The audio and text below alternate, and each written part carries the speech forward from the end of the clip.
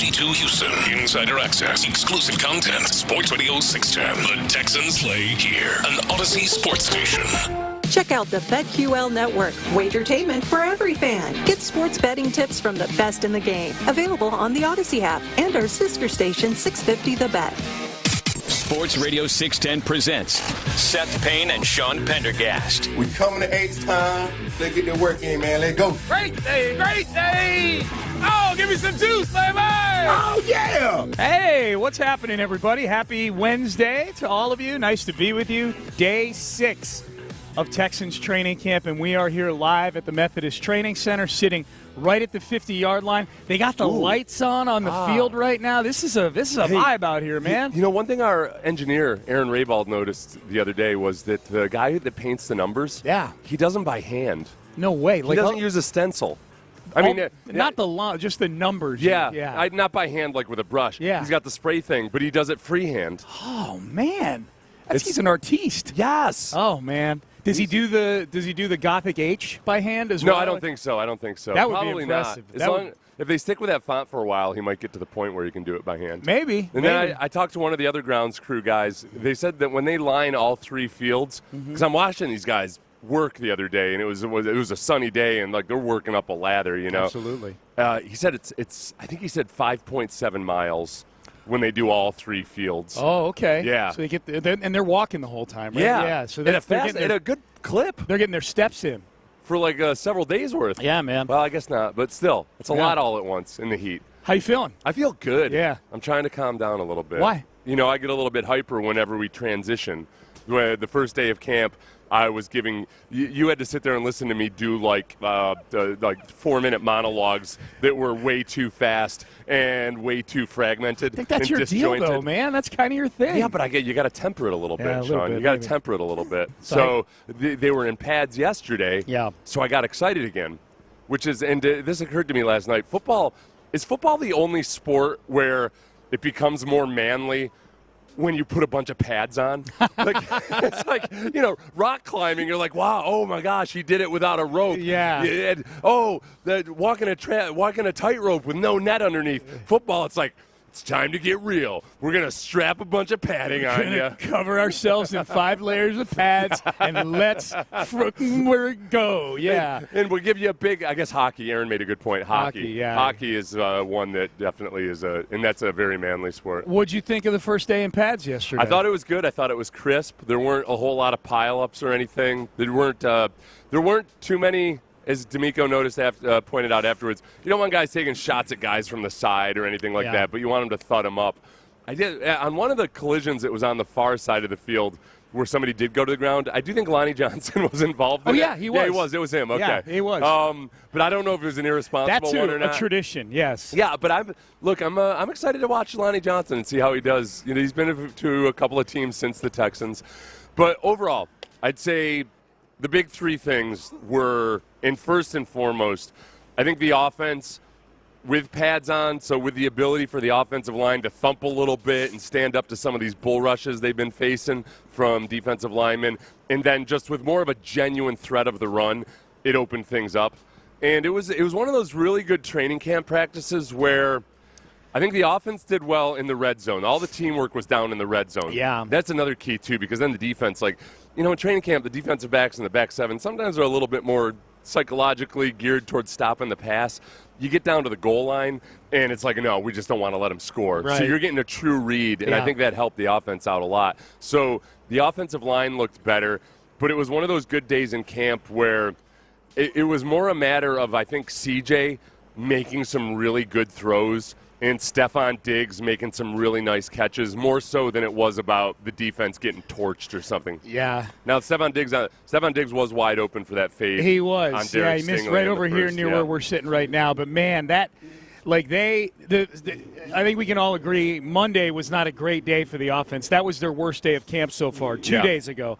And then yesterday was almost like the offense's revenge down in the red zone. And like the salvo came with the very first play.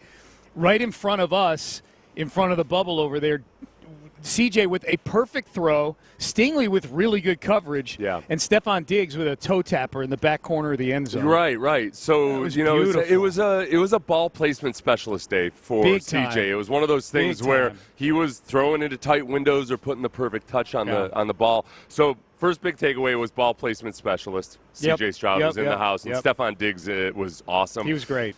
Second takeaway would be that I was pleased with the way the offensive line played.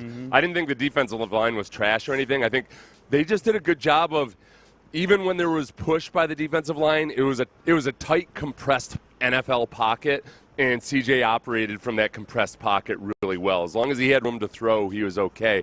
And then the third takeaway was simply that, man, the tight ends got involved. The tight ends, everybody who wasn't the names we know, everybody who wasn't Dalton Schultz because he wasn't out there scored a touchdown. Brevin Jordan scored a touchdown, Tegan Catoriano scored a touchdown, and Cade Stover scored a touchdown. Touchdowns. Yeah, they did. Now, to be clear, Schultz was in uniform yesterday, but I don't think he was doing teamwork. Wasn't participating. Yeah, I only point that out because there's levels of guys who haven't been out here. Joe Mixon wasn't out here at all yesterday. Yeah. Christian Harris wasn't out here at all yesterday. Schultz was in uniform yesterday, but I think you're right. I didn't notice him during any of the team drills down in the red zone. So you're right. It was really good work. Kate, it was really cool. Like, they were mixing a lot of the backup guys in with CJ in red zone. Like, Cade Stover was in there. Steven Sims is in there with him at one point. It was kind of nice to see some of the starters out. Yeah. With Nico Collins out. Nico had a Veterans Day off. Yeah. He's healthy, so no worries there. And it wasn't clear exactly why John Mechie was out, but D'Amico seemed to say it was no big deal afterwards. So. Yeah, he referenced the GPS tracking and everything, all the data they use they can kind of get a feel for when a guy might be at risk of injury. That's wild. Like if he's running his routes a little bit slower, and this is speculation by me, but D'Amico's talking about it in general. Yeah, that they can get a feel for, like, all right, we need to sit this guy for a day. Yeah, and Mechie would be a logical one to maybe still handle with kid gloves a little bit. I don't know. So, yeah, good day out here yesterday. A lot of red zone work. The McNair spoke yesterday, Cal and Hannah, and the big question for them was, what about the roof of the stadium over there? Because it lost a bunch of panels during Barrel. And apparently Cal had a funny line. He's like, well, these aren't exactly panels you can get at your do-it-yourself stores. Right. They got a special order these things. So the stadium isn't going to be repaired until, he said, a month into the season. Yeah, it's not like going out and getting a part for a mass-manufactured vehicle. Correct. Where there's thousands and thousands of those parts out there. Yeah. It's the exact same. That's why they don't – that's why that's why they stopped running the Concorde. The old supersonic jet. Yes, it was because there were only a few of them. You can't go supersonic over land. So it was a matter of, like, it was so expensive and so labor intensive, and just you'd have to create materials for it. It just didn't make sense economically. So NRG Stadium is the Concorde, is what it's the hearing. Concorde. It's basically the Concorde of stadiums. Without a stupid weird nose on it. Right, exactly. Concorde, dumbest nose on an airplane ever. Ever. But if you're a fan and you're listening, if you're a season ticket holder or you're a fan driving here for practice and you go to games, it's not going to change the dynamic of the game. They don't have to leave the roof open for games, is what Cal was saying. They can still close the roof. There'll be a couple holes in it. They're going to have some garbage bags taped together with duct tape, like we all do when we have a window on our car. We're going to be a bit of a trashy franchise for about a month. Okay, we're going to be a bit like you were when the things were kind of tough, and you're like, oh God, I got to drive this thing without a window for at least 3 months. Right. It's like NRG Stadium had a break-in or something like that, and we're just going with duct tape and cellophane on the roof. They can't cry poverty though, because they did sell out all the season tickets. That was big news yesterday. For the man. first time since 2019. He was walking around very happy about that, as he should, yesterday. I first read it from Ian Rappaport, actually, who I must need a little bit more sleep, because the way he worded it awkwardly, and he said for the first time since 2019, the Texans have sold out all of their 2024 regular season tickets. And I'm like, were they in the habit of selling out tickets for 2024 like in previous years before that? Oh, I feel it what was like you're the saying. current the wording. Year. I don't like it when these little college bros that went to school that type stuff into their phones. It's one sentence, Ian. Get your crap straight. Clean it up. Clean it up. Now, Now, what the Texans would want to make very clear is they are not sold out of tickets. They've sold out their season ticket allotment, so there are still single-game tickets available for all the games. Okay. There's like 90% of the stadium is set aside for season ticket holders, and then they've got the other 10% that there's still tickets here and there. So that you can get tickets for just by going to the Texans website. So that was cool. So they sold out all those games. The enthusiasm of the ticket sales is reflective in the enthusiasm that was out here at Texans training camp yesterday. Yeah, there's and people you know what flooding into the place. What's kind of nice of it about it too is that yes, there are some like bona fide superstars in the making with C.J. Stroud and Will Anderson, but even compared to back in 2011. And, that 2012 season, it was just mayhem out here. People were so excited. Oh, yeah. A lot of that was driven by a few guys, I think, in J.J. Watt, Andre Johnson, Arian Foster, in terms of just total star power. Yeah. But there's a more evenly distributed group of names across the top of the roster. But also, this is a deep team. And I think this is a difference from some of the previous more competitive Texans teams. Mm-hmm. I think it's going to have more depth throughout. Yeah. I mean, that was always the problem with those teams when they were really good, but they were top heavy. You know, and yet remember Andre said that he had a premonition that 2013 might be so hot because he looked around and he saw so many starters playing special teams. Yeah. They didn't have enough guys on the team that could be respectable special teams players. Yeah. Where here I think you've got actually quality special teamers who are going to get cut off of this team. Rick Smith, the GM back then, had a real knack for evaluating talent at the upper level. Yeah. He was really good in the first round. He was excellent in the first round. That's what kept him his job for many, many years is they had an upper level of players that were all former first-rounders. I think Nick, and I'll add D'Amico in there too because he obviously has input, I think they're just better at evaluating the guys on the margins. I remember, they don't have nearly the issues in the third round that Rick Smith had in the third round back in the day. You know what I'll add to that? Woe Marciano, the original special teams coach here, he was widely respected as a special teams coach, and he was a very good coach. He would get lambasted by fans here eventually because the special teams wasn't performing, but it really was that he didn't have the talent that he'd had at other places. And I remember talking to Joe once, long after he'd been gone from the Texans. He wasn't, talking smack while he was here. But I had a conversation with him about how he seemed to think that, like, defensive head coaches tend to care more about special teams because it's what they do. Yeah. It's a whole lot of tackling. It's the same mentality. It's everything else like that. So at least part of it might also be that, D'Amico's a guy that appreciaets special teams play. They work it a lot at these practices. Not just Nick's credit. Bill O'Brien, they had good special teams when he was here too. So, But when he went out and Bill O'Brien going out and getting Frank Ross is really maybe one of the best things that Bill O'Brien has done for this franchise. Yep. Because that's Frank Ross is the guy that kept this team from being one of the worst teams in football, really, because they were really, really bad offensively. They weren't that hot offensively, but the special teams was good enough that it kept them in the mix. Really, really good.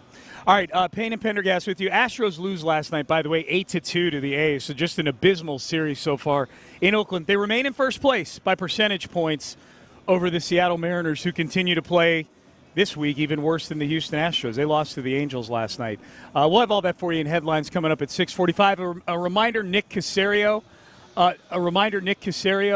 Joining us out here at 7:30 today, live on set. He will be with us 7:30 till the top of the hour in the 7 o'clock hour, so stay tuned for that as well. The biggest story so far at Texans training camp for me, everybody who went to the podium yesterday had an answer about him. We will talk about it, tell you who it is, coming up next. Bayway Ram on 225 in pass.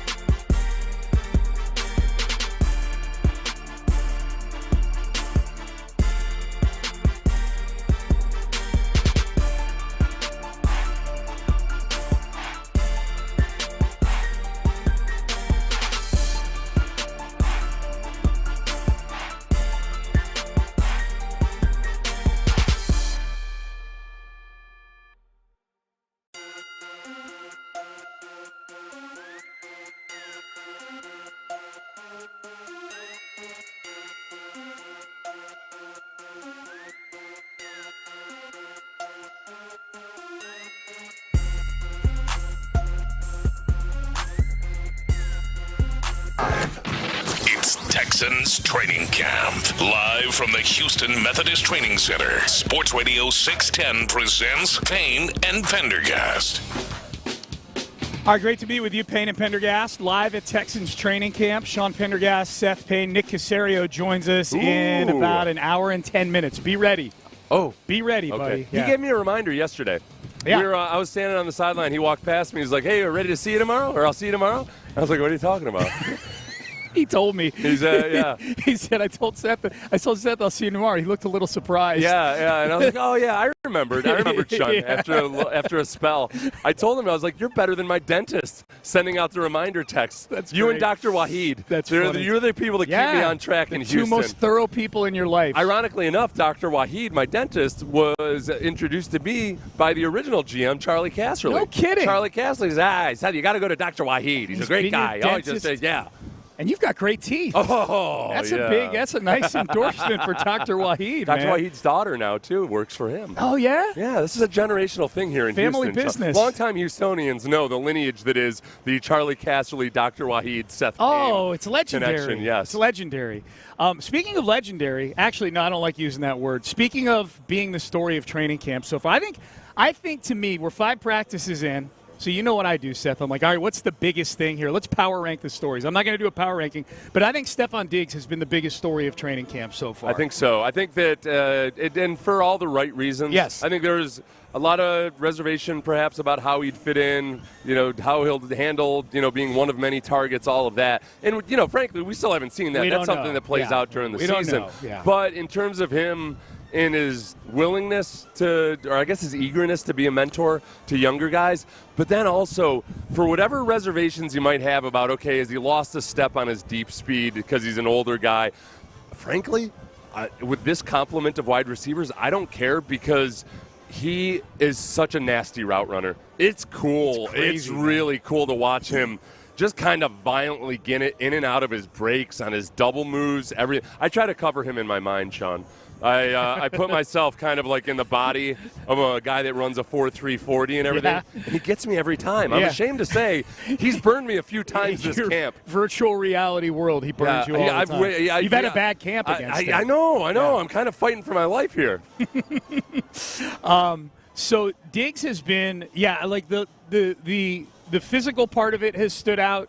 The leadership part of it has really stood out. Every single player that goes to the podium gets asked about Stefon Diggs. Here was Jalen Petrie yesterday talking about Stefon Diggs. Yeah, he's a true leader. I think on and off the field. He's came to me. I work with him a lot in the slot. And he's came to me and just tried to give me a couple pointers here and there. And I think the biggest thing is his competitive nature is high. Like, he's going out every play trying to win, and that does nothing but, uplift other competitors. Because when I'm out there, I don't care who it is. Like, I'm trying to win as well. So that's not going to do nothing but help get this team even better. Yeah, that iron sharpens iron thing. Diggs is out there sharpening all kinds of iron because he's got Petrie in the slot sometimes. Yeah. He's been running routes on the outside against Kamari Lassiter. He's helping a lot of guys honestly, get better. The cool thing about watching this in the totality of it all is watching all this competition between really good players. And you just think about, okay, how does that compound over time?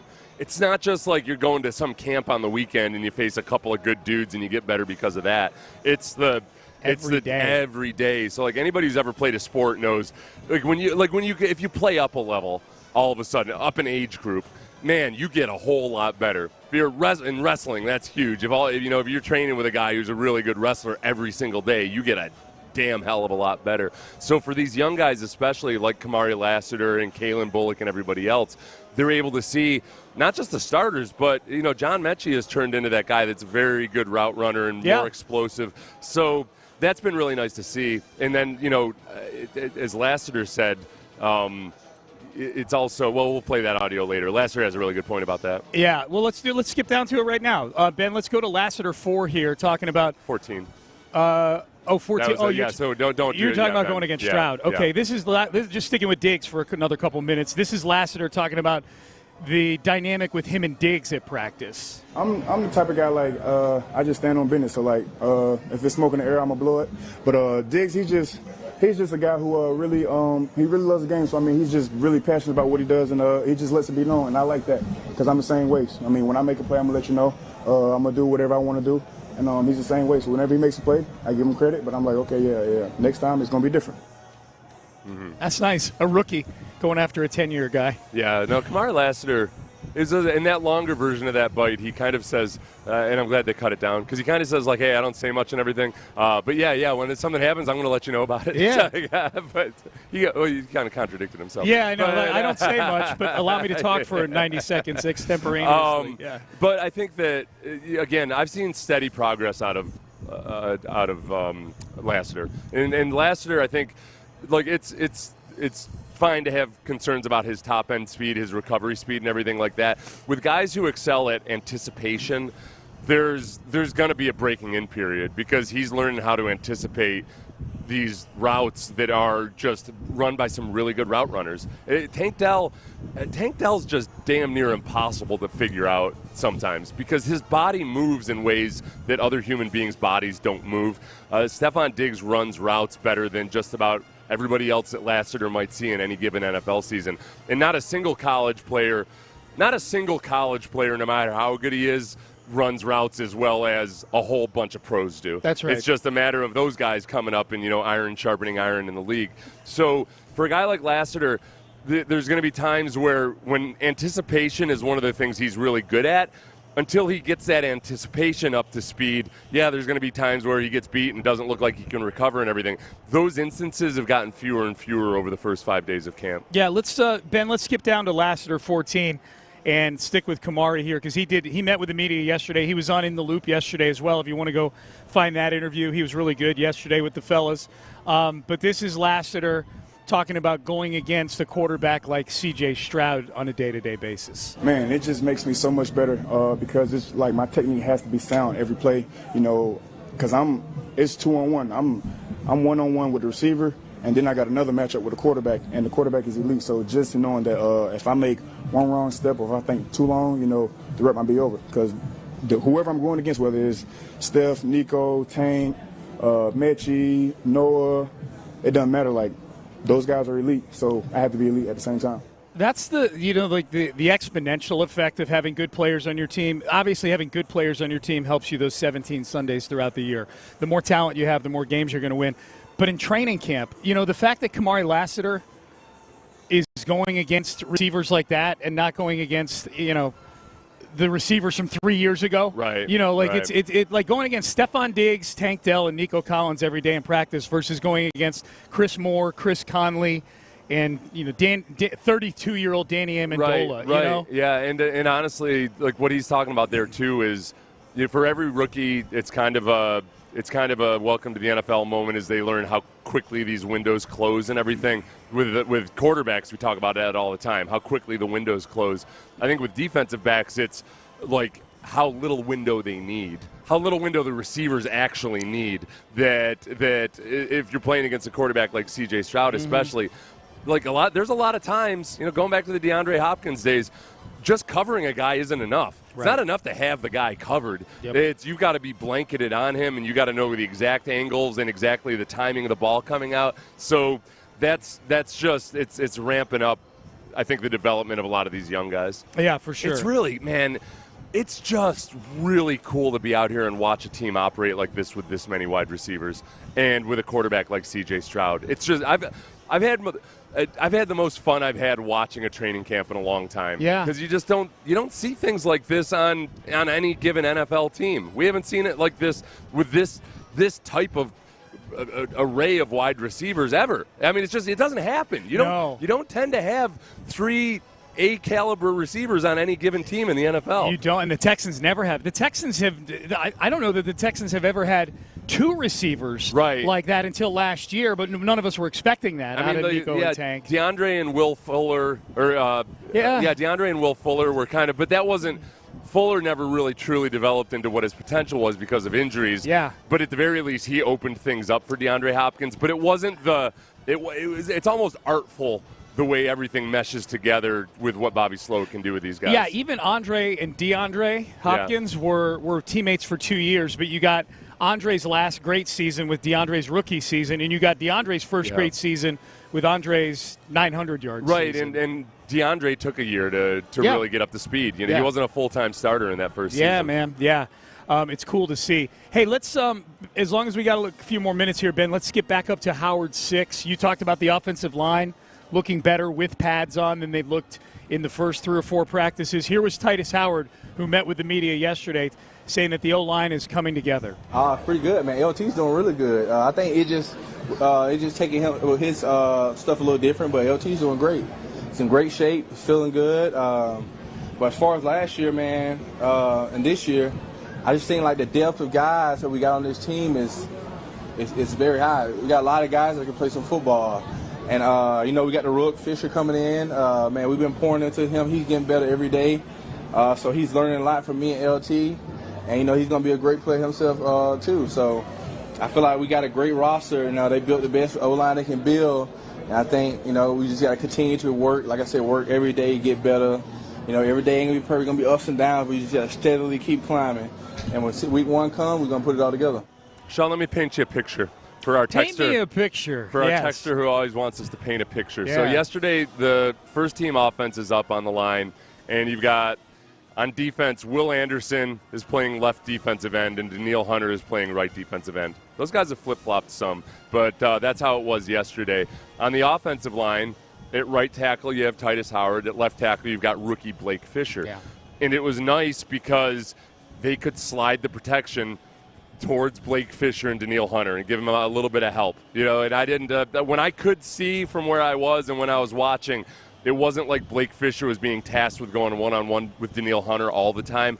And usually the way D'Amico likes to do it is they're game planning against like the defensive coordinator versus offensive coordinator in these periods. So Bobby doesn't care about like in that moment just, okay, on this play I want to see exactly what Blake Fisher can do versus Daniil Hunter. They want to score a touchdown. So they do what they would do in a game, which is help Blake Fisher out a little bit because we can trust Titus Howard out on Will Anderson. And it worked pretty well for them yesterday. Yeah. The defensive line had some wins, but I think all in all the pass protection was pretty good. Yeah, it was good to see, man. And Blake Fisher's getting an early education here.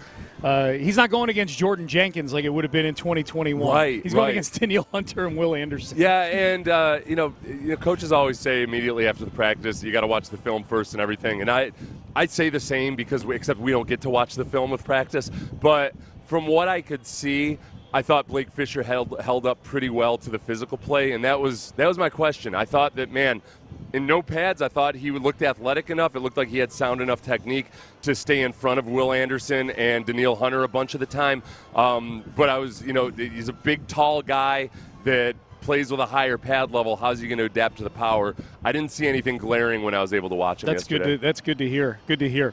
All right, let's get to headlines in the next segment here. So you heard from some of the Texans on Stephon Diggs. Diggs is the biggest story out here at training camp so far to me. And if you're coming to practice today, keep an eye on number 1. He was fantastic yesterday. Looking forward to seeing a lot of the fans out here again today. Weather clearing up a little bit, but we know it's going to be a little up and down throughout the rest of the week, so drive safe out there. Headlines coming up next. We'll hear from D'Amico Ryans on at least one of the absences from practice yesterday. Big news with the Texans in the business office as well, and the Astros lose again last night. We got a lot to get to in headlines, and we got stuff from around the NFL as well. We'll rapid fire all of it coming up next. But first, Prize Picks. Have you started getting back on Prize Picks now that the All-Star break is over in baseball? Because that was kind of my lull for a few days there. Because man, I've been killing it on baseball on Prize Picks, and you can too if you download that Prize Picks app, man.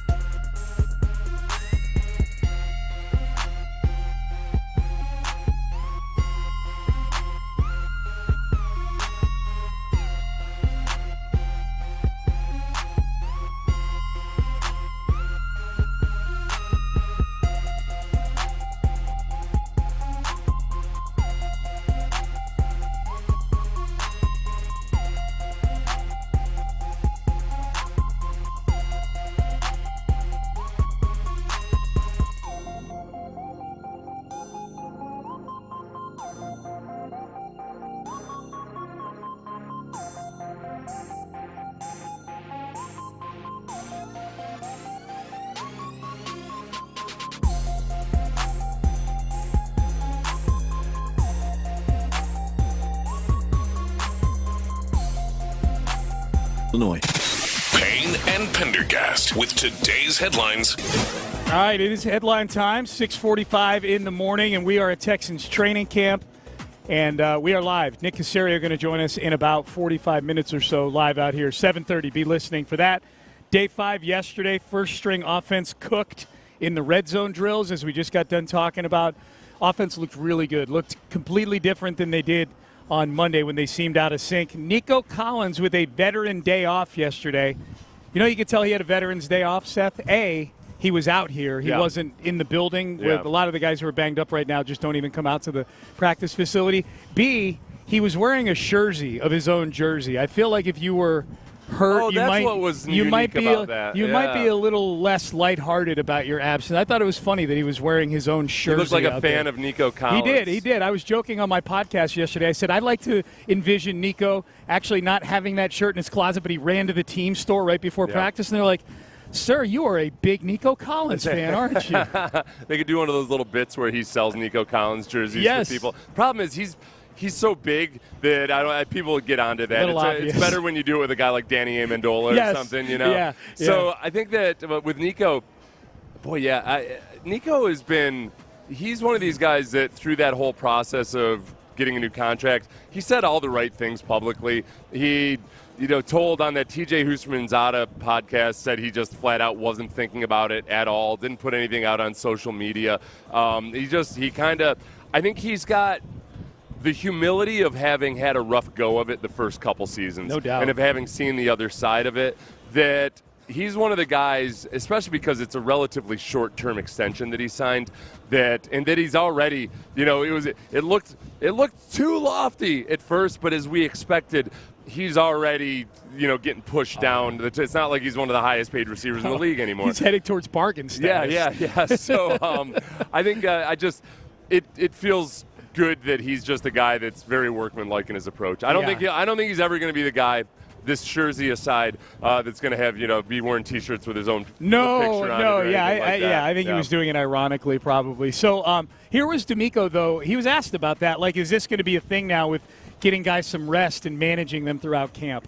Every player is different. Every player is on their own schedule. It's all about us making sure we're taking care of guys and being smart about how we're loading guys. So our sports performance group has done a great job with that load management, making sure we're on top of everything. We track a lot of data, use a lot of analytics when it comes to players and TPS units and things that we're tracking. So we try to keep a good – we know where our guys are. So you'll see periodically different guys who are in, guys that are limited at practice, just to make sure we're doing everything possible from our end to protect guys to keep them fresh. There's a really cool parallel you can draw between D'Amico Ryans and Jeff Luhnow. And obviously a whole lot of differences as well, different sports, different personalities, whatever. But the fact that Luhnow was a player who was playing as analytics was becoming the thing. You're thinking of A.J. Hinch. Yes, A.J. Hinch. Yeah. Excuse me. Thank you, Sean. No problem. What the hell would I do without you? My God, people are probably so confused right there. So I was waiting for the Luhnow-D'Amico comparison. Why did you not correct me? Because I thought you might have meant Luhnow. So you said he as a player. Right. Luhnow he played in high school, I'm sure. Yeah. So A.J. Hinch as a player, was playing well. Analytics were becoming a thing. And, A.J. Hinch actually spent some time in the front office too. But he's acquainted with both worlds. And I think that was one of the values of having A.J. Hinch as your manager was he is a guy who embraced what the front office was doing, but he could still relate to the players as a former player. Mm-hmm. And it was a really good blend for what that team needed. I think with D'Amico, look, he started off in 2006 where – he was with a coach in Gary Kubiak that came from that Bill Walsh line where they weren't trying to physically batter you in practice. They were a little bit ahead of the curve in terms of all of that. But, we had a lot more two-a-days. There was a lot more old-school NFL. And then as a player, he transitioned into when people started wearing GPS units and everything. And so I don't think he's not a grudging participant in some of the load management stuff. Right. I think he sees the value in it. Well, I think a tip of the cap, too, to Chip Kelly, who D'Amico played for in Philadelphia. Yeah. When D'Amico did his introductory press conference, he listed all the coaches he played for and what he pulled from each of them. I think there were probably some people surprised he named Chip Kelly because it didn't end well for Chip Kelly in Philadelphia. But D'Amico said Chip Kelly was the guy that he saw how he was an innovator in terms of stuff like that. He really was at the cutting edge in terms of NFL teams. Yeah. When they started doing a lot of stuff that like European sports have been doing for a long time. Yes. Really paying a lot of attention to the sports science side of things. The one objection I have to that is that just in general, Chip Kelly's offenses are just awful for the defense. Those every defense he had in the NFL was like in the top 3 of snaps played. Yeah. And guys would just get worn down by the end of the year. But other than that, yes, I'll credit Chip Kelly. There you go. Season tickets sold out for the Texans for the first time since 2019.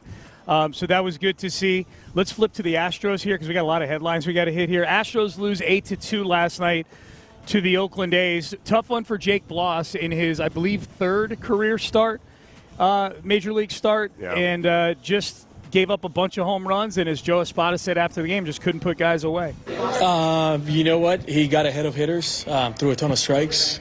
Just had a little tough time putting guys away.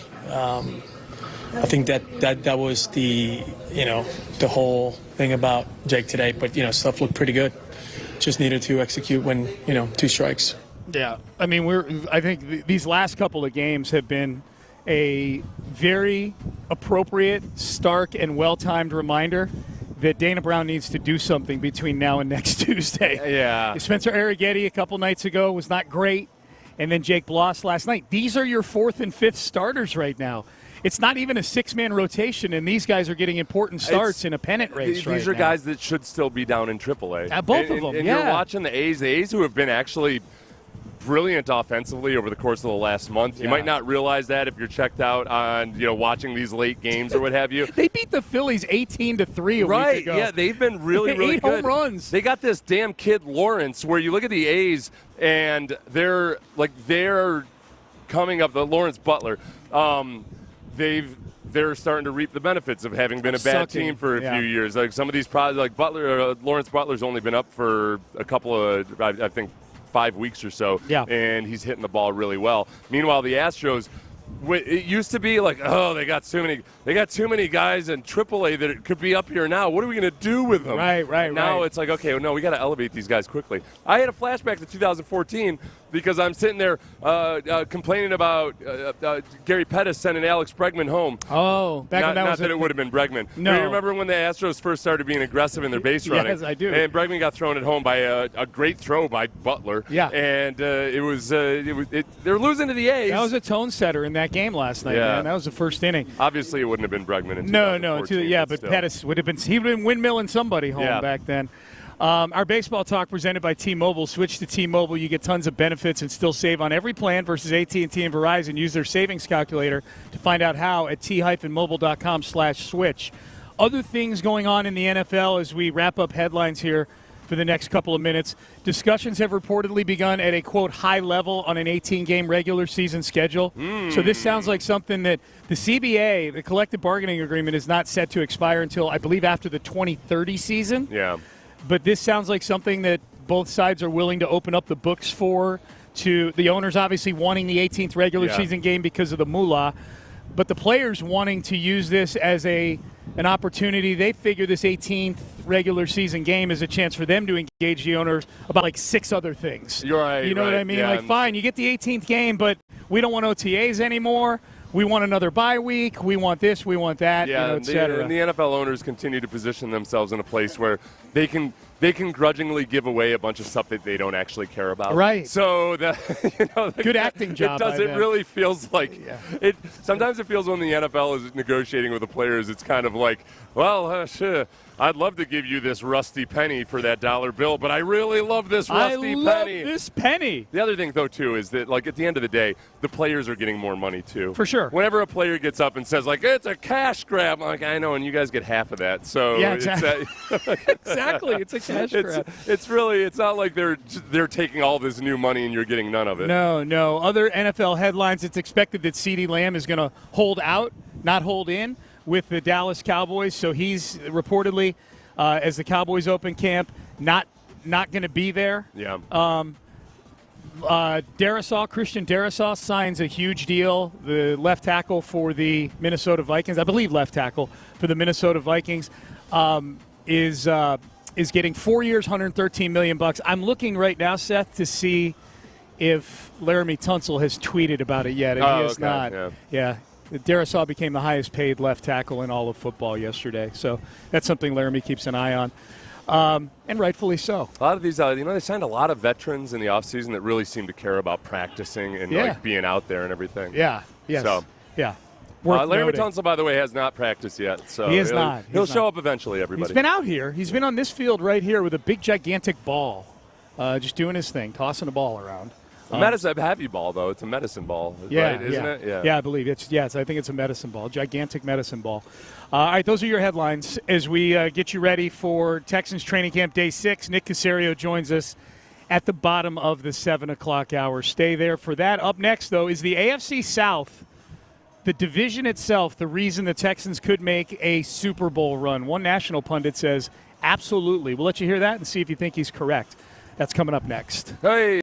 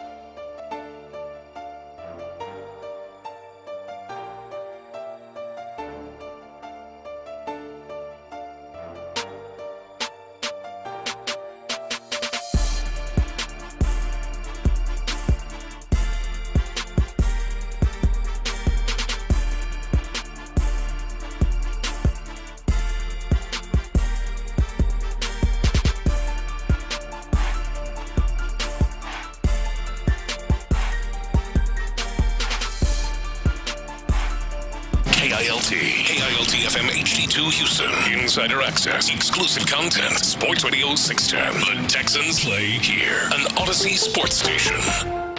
It's Texans Training Camp. Live from the Houston Methodist Training Center. Sports Radio 610 presents Payne and Pendergast. All right, Payne and Pendergast live at Texans Training Camp as we head into the 7 o'clock hour. Nick Caserio joining us at the bottom of the hour. Shifted the clock a little bit around. If you're someone who's an avid 7 o'clock hour listener, we're going to probably jump out in about 20 minutes or so we can get more time with Nick starting at 7:30. So shuffling things around a little bit, but it's for a good reason. We've got the Texans GM joining us here at the bottom of the hour. Is the AFC South itself the reason why the Texans could make a big Super Bowl run? Here was Field Yates yesterday on ESPN talking about the tapestry of the AFC playoff race. Of those 5 or 6 teams that I'm mentioning as like the AFC's superpower teams, the Houston's playing a division where I think they're the only one in their division that I would classify right now as ready to make a Super Bowl push. I think Indianapolis is on the come, and Jacksonville, if they can sort of be more the team they were in the first half of last season, then they could be back in the mix. But if you're playing the AFC East, Buffalo, the Jets, and the Dolphins all expect to be playing for a Super Bowl this season. In the AFC North, all 4 teams feel that way. It's not that the Houston division, the AFC South, is a cakewalk right now, Hannah, but those incrementally easier division games could be the difference between Houston hosting a playoff game in the second round or not, and that can often be a determinant in how far a team goes in the playoffs. I think that you buying what he's selling. I'm not. It's nice that those teams feel like they're going to go to a Super Bowl. I suppose. Talking about the AFC East. Yeah. I guess the Jets could feel like they're going to go to a Super Bowl. Yeah. But they've got some concerns above and beyond just Aaron Rodgers. They've got offensive. They signed some offensive tackles that are notoriously injury prone to protect their old guy coming off of an Achilles tendon tear. But aside from all that, I think the thing with the AFC South, the biggest swing of all is just the health of Anthony Richardson, one, and what exactly do you have in Will Levis with their new coach Callahan, who brought his dad in as the offensive line coach, and his dad, Bill Callahan. Underrated acquisition. Right, because they're going to try to run a system very similar to the Texans, and the run game is critical. Now, we saw last year, you can get away with not having a good run game if you have a quarterback like C.J. Stroud. Correct. I have seen Will Levis now, once in person, once on television. Yeah. What's your assessment? He is no – listen, I've met C.J. Stroud. You, sir, are no C.J. Stroud. Right. Will Levis, my God, I can't believe there's people that are still high on this guy. Yeah. I was talking about – thank God Tennessee seems to be one of them. Well, I was talking about Jalen Petrie yesterday and some of the challenges he had last year.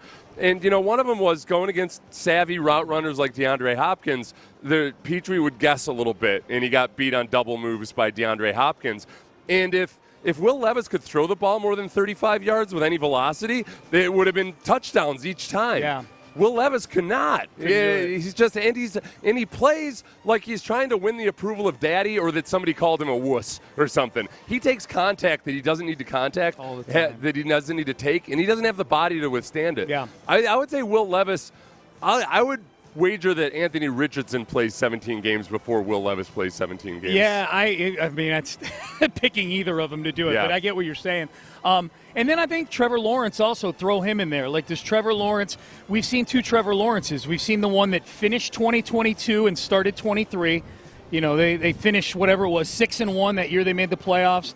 Then they got out like gangbusters last year. And then there's the Trevor Lawrence that's been the rest of his career, which has been anywhere from mediocre to his rookie year just really, really bad. I was having a debate with a Jaguars fan who said, well, you got to realize that Trevor Lawrence – had a sprained AC joint last year. And I said, well, you know who else had a sprained AC joint? Tell him, Seth. The guy who had a better season than Trevor Lawrence has ever had in his rookie year, C.J. Stroud. That's right. He was playing. He had that AC joint. He had that AC issue the entire season long. Throwing shoulder. Yeah. So I don't take injuries as an excuse for a quarterback. If you're out there, you need to be a good quarterback. That's just flat. That's the way it operates. The really good quarterbacks in the NFL over time have played through a myriad of and their play doesn't drop off that much. You can't say, well, that quarterback's had injury issues. Not with quarterbacks. It doesn't work that way. No. And you were going in a direction when you mentioned the Jets that I was jotting down here. I was jotting what Field Yates was saying down, jotting the teams down. I think there's a chance that all three of those AFC East teams that he's talking about all think they can go to the Super Bowl, which, as you point out, great, you think you can go there. I think there's a chance they're all overrated. Yeah. Buffalo, I don't think you just completely gut the offensive weapon room for Josh Allen and think that Josh Allen is a guy who's going to raise the level of Curtis Samuel and the other young guys that they have. They brought in, I forget who, they brought in some one-year guys. That receiving room is one of, at least on paper, one of the worst in the NFL. Now, that can change. We know that firsthand here in Houston. This time a year ago, the Texans were thought to have the worst receiving room in the league, and it turns out they had some diamonds, some diamonds in the rough. But I think Buffalo, I think there's a chance this is a year. I thought last year would be the year they backslide. They've lost a lot off of last year's team. I think the Jets, if you're counting on Aaron Rodgers right now, and you're talking Super Bowl in New York, man. And then I think Miami, who knows what this contract thing does to Tua if he doesn't get a deal, And they've lost pieces too. Yeah.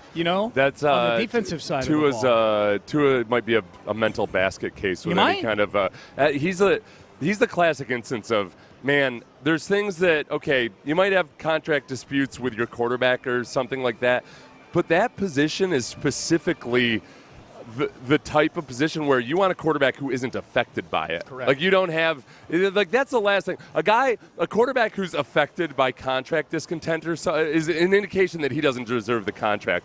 Tua's just publicly come out and said that it wears on him. Yeah, there's three levels. The tippy-top one is you just want someone who's not affected by it at all. Yeah. The second one you want is someone who – if they're affected by it, they don't show it at least. Right, or they're fueled by it, and they certainly don't show weakness. Yeah. That might filter out to the rest of the team. Two is the third category, who's whining about it openly and about how it's affecting him. Yeah. That's the bad category. And he's just, I think a lot of things that people say about Brock Purdy, that he's just a product of the system or what have you, or having all that talent around him. And you can have that debate. That's understandable. I've become more bullish on Brock Purdy throughout the offseason. But I just don't see it with Tua. I don't see it. I think that's a Mike McDaniel, Tyreek Hill, Jalen Waddle creation. Yeah. And when things break down, it's very rare that he does anything with it. If it's not going the way the play is constructed in the first 1.9 seconds, then all right, on to the next play. You might as well. Yep. Payne and Pendergast with you live at Texans training camp. Nick Caserio going to join us at the bottom of the hour at 7:30. You and I talked about this yesterday. You had the Pro Football Reference page open with the Texans draft history the last 3 years since Nick got here, and we started digging into the 2022 class a little bit. And that 2022 class, this is a big swing year for those guys. I think we feel good about Stingley, the player who he is. He's got to stay healthy. Christian Harris, I think we're feeling better about the player he is based on the second half of last season. I would like to see him out here at practice at some point. But I'm going to put those two aside. There's 4 players right now who swing the fortunes of that class, how good or bad it'll be. Mm-hmm. And we've seen flashes to, in the case of Dameon Pierce, a full good season. We've seen flashes out of all of them. But they also all had 2023s that they would like to have back, I would guess. Kenyon Green, Jalen Petrie, John Mechie III, Dameon Pierce. I would say cautiously so far, training camp has been a positive to varying degrees for all 4 of those. Yeah, guys. and I think Jalen Petrie is the biggest question mark in terms of just how exactly are they going to use him. He's been lining up at slot corner a lot, but he's also played safety. And I think, as you pointed out yesterday, some of that's going to probably depend on Kalen Bullock and some of the other safeties and how they feel about them, if they feel confident starting a rookie, if they can use Jalen Petrie in the slot. And I don't know if they're going to – I don't know if he'd be the every down nickel back. They might work Des King with some receivers versus Jalen Petrie, but – I think it's going to be definitely closer to the role that he had at Baylor. Yeah. He's going to be a versatile player, kind of a jackknife or a Swiss Army knife. Yeah, he was Big 12 Player of the Year playing that role. We'll get to Petrie in a second. Kenyon Green is a big one. Kenyon Green, they put the pads on finally yesterday. So far, so good for Kenyon Green, I guess. We'll see how it continues to go. But here was Titus Howard yesterday. on the growth in Kenyon Green, who missed all of last season and now heading into a crucial year 3? Growth, man. Maturity. Kenyon's matured a lot. He's put in a lot of work. His body is in the best position he's been in. His mind is in the best position he's been in. He's very confident, in his ability, and he's putting it all together, man. He's been out here putting some good stuff on the field for these first couple of days of camp, and I'm excited to see him grow. Like I told him, I've been in the same position he's in right now. You just got to keep working, man. Just keep grinding. And he's gonna get better, and I feel like this is gonna be a good year for him. Real quick, we've been saying how good Kenyon looks body type-wise out here. Somehow I stumbled across pictures or video of Kenyon playing in his rookie year. Yeah. Holy crap, he really does look totally different. Well, Titus yesterday made the really good point that I feel like an idiot and a jerk for not at least mentioning it at times, where, we had commented on from his rookie year on into last year that Kenyon he looks like a big kid more so than a full-grown man. Yeah. And Titus Howard said, he's really, really young. He's still one of the youngest guys on the team. And I'm guessing if we get to it with Nick, I'll ask him about that, like just kind of factoring in the future physical maturation of a guy, because there are a lot of guys when you're scouting them in the NFL that are still physically maturing. So I know, look, Kenyon put a lot of time and effort into training and getting himself healthy in the offseason, but some of it might just be flat out physical maturity. You do see that in the NFL with some guys. You're still getting more physically mature until you're 25 or 26 years old or so. So that's another reason for upside. Yeah, I guess the one big thing that we just won't know about with Kenyon Green is, okay, was it just this anatomical chain reaction effect where he was playing through injury all the time so he would get more injuries, or is he potentially actually injury prone? And we just won't know until he gets out there and plays healthy for a whole season. No doubt. Back to Petrie for a second. Petrie did not have the 2023 he was hoping for by the end of the season. The Cleveland game in Week 16, he got benched. It was a bad game for him. He is being used differently throughout camp this year. He seemed very excited about it yesterday at his media session when he got asked about 3 or 4 questions about playing nickel. He seems super excited all the time, even when things are going badly, Jalen Petrie. He's a generally upbeat guy. But this is Jalen Petrie talking about owning the situation, owning his performance from last season. Yeah, I think it's just owning the situation and how it comes. Everything might not go your way, whether that's a play, whether that's a day, in your life. And you got to just keep pushing and keep finding ways to get better. I think that's what I'm trying to do, trying to stay positive with my teammates and try to be a, uplifting role model to them. Because, like I said, these days are hard for us, and they are long. So, I'm just trying to be that, that peaceful guy in the locker room, somebody that you could just come to and just chop it up with and, uplift the spirit of the whole, team. Be that peaceful guy in the locker room. Peaceful. This is another. That's a little bit of a Brene Brown teaching right there too. University of Houston professor Brene Brown. She talks about a lot of times people feel like in a stressful situation, you just think like, okay, I got to be the person that does something. Like sometimes being the person that's peaceful and like she says, most people say like, don't just sit there, do something. She says, don't just do something, just sit there. And it can be the peaceful presence. Sometimes doing nothing is actually doing something. I said the other day that D'Amico, in a lot of ways, has a lot of the qualities that Brene Brown would advocate. I said he's like an androgenized Brene Brown. And I don't know if he would take that as a compliment or even understand who Brene Brown is, but I think he's got a very good emotional intelligence to him. He does, no doubt. doubt. As far as Jalen Petrie, he had one answer where the video is a lot better than the audio because they asked him how is playing nickelback in the NFL or in this defense different than what he did at Baylor.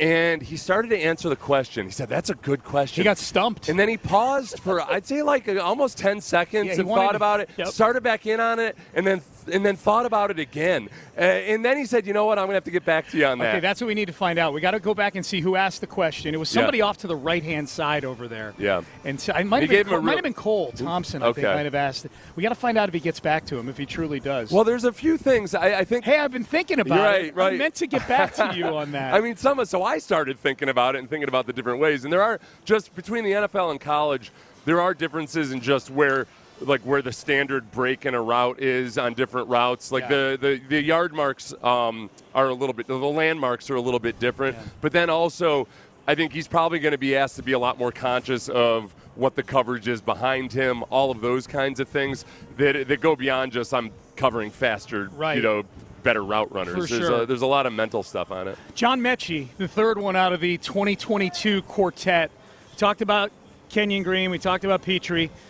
No Mechie at practice yesterday. Not sure if that's a load management situation or not, but when Mechie's been out here so far, he's looked pretty good. Ironically, the day he had his best play was the same day he dropped a couple balls, where he had that deep ball from Davis Mills. But all the things that we've been hearing about Mechie throughout the workouts, the private workouts that CJ was doing with guys in California, minicamp and OTAs, it definitely looks like the explosiveness has been turned up a half a notch. Yeah, and I can't remember who it was that was talking about this, but it was Bobby Slowick.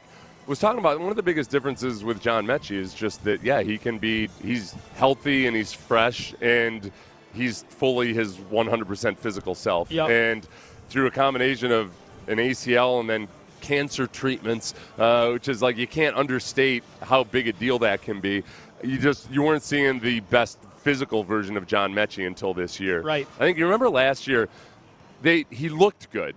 Right, and he'd been working out and everything, but that's a whole different thing than coming out and practicing for a couple hours every single day. It's just the weight room strength or the off-season running just isn't the same as coming out there and taxing yourself in that way. And it's individual for each one of these several guys now that have come back from cancer. Some guys have come back very quickly. Other guys, it's taken 2 or 3 or 4 years at times for them to actually, get back out there and be the best version of themselves. Yep. So hopefully Mechie keeps it going. Hopefully he's back out here today. That's when I get worried, when guys are gone 2 straight days. Right. Guys gone a day. D'Amico's got a good. Or it's a rest day. It's a rest day if they're out for 1. Day. Yeah, if they're out for 2, then it means something's wrong. So hopefully Mechie's out here today. At least that's my way of assessing it. Dameon Pierce is the last one. Dameon Pierce, out of these 4 guys, is the one guy that we've actually seen perform at the highest level. Had a probable touchdown yesterday. Yeah. And he's looked better in this system. Again, granted, so far, most of it without pads, some of it with pads, but he's looked more decisive. We knew there was going to be a lot of introspection going on with Dameon Pierce during the offseason, based in part on the interview he did with me and Clint on the postgame show. It was a great interview he did with you guys. Thank you. It was really, I listened to it like 7 times in the offseason. You don't hear players talk like that very often. Yeah. He was very self-critical and honest about where he was in Bobby Slowick's system. Here was Titus Howard yesterday saying he's seeing a different Dameon Pierce. DP is DP, DP is one of the most talented running backs I play with. And I think this year is probably the most explosive I've seen him, even more than his rookie year. He looks faster, he's leaner, he still, can run the ball really hard, but I think he's in a great spot too. With him and Joe Mixon back there, man, we do what we got to do up front. Them boys going to run the rock for sure. Yeah, and that's one of these things. I'm very encouraged by what we've seen. We just don't really know for sure until he gets out in the preseason games. Correct. The tough thing about the way preseason games are managed this year is I'd really like to see Dameon Pierce out there with the first-team offensive line a whole bunch, but I don't know how many total series we're actually going to get with that. Because this is as a zone running running back, trying to learn that system last year behind the way that offensive line was run blocking made it doubly hard. Because there's a part of it, when you go back and watch the Texans and Gary Kubiak's scheme back when they were really, really good at it, it's part of the job of the offensive lineman is to make sure that it's a clear read for the running back. Because that running back's, barreling towards the offensive tackle's hip, and he's got to make a decision whether to cut inside or go outside, and he's got to make it in an instant. And if that offensive tackle isn't doing a good job of making the read really clear, you're going to start to see that stutter stepping. Yeah. Instead of one cut and go, you see stutter stepping, a pitter pat, which we saw at Dameon last year. I think this offensive line so far looks like a more cohesive unit and one that understands the zone running scheme a lot better. Yeah. I mean, health is going to be a big deal for this offensive line. I love the reps that Blake Fisher's getting on this offensive line, in a way, and I'm looking forward to asking Nick about that. In a way, is Laramie doing his workouts off to the side is that for the overall betterment of the depth of the team? Is it better that Blake Fisher's getting all these reps in camp right now? Yeah, you know what I mean. Yeah, and just I think their willingness to do it and put Kamari Lassiter out there right into the mix. I think it's not a depth chart thing per se. It's not strictly a depth chart thing. I don't think that they penciled in Kamari Lassiter as a starter right off the bat, but they are looking at that as like, okay, that's something that if it works out that way and we think if this kid can play the way we project he can, then let's find out as soon as possible. Yeah. Instead of tiptoeing around and thinking like, well, maybe by week 4 or 5 we can send him out there. Yeah. Remember Bill O'Brien? That was a standard hallmark of Bill O'Brien. Didn't want the rookies to play. Don't play the rookies. Can't let the rookies play. And then after week 1, 6 starters would be benched, and they'd throw some jackass out there who hadn't taken any reps against starters. Yeah. No, getting retroactively angry about that. But I'll say this too. Like, I'm just going to cite the top 4 rookies because those are the names people know. But Fisher, Lassiter, Bullock, and then I'll throw Kate Stover in there. Yeah. They've all been running around with what we'll call the ones at points throughout camp here. None of them looked overwhelmed. None of them look like they don't belong. And people are going to go, well, it's camp. We've seen rookies come out here before that have been drafted higher than some of these guys and look like Kahale Waring looked like he had just put on a football uniform for the first time. Kahale Waring was off chasing dragonflies, gleefully. At one point. Lightning bugs. I've never seen dragonflies like this. Oh, my goodness. Why does Kahale have a jar? He's catching fireflies. These dragonflies are magnificent out here. They are, yeah. I feel like I'm in Jurassic Park. All right. Nick Caserio is going to join us out here shortly, right here at the bottom of the hour. We'll talk to him. What's he seen out here at training camp so far from the rookies? How has C.J. Stroud made his job easier? We'll talk about all that with the Texans GM coming up next. But I've got a new tradition now this training camp.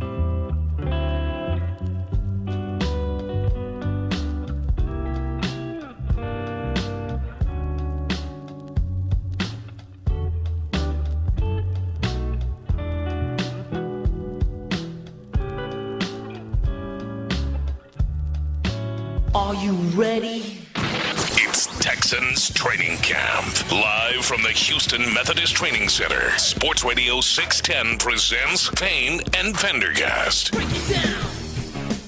All right, there it is. We got the walkout music, and we've been teasing it all morning long. He is here.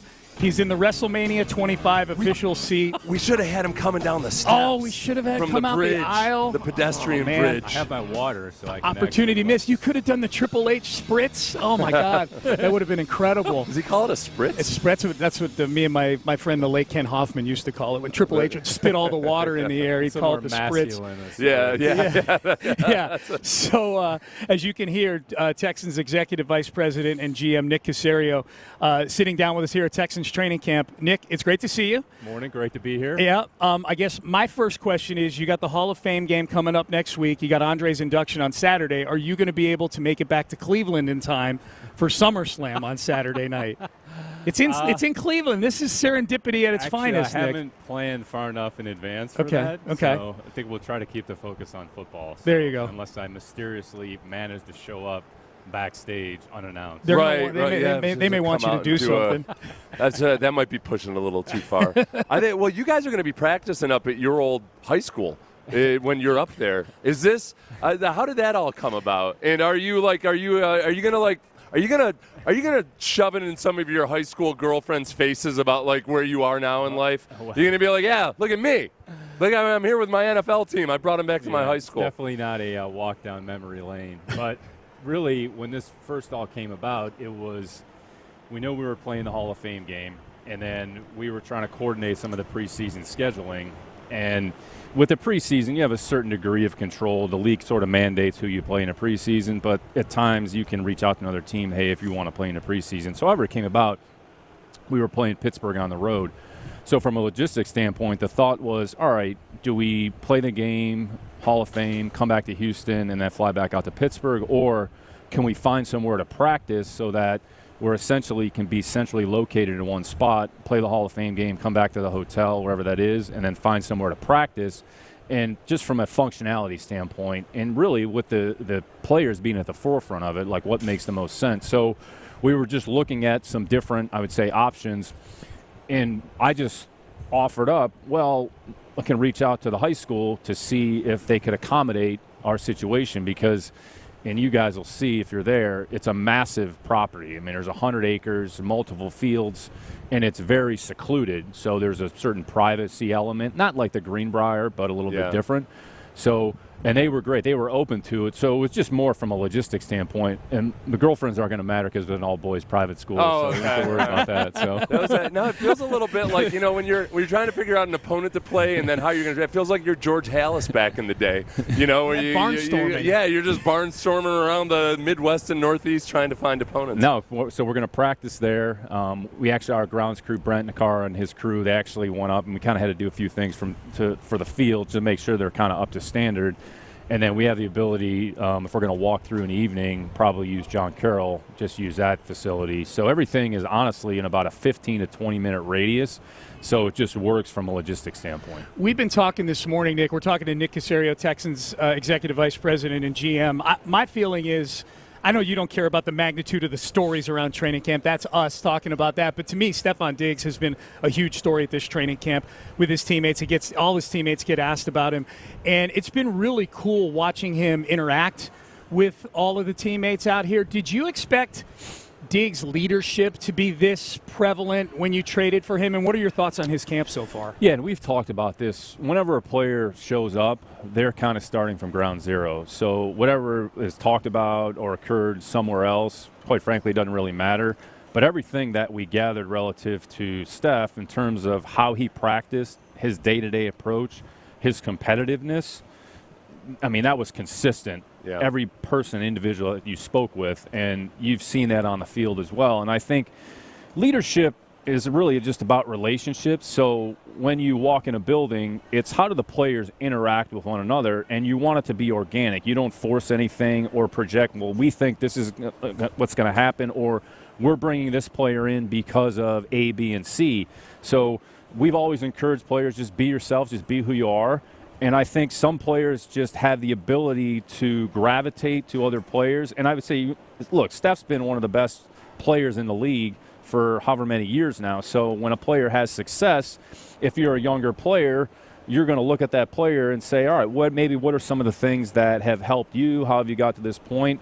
But I'd say, what was kind of cool about practice yesterday, and look, our players have done a great job of working with each other. D'Amico talks to the team about practicing the right way. You don't want to have a bunch of dumb plays where you're blowing teammates up, you're hitting people from the side. You want to get good work done, but you want it to be competitive and you want it to be clean. So the play on the goal line there yesterday, on the 4 or 5, Steph caught the short pass. He turned up the field, and he kind of split Kamari and Jimmy Ward, who Jimmy and Kamari are two real physical players, and they kind of started talking and jawing at each other in a respectful way. Yeah. So you want to kind of see that tit for tat, but I would say the way Steph has practiced, everybody that you talked to in Buffalo just talked about his level of competitiveness on a day-to-day basis. The cool thing to see has been Steph just working on the nuances of route running and everything with these guys and them having conversations about it. As a former wide receivers coach, is that fun for you to watch? Kind of like these guys like Stephon Diggs have tricks of the trade that like very few human beings, coaches or otherwise, have. Route running is really a science. There's a science to it, and I think other than quarterback, receiver is one of the harder positions to transition from college to the NFL because of the multiplicity of things that you're actually going to see and face. And my first year, my only year coaching the receivers, we were very fortunate to have a great group. So you have Hall of Famer Randy Moss, one of the best players during the time at Welker, Dante Stallworth. And there's so many things that go into route running relative to what's a technique, who's a defender, what's asked on this route, what are the options. But we always spend a lot of time, what do you do at the line of scrimmage? Because you really win two areas. At the line of scrimmage, which goes into the release, so some of the mechanics that are involved there, and then at the top of the route. How do you create that space and separation? In between, it's just about running and kind of moving. So those are the things when you see the players talking, it's about their release or, using a certain technique, or I'm going to use a head and shoulder here, or I'm going to step here. But, it's the players are going to have those discussions and try to figure out what works, and every player is different. So what Steph does may be a little bit different than how Tank does it, or how Nico does it, or how Metch does it. But you're asking, okay, why are you doing that? What's the reason? And you're trying to take that information and figure out maybe there's something that you can incorporate into how you play that's going to give you an opportunity to be successful on that play. Nick Caserio joining us here on Sports Radio 610. We've been talking about the rookies.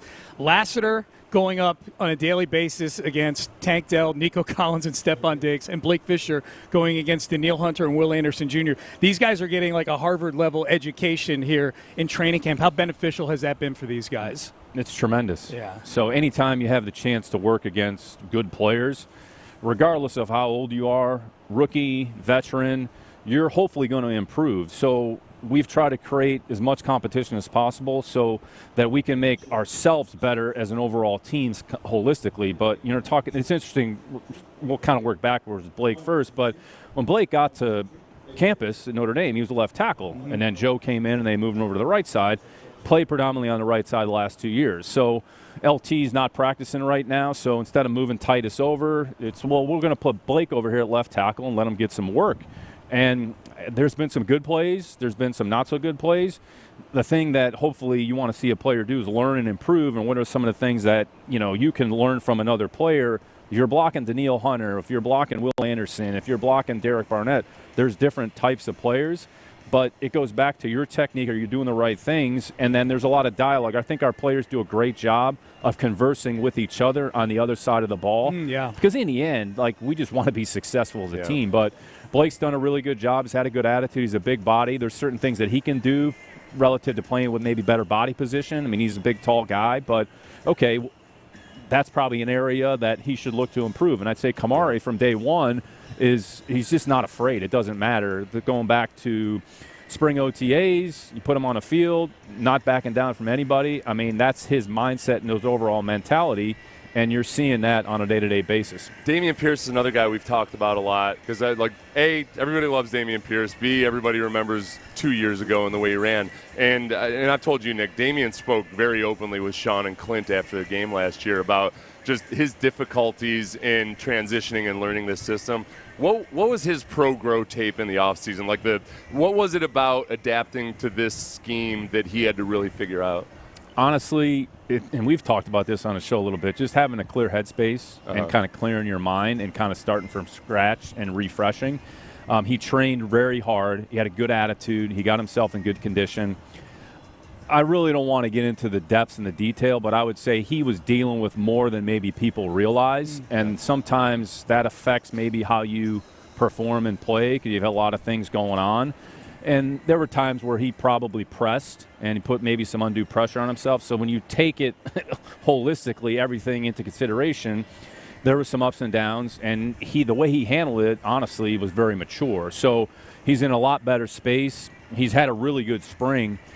He's popped some runs here in practice, and you're starting to see some of the things that you saw, that we saw at Florida, that you saw as a rookie. And he had some good plays last year. I think the good plays sometimes get drowned out by some of the negative plays.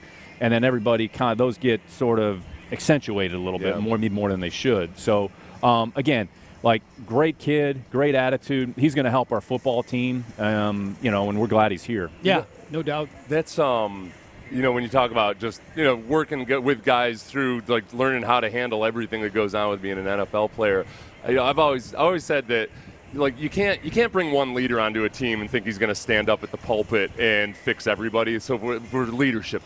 And you got to have multiple veteran leaders. And it feels like you guys have brought in a lot of guys that kind of really embrace the role of mentoring these young guys. But of all of them, every time Aziz Elshire gets up to speak, I feel like he's my favorite minister or something. He's wise beyond his years. Is that something that you knew about him? I guess D'Amico knew it about him, or maybe D'Amico saw him when he was a younger guy, so maybe he'd see that version of him. Yeah, D'Amico really recruited him hard as an undrafted player to get him to San Francisco. Okay. And then I'd say relationship definitely evolved through the years, and it wasn't easy for Aziz because they had Dre, they draft Fred, two of the best linebackers in the league. So what's the opportunity going to be? When he did play, when he actually had an opportunity, he played well. And then he left San Fran. I know we talked. We had an opportunity to sign him last offseason. It didn't work, but we're glad he's here. I would say his just maturity, his perspective, his personal story, what he's had to endure has a lot to do with where he is now. And he doesn't take any day for granted. He's such a professional.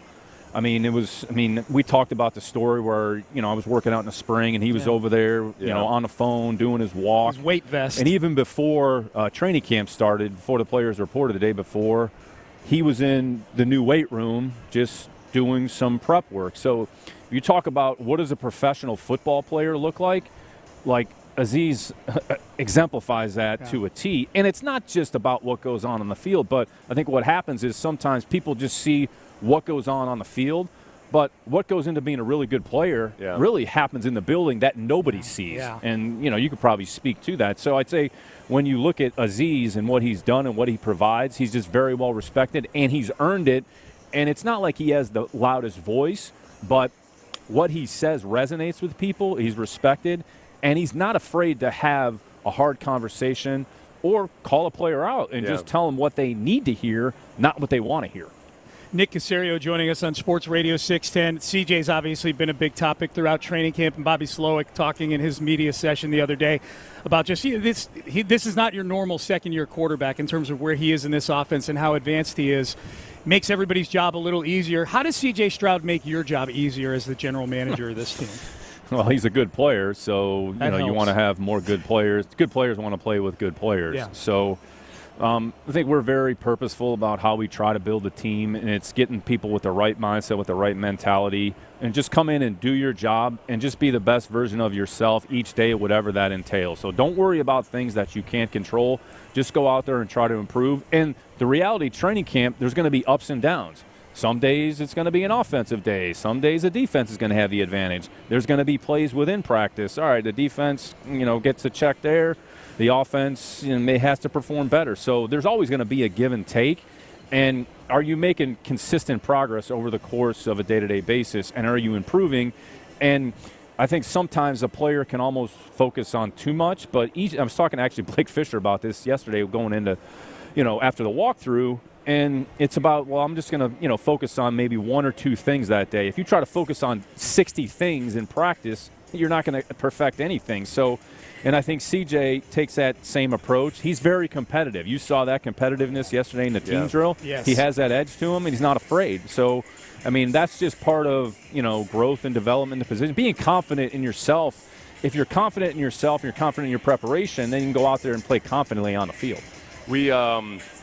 I hate to ask you all these. I hate it when I ask you questions about the Patriots because I know it's really not trying to relive all that and everything. But there's some parallels here with C.J. Stroud and Tom Brady, and it's I realized as I was thinking about it, Tom Brady had success early, and then all of a sudden was thrust into this world where celebrities wanted to hang out with him and everything, and he was just going to Playboy parties and everything like that. C.J. Stroud had, I guess, kind of a similar experience this offseason where all of a sudden he was out there and everywhere. Was it something that, 20 years ago when Tom Brady happened, when it happened for Tom Brady, were there people in the Patriots who were kind of like, I don't know about all this? Does that help you at all now and having seen it before? No, it's interesting. Everything this day and age is that much more magnified because there's so many more eyeballs. Sean and I were just talking before, the various platforms that are available. So there's always opportunities. People are watching what you're doing. I would say 20 years ago, it wasn't as magnified, and there was a lot that happened. Like when you go back and look at Tom, he had success early, but he didn't because in 2000 he was a fourth-string quarterback. Yeah. And then he was the backup quarterback going into 2001, and then he played when Drew got hurt, and then we went on a run there. And I'd say that off season, there was probably a lot coming at you. The 2002 season was one of our worst seasons, actually. I mean, we went 9-7. Mm-hmm. We were horrible. Yeah. I mean, we didn't make the playoffs. It was like, all right, well, let's go back to the drawing board. So I think you have to separate each year. What happened in the past? What happened that year? All right, that's great. Let's focus on the present, and let's not get too caught up in things that it's great to have fun. We want people to live their lives and enjoy what they're doing. That's great. And just understand, everybody's tugging at you, right? Yeah. Everybody wants you, and there's eyeballs, and everything gets magnified. But once you step back into this arena, then the focus is on football, because if you play great football and you're good at your job, you're going to have so many other opportunities because of how you played on the field. So I think it's important for any player to not lose sight of that. So there's some similarities that's different, but in some respects, to your points, there are some similarities.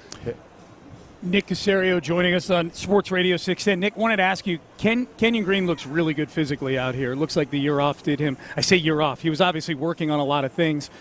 What were the conversations like with Kenyon Green at that point last year where you guys made the determination, hey, let's get your body fixed or whatever? What were those conversations like? And I guess give us your assessment so far of Kenyon. Yeah, I think you just have to have honest, candid conversations, and sometimes the conversations are difficult. I mean, the reality is, okay, you're injured, you can't control that, but you can't control how you respond to it. And quite frankly, you need to be better. You need to be better with everything. So sometimes you just have to challenge and press players. And then you got to see how they respond, because ultimately how people respond when they're put in adverse situations is a true test of who they are as a human being. So I would say there was a period there was probably really difficult. 2 years, there's been a lot of peaks and valleys, ups and downs.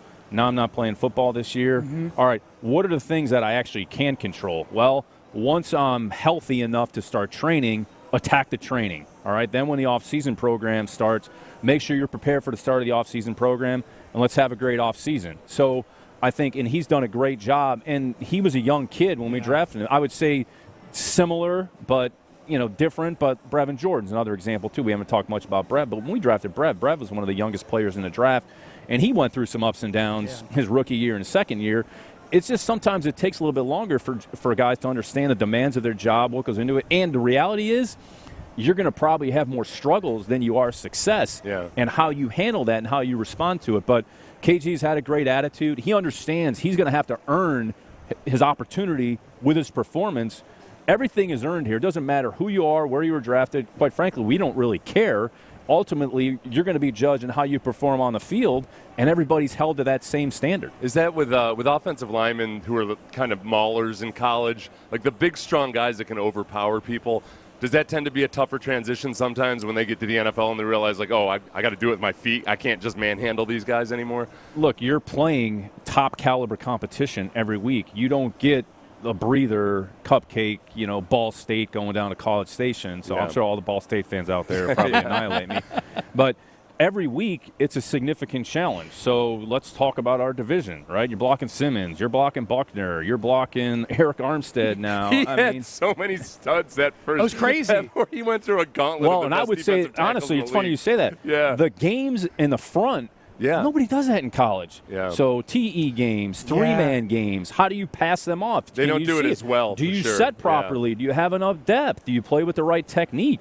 I would say as a younger player on the offensive line, like those are the things you have to work. Look, everybody's big, everybody's strong, everybody can move, but there's a lot of, I would say, nuances that are associated with playing that position. So off to a good start, doesn't really guarantee anything. You just want to continue to stack days, but he should be proud of where he's put himself, but now you just have to go out there and continue to execute and give yourself an opportunity for success. I would say if you're going to put clickbait out there, Nick, Muncie, Indiana is a pretty easy city to piss off. We had to fly. It's like 1,000 people there. We had to fly into Muncie once because Indy had a Formula One race, so there were no hotels, so we had to fly into Muncie, which is like a short runway. So, Nick, you're not. Regional airport. There's a lot of guys in the NFL that are still scared to fly. Yeah. And, you slam the plane down at the front of the runway. I've actually been in a few of those flights in the NFL where the plane was perpendicular to the ground. And everybody's looking around going, wait a minute, are we okay? Yeah. Big men screaming. Yes. Yes. Okay, have you signed any defensive linemen this morning? It feels like, I swear, D'Amico would have 17 defensive linemen active on game day, wouldn't he? Do you have to talk to D'Amico about, D'Amico, we just don't have room for this many defensive linemen? We're going to start a flag football team composed of nothing but defensive linemen. So then somebody's going to have to play quarterback. So. Who's going to be the best quarterback out there? Out of the defensive linemen? Hunter would be. I don't know. Well, in all seriousness, and we've talked about this, the front is the lifeblood of this defense. Yeah. So, and we've talked about it from the beginning. D'Amico's talked about it. We want to be strong on the offensive defensive line because I would say in the end, and I was listening to another coach in the league talk about this, it's about being physical and having mental and physical toughness. So where does it start? It starts in the front. Mm-hmm. So we'll always look at the defensive line wherever they come from. So. It's awesome. Nick, I don't get the chance to do the station ID and ask you how you are on time because we got a hard out. I'm sure we're disappointing everybody. Johnny and Vandy, yeah. So I don't get to do that this time. But we always appreciate your time, man.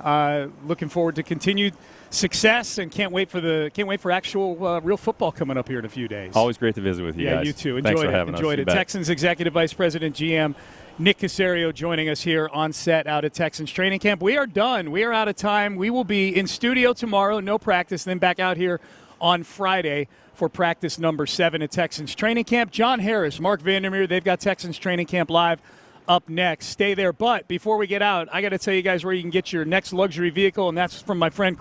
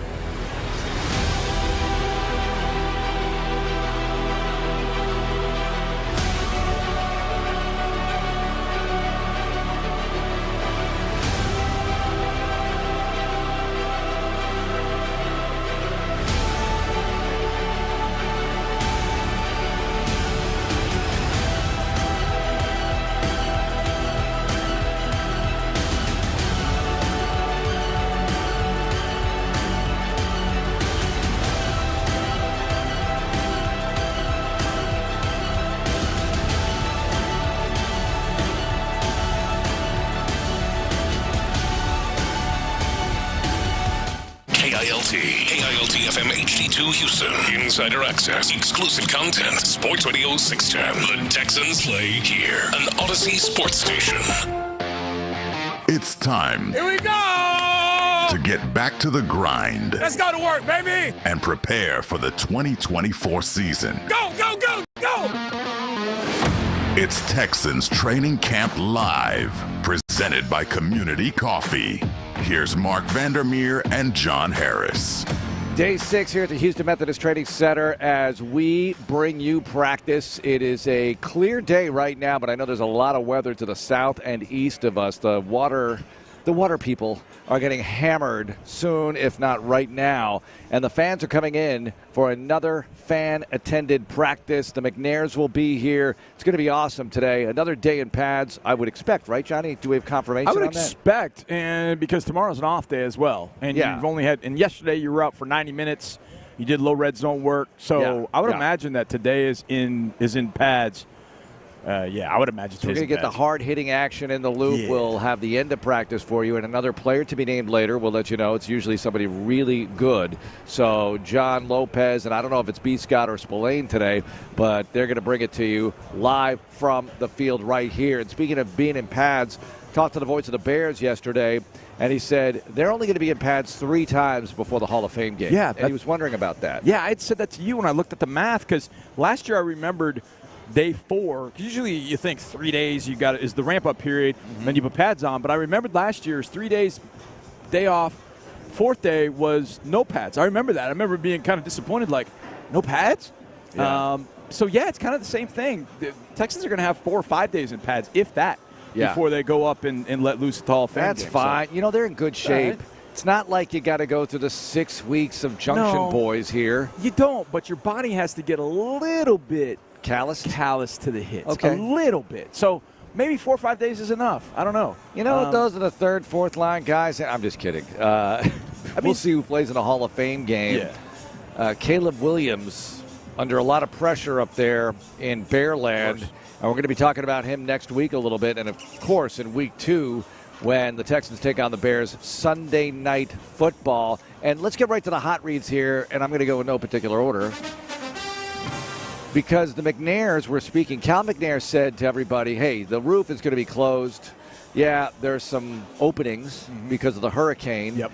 And they can't fix those right away. He said you can't, just go down to do-it-yourself store and, get some canvas and stick it on there. Yeah. A good thunderstorm with a 40-mile-per-hour rip would take it right off. Maybe. I don't know. Maybe it wouldn't. Maybe they do something like that. Duct tape's not going to work. Yeah. It's going to take a bit, but they're going to leave those games at noon, 17th and the 24th of the preseason. Yep. I assume week 2 will be the same thing against the Bears. Sunday Night Football, it'll be awesome. And, a little hole in the roof, big deal. Just close it up. Hopefully it doesn't rain. If it does, it'll be kind of weird because you'll have rain coming through one spot of it. But we'll just see how it goes. It's a hurricane. You get a lot of forgiveness and understanding when you have a roof situation with the hurricane, like in 2008 when they left it open all season long. They're not going to open it. They're going to close it and see how it goes because you can still pump in the air conditioning. It's not ideal fuel efficiency, but you're going to deal with it. Yeah, I remember, a couple things out of 2008. Number one, you remember playing 15 weeks in a row? The bye week got moved. Yeah. Because I think it was, Ravens maybe? It was Ravens, yeah. They had the same bye. They had the same bye, and so they moved it, and it was 15 weeks. Yeah. And you had roof open for that whole time. So it had some interesting aspects, especially late in the season when you start getting the sun going down a little bit earlier and all that kind of stuff. Yep. But it also shoots down my notion of, and I've been talking about this when the schedule came out, like, oh, man, we play the Bears in Ohio outside, and then we don't go outside until October.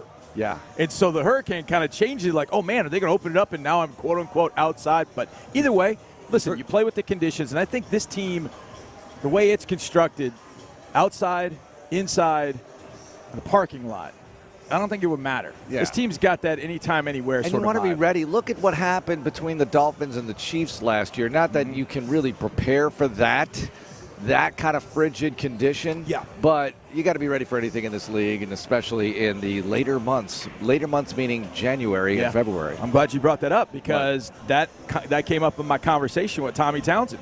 That game in particular, I got one of the greatest responses to a question I ever asked because I asked about that game and that cold. Okay, well, that's going to happen at 8:30. Tommy Townsend, I know Interviewing the punter, is that going to be good? It's going to be good. This guy was all-pro 2 years ago. He's a technician. He played in a couple of Super Bowl teams. You're definitely going to want to hear about Tommy, the new Texans punter. But let's get to the next hot read. All right, so yesterday, we're going to talk about load management here and hear from D'Amico Ryans on the subject. And I know that term is not a liked term from sports fans, for sports fans, when you talk about the NBA and, oh, my gosh, I paid to see LeBron. He's not playing tonight, all that load management stuff. But this is training camp. Yeah. And you have to be careful. You have 7 weeks of this. You got to be careful with guys and take care of their bodies. Yesterday, Nico and Mechie were not practicing. That's correct. All of a sudden, Skoranek goes down, and he came back in, so that was okay. Yeah. But while he was down on the ground, I thought, okay, we talk about the big three, but I talk about the big nine, right? Yeah. And Johnny Johnson might not be in that nine, but stranger things have happened. Yeah. But all of a sudden, okay, you're down to the big six, and things change in a hurry with injuries. So thank goodness Skoranek came back, but they're being careful with Mechie and Nico and just trying to be careful with certain guys. Now, D'Amico didn't get specific about these players and if it's load management versus some kind of nick or whatever, there's something they're trying to heal, but he talked about the subject of taking care of guys in training camp with some rest. Every player is different. Every player is on their own schedule. It's all about us making sure we're taking care of guys and being smart about how we're loading guys. So our sports performance group has done a great job with that load management, making sure we're on top of everything. We track a lot of data, use a lot of analytics when it comes to players and GPS units and things that we're tracking. So we try to keep a good, we know where our guys are. So you'll see periodically different guys who are in, guys that are limited at practice, just to make sure we're doing everything possible from our end to protect guys to keep them fresh. All right, there's D'Amico on the subject. Thoughts? Staying fresh. That should be on a T-shirt. Staying fresh. Okay. I mean, that should be it. I mean, it's really the challenge. The biggest challenge for a head coach to me during training camp is balancing getting the work that you have to put in, callousing, making sure your guys are getting callous to the hits, building the physicality, at the same time being smart and keeping guys healthy and getting to week one with everybody healthy. See, this is how a show goes during Texas Training Camp Live. This is how it's going. I'm trying to talk through things, and fans are coming up and asking for pictures. Of course, my beloved co-host is just snapping pictures, listening. But I am totally in tune because this gentleman right here is streaming us on YouTube. That's awesome. While we're talking. So I took a picture of us on YouTube while we're here. And the universe is about to flow into a vortex and just disappear into a black hole. I know, but it's on delay, so it's a little different. It's a little different. There's a gentleman over here listening to us on. I think he's listening to us on his Odyssey app. Yeah, probably. That's the way it should be. Yeah, that's the way it should be. He doesn't have a radio with him. Nobody brings a radio anymore, but. That's maybe awesome. Some people do. I know some people do to the stadium. Some people still have actual radios, and they listen to the broadcast while we're doing the game. As well they should. Yeah, there's a way to do that better, and some people have presented things to me, but I haven't really looked it over yet. All right, so there it is. All right, more on the subject. We had Jeff Kaplan on the show recently, and here is Jeff Kaplan, who's the Executive Director of Player Health, talking about training camp and all that goes into keeping guys fresh and healthy this time of year. My first head coach in the NFL was Jack Pardee. Ooh. Jack Pardee was a Junction boy. Mm-hmm. He was in Junction, Texas as a player. Yes. For Bear Bryant, when Bear Bryant was at A&M. Mm-hmm. So I lived firsthand what it is to work for a tough, hard-nosed coach. Right. Who lived it and breathed it in Junction, Texas. So I understand that perspective. When I first got into the NFL, there was 2 full-time athletic trainers, an intern, and then a couple summer interns with a big roster. Mm-hmm. Now we've evolved so much in player health and safety in the NFL. We put in the McNairs are incredible. Nick Caserio is incredible when it comes to support. Coach Ryan, incredible when it comes to support. We put player health and safety at the forefront. We've invested in our staff. We've invested in educating our staff. We've invested in the resources that we have for our players, coaches, and staff. We're one of the few teams in the NFL that has an embedded paramedic every day here at NRG Stadium. We have an embedded paramedic that's at every one of our practices, every one of our games, and is here all the time. So we feel very fortunate to the resources that the McNairs have provided us at the Texans to put player health and safety on the forefront. Well, it's another one of those things that the organization does, that the McNairs do. And remember when those report cards come out around combine time about, the weight room and the cafeteria, and other stuff like what Jeff was just discussing, the Texans grade very high. Yeah, absolutely. And Brad Wilson is that paramedic who is embedded here every single day, and I love Brad. And I remember it was a preseason game, and I can't remember if it was 16 or 17, but there was a fan who had a heart attack, like in the first or second row in the bleachers. Yeah. And Brad had to go up there and give him CPR, and then even more. And then the paramedics, there were other paramedics that came in and continued, and they saved the guy's life.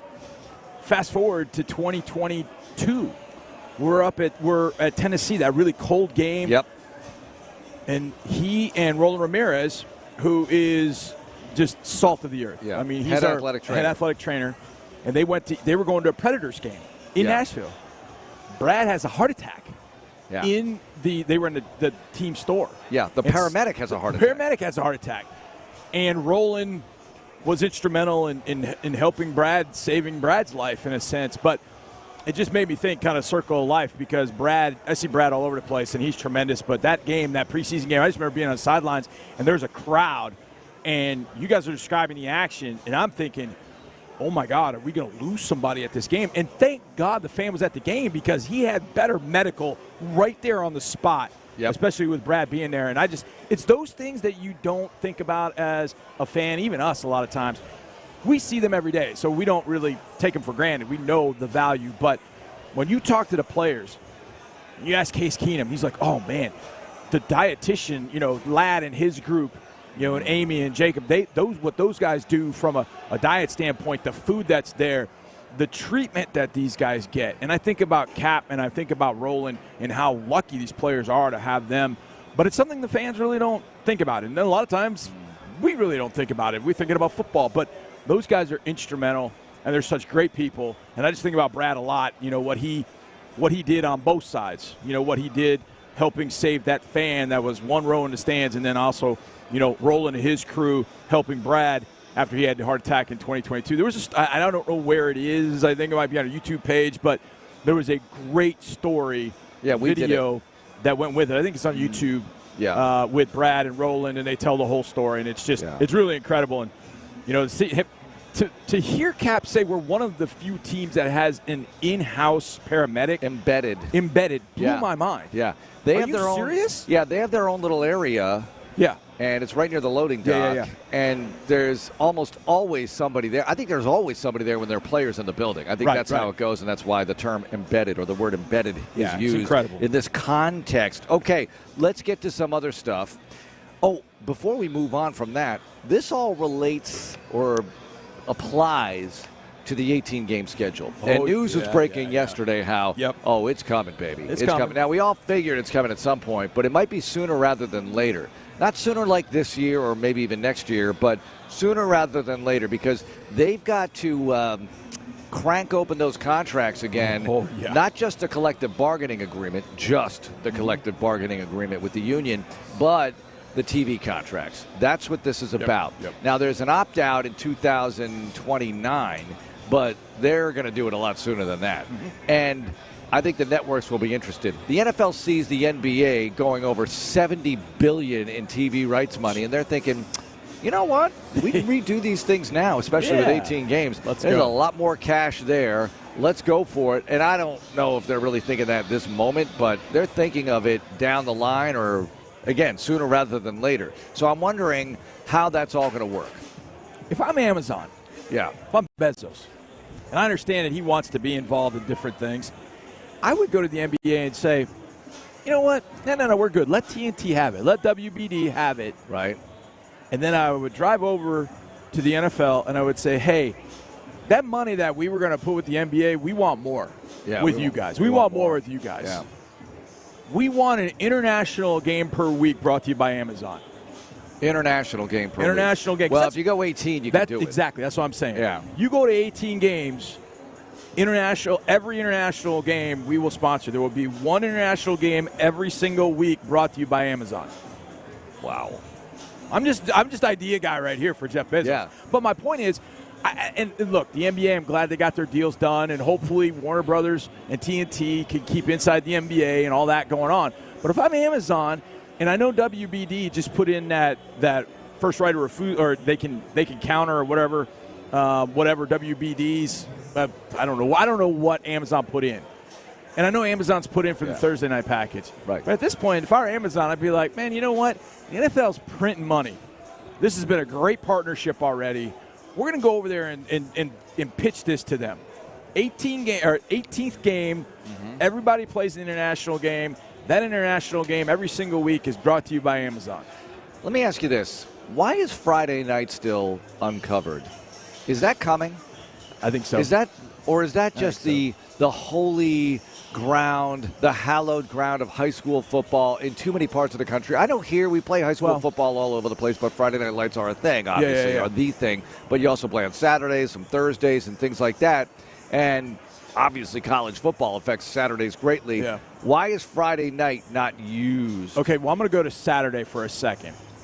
Saturdays, if I remember, there's some long-held clause that the NFL would not broadcast at a certain time on Saturdays up until the college football season was open. Right. That's why they have the Saturday games where they do in December because college football is done other than bowl games.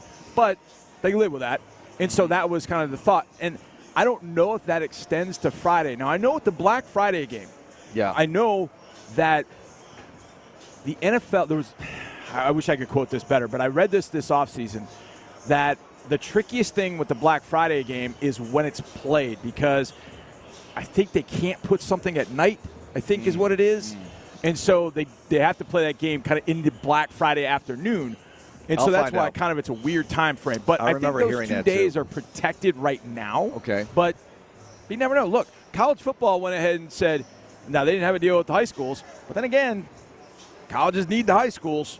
And they went ahead and put games on Friday. That's the game that Dre does. He does that game on Friday. Now, it fits in really well with his schedule and our schedule. It really does. I don't think it stopped people from going to Friday night games. No, because Friday you're night high go, school games. Look, So, it's a national game, so you're going to watch your team play. Yeah. But a lot of people are still at home watching TV as well and would love to watch an NFL game. Yeah. It's not like everybody in the universe goes to a Friday night high school football game. Right. So I think there's there's enough for everybody. But the 18 games, Johnny, I think you're going to play Labor Day, but maybe you won't. I think you go Labor Day with 2 buys and just knock it out like that. Now, you move the Super Bowl a week later, great, but I think you need 2 buys in an 18-game schedule. You don't do the Burrow bye. Joe Burrow wanted the whole league to take a week off. That's not happening, you can't Joe. do that. Not going to happen. You can't do that. What are you, nuts? No. A weekend without NFL football in the fall? No, what you are could crazy? do that. Now, what you could do What? is kind of like the Midsummer Classic. You could put a Mid-Fall Classic. I think that's kind of tough, though, halfway through, because are you are you a Pro Bowl? Yeah. No. You couldn't do that. Just play and stagger the buys. Yeah, just do it stagger. whatever You'd be way fine. you want. That way there's plenty of football for everybody every single weekend. Let me ask you a question. This has come up with McClain a number of times. NFL's not playing on Labor Day. I don't get it. Why not?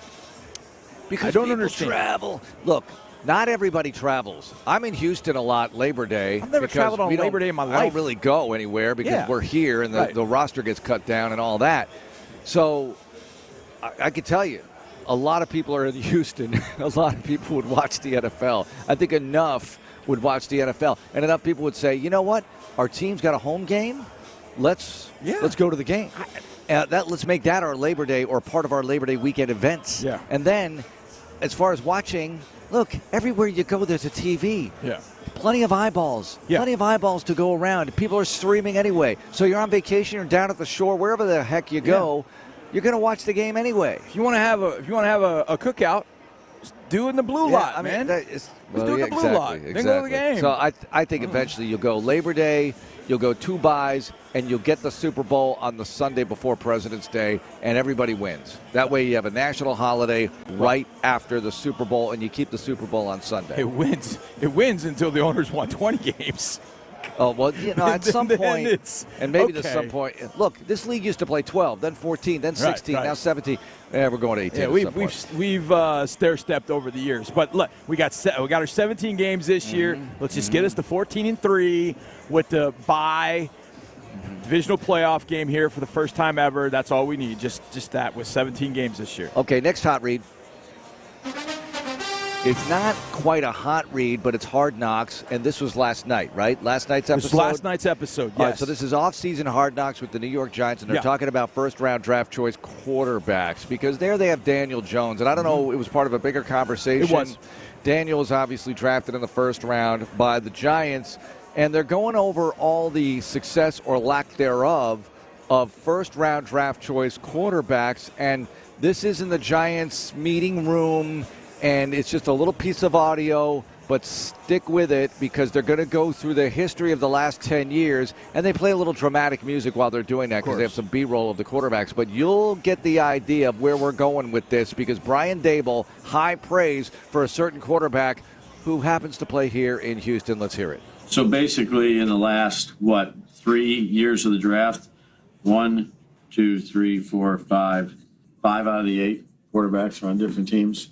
Or you could have the 2020 class and be Burrow, Tua, Herbert, Jordan Love. That could be this year's class. Who knows? Yeah, Burrow, same coach. Tua has had a different coach. Love has had the same coach. Yep. Herbert has had multiple head coaches. Let's go to the last 10 years in pro football. 2014, Blake Bortles, Johnny Manziel, and Teddy Bridgewater. 2015, Jameis Winston, Marcus Mariota. 2016, Jared Goff, Carson Wentz, Paxton Lynch. 2017, Mitchell Trubisky, Patrick Mahomes, Deshaun Watson. 18, Baker, Sam, Josh Lamar. 19, Kyler, Daniel. 20, Burrow, Tua, Justin Love. Lawrence, Wilson, Lance, Fields, Jones, Pickett, Bryson Stroud. How many of them hit in the last 10 years? Oh, we're doing this. Not a lot. What do you take from that, Dabes? Take a Stroud. All right, there's Brian Daboll. Take the Stroud. Yeah.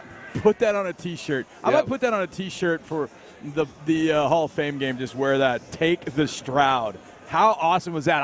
I was literally watching it back this morning, and as I'm running that scene, you walked in, and I'm just like cackling at it. I'm like, this is awesome. And you're like, hey, what's this? And so I played it for you. It's like, take the Stroud. Now, keep in mind, as he's going through all those quarterbacks, Brian Daboll was in Buffalo coaching Josh Allen. Yeah, and what we didn't play you in that audio, right after that comment, Shane comes in and says, or Josh. Yeah, or Josh, meaning Josh Allen. And Daboll doesn't say anything. He doesn't say anything. They know the cameras are rolling. Yeah. That's the thing. They know that this could be used on off-season Hard Knocks. Right. This is why this is actually a pretty good season. And this is why you're not going to see the same kind of season next time on off-season Hard Knocks. Because too much is being revealed. Yeah, and you had the Barkley weighed in on comments that Shane says on this show that were maybe months ago, but now they're surfacing because the cameras and microphones are on, and you get a lot of reaction to this stuff. But the fact that he says take the Stroud, now there are some good quarterbacks in there. There's Burrow. There's Herbert. There's Josh Allen. There's Mahomes. I mean, there's Lamar Jackson. Yeah. Right? There's a lot of stuff there. There's a lot of guys that he says, take the Stroud. Even the guy they were instrumental in drafting in Buffalo in 2018, where Daboll was the offensive coordinator, Shane was the assistant GM, Josh Allen, and they say, and Daboll says, take the Stroud. All right, so Mahomes, give him his flowers. He's the best quarterback in the league. I get it. If you're a coach and you want to coach a guy out of all those guys, you might say Stroud because he's so coachable. He plays the system and then improvises within the system so beautifully. He's a prototype, really, Johnny. Yeah. The throwing motion, the quick release, the ability to read the defenses. Now, Mahomes has all that. I get it. But there's a lot of improv in Mahomes' game. And as a coach, there's a lot of no, yes in Mahomes, which is fine because it works for him. And he can elevate the whole team. I'm not taking anything away from Mahomes, but there's just something about Stroud as he's a throwback and he's modern at the same time. There's just something about him. I think, it's interesting. We've gone through this evolution with quarterbacks in which you have pure pocket passers, the Marinos, the Foutses, those guys. Yep. That transition to, you got to get a dual threat guy, got to get a guy that can move. Really what you need is, and I think it's in this Hard Knocks, I heard it somewhere, I think it's in the Hard Knocks episode, and they talk about quarterback, and they're like, you want to have a guy that can beat you from the pocket, but invariably, things are going to break down. Can that quarterback still beat you when things break down? Yeah. And I think it doesn't mean that quarterback has to be Lamar when things break down and he's 4-3 and he's scooting. Yeah. It can be CJ, and maybe CJ's the best out of this because he can make plays on the run, throwing sidearm, whatever he's got to do. He can make those plays running out of the pocket, throwing. But how many times did CJ last year drop the throw in a key situation and the C's open? He's like, all right, I'll take it. Yeah. I'll go in. I like seeing that. What was dang it, what game was it? Oh, the Cincinnati game. Drops the throw. Everybody covered. He's like, man, that's a huge lane. I'm going to take off. Runs in the end zone untouched for a touchdown. Yeah. Or it's take a off huge slide in another situation, So, whatever it calls for. I think that's where CJ, to me, ends up being that guy. Now, Mahomes, I don't want to say CJ, is just straight sheet music. It's not that. But we know that Mahomes is definitely improv-ing. Like, he's like Bon Jovi, an in-concert, sort of band. Like, he's going to let it fly, improv on the way. Oh, that's a bad analogy. Is it a bad analogy? Yeah, sorry, Johnny. Okay, well, give me one. All right. Well, if I go old school, I'll go more like Grateful Dead. There's a lot of improvisation there. Good. Bon Jovi's going to stick to the scripted concert. There's not a lot of – they're not going to jam. That's true. Okay, that's what I was looking for. Okay, Grateful Dead. I don't know my bands I was trying. I should have just straight defaulted to you on that one. But that's what I'm talking about is in a concert situation, He's you're Dave just going to live improv. Chappelle's going to riff a lot. Chappelle's going to go stream of consciousness. That's good. And that's still good. make it great. Right. Exactly. I think that's, CJ isn't planned on every single play. He can make that improv happen as well. But Mahomes is pure improv. Yeah. Like you could put Mahomes up on stage and he's just going to riff off anybody who's there. Hey man, what's your name? Where are you from? My name is Bill Jones, and I'm from Houston, Texas. Oh, Houston, Texas. Oh man, we talking about the Texans, and so he can just riff. That's Mahomes. Yeah. And I think what's happened over the last few years is Mahomes has kind of sharpened that. He kind of has the improv kind of way, but he's also kind of added some of the sheet music too. Now his dudes bail him out, his guys bail him out, but I think CJ's the kind of quarterback, to the point that Dable was pointing out, that's the guy we want. Because the guy he coached in Josh Allen, how long did it take for Josh's passing acumen to really grow? And even to this day, Josh is not that pinpoint accurate, hey, hit him in the left eye. I want the ball at the left eye. I want the ball right here on his left shoulder. I want the ball on his inside number. That's not what Josh is. No, he's an amusement park ride. I mean, he's going to find a way to move the football down the field and wheel it into the end zone, and he will be here in October. Oh, I can't wait. I can't wait for that. I can't wait for all of them, man. People ask me, like, are you excited? Listen, I'm the wrong guy to ask. I'm always excited. 2021, I'm excited. Yeah. Okay, I'm excited for all of it. I'm really excited this year. I mean, even more. Fever pitch. And what game am I looking forward to? That's the one. Next week. All of them. All of them. Let's go. Here's our answer. What? Which game are you most excited about? The next one. Yeah. That's Tom Brady's answer to a ring. Which one are you most excited about? Who's next on the schedule? Yeah, you have to be that way. But I get it. There's so many good ones this year. All right, By the way, which one are you most excited about? I'll let you know. Okay. And I'll also let you know which uniform I'm most excited about. And this might be a little bit of a hot take. So that's in the next half hour as well, along with Tommy Townsend, who is fan-freaking-tastic as a punter. All-Pro 2 years ago. Punted in that frigid playoff game. Had to kick those rocks at Arrowhead. We'll talk to him next. He's awesome. It's going to be fun. It's Texans Training Camp Live. More training camp coverage is coming up on Texans Radio. Community Coffee is proud to be the official coffee of the Houston Texans.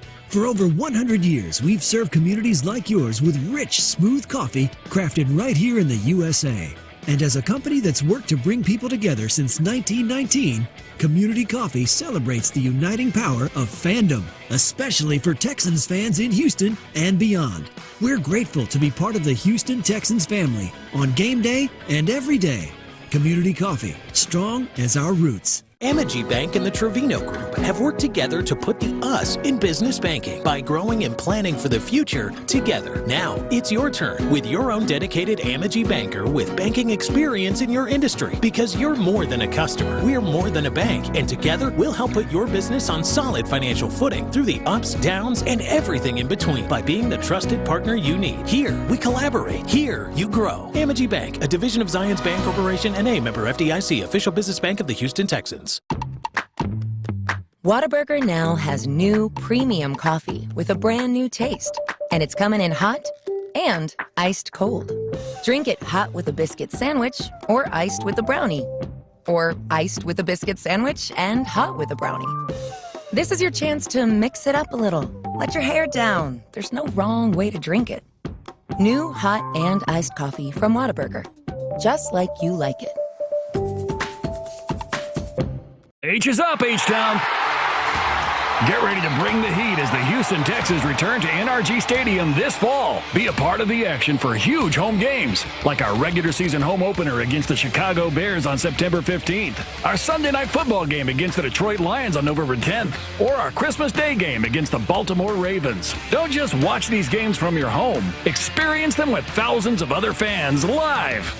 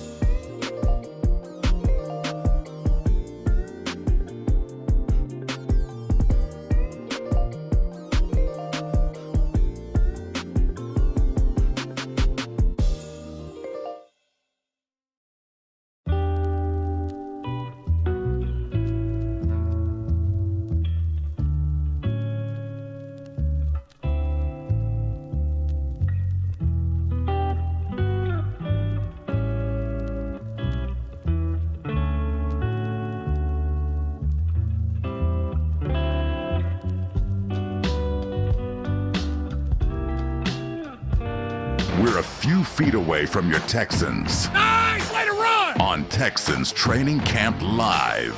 Oh, yeah, we're a few feet away. People taking pictures, and they are posting them. And I'm taking one right now. See, we do that. If you're here, we'll do stuff like that. I'll do it. Look, if I'm at the store, you see me out and about in Houston, you want to take a picture, that's fine. I'm often, better off heard and not seen, but whatever, I'll do it. I'll crack that lens. I have people that will tweet to me, hey, man, I saw you in such and such a place. And I'm like, say hello. Say hey. Say hey. Yeah, I'd love to. I was in the HEB in the Heights. You've been there. And I'm walking. I'm just pushing my cart. And I go past these two people, and I hear this guy say, hey, man, I think that's John Harris. Oh, wow. And I turned around. I was like, yeah, I'm John Harris. And they were like, oh, man. And they ran over and shook hands. And then we talked about which, cannelli beans we were going to get or whatever it was. Man, HEB, 2 years in a row I did this cooking contest against Toro. And He beat me twice. It's rigged. It's totally rigged. Totally rigged. It's totally rigged. Totally I said, rigged. you know what? If I'm going to square off with Toro in this cooking contest, we're making beef next time. Yeah. Okay? Yeah. That's what we're going to do. And we'll see how he deals with that, Toro. That's a little morbid. That's a little tough. It is, but I want him to feel the pain. You got to give Toro chicken. I mean, I would hope that Toro didn't make beef. I feel bad if you beat Toro also. I mean, the Yeah, kids I know. love Toro. I don't want to make the kids I disappointed. love Toro, man. I'm a sucker for mascots. I am a sucker for mascots. And I love Toro. Toro should be in the Hall of Fame. Jackson DeVille got in. I'm a little peeved about that. So the first Toro, Jonathan was telling me, and I never even realized this about mascots, the key, or one of the keys of being a mascot is you cannot stop moving. That's correct. If you stop moving, all of a sudden you're one of the dead guys at Chuck E. Cheese, they have those zombie things on stage at Chuck E. Cheese, and then they come to life and it freaks everybody out. Oh. It's really freaky. Anyway, what's the thing at Disney World, the bear jamboree thing? Oh, the yeah, bears yeah, come yeah. to life. It's kind of cool. It's like the Jungle Book? No, that's a different thing, I think. I don't know. I've been there a couple of times with my kids. I don't And it's know. just that's like a punishment for a misdemeanor to go there. Anyway. Ooh, that's good. No, it is. If That you're is a parent, good. it's like, oh, great, we're going. Hey, wait, really? write this down. This Write is this a down. vacation? Off-season show, alternate misdemeanor punishments. Oh, yeah, there are plenty of them. I think that would be a great show. The Chappelle analogy, Billy D. Washington, one of my favorite guys. Yeah. We used to have him on the show all the time, comedian. He said, when I was talking about Chappelle, he texted me, I'm sitting right here. And he's not literally sitting right here, but meaning he heard that. Billy D., come on, you're in that league. I know that. I mean, Billy D. not only does comedy, he'll do comedy with his piano and just rip off that. Yeah. Musically and in a funny way. Misdemeanor punishment, cross-country flight next to crying baby. Oh, absolutely. Absolutely. But I'm talking about things that are kind of voluntary. Flying with a baby that is yours is another experience. Yeah, absolutely. When I see flying, there's a whole bunch of them. a whole bunch of them. Here's another one. What? Sitting next to somebody that decides to not have headphones as they listen to their phone full blast on a plane. Who does that? Oh, I was on a plane from Vegas the other day, and there were guys 2 rows back. Hey, dude. Shut the volume. The volume. Come on, man. Headphones. You can't do Headphones. You can't do that. We have Come on, headphones? that's awful. I mean, we could do a whole show about bad plane behavior. Yeah. All right, let's do this, though. Tommy Townsend is the new punter for your Texans, and the Texans have had some good punters lately. Brian Anger and then Cam Johnston. He was outstanding. Well, they opt for Tommy Townsend, who was the Chiefs punter and he's Super Bowl ring holder. Outstanding. All-Pro 2 years ago. That means the best punter in the league, and it's hard to get that every year if you're a punter, but he's outstanding. Can't wait to see him in action. But Johnny Harris had a chance to visit with Tommy Townsend. All right, standing next to Tommy Townsend, a.k.a. my new nickname, Tommy Rockets. How do you like the new nickname? I think it's pretty good. I think that might be the best one I've gotten so far. I like it because you've been hitting rockets. Okay, the first day we saw you punt out here. Now, we've seen you punt against us, which we didn't like. But we're watching, and we're like, God dang, the hang time. Is that a big deal for you? Is that kind of your focus? Is it positioning? Is it hang time? What's the biggest thing when you're back there, just a normal punt from 25-yard line? What are you focused on more? Hang time, positioning, all of it? It's mostly just flipping the field. Hang time's something that I've always prided myself on. It's something that kind of comes naturally to me. Everyone's got different leg swings, and mine's more of a hang time. But yeah, when we're kind of backed up around the 20-yard line, I'm just kind of focusing on flipping the field and just getting the ball down 50-plus yards with good enough hang time to where the gunners can either force a fair catch or make a play. Have you gotten in Coach Ross's ear about the punt pass option, the fake pass option? Have you gotten in his ear about this? I got to think you have, maybe. Not quite, not too much, I should say. Yeah. We spoke a little bit about it in the spring, but that's definitely something I'm always pushing for. I love fake punts, and the throwing ones those become a lot of fun. Okay, Tommy, first year in Houston. We know you've been in Kansas City. We'll get to that a little bit, but coming to Houston, the choice to come to Houston. How tough was that? How excited are you to be in Houston? What do you think about this 2024 squad thus far? I don't think the off season going into free agency, I don't think it could have worked out better. I mean, I think Houston's an amazing spot. I definitely can't complain about the 12 dome games that we had this year. Yes. So I'm really excited about it. And I mean, a lot of hype around the team. I mean, just watching the guys work. I mean, everyone's, very dedicated and very intentional about everything they do. And, especially the coaching staff too, just so much energy around the team. And I'm really excited to be a Texan. So I once had this conversation with Shane Leckler. Now, you talked about punting inside. He used to say that as well. But I had this conversation with Leck about being in different stadiums. And he knew the wind patterns, the side of the field he wanted to punt from. I mean, you and I might be the two people that follow the radar the most because we're down on the sidelines. But how much do you get into that aspect of it when you're outside in particular? Know what the wind patterns are, kicking in different stadiums, know what kind of punt to have in a different stadium. How much do you kind of go into that aspect, Tommy? Oh, yeah, crazy amount. Like I have a couple different wind apps on my phone that I'll check throughout the week and just see what it's predicted to be for game day, just so, like I'm mentally preparing. If it's going to be a really windy game, I'm not stepping out on the field for the first time, just being like what the heck is this, So I think that's a really good thing to mentally prepare for. Just check the conditions, and especially wind, because that's the thing that affects punters the most. Yeah, absolutely. Okay, so I want to ask you about last 2 years. You went 2 rings. The ring ceremony, were you able to make it back? Where do you have the rings? Where do you keep them? I don't know if I should disclose where I keep them, but yeah, don't disclose that. Bad question. But yeah, it was incredible. The last 2 years in Kansas City, where we won the Super Bowls, they were amazing, an incredible experience. Last 4 years in KC were great, but I'm really looking forward to this season. I think we have a really good team, really strong team, and excited to have the opportunity to try and make a run. So when you punt a football when it's minus 12 degrees or whatever it was in that playoff game against Miami, is it literally like hitting a brick? So yes and no. So this is where I get super technical about it. I could talk for hours about this. Do it. But when it's that cold outside, the ball, the PSI in the ball goes down a lot. Yeah. So the ball over compresses. If I put a full stock swing, say it's 90 degrees outside, my stock swing is different from when it's 30 degrees, 15 degrees. So if you over compress the ball, it comes out knuckly.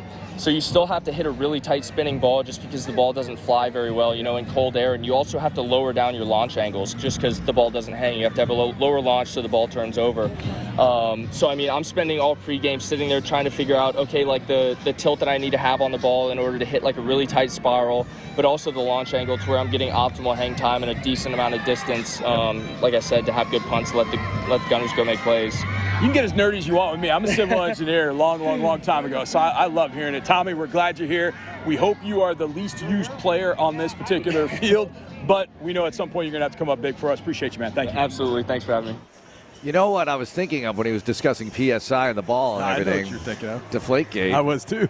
I was thinking about that too. He was great. When he got on that answer and started talking about decompressing, launch angles and stuff, it just made me think about how even we, as close as we are to it, we're like, just punt the damn ball. Punt the ball. But then you realize how much science goes into it. I stopped the recorder and we kept talking. And I was talking to him about, what Leckler told me. And so we went into a number of different things afterwards. And he said, John, last year there were times that it was almost tougher for me to go inside and punt than outside. Why? He said, because inside, outside, I've got to factor in the wind on my drop. Yeah. So he might move his drop. On his drop. Drop. He might move his drop 3 or 4 inches because he knows the wind's going to bring it back to his foot. That is incredible. So then he gets inside and he's like, no, I don't have that wind anymore. I got to adapt. And so now he's going to be kicking inside full time and outside only, I think, 5 or 6 times. He knew the number. He was like, hey, you got 12 inside games. I'm like, yes, I know the number as well. So I thought that was just interesting, even the stuff that we talked about afterwards. And I loved it. I just soaked up every word. He started talking about the science of it and how the ball is decompressed. And we talked about in Kansas City, I said, so how tough was it in that game, at different areas on the field? Because I remember in Kansas City, and he pointed this out, but the end zone to your right, our left, that end zone it doesn't get any sun, so it's kind of a mess back there. So if there's any kind of weather, it gets kind of swampy in that end zone. But when it gets cold, it was completely frozen. He said he spent 25, 30 minutes in that end zone just trying to figure out what his footing was going to be in that end zone. And he was trying to get his, he's showing me, he was trying to get his cleat in the ground. And I just loved it. I love the fact that something that seems seemingly so simple is to be great at it, there's such a scientific aspect to it. And the fact that he goes through that for every punt, every game, no matter where he was. And I learned that from Leckler, too. I knew it was more than just punting. But I remember Leckler giving me this lecture, not a lecture, just as we were talking about it, because we were at MetLife. And MetLife was relatively new.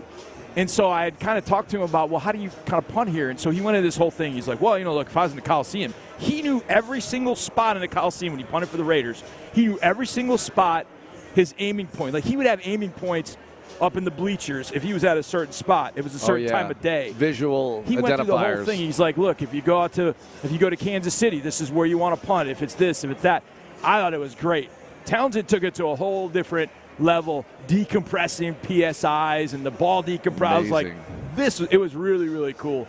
Even the stuff, I wish I would have kept recording, because even the stuff he gave me afterwards was even that much better than what was in the interview. And just a really good dude. So I'm glad he's here and hope we never use him. Wind on the drop is a revelation. Yeah, that's huge. I mean. So the punter, takes a snap, drops, kicks. So if you think that's BS, I'm going back a little bit. 1985, Bears and Giants, divisional playoff round at Soldier Field. Sean Landeta goes to drop the ball, and the wind pushes it, and he misses it. He missed the ball because the wind pushed it. And so the Bears end up falling on it, end up scoring a touchdown a little bit later. And the game was over at that. I mean, it was over at that point. But I always think about that because that was Sean Landeta. He dropped the ball. You're playing in Chicago. Big wind.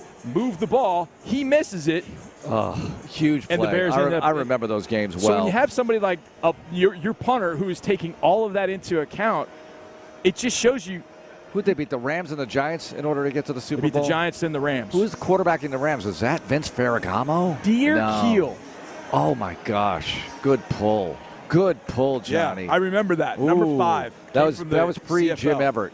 Yeah. Chris Everett? Jim Everett. But this goes I had this conversation. We've talked about this a little bit. That was a Jim Rome joke for those who didn't catch it.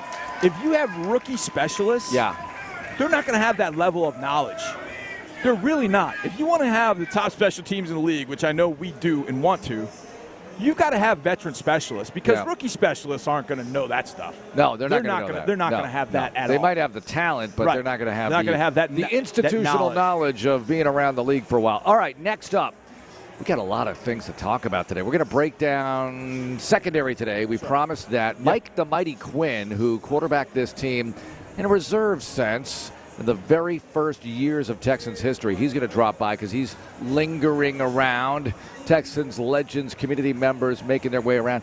We got guys selling drinks here in the stands. This is like it's like a real ball game, everybody. And Mario Edwards, he is opening a lot of eyes at this camp. He's been in the league for a long time. 2 minutes with a Texan. We got him coming up as well. It's all happening here on Texans Radio. More Texans Radio coming up in a moment. Sky Vodka is now made with water enriched by Pacific minerals and filtered through California limestone. Sky Vodka, a smoother, fresher tasting vodka that's also gluten-free. Just in case you've ever wondered what a subtle ocean breeze tastes like. Sky Vodka, born from the blue. Sky Vodka distilled from grain, 40% alcohol by volume, 2021 Campari America, New York, New York. Please enjoy responsibly. When it's your turn to pick up the tab, do it in style with the Texans debit card exclusively from TDECU. With access to team store discounts, discounted tickets, and other offers and promotions, this card is a must-have for all Texans fans. So whether you're grabbing concessions at the game or buying your lucky t-shirt to wear on game day, spend with spirit all season long. Visit tdecu.org/Texans and get yours today. Insured by NCUA Equal Housing Lender. Something amazing is happening. Data is powering insights and innovation. Network security has cyber attacks playing defense. Devices are improving the quality of work and the quality of life.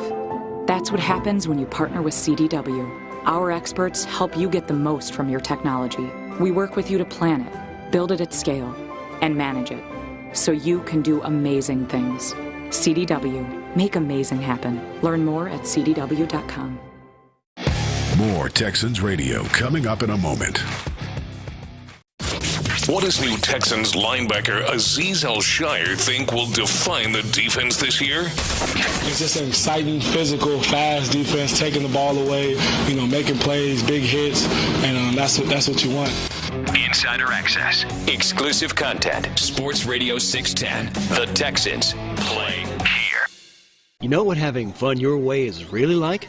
It's never-ending options and rewards at over 50 destinations nationwide. It's Caesars Rewards. Dine at Hell's Kitchen at Caesars Palace, Las Vegas. Party the night away at Harrah's, New Orleans. Or bet big on table games at Horseshoe, Bossier City. With Caesars Rewards, you earn benefits for every way you play. Book your trip at Caesars.com and sign up for Caesars Rewards today. Must be 21 or older to gamble. Know when to stop before you start. Gambling problem? Call 1-800-522-4700.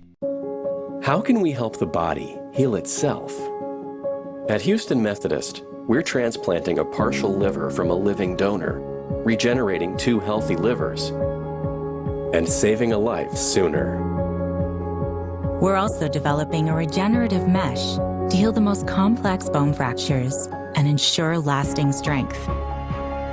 That's the difference between practicing medicine and leading it. Houston Methodist, leading medicine.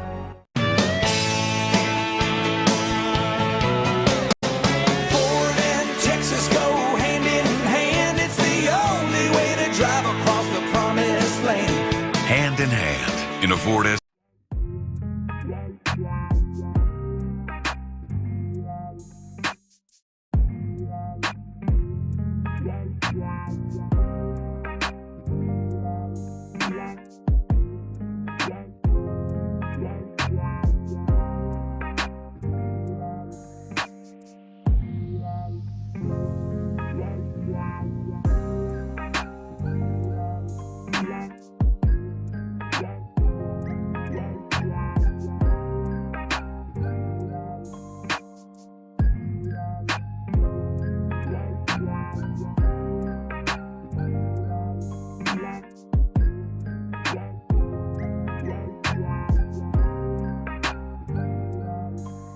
It's Texans Training Camp Live. Here we go. Now, back to the show. Mark Vandermeer and John Harris with you. Sean and Seth are on 6 to 8. We're on 8 to 10. First 10 business days, weekdays of training camp. And our last show will be a week from today from 8 to 10. And then we go into preseason mode because the Texans will begin a week from tomorrow. A week from tomorrow night they play. Johnny, it's a week away. A week away, we travel to Ohio. Yeah. A week away. Next week, we'll be traveling to Ohio. That's crazy talk. I just can't believe we're so in it. I know we are deep in it. Yeah, it's and awesome. This has really been a great camp so far, and it continues to be. And the fans are here at the Houston Methodist Training Center, outstanding. Now it's training camp, so we know Stephon Diggs. Sean said, I don't know if he said it on the air, but he said it to us after they talked with Nick Caserio this morning, that Stephon Diggs, he feels, is the story of camp. That's what Sean said. He's the story of training camp. I think from a macro sense, maybe. I think he's one of them. I think the overriding story is year 2. These guys are literally Super Bowl contenders after we didn't even know what was going to happen last year. Figured they'd do better, win 7, 8, maybe 9 games, whatever. Whoever predicted whatever number. But now the predictions range from, all right, division champion to Super Bowl champion from the outside. I mean, inside, they know it's all about the next game. I'm not talking about what they're saying. I'm talking about what the outsiders are saying. Yeah, the outsiders have a lot to say, and that's what's interesting. I saw a power ranking yesterday. I think it was PFF. No, it was The Athletic. My bad. It was The Athletic. Chiefs, Niners, Lions, Texans. Those 4. Chiefs, Niners, Lions, Texans. Texans, number 4. How about that? You know we were last year at this time? What? 32, 31. Oh, yeah, they were 30. Still ranking us down there. 30, 31, 32. Wait, now we're on the 4. Benny, I'm going to pull an audible here. Ben Gary, our outstanding producer. And the guys ran some Field Yates audio earlier in the show. I don't know if you still have your hands on that somewhere, but Field Yates was on ESPN talking about the contenders in the AFC and talked about the fact that the AFC South, not the fact. His assessment that the AFC South, not a great division necessarily. That should really help out the Houston Texans. I don't know if I agree with that, but let's listen to what Field Yates had to say about the situation. Of those 5 or 6 teams that I'm mentioning as like the AFC's superpower teams, the Houston's playing a division where I think they're the only one in their division that I would classify right now as ready to make a Super Bowl push. I think Indianapolis is on the come, and Jacksonville, you know, if they can sort of be more the team they were in the first half of last season, then they could be back in the mix. But if you're playing the AFC East, Buffalo, the Jets, and the Dolphins all expect to be playing for a Super Bowl this season. In the AFC North, all 4 teams feel that way. It's not that the Houston division, the AFC South, is a cakewalk right now, Hannah, but those incrementally easier division games could be the difference between Houston hosting a playoff game in the second round or not, and that can often be a determinant in how far a team goes in the playoffs. All right, so this is where I stick up for my AFC South enemies. Yeah. The Dolphins. I'm just going to point one thing out here. I know they led the league in passing, and Tua led the league in passing, and they've got all the weapons. Johnny, how are they better this year? How's Miami actually better than last year? I don't see it on paper. No, I don't see it. I mean, Jalen Phillips is coming off an Achilles tear. Bradley Chubb got hurt. They just had Shaq Barrett retire, so their edges are softer. They lost Christian Wilkins on the inside. I don't think they're any better there. I don't know that the offensive line has gotten significantly better, and they lost Robert Hunt, one of the best guards in the NFL. Okay. So, yikes. So you got that. You got that. The Patriots are awful, all right? Defense is good. Defense is good. All right, so awful is a strong word, but relatively not projected to be a 7 to 9 win team. Let's just put it there. Yeah. The Jets. I think the Jets, they've got a lot of talent. They're a mystery, though. Total mystery. He's coming off Achilles. Does he want to go back to Egypt at some point during the bye? I don't know what he's going to want to do. I don't know how he's going to be. He's in his 40s now. We'll see. But I think the Jets are good. But to put Super Bowl on the Jets, I think, is a lot. That's tough. All right? And then can we talk about the AFC West? And he didn't mention them, but clearly the Chiefs. Yeah. And I'm not saying those aren't tough outs with the Chargers and maybe the Raiders. And, the Broncos aren't going to be very good. I can promise they gave you us, the Texans, all they could handle last year. I get that. But how about a little respect for your AFC South people here? The Colts, the Jags, these were 9-win teams. They can take anybody down at any moment. Yeah. This is not going to be an easy division. It's not a walk. I hope it is. But on paper, there's no way I would project this to be a walk. This is how I decipher what he just said, because I think there's some truth to that. You still don't know about Anthony Richardson in Indianapolis. Yeah. We really don't know. I mean, it would be kind of fun if he's good, but I kind of hope he stinks. And he's never been healthy. Wait, stop. It's not going to be fun if he's good. That is not fun. That is not my definition of fun. I am not going to enjoy Anthony Richardson being good. No, I want the Colts fans to shut up.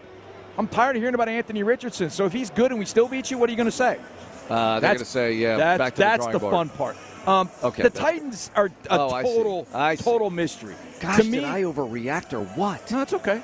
You know, when you bring up the Colts, I get very touchy. It's very touchy. It is touchy. I know I understand. We broke the curse. We eliminated the curse of the horseshoe in the regular season finale. I really believe that. Let's just not go back to that. Well, I just think that you still got to play them, and they're still good. All right, we got to take a break here. Yeah, Unfortunately, we do. Well, it's fortunate as well, because we're going to get to a bunch of things like position group breakdown. We were hoping to play an interview this past segment, but I started to audible and get off on that Super Bowl projection tangent with the Field Yates audio. And then, you just hit a nerve, as usual, with the Royal Blue Boys. All right, we're going to break down the secondary. We're going to have a bunch of guests. It's going to be fun. We're out here at the field. A beautiful day at the Houston Methodist Trading Center. It's Texans Training Camp Live.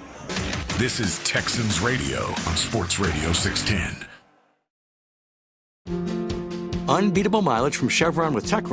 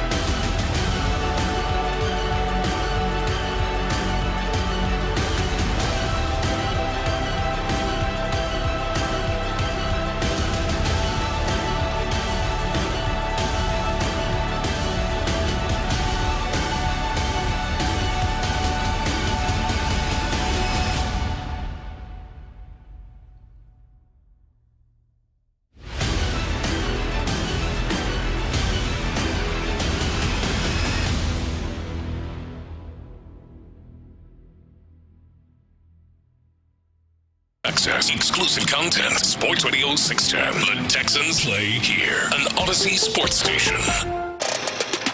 We're back with a front row seat. Let's have a day. On Texans Training Camp Live. Presented by Community Coffee. All right, weather is an amazing thing, and your meteorologist, John Harris, showed me on his app that we got weather to the south and east, and it's kind of sliding by, Johnny. Yeah. And I've got the projection 11, maybe 11 or noon, we get it here at NRG Park, Houston Methodist Training Center. It is cloudy, which is great, and it's cool, which is fantastic. And the guys are in pads, right? Yeah, they're pads. inside. 9:03. They're in the bubble doing their O&D walkthrough. Yep, the clock is running. The fans are eager to see their Texans out here on the field, and we are eager to break down the position group du jour, which is defensive backs. Let's do it, Johnny. And I'm going to start right here with a guy who was drafted by this team, ended up elsewhere, a couple of other squads, but he's back, and that would be Lonnie Johnson Jr. Thoughts? Big, strong, physical, special teams right now are his thing. We'll see how the safety thing plays out. He is a safety. I would even go so far as to say, if they get some guys banged up at linebacker and they don't want to get a true linebacker, Lonnie might be a guy at his size. Wow. Look, they're using, and we'll get to Jalen Petrie in a little bit, but they're using Petrie down in the nickel, and a lot of times he ends up playing a will linebacker. And that kind of fits for Petrie. So maybe that's something that they can do with Lonnie. Look, the more you can do, we talked about that a bunch, but that's really where Lonnie is at this part of his career. 6th year, can be very, very good on special teams. I like to move to safety. I've always said that. He should be back there at safety. I think that's a natural fit for him. Guy's going to play in some preseason games. Brandon Hill, safety. Physical hitter, not a big guy, shorter, but he will go find the football and find the person with it.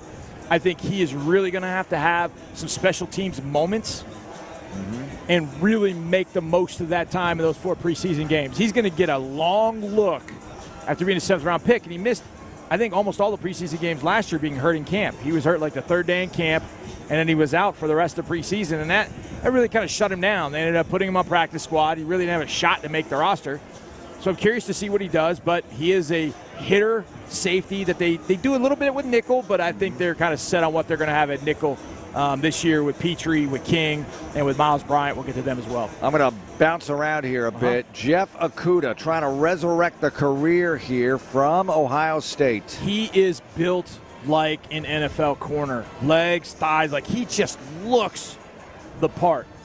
But natural kind of cover ability, not quite there like you'd want. I think he's probably a little bit better in zone than he is in man. Why did they draft him in the 1st round?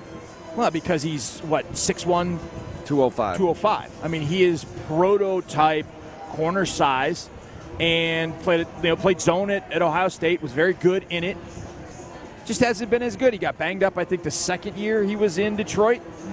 And they then are like, all right, we don't trust this. Let's go to year 3. They trade him to Atlanta. I thought there were times in Atlanta he was okay.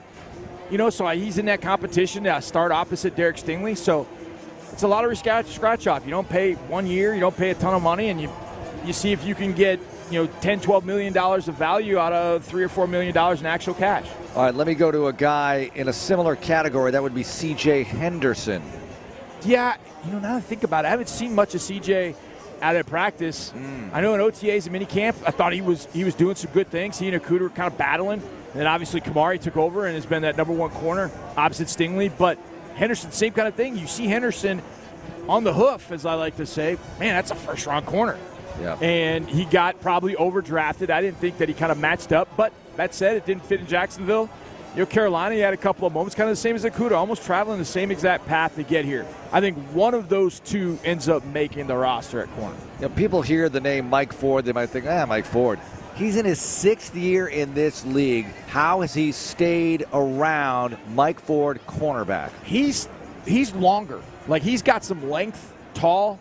Made a great play the other day in team where he was step for step with Noah Brown.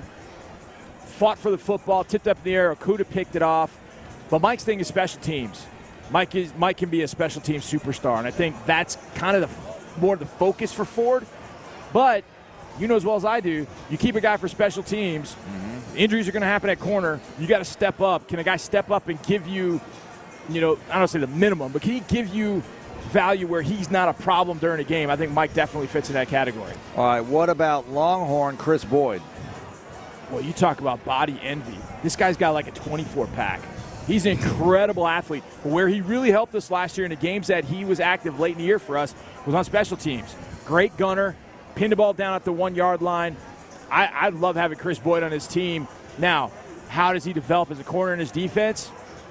Remains to be seen, but I think along with Mike Ford, what really helps out Chris Boyd, they are ultimate team special teamers. All you people out there play Madden, you know what the ultimate team is. He's an ultimate team special teamer, and I think that's going to be the competition. Which guys can you carry as focal point special teamers at a particular position? Because you can only carry so many.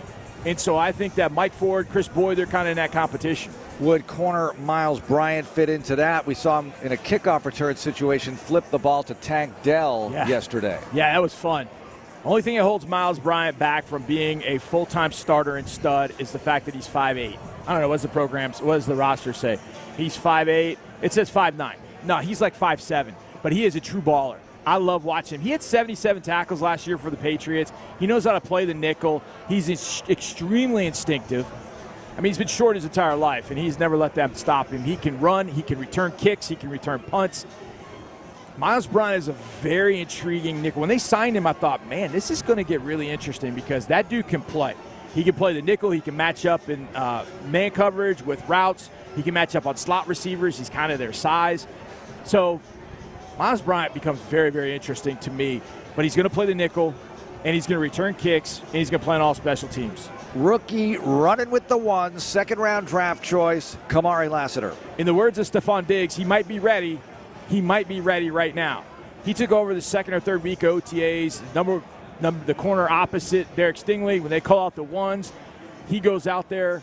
He's getting his baptism by fire, but, man, he is returning the fire as well. He has been as good in man coverage, zone coverage. I haven't seen the quarterbacks throw much at him, and when they do, they're not successful. They've done a lot of throwing the ball in the middle of the field. They're not throwing the ball at number 24, and they're definitely not throwing it at Lassiter. What I love about Kamari is he's got an insatiable desire to not only play football but to learn the game. I saw him yesterday as I was waiting for Tommy Townsend. I watched Lassiter spend about 5 to 7 minutes with Stephon Diggs, and they were just talking about one route that was down in the goal line in the little red zone, and I thought it was awesome. He's just soaking up that knowledge.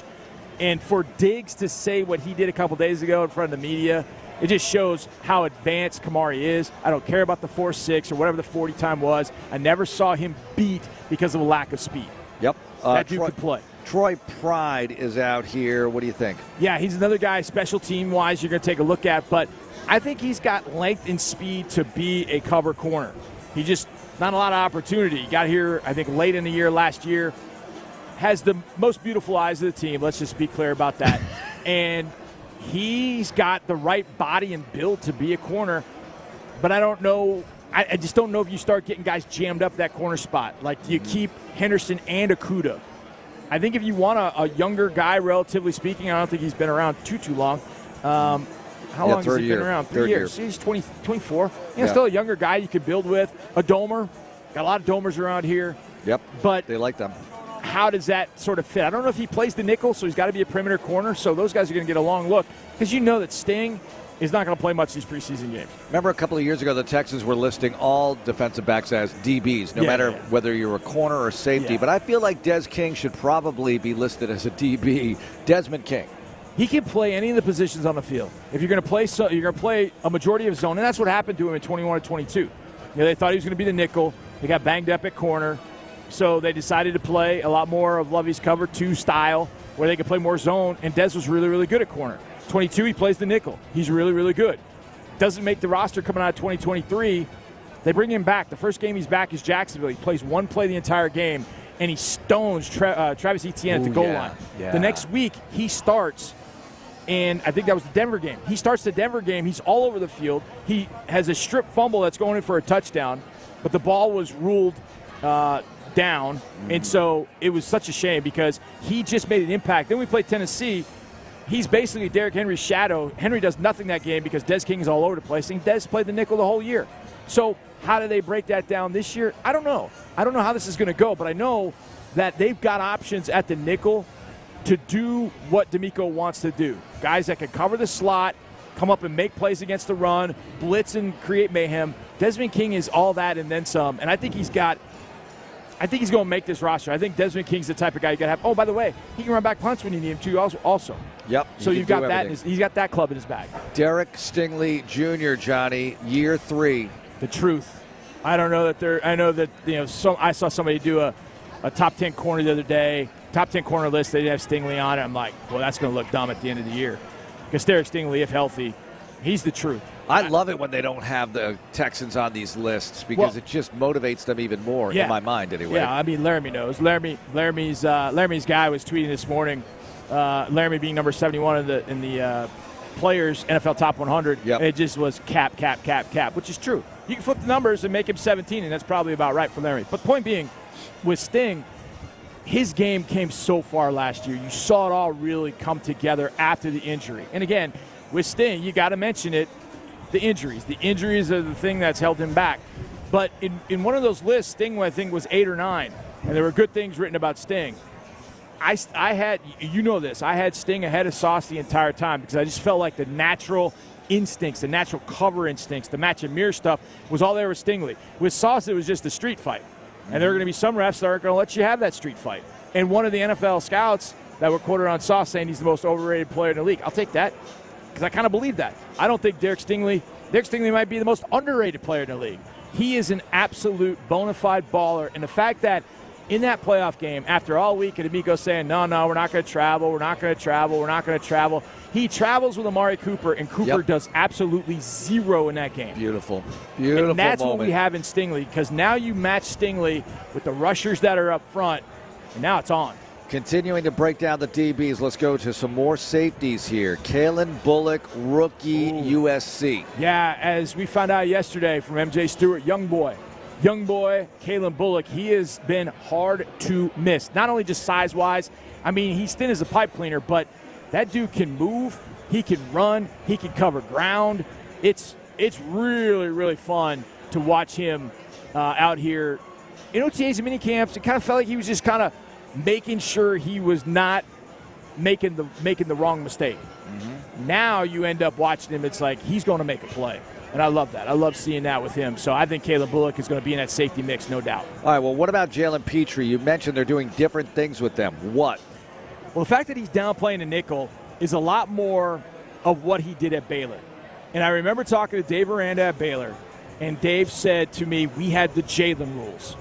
And basically, Jalen could blitz different gaps. He could just let his instincts take over, and then everybody else would adapt to him. Now, I don't know that you do that here, but I think if you have Jalen playing a little bit closer to the line of scrimmage, it may suit him, and in suiting him, it may suit the defense a little bit better. So if he's at the nickel, he can play safety. I saw him cover man-to-man of Robert Woods the other day. He's as good as I've seen him cover. So if Petrie's doing that in the slot on receivers, then he might be the right nickel.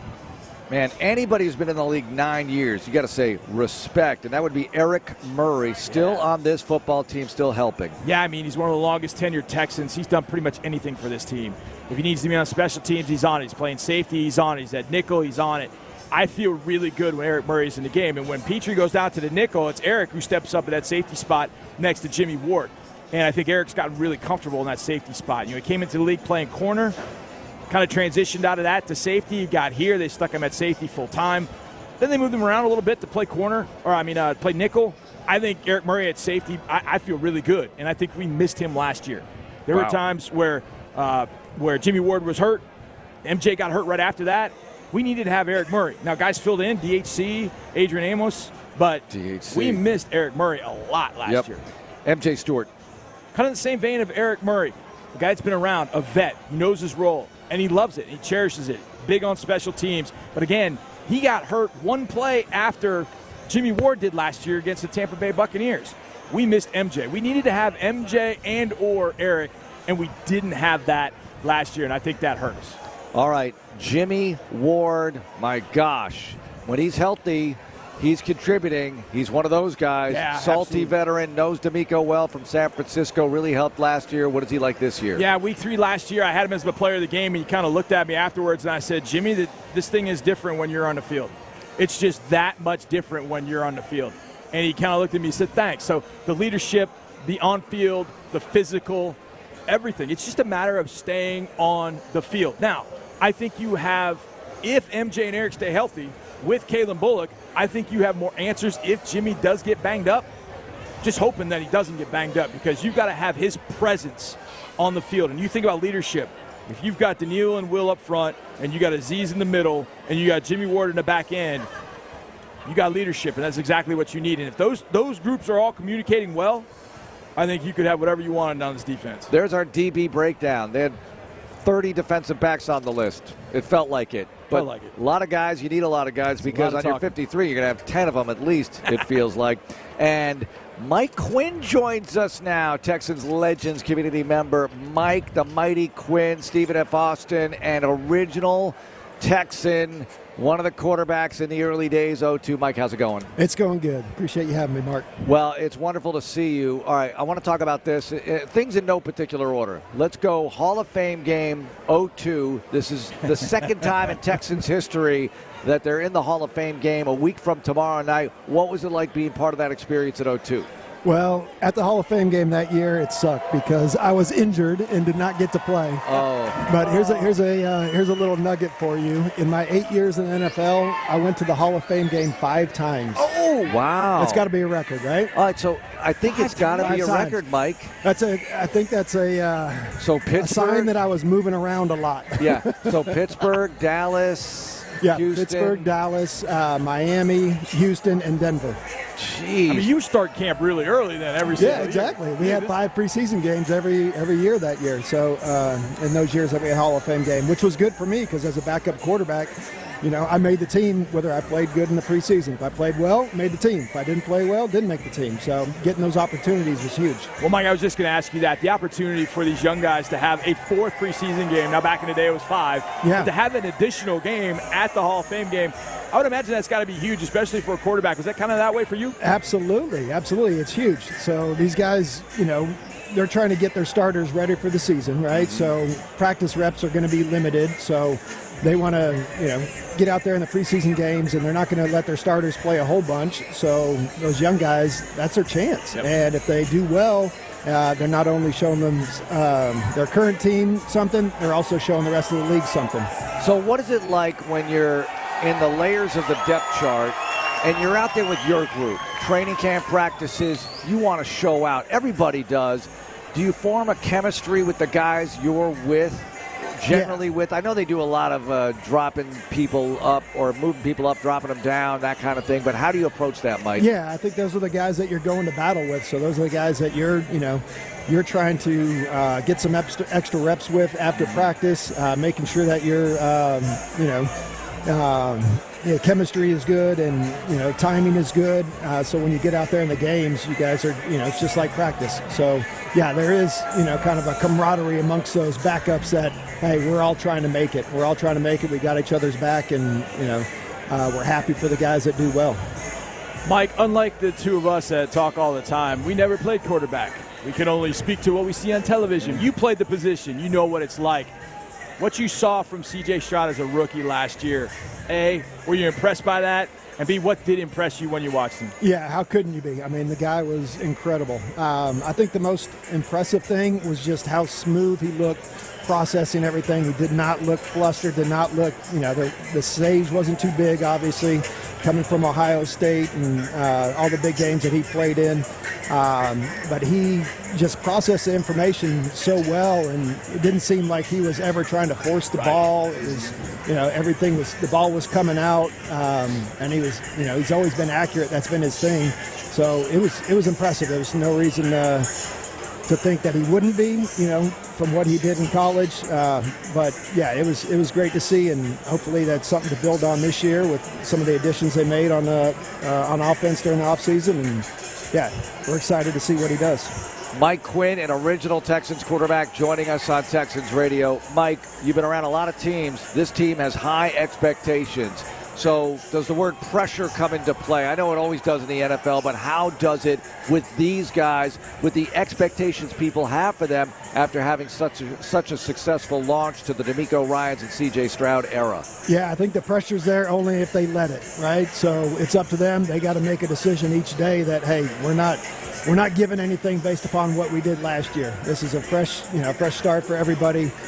So, all you can do is kind of build on the confidence that you built last year and let the outside noise talk about the pressure, and they just focus on their jobs. If they do that, they got a tough schedule, but if they do that and keep building on what they did last year, I think they're going to be in good shape. Okay, Mike, I got to ask this because I'm being selfish. It has nothing to do with the Texans, but are you sad that the Battle of the Piney Woods is gone? Yes. I mean, Sam Houston just couldn't handle us anymore. They just wanted to get out, and I get it. They were done. I get it. They were tired of it. The Lumberjacks beat them, I think, one time in the last 12 years, and they were just tired of that. So, it is sad to see. It was a great rivalry, and it was fun that they had it here at NRG for so many years. And it's sad to see it go. A lot of good memories from that. Do you make it up to Stephen F. Austin anytime to say hello and hobnob with the alums? Yeah, we just went up there this past year in April for their spring game for the Callie Belcher Day. Callie Belcher was a teammate of mine that passed away tragically in '94 during the offseason. And so we went up there to honor his memory and watch the spring game and meet some of the coaches and some of the players. And, it was really cool to be back up there in that. You were in the league 8 years. Yes, sir. You threw 3 passes in a regular season situation. Yes, sir. But you got a 66% completion rate. That's right. Awesome. It's a career 66% passer, Mike Quinn. It's awesome. But what is the key to surviving so long in the league? Because we were just talking about some of these DBs, and all of a sudden you look up, and Eric Murray's been in the league 9 years, and people survive and thrive. What is the key, or one of them anyway, Mike? Yeah, so for me personally, it was all about just knowing exactly what I needed to do. So knowing the playbook inside and out. So I wasn't getting a ton of reps out there in practice being a second and third string quarterback. So it was all about getting those, quote unquote mental reps, learning through osmosis, as they say. And when I did get an opportunity, is just trying to take advantage of it. So that's kind of how I lived, and making sure I was a good teammate, making sure I was, contributing any way I could, because I was on the bubble every single year. Mike, whenever I hear the words fall camp or training camp, I still have this, I just kind of shudder a little bit, because I think of two-a-days, and I think of just living in the dorms and going through it, and just the hell that is training camp in some sense. But is there something that you remember about it that you go, you know what, I missed that part of training camp? Yeah, so I guess my rookie year was 97. They still had two-a-days back then. So I do miss kind of that, you're going through that grind and everybody's in it together. So you do build some, some bonds there and some brotherhood there. So I think there's a little bit of, there's some benefit to that. And now it's easier on their bodies, and they probably should be doing it the way they're doing it now, to make sure that they're protecting the investment that is their, their players. Yeah, good point. But you do miss out on some of that, going through the grind of training camp together. It builds, toughness in the team. That second practice in the afternoon, you're putting on your wet gear, and you're like, man, I got to do this again. Exactly. And I think the worst, too, is that, that in-between nap that you sometimes take, too. If you take a nap, sometimes it's even worse. You just feel terrible when you wake up, and, your body needs it, but just that feeling of getting up again in the middle of the afternoon and going. I can tell you this, as a member of the media, I did not like the two-a-days either. And I know, woe is me, but geez. Especially here in Houston. Houston's a tough place to have two-a-days. Yeah, rough. We were in the bubble a lot in the afternoon, special teams practice and stuff like that. Yeah. Mike, you're still in commercial real estate, right? Yes, sir. All right, let me ask you this. You're in the league 8 years, and when you retired from the NFL, and you played a while, what give me a couple of things that are really important for these players to know. What would you tell the young guys? Hey, it doesn't last forever. How do you set yourself up for your next life? Because whenever you retire, even Brady, you're still a relatively young man. You got a whole life ahead of you. Yeah, absolutely. And, nothing's guaranteed in this league. So my advice to the younger guys is just network as much as you can while you're in the league, because your platform is never as high as it is when you're an active player. So take advantage of every opportunity that you have for events, to meet people, business leaders in the community, anybody, and just network, because you never know, when you come out of the league, what opportunities may arise just because you made a connection with somebody while you were playing. That's a great way you put it. Your platform is never as high as when you're an active player. It's so true. The juice is at the max. You're an active NFL player. You got to capitalize on it. Mike, great stuff as always. It's always fun to visit with you. No, I appreciate it, Mark. Always good to see you. And, go Texans. If you want to hear more from Mike, he's on a Texans OGs podcast on HoustonTexans.com with ND Kalu. It's right on the website. You can scroll through the OGs library and find Mike and ND talking for about an hour. And it's awesome on the former player stuff and other things as well. Oh, I bet real estate comes up in that conversation. ND and Mike? Are you kidding? Man. Yeah, you know. In the real estate, you know they're going to do some real estate talk there. Yes. I mean, ND should probably have a real estate show as well. Right. All right, coming up, this player is almost as important as any other player on the team, and nobody talks about him, but you talk to him, and we're going to have it next here on Texans Training Camp Live. More training camp coverage is coming up on Texans Radio. Community Coffee is proud to be the official coffee of the Houston Texans. For over 100 years, we've served communities like yours with rich, smooth coffee crafted right here in the USA. And as a company that's worked to bring people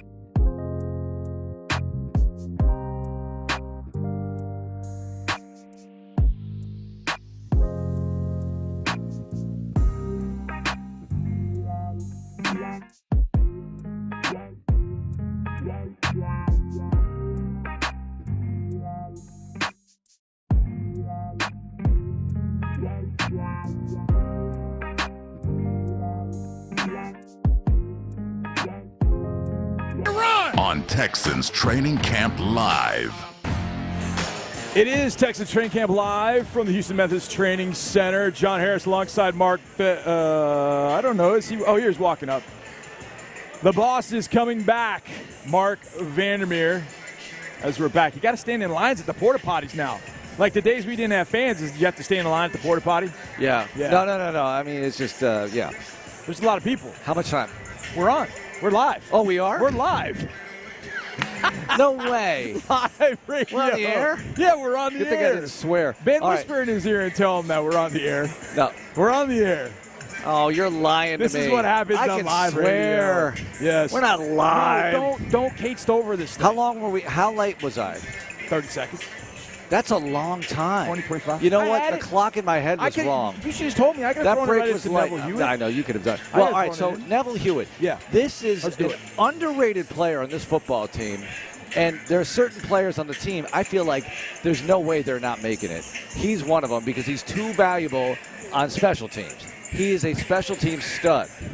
And Johnny's done breakdowns. Baldy did a breakdown of him, and it was eye-opening the amount of huge plays he has made for this football team, and John Harris visited with Neville Hewitt.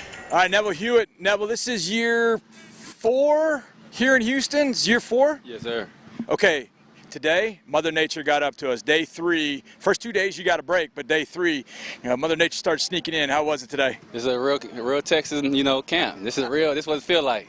Have you been talking to the young guys? Because you got a number of young guys in the linebacker room. You've been kind of warning them like, hey, man, these first 2 days, that's not much. But today, it's a real thing. Yeah, I tell them get as much fluid as possible, try to hydrate, and, get your mind right because it's going to be hot. But if you can get in shape and play in this weather, you can play anywhere. That is true. And supposedly we don't play an outside game until October 20th, so we should be okay, but we'll see how that goes. Neville, the new kickoff rules, I got to ask you, you've been a core 4 special teamer, you've been a stud all those years, but now all of a sudden they throw you a curveball with this whole kickoff thing. How has it been adapting to that, going through that in practice, and what do you think it'll be like in the games? I think it's just like the league. You either adapt or die, you know what I'm saying? So yeah. I think it'll be good for the game, allow guys to adjust and, give a lot more players the opportunity to make plays. Absolutely. Special teams this year, you got a few new faces. Linebacker room, you got a few new faces. What's it been like kind of in those groups, kind of indoctrinating everybody into the way you guys do things here? It's cool. I think we did a great job bringing people in and everybody's on the same page. And so we just, one day at a time and build. That's what it is. Linebacker room, got a number of young guys in there. How's that kind of been in there? Even Aziz, I mean, it's almost like you and Jake are almost the only 2 holdovers seemingly in that room. What's that linebacker room been like? It's great. Everybody is positive attitude. Everybody's trying to learn. Everybody's, taking the coaching, and like I said, we're taking it one day at a time and trying to learn as many positions as we can to be available. Now, one of the things that seemingly stood out throughout practice thus far are the vets. You guys, taking the young guys aside and showing them things out on the field, whether it's on special teams, whether it's a linebacker, whatever the case is. Has that been kind of something that Coach Ryans has got to put on the veterans and say, hey, pay this forward to the young dudes? Yeah, get somebody under your wing, and at the end of the day, the young guys are what's going to make the difference in our team. We got a lot of veterans, but the young guys we're counting on them to be playmakers for us as well. So 2024 schedule, a lot of nice games. How do you like primetime games as a player? Last year, all of them at noon. It's kind of nice. We had a routine, every game at noon until the last one. How do you like primetime games? You know what they say, big-time players make big-time plays in big-time games. I know this. I know that if I can hear a hit on the sideline, I know it's you. In fact, I default to you. You make one of those on prime time. Everybody in the nation sees it. That's got to be a pretty cool feeling, no? Yes, sir. To be able to show the world what you can do. And, sometimes you might only get one. And that's your opportunity to show everybody what you're capable of. Neville, I appreciate your time, man. Thank you very much. Yes, sir. Thank you. Special team stud Neville Hewitt, who, do I give my standard Neville Hewitt note here? Yes. Okay. Absolutely. He led the Jets in tackles one year. So he also plays linebacker, by the way. Yeah, he's a linebacker, but he plays special teams in an outstanding way. Give me an example of how he's outstanding on special teams. Well, when you had that the old kickoff, such a long run, first of all, he's got speed. Second of all, he fears no man. So he would run through one block and a second, and he never slowed down through the ball carrier. Some guys will kind of break down and then just kind of wrap up a ball carrier. He never slowed down, and he just rocketed through guys. And one thing he told me that I thought was interesting, we talked about it a little bit yesterday. I asked him off off mic about what did he think was going to be more prevalent on these kickoffs. Was it going to be longer returns or whatever? And he said, no, punch-outs. He thought punch-outs were going to be hugely that number was going up. Hugely important, obviously, but he thought that number was going up this year. So I can imagine him being one of those guys that's going to punch it out. But here's the other thing about Neville Hewitt. I think the one thing that he does even better maybe than any other linebackers play the run. He's got incredible run instincts. That kickoff is made for him. He basically is 5 yards away from an offensive line, and he's playing linebacker. It's perfect. Yeah. He's playing the run. He's perfect for this. Yeah. So I love having him back. He's been here for 4 years. He's been a great professional. You never hear him grouse or complain, but when he's got to go in a game, he goes and he makes the play. And you see him when he's at linebacker, it's a rundown. He'll go run it down. Now, he's not the best in coverage, and I think that's what keeps him from being on the field full time. But from a run standpoint, he's as good as it gets. And I think that's what those kickoffs are going to end up being. He's playing linebacker. He's reading where the ball is going, and he's going. And I think he's going to be a really, really good fit on that kickoff this year. We've got packed stands here at the Houston Methodist Training Center, overcast skies, and the team is in group install right now. They're in full pads today, and the DBs working out in front of us as they set up what I call fake offense with some of the administrators and other guys throwing passes, trying to create looks for this defense. Is D'Amico still in there? Because he was working with these guys earlier. Yeah, he is. He was with that group. Yeah, he's over there. You see him in the gray shirt, red cap. So, okay, gray shirt, red cap. Got him. And they're in their individual position groups installing what they're going to be working on today. That's how it's working. And D'Amico coaching that secondary right now. He gets involved. He does like to get involved in all aspects of the defense, and he drops in. I call it Pelican management. He'll swoop down, drop in. I like that, though. No, I like that. I think that's a good management style, actually. Swoop down, drop in. You got to manage your managers, and that's what he does. He manages his assistant coaches very well. He lets them coach, but when he has a point to make, he makes it. And obviously, everybody drops what they're doing. Listen, because all you got to do is do what? Go find one 45-second clip from the playoff game that made its way out to social media. Yep. And say, this is the guy that when he speaks, if you want to do what Christian Harris did, you listen. You listen to what that guy's saying. And how many guys have we talked to, not just here, but just throughout the NFL, and you get them talking about coaches and whatever the coaches can do, and they're like, that you get the feeling that there are coaches that a lot of times they weren't buying it. They weren't buying what that coach was selling. Every single defensive player is going to buy what that man is selling. The proof was there last year. The proof has been there from his defenses in San Francisco. And think about it. Who are his two leaders at linebacker and safety? Two guys that have been with him for a while. Azeez El-Shire when they were out in San Francisco, and same with Jimmy Ward. He has guys that have already bought in for years. So he doesn't have to preach the gospel much without them chiming in with some amens, some football amens, and the rest of the guys following. Johnny, this is such a unique camp. We're in day 6 right now. It's a day off tomorrow. I don't think you're going to get to a dog days state, and I'm going to tell you why. Okay. All right. Okay. Normally it would hit around the next practice, but day off tomorrow, then you go Friday, Saturday, Sundays off. So you got to get through those two, Friday, Saturday. If there's any dog days, that's it. But I think that they'll get through that just fine. And now you're in a game week mode. It's a preseason game, but you're in a game week mode. And I know the starters are not going to play in that game. Well, I don't know this for a fact, but I'm presuming things. Right. You know what they say about assuming, but it's a preseason game, so I can assume what I want. Sure. And the second, third, fourth level guys, however you want to define them, they're going to play a ton in that game. Yes. And so they're going to manage things well next week for that. You have to burn up 60 minutes of snaps in a preseason context. You're going to be out there playing football. And then you go to Cleveland, well, you're in Cleveland anyway, the general Cleveland area, Cleveland, Canton, and you're going to be practicing at Nick Caserio's high school. I think that's going to break things up really nice for this group. And then you play the Pittsburgh Steelers, and you come home, and it's almost a sprint, if you will, to the finish of camp. I'm kind of with you. You know what I kind of like? It's 3 days, day off, 3 days, day off. 2 days. But coming Saturday. up is just Friday, Saturday. Yeah. So if I'm D'Amico, that's the one that I'm like, We're going 2:15. We're going a little bit longer. We're doing 1-on-1s and 7-on-7 because you're going day off. Yeah. 2 days, day off. Yeah. That's when we want to really hammer this thing. Yeah, so you're to right. me, that would be the 2 days that I really go. I get in it those 2 days for sure. You're right. That's where you might see the offense, defense against each other as far as the linemen, those individual drills. Right, exactly. And we'll see the 7-on-7s. Maybe we see 7-on-7 today. Feels like they're warming us up for it, but you never know. We don't know until we know. And In the Loop is going to follow us, and they are going to have a player on. We'll promote that next. Let you know who that is because I don't even know who it is yet.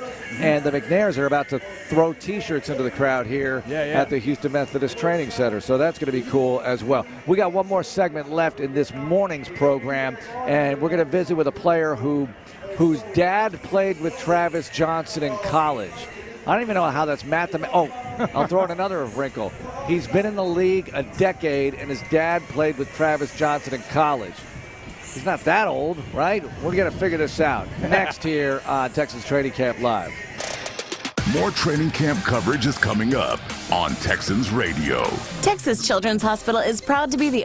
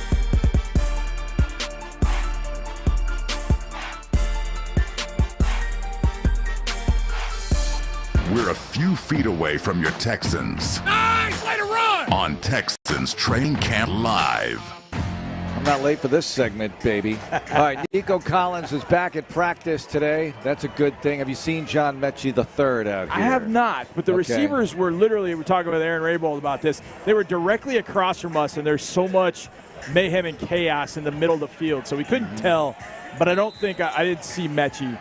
I didn't see Mechie back there.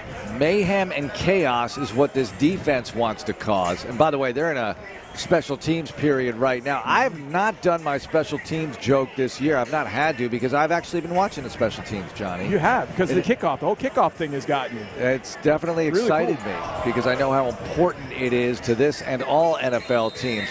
All right, so back to the defense here. Mario Edwards Jr. is a player to watch. He's in his 9th year, 30 years old. He's been around the block in this league, and he's making some people notice him defensively on the interior. Now, his dad is Mario Edwards Sr., played at Florida State with Travis Johnson. His dad, well, Mario Jr. was born while his dad was in high school, and that's why Mario's 30 years old, and it's 2024, and his dad played in college with Travis Johnson, who was drafted in 2005. I'm not going to do all the math right now, but trust me, it's all accurate that happened. Yes, but I had a chance, this is 2 Minutes with a Texan, to visit with Mario Edwards Jr. All right, Mario, you've been in a lot of camps, so what do you think of this one so far? So far, it's a great camp, man. Just the way that everybody works together, how we come in and get our work done, very efficient, and we work pretty hard here. For the fans who haven't seen you play much, what can you tell them about what you're bringing to the table? This is my 10th year, so bringing a lot of old school football, just playing fast, physical to the echo of the whistle, and just showing out there and trying to get the best I can. Coaches have said a lot of nice things about you so far. How does that make you feel? It feels good knowing that I'm coming in doing what they're asking me to do, and I appreciate the opportunity. I just want to make the most of it. What about the defensive tackle group as a whole? What do you make of your brothers in there? Man, I love it, man. Everybody's about competing, no jealousy, no anything. Everybody's trying to teach somebody something, whether it's a move, whether it's something in a playbook. Everybody's working together with the same goal in common. All right, well, tell me about the offensive linemen you're facing, that competition, iron sharpens iron. Well, man, when you got Titus, LT, Shaq, and those type of guys, man, they're going to get the best out of you every day. And when you're going to get some of the best in the league, it's going to help us on Sunday. All right, what about Houston? How are you adjusting so far to the city? Man, I love Houston so much. I'm a homebody, so for me, I'm work, home, grocery store. But it kind of gives me the same thing as Florida, the humidity, Tallahassee. So that humidity, but the city is fun. Okay, well, what is a key to surviving in the league for so long? You said it's your 10th year. Man, taking care of your body, understanding your body, listening to your body, and figuring out your regimen. When you figure out what works for you, you stick to it, and, man, hey, you be in 10 years. What do you think Florida State should do as an athletic program right now? What should happen, Mario? Hey, man, I like what we're doing. We're getting everything back on track, and hopefully we can go get another national championship, man. All right, Travis Johnson, do you know him? He played for the Noles, and he's a big Texans legend here. He played with my dad. He played with my father. Oh, my gosh. Oh, I got to talk to him about that. Yeah, Travis is a good guy. I just talked to him on the sideline. He's been great coming back to Florida State, and it's good to see him on the sideline now. All right, thanks a lot, Mario. Good luck to you. Thank you. Mario Edwards Jr., hard guy not to like, and he was not going to bite on the Florida State Conference stuff. That kind of left it open-ended so he can go in any direction. That's how you ask questions like that, folks. You don't put him on the spot. You just allow him to go where he wants to go with that. How about that? You asked him about Travis Johnson, and you found out he played with his dad. That's pretty cool. Yeah, that's when I discovered that. Yeah, that's awesome. And he just met Trav, as he said, so that was pretty cool. We had Travis on the show yesterday. That was awesome. We ran that interview last night. If you want to hear it, it's on the website, Texans All Access podcast. You can catch the long visit with Travis Johnson, which was one not to miss. I wouldn't mind playing that again for the people at some point coming up here when we have the Training Camp Clearinghouse, because we will do a show like that at some point, Training Camp Clearinghouse. All right, still in special teams, 2 minutes to go in this period, and then I want to see some jukes, man. I want to see some offense, defense, see them get after it in pads. Second day in pads out here at the Houston Methodist Training Center. What are you going to be looking for today, Johnny? Kind of the same. Yesterday it was the team period was a situational period, low red zone. It's a good period. We talked about it last night. Good period for the offense. Very decisive. CJ and Davis threw it really, really well during those periods. That was good to see. So be looking at that. Here's one thing I want to follow up with, Mark, on Mario Edwards. The roster is just full of lies. Lies. Okay. Number 51 is Will Anderson Jr., right? Yep. Roster has him as 6'4", 243. Yeah, that's wrong. Yeah, that's not right. Well, let me ask you this. If they're not going to put the correct weights, why have them at 243, 263 for another player, 318 for another? Why these weird numbers? I don't know. Okay. Well, Mario Edwards is listed at 6'3", 280. And I can promise you, and I said this to you during OTAs, I'm like, that dude in 280. Okay. So I was chatting with a coach, and I said, hey, Mario Edwards in 280. He goes, oh, no, he's not 280. So that got me thinking about Edwards being a guy inside that he just fits completely what you want to do inside. I was kind of thinking about him at 280 pounds, like he's kind of Danico Autry. You know, He's kind of Autry. It's like, wait a second, you do the same thing, but no, he's in the 300 range. And I don't mean it as a mean thing, like saying he's fat or anything. I'm not saying that. I'm just saying he's put together at 300 pounds, and he's going to be able to hold up inside. I mean, the Texans' defensive linemen last year showed they could hold up. Mm-hmm. I'm really curious to see what Mario Edwards continues to do. He's been with the ones at certain points. He's been with the twos. They kind of move him around and over the nose at the three. You know, he's all over the place. So I think he's going to end up being a factor on this team. How about Tank Dell not catching the punt, but catching it on a bounce and then taking it to the house? Yeah. Speed kills. And listen to these fans. Yeah, the fans are standing applauding. Freaking love Tank. him. They love everything him. He does, they love. Absolutely. Him. Team in a break right now. Well, a couple of things still amaze me. I'm pulling audio down from the website this morning early. It still amazes me that D'Amico's coaching this team. I know it's been a full season plus. I still am so happy about it. It still surprises me. It's still a wonderful thing to me. It's still fresh, new, beautiful. What a great first year. Looking forward to the second. And another thing is, you open with the Indianapolis Colts. As you're talking about those D linemen, I'm thinking, man, we're going to be up there. It is going to be intense. Can you imagine the intensity of opening frickin' day at Indy? I kind of like it. It's never happened before. You've opened with them here, but never there. Yeah, the more I think about it, the more pumped I am. Well, of course. Just take them right out of the chute. Just punch that 800-pound gorilla right in the mouth again. Imagine what happens if we go up there and beat them 2 touchdowns and Anthony Richardson looks, it'll be a total mind you-know-what. It'll be wonderful. It'll be awesome. Wonderful. All right, In the Loop coming up, they have Ben McDaniels on, receivers coach and passing game coordinator. And also, we'll be back at 6 o'clock with Texans All Access. Plenty of stuff on today's practice as they are underway right now. Thank you, Ben, for producing. Aaron Raybold, our engineer extraordinaire. In the Loop next. Have a great day. Go Texans. This is Texans Radio on Sports Radio 610. How do we solve the world's most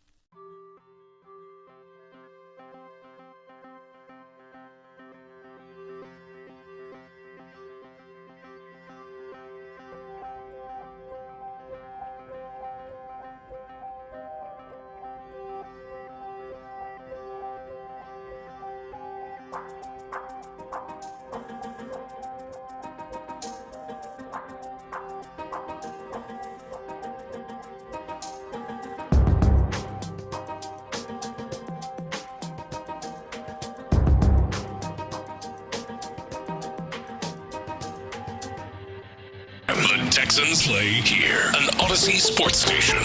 Faggy has hit him big time. Houston, let's get in the loop. Great day, great day. Oh, give me some juice, baby. You're in the loop on Houston Sports Leader. You know what I'm bringing today. You know what I'm bringing today. Let's go. Go to work. Let's go. Hey, Sam. Sports Radio 610. I'm just going to use my phone. Hey, listen. That was awesome. We are live, and I'm going to tell you this right now. As we report here live from Texas Training Camp at the Houston Methodist Training Center, John Lopez, Brandon Scott, Figgy Fig actually on site with us right now here at Texas Training Camp. Ain't a little bit of drop of rain going to ruin this parade, man. Nope. They can rain on this parade all they want, but it's going down out here. The Texans are on the practice field. They just finished up some special teams drills. We got a little 7-on-7 earlier. Going to get some 11-on-11 right here as we speak. Lopez, this once again, and look, pads, fans out here in the stands once again, Lopez, the place to be. Despite the weather is not going to ruin this moment. I can promise you that. I'll tell you what, it's not. It's just a drizzle right now. We'll see how it goes from there. We're getting a lot of good plays on the field today. That's the early theme of the day. We're seeing some nice plays on the field. Now, I might have jinxed us if I'm being honest. Just as you were talking, Lopez, Tank Dell just caught a pass over the middle and jumped about as high as you might expect a dude to jump to go get the pass. Underrated, Tank Dell. I know we talk about the route running and the catches and everything. Dude's got some hops.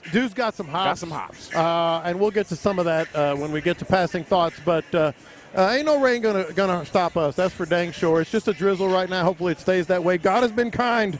God has been kind to the Houston Texans so far. I see you not messing around with that laptop though. No, I put the laptop up. You packed that bad boy up. You see mine. Mine has been through some things. So I'm gonna let it get rained on. Mine's only 4 days old, man. I got to treat it like a baby so far. But we're good, man. We are good. I might have jinxed us because I brought an extra shirt today. So that might have something to do with the drizzle. But it's good. It's letting up a little bit, actually. Yeah, no, 100% it is letting up. And like I said, it hasn't been bad enough to get the players themselves or the team itself to move off the field. No. So that tells you how bad they expect it to be and just kind of what the situation is right now as we watch. Looks like is that the rookie running back? Is that Jawar Jordan? That is one Jawar Jordan. Making it a play. Absolutely is. So now, just set the scene like we like to do. Yeah. Huge crowd again. Cal and Hannah were working the crowd a little bit. They are going 11-on-11 right now. Yesterday they started in the red zone. This is full scrimmage, like after a kickoff. They're on the 25-yard line. So what we're seeing right now is the full playbook as they want to show us today, as they want to work on things. And as you're setting this team up, some interesting things in terms of like who's running with what. Also, Nico Collins is back on the field today. Yep. Joe Mixon, have not seen him. He's out here just not practicing. Have not seen him in uniform. Oh, I'm sorry. I'm thinking about Christian Harris. Forgive me for that. I was thinking about Christian Harris when you said Joe Mixon for whatever reason, as you were. So just setting the scene. Those are the things that are going on. And one thing that I think is very, very important, just another day of Stephon Diggs. I mean, and really they're just starting the 11-on-11 right now, and we will keep you up to date, as I said, give you the rundown of what's happening. But Stephon Diggs, just seamless. Just seems seamless how he's fitting in with this squad. Yeah, I think we were having the wrong conversation. Clearly we were in the beginning when we were talking about number one wide receiver. I wasn't. I think just period. Not that you were making the wrong point. Yeah. I think it was just not even worth talking about. Like he's obviously the number one wide receiver. The conversation that we should have been having and the one that we've been having over the last couple of days as this kind of manifested itself here at camp is Stephon Diggs' leader. Like the leadership role, and really just and I've brought this up a time or two leading up into camp, but I think we didn't give enough thought or credit to what having a dude like that could mean for like the residual impact it would have on the team. Him out here mentoring, working with guys on the defensive and offensive side, right? Absolutely. I think there was too much made of, hey, he's a diva, or this is how things ended in the places that he was previously, as opposed to, hey, what is a guy with that much success and that much experience and that much talent just having him in the building, what does that do for your team? It's been tremendous. On top of the fact that, yes, as you mentioned before, he is the number one wide receiver. And let me just illustrate that for you because you're 100% right. As the team came out on the field, they went through their regular lineup, warm-up, stretching, etc. Stephon Diggs gathered the team together on his own, and he was barking. Like players do, at the beginning of a game, getting their team fired up. I mean, they were gathered around him, and he was yelling, obviously whatever it was, encouragement, and et cetera, about the practice. So already he's the guy in the center of the huddle. Yeah. It was Stephon Diggs. Well, one thing I like about it is specifically with this opportunity with Diggs, the Texans quietly are becoming or can become this place where reputations are rebuilt or where narratives are reconstructed. And I think that's a big part of the Stephon Diggs situation here this year. Obviously, he's the number one wide receiver going into the year. I do think that there's a possibility, based off of the talent that they have in that room, that somebody could supplant him. Like by the end of the season, we could be saying that that's actually Nico Collins or that that's actually Tank Dell. I think going in, he's clearly the number one, and by the end of it, it could be different. But what he can do, since they did restructure the contract to be a one-year deal, and this is essentially a one-year rental, I know he's Stephon Diggs, and that speaks for itself, but in the whole image, reputation, rehabilitation process there, I think he's got an opportunity here to show, hey, I can still play, and I'm not the thing that people say about me. I'm not the diva that people talk about. Titus Howard was talking about this yesterday when he talked with the media. Hey, I'm actually a leader and somebody that still contributes to the team. Oh, as C.J. Stroud nice finds play. Who's got the ball, No, though? That's a pick. The tie goes to and they're going to wrestle for it. They're wrestling for it. They're going to wrestle for it. Just to set the screen. Is that Tank? That was Tank Dell and Derek Stingley. Okay. Ones versus ones. Tank got behind Derek Stingley. They are still wrestling for the ball. Tank got behind Derek Stingley. Stingley did what Stingley has done, and that is almost deke him. Like he caught up on the ball, came up with the ball. They wrestled on the ground. That might have been the play of the training camp so far. Yeah, man, I wish we had a bigger – this is something that Cal and Hannah just left from where we are, but this is something we can talk about maybe in the future now that we got such a squad that is worth monitoring. Just upgrading this screen here, maybe putting it right behind or closer to the goal line or to the goal post and make replays more accessible as Nico Collins catches one, puts a move on Kamari Lassiter. And, hey, look, you want to talk about yards after the catch? Nico Collins. Okay, so this is perfect. In back-to-back plays, we just got atypical Derek Stingley Jr. on one side of the field and Nico Collins on the other. Derek Stingley going up and contesting the catch with Tank Dell, a 50-50 ball essentially. Derek Stingley comes down with it, and on the very next play, you get a short pass to Nico Collins, and what does he do? True to form, yards after the catch. Now, I know they're not slamming each other to the ground, but he put a move on Kamari Lassiter that I think would have played in a real game as well. And, folks, this is so far, this is the highlight of camp, not just those two plays, but this is first-team defense, first-team offense from the 25-yard line, 30-yard line now. And, frankly, this is about as good as it gets. Short drop right there with both Daniil Hunter and Will Anderson on the field. Absolutely gorgeous to watch. They're each taking their shots. Like defense had the first play and this last play, offense with the one in between. Yeah. I mean, this is what we're here for. And we talked about this coming into camp, like the matchups that we were most looking forward to seeing. Well, we got to see them. On one side, we get Tank and Derek Stingley. Yeah. On the other side, we get Nico Collins and Kamari Lassiter. Like, this is 100% what we're here for, man. 100%. 100%. And they just went 4 down linemen on the defensive side. They had been going 3. They had been going 3. Guess who the 4th down lineman was on the interior? Just guess. Rio, baby. Rio. Look, Rio is a name, and we'll revisit this, but Rio is a name to continue to watch throughout camp and throughout the season. I think this guy is going to be a contributor. As you were talking, Lopez, Brevin Jordan, that wasn't a great ball from CJ. Gave him a really high pass. Now, Brevin got his hands on it, but he dropped it. It would have been an incredible catch if he came down with it.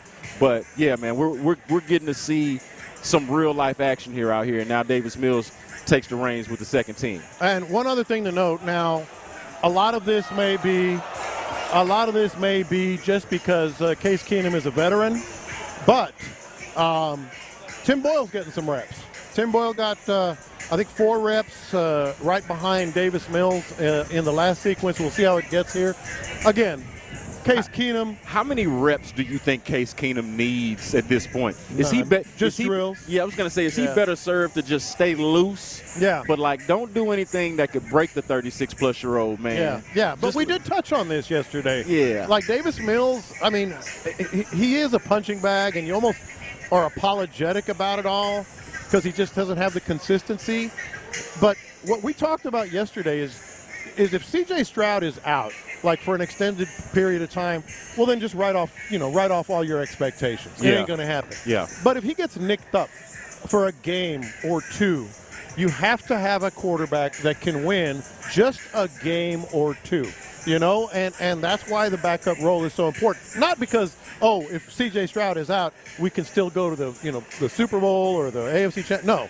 Just get us through when he might be out. Yeah, you need to be able to tread water at the very least. If you don't, somehow up your game on top of that. Like, imagine this, Lopez. The Texans last year beat the Cleveland Browns in the playoffs, right? They lost to them in the regular season, beat them in the playoffs. But you remember the season that the Browns had? Yeah. What if they took the approach or the mentality of, exactly. You know what, if Deshaun Watson gets hurt, the season is over with. Yeah. We ain't got nothing. No. They went out and got Joe Flacco. They did not punt on their season. They said, you know what, we're going to go get and make sure that we have a viable backup quarterback because we have a real football team and a real chance to do something special.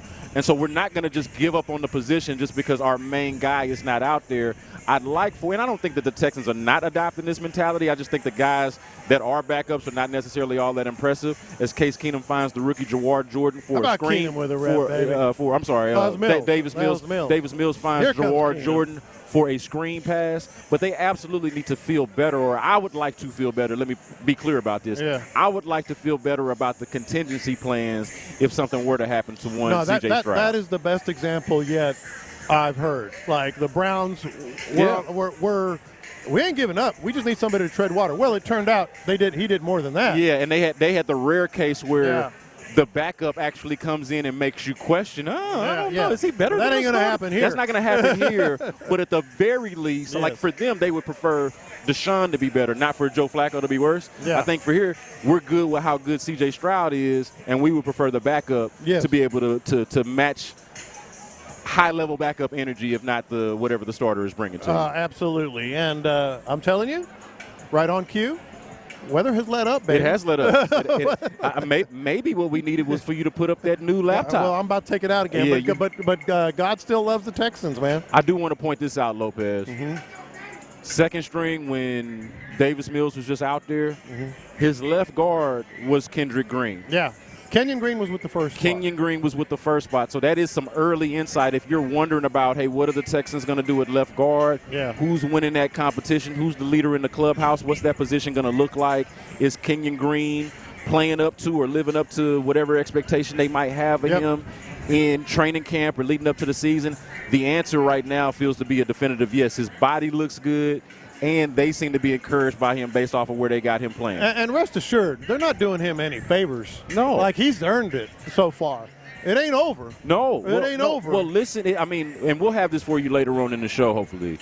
But if you want to go back and check it out, Nick Caserio talked to Payne and Pendergast around 7:30 this morning, and they asked him straight up about Kenyon Green, and he gave a very candid response, a very honest answer about, hey, like they obviously want to encourage their guys, but he's like, look, man, you need to be better. Yes. Like, you need to flat out be better, and it's not like a harsh thing. It's more of a, hey, like, this is just the reality of the situation, and it feels like, for one, the year off benefited Kenyon Green, but it also seems like he took it to heart. Because one thing that I noticed to a man, everybody that's talked about him over the last couple of days, the thing that they've said about him is that he matured physically and mentally, which lets you know there was more than what met the eye, and that there needed to be a lot of growing up there. 3 players have had the same comment from head coach DeMeco Ryans.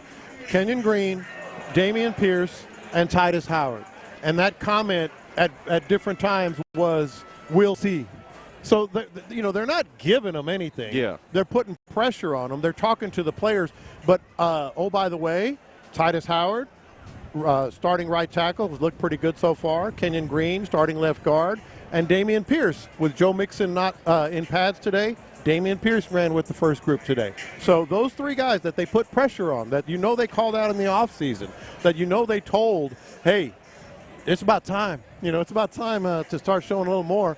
All three have responded so far. It's a lot of fun to ask the question, Lopez, that, hey, who do you think out of those guys who, let's call it a redemptive third year, the guys that need to redeem themselves this third year, who do you think is most likely to do so, or who are you picking to be that guy? But how cool would it be if you just had multiple guys, even if it was on different levels to varying degrees? Or all three. That's what I'm saying. Yeah. All meet that expectation, meet that thought of, hey, this is a critical year in year 3, because that honestly is when when the league starts to decide what you are. Yeah. Like after year 3, it's not to say your career's a wrap, but the narrative on you and what you're about tends to become set in most cases by year 3. And I think that's going to be the case for a lot of guys that we're talking about between Kenyon Green, Damian Pierce, Jalen Petrie falls along those lines. And so John Mechie, of course, is another one. Well, I was just going to say, interestingly, you haven't heard him say too much like that about Mechie. It is that big of a year for him. It's the same thing. But I feel they feel pretty comfortable with him now. He's got to be out here. Yeah. And that's crucial. And this is, I guess, the second day he's not been out here, right? The only guy who's not not out here in pads for sure. He's out here, just not in pads. The only guy that we're talking about from that draft class who was not a wait and see is one Derek Stingley, who we saw make a play earlier. And I think that is, obviously a testament to the talent that Derek Stingley is, but also just kind of keys in or kind of hammers home the point of, hey, like these year 3 guys, there's boom and bust potential with them. Yeah, and working on special teams right now with new punter Tommy Townsend. I mentioned it last week. Oh yeah, that's a good point. Yeah, you don't need to worry about punter. Yeah, no, he's good. Yeah, he's good. He's good. He's really good. A booming leg. They're working on killing it inside the 5 or 10 right now. And should have had the last one, but it took a side hop, just one of those freak things. But don't worry about punter, man. Yeah, well, I would say overall, don't worry about special teams, because that's one thing. We talked about this a little bit yesterday. That's one thing that the Texans have excelled at even when they weren't good. Yeah. They were good at special teams. So my thought is, like, they weren't going to – like, I know Cam Johnson's not here anymore, but if you're going to replace him, you got to be damn good, because I don't feel like you can play on this special teams or be a specialist on this squad without being a high-level player, because the standard has already sort of been set here. How about the 2-yard line for Tommy Townsend? Hey, man. Is that good? Hey, I'm telling you, when you want to talk about, you want to nerd out on football and talk about field position, down and distance. 2-yard line's pretty good. A situational football. Yeah. This is it. This is exactly it. Brandon Scott and John Lopez holding it down for you out here at Texans training camp. More of John Lopez's passing thoughts here from training camp coming up next on In the Loop Sports Radio 610. Coach D'Amico likes what he sees from the first few days of training camp. The makings of a good team, you want it to be back and forth. You don't want practice to be lopsided every single day, and it's been that way for us. Offense has had some days, defense have had some days, so I'm encouraged by both sides having their good. Insider access, exclusive content, Sports Radio 610. The Texans play here. Total Wireless is made to totally keep up with you. We now have unlimited data that never slows you down. Covered by the Verizon 5G network. And for less than $30 a month, we make your phone your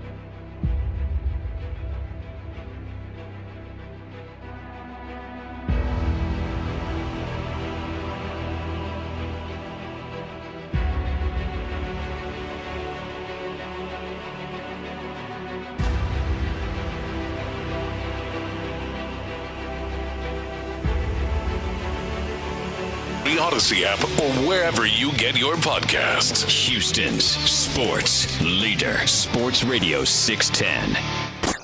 It's Texans Training Camp. Live from the Houston Methodist Training Center. Sports Radio 610 presents In the Loop.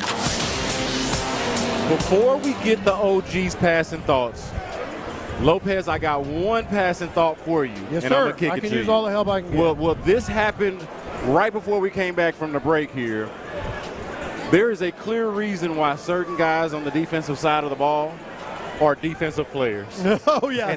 And I can tell you, not just defense, but a couple of guys who I don't anticipate to be kick returners or to be relied upon to catch the ball, if you will. Yeah. Cornerback Mike Ford, had a ball punted to him or kicked to him, all by himself, not a game situation, obviously. Cupcake, just could not field it, and he sat there for a while, just kind of not basking in it, the opposite of that, sulking in it. Oh, yeah, right. Sat there for about a minute, sulking in it, and then just kicking himself for the fact that he did not make that catch. And then on the other side, also got Jeff Okudah not able to field the ball as well. So look, these guys on the defensive side, these cornerbacks, some of them, bricks for hands. We saw the soft hands from Derek Stingley earlier, but a couple of these others who I anticipate to be backups are defensive players for a reason and got bricks for hands. That is an observation from me just between the last time we talked to the audience and since we came back from break. That is a high-quality passing thought. Let me give you a couple here. As the Texans actually taking, and we haven't seen this very much, the entire team taking a little bit of a break, which tells me, why am I saying that? Which tells me they're going to go 11 on 11 again. They're going to go probably red zone or maybe down in distance, third and long, third and short, that kind of thing. So we're getting a little extra fun from the Houston Texans here. My experience has been whenever they do this, it's because they win 11 on 11, little special teams, give them a little bit longer break, and have at it again. So that's one. Here's one that is happening as we're speaking. How many times can I say God loves the Texans this year? Hey. The sun. Hey. The sun. I'm going to put my shades back on. Is out. Hold on. The sun is out. Hold on. That's pretty sweet. So the fans are getting quite the show here. With clouds surrounding you, too. The sun is out, but not just out. It's specifically beaming down on the field, and everything else around it is basically cloudy. Yeah. God truly loves it. Yeah. A couple of other things here, and I'm interested in your thoughts on this. Okay. I put it on the doc, but it's also a passing thought, just some things we might get to today. I really don't know what to make of the tight end group. I really don't. Let me just kind of illustrate that. We kind of know what's going on at running back. Brought in Cam Akers. We love Joe Mixon. Maybe they'll have some other guys step up. We kind of know what's going on now at the safety position. Jalen Petrie, playing in the nickel a lot more. All these little questions. We had linebacker, et cetera, which I'll get to that in just a second on passing thoughts too. But tight end, obviously Dalton Schultz. Yeah. But I have alternately seen Cade Stover, Quentin Cotoriano, and more recently, yesterday and today, Brevin Jordan making some plays with the first group. So I think it's a true open competition with the tight end group. So my thought on it, Lopez, is I feel better about the group than I think I have in, I don't even know the last time I felt this good about it. At the very least, the depth of the group, and a lot of that does have to do with the fact that Dalton Schultz is at the top of it. Yeah. And I think everybody else, the guys that you mentioned, Cade Stover, Tegan Cotoriano, Brevin Jordan, all of those guys are appropriately situated where they are as depth pieces. Now, if you tell me Dalton Schultz is going to be hurt and you're going to need one of those guys to step up that's a different story. And effectively be Dalton Schultz, then that's a different story. We're having a different conversation. But if Dalton Schultz is going to be healthy and you're going to rely on those other guys to just star in their role and to contribute, get in where they can fit in, wherever they can, I'm confident in that. I like what I've seen so far from Cade Stover, especially yesterday in the red zone. Brevin Jordan, we've seen him improve constantly throughout the years. And Tegan Cotoriano is one of those guys who, if he can just stay on the field, we don't have as great of a sense for Tegan Cotoriano and what he can do because he can never stay on the field. Yes. But when he's been out there, he's also somebody that I've liked as a not dual threat, but that can do both things, block and catch the ball. I am bullish on Tegan Couturiano if he can stay healthy. I'm just not as bullish on him actually staying healthy because he hasn't been able to do it over the last couple of years. All right, and just on cue, just to follow up on the tease that we had at the start of this segment, they are going 11 on 11, ones versus ones. It seemed like they were working on a little bit of a running game, short game, dump-off type thing. But it's a lot of quick stuff right now. All right. Yeah, and Nico Collins and C.J. Stroud, by the way, this is just worth noting. They miscued here on this short game, and so they're talking through it now. You got Nico Collins pointing to his helmet. I don't know if it's a communication thing. I didn't hear you, whatever it is, but they are sorting through it because whatever that was did not work. Yes, and I'm glad you said that because he's getting the plays via the speaker. Okay. And there's a lot of noise, a lot of music. So they're working on that right now, and now he has a speaker problem. So it gives me a chance to give you this other passing thought. I'm not trying to sound like an MC, like, hey, Houston, what a great crowd. This crowd is different than yesterday. Yeah, we call it like we see it. This crowd it's got a lot more energy. It's a little bit more juice. I think a lot of it had to do with they played Mike Jones coming out when the Texans made the field. They did. They played who? Mike Jones. So there's that. But you know what, Lopez? I also think this in part because of yesterday. I think we're more so building off of yesterday than them just straight they up listened. outperforming they read. them. They heard. That's exactly it. They got that energy going. That's what I'm saying. Right now. Another passing thought right now, and I can't wait for fans to get a glimpse of Danielle Hunter. Oh my God! Just a different cut, like we know what Will Anderson looks like and all that. Danielle Hunter, I mean, long, fast, just I don't know what kind of track athlete or other type athlete he looks like, but he is a different kind of dude in there, man. Yeah, and just absolutely different. Yeah, and he just made a move now. Good job by the interior to kind of keep him at bay there, but he just made a nice little outside-inside move. Yeah. And you can just tell that he physically, to your point here, Lopez, is a problem. I'll tell you when this was first a passing thought for me. Yeah. And not something that we talked about at the time because we had other things to talk about. But J.J. Watt's softball tournament or softball game from a few months ago when the storyline was J.J. Watt is thinking about coming back.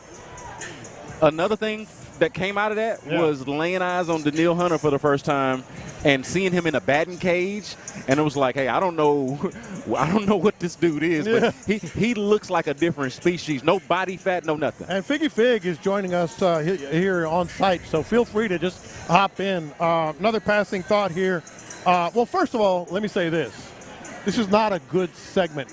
This is not a good segment for the offense. This is a very good segment for the defense. Yes. Defense is winning this round, so to speak, so far. Although, actually, I was going to say although they just made a catch, but Derek Stingley popped the ball out. He took it back to the house, but it was incomplete. Hey, and Robert Woods at that. Yeah, a vet who you expect to understand the concept of ball security. Oh, hell. Bobby Stingley looking all right out here. How about this? Or finishing the play, too, because I think he kind of let up a little bit. How about this? Bobby Slowick just turned his hat backwards. That's how ticked off he is. Yeah. He had his hat forward, and he just put it on backwards. I thought that was him. Yeah. I seen him with the backwards hat. I'm like, that can't be Bobby. He just turned it backwards. He's not happy with what the offense I'm going to tell you this, too, just a quick passing thought of mine. I think that's a better look for him. I think it is, too. Yeah. I think that's better. He I didn't recognize him. He might be on to something. Let me ask you both this, because I noticed it when they were warming up. Coaches are just kind of standing, on their own, waiting for the players to finish stretching and warming up. And I counted 3, I believe, maybe 4, but I counted 3 head coaches as the music was playing. Like I said, it was Mike Jones, and I believe the second song was Gunna. I'm not an expert, but I think it was Gunna. What is it? That big song of his? I can't remember. Anyway, and all 3 coaches were dancing. they were really getting into it. This is a young coach. And that's what I was going to ask you. They playing a lot of boss man D-Lo. Yeah, that's what I was going to ask you guys. It seems like that kind of matters, doesn't it? I think so. I think there is something to being able to and how you connect with your players. Yeah. And to me, I thought this all along, even when D'Amico was first hired last year. There's something to being close in age and in mentality and in interest with your players. Like the age disconnect, I think, can be I think it does matter. a disadvantage sometimes, and being closer in age can be an advantage. I think in terms of building relationships, how you communicate with the players, how they view you, because they think you're a little cooler or whatever it is. I think there's something to that for sure. And I think it's making the team look super cool. I seen the video from Aaron Wilson yesterday, and it was the defensive backs just like dancing to the music. Ooh. We're not supposed to knock him to the ground, Desmond King. Not supposed to knock him to the ground, Desmond King. Listen, you're going to have to tell that dude that every time. Because I think he's another one of those. We should have done this, talked about who is the guy that needs to be slowed down. Well, Desmond King for sure on that one play. Speed. Well, in my mind, I think Desmond King. I think Will Anderson Jr. I even think about Damian Pierce as one of those guys. And I know there was a situation with him yesterday where they needed to slow up on him and preserve him a little bit, especially with Joe Mixon not being out here. And maybe that could end up being your top back. Who knows what's going on there. But there are a handful of guys on this team who I feel like you got to kind of turn them down a little bit. Tap the brakes a little bit. All right, here's another one. Remember when we had Tank Dell on? And he goes, I'm really not running that fast. The hell you're not. Did you see him on those punt returns? Now, you're right. He had a punt return that he broke, but I think he would have been tackled earlier just because he dropped the ball and stuff. But he started making these little moves, and I'm like, you can't tell me you're not running fast. So one of the more fascinating things about Tank Dell, obviously we've talked about him getting in and out of his breaks at an elite level, but also, man, just his straight-up change of speed, like how he can be coasting and like full-out sprint. Like, to me, Tank Dell has the most impressive change of speed and change of direction, certainly on the entire team, and I think across the league it would be considered elite. All right, one more for you guys here. Haven't seen a whole lot of Ben Skoranek and Xavier Hutchinson making plays. So I still think they're both in the mix. But of all the depth we've talked about with receivers, and they can go 6 deep, 7 deep, you got to put it on tape. You got to put it on tape. Yeah, I thought he straight up dropped a pass in the red zone when we were out here yesterday. Ben Skoranek, that is. And but today me and Figgy got to get a pretty good look of him. Or maybe it was me and Aaron. We were watching him. He was doing some drills. They were doing drills over here where they kind of do the inside outside. They got a receiver and two defenders on them, inside and out. And he took Jalen Petrie all the way into the tackling dummy. Like and had him actually knocked somebody down too. It was Petrie, I think. Had him by the face mask and everything. Like Ben Skoranek, I will say I didn't see that one. I don't know if it's going to help him make the team, Lopez. But what I'm saying is that's a damn physical dude. Like he's out here about the action for sure. That's good to hear because I'm not like torching him or anything, but hey, it's competition out here. Yeah, 100%. John Lopez, Brandon Scott, Figgy Fig, the whole crew out here, in the Loop crew out here holding it down at Texans Training Camp, Houston Methodist Training Center. More from Texans Training Camp coming up next on Localize It in the Loop, Sports Radio 610. Stay right there. All right, guys, D&M Auto Leasing right now. Let's get to it.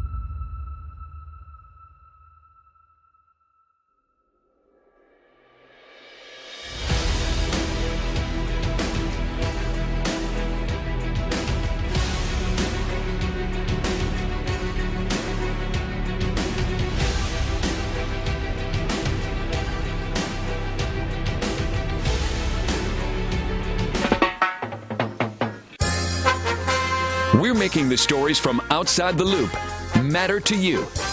This is Localize It. Don't you know I'm local? You're in the loop on Houston's sports leader.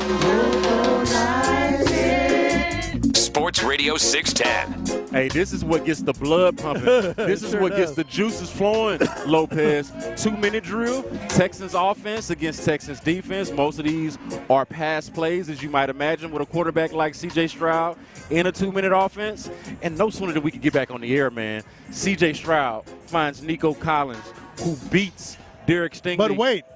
On a deep route. There was a penalty. But wait, and hold on. For a 50-yard touchdown. But wait, as Lopez said, there was a penalty. There was a holding penalty. I didn't get exactly who that penalty was on. Yeah. But the point is that Texans pass rush, I know we're oohing and eyeing about the offense because that's what's sexy. But you also get a sense for how dynamic this Texans pass rush can be in a 2-minute drill situation. And I am damn excited about that, watching Daniil Hunter on one side, Will Anderson on the other side, which we already knew was the case. Yeah. But on the inside, Lopez. I got it. You got Danico Autry and our guy. Rio. All right. Mario Edwards. All right, so we've been having some fun with that because Will Anderson kind of dropped his name, and we both looked at each other on the first day of practice. I mean, the first day of practice, he said he was talking about how big an influence Mario Edwards had been, et cetera. But it's not something to kind of kid around about anymore. Mario Edwards, when they go 4 down linemen, is the other interior lineman. Period. Like right now, period. Which is kudos to him, and that also means that he's playing at a pretty high level. Now, here's to set the scene also. This is the 2-minute drill. Score is tied 17-17 on the scoreboard. They started with a minute and a half, 1 timeout.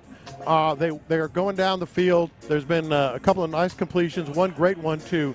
One great one. Oh, don't hit Stephon Diggs like that. One great one to Tank Dell. Diggs is a dog, man. He's Clock ready for it. is running 4, 3, 2. Spiked it at 2 seconds. It looks like they're going to try to kick a game-winning field goal here. But 2 big plays, 1 to Tank, 1 to Stephon Diggs. Touchdown called back. But things to note here as they try to – are they going to even line up for the field goal? No, they just did that up to that point. A little scuffle on the field. C.J. Stroud in the thick of it trying to break it up, but we do have our – this, to me, is our first documented fight. Yeah. Who's in the thick Dalton of it? Schultz, and I don't know who else started it. Yeah, you figure it's with a defensive player, but they're serious. Yeah, Dalton Schultz is mixing it up pretty damn good right now. And it is taking a minute to get them separated. We'll find out. Oh, yeah, we'll figure it out. Who the other guy was, but Dalton Schultz was one of them. Dalton Schultz is definitely in the middle of it. We can see 86 there. Yeah. But who was it with? I think what happened here is Dalton Schultz had Stephon Diggs back. Oh, man, it's still going. Oh, okay. Somebody just hit Dalton Schultz from behind. Hey, whoever that is getting cut. He's going to get fined. Oh, he's cut. Guys, this is big time. It's getting a little bit out of hand now. It's getting a little bit out of hand. Was that Boyd? And now Quitoriano is getting in the mix, defending his guys. All right, so let's set the scene for what happened because it's still ongoing. Hey, here. so much for all that kumbaya unity stuff. Yeah. We had that. It's still ongoing right now. I think what happened, just to set you guys straight. So Stephon Diggs got hit pretty dang good across the middle on the final play right there. It took a while. Schultz is still barking over there. I wonder if it's Jimmy Ward. I don't think is it Jimmy Ward? I just saw somebody talking to 20. This is a little bit chaotic. Y'all got to forgive us here. Yeah. This is a bit chaotic. But we definitely had a scene here. No. It wasn't a little bit of slap boxing here. No, we had a scene. We had a scene for sure. It was a scene, man. All right, so Stephon Diggs got hit. I kidded in real time, hey, don't hit Stephon Diggs like that. I think Dalton Schultz came to his defense. He probably said something to the defender, the safety. And I will say this. It was definitely a starter. Because it was a start. It was ones versus ones. No, it was 100%. ones versus ones there. 100%. So it could have been Jimmy Ward. And we want to let y'all know, too, some of these guys got their jerseys rolled up, and it's hard to see numbers. Yeah. So, and it happened really fast. So we're going to figure this out for y'all for sure. And but then, that's probably one of the more noteworthy things that happened at camp so far. No question. And then so Schultz came to his defense. Stephon Diggs, to his credit, tried to just pull Schultz back, but I guess something else was said, and then pushes and hands were involved after that, and then both teams kind of mixed it up. And Quitoriano got into it pretty good. Some other defensive players, and as we stand here, Dalton Schultz was still barking as of about 30 seconds ago across the field to his teammates on the defensive side of the ball. Yeah, defense is on one side of the ball, offense is on the other. And they're still talking to him. Underrated part about Dalton Schultz, and this is not to condone or endorse any of the stuff that was just happening right now. He's a bad dude, man. Well, he's just no nonsense. Yeah. Really business-minded and really just a professional dude. So one of C.J. Stroud's kind of confidants, somebody that's able to speak truth to C.J. Stroud, one of his more trusted minds around the team. So kind of an underrated leader, I would say, as Davis Mills misses Xavier Hutchinson. Now let me say this near the sideline, because I think it's relevant. This isn't something we've seen at a Texans camp in years. Years. Well, definitely not like that. Yeah. I mean, maybe a little barking and stuff. But well, I saw Desmond King and Terrence, I can't remember his last name, was a safety who had his lung collapse in the game. I did see those guys mix it up once, but that's literally the only fight that I've seen since I've covered. And it wasn't like this. This was like a this whole. Was legit. This was like this was as close to a brawl as you're gonna get for sure. This was legit. But my point is, like, all these guys, the competition is such a high level. The offense and defense have such high expectations. The team has such high expectations. The intensity level, clearly you can feel it now with the second-team offense and second-team defense out there, is at an extreme level as well. So, hey, welcome to the 2024 season, man, and the Houston Texans. So we got other eyes out here at training camp, and so it looks like that scuffle involved some combination, obviously Dalton Schultz, as we mentioned, but Derek Stingley Jr. and Jimmy Ward, as I mentioned. Yeah. And Stephon Diggs, as you mentioned. So it looked like basically Derek Stingley and Dalton Schultz were getting into it. Stingley knocked Schultz to the ground. I think that's what we were seeing there at the end. Then at the very end, somebody came up from behind to hit Schultz. Was that Stingley? That was either. So the defensive players essentially are Stingley and Jimmy Ward, and the offensive ones are Dalton Schultz and Stephon Diggs involved in some combination involved in this scuffle. So I'll renege on what I said earlier about whoever it was is going to get cut. those are starters and guys that you were expecting to contribute to the team. So I don't think that's what it – and it looks like now Stephon Diggs is explaining everything that happened to Tank Dell and John Mechie. And you know what? I got to defend Stephon Diggs here. He got involved, but he was trying to bring, calm Schultz down. He was the one with the ball. So him having the ball and whatever happened to him was the impetus for the altercation. It was Schultz – jumping to his defense saying, hey, don't hit my guy like that. And then, what hits the fan after that. Yeah. So, it was just kind of a residual effect. And how about Frank Ross? Just running into the middle of the – Frank Ross runs into the middle, tries to separate everybody. So if I was going to pick a coach to be most equipped to separate a fight, it would be D'Amico. But if I were to pick a coach most likely to go in there and break up the fight, it would be Frank Ross. And that dude does not miss leg day. Frank Ross does not miss leg day. He's built pretty. He's not a tall dude. I mean, he's not short, but he's not a tall dude. But he's put together pretty dang well. Ben Skowronek right on time, as we were mentioning. They're doing a 2-minute drill. That was a great play. This is second string now. You 4, got Davis Mills 3, out there. 2. They're going to spike it here. And they spike it. Okay, not bad. They got it done. Not bad at all. It'd be about a 47-yard field goal from where they spiked the ball. Brandon Scott here with John Lopez. Figgy Fig also still on site at the Houston Methodist Training Center, covering Texans training camp. Coming up next, you heard Nick Caserio earlier this morning talk about Kenyon Green, Damian Pierce, a couple other players on this team that I think have a lot to prove going into the season. We'll hear from him. That's on the other side in the Loop Sports Radio 610. What does Nick Caserio think of the outside expectations heading into training camp? I think that's pretty good.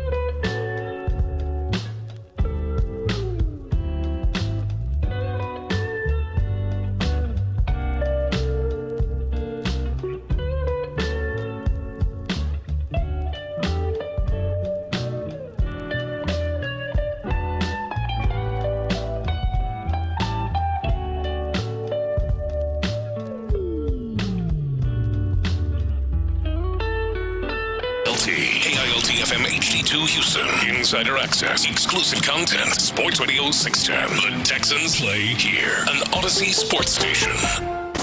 It's Texans Training Camp. Live from the Houston Methodist Training Center. Sports Radio 610 presents In the Loop. And we are live from Texans Training Camp. Practice just ended.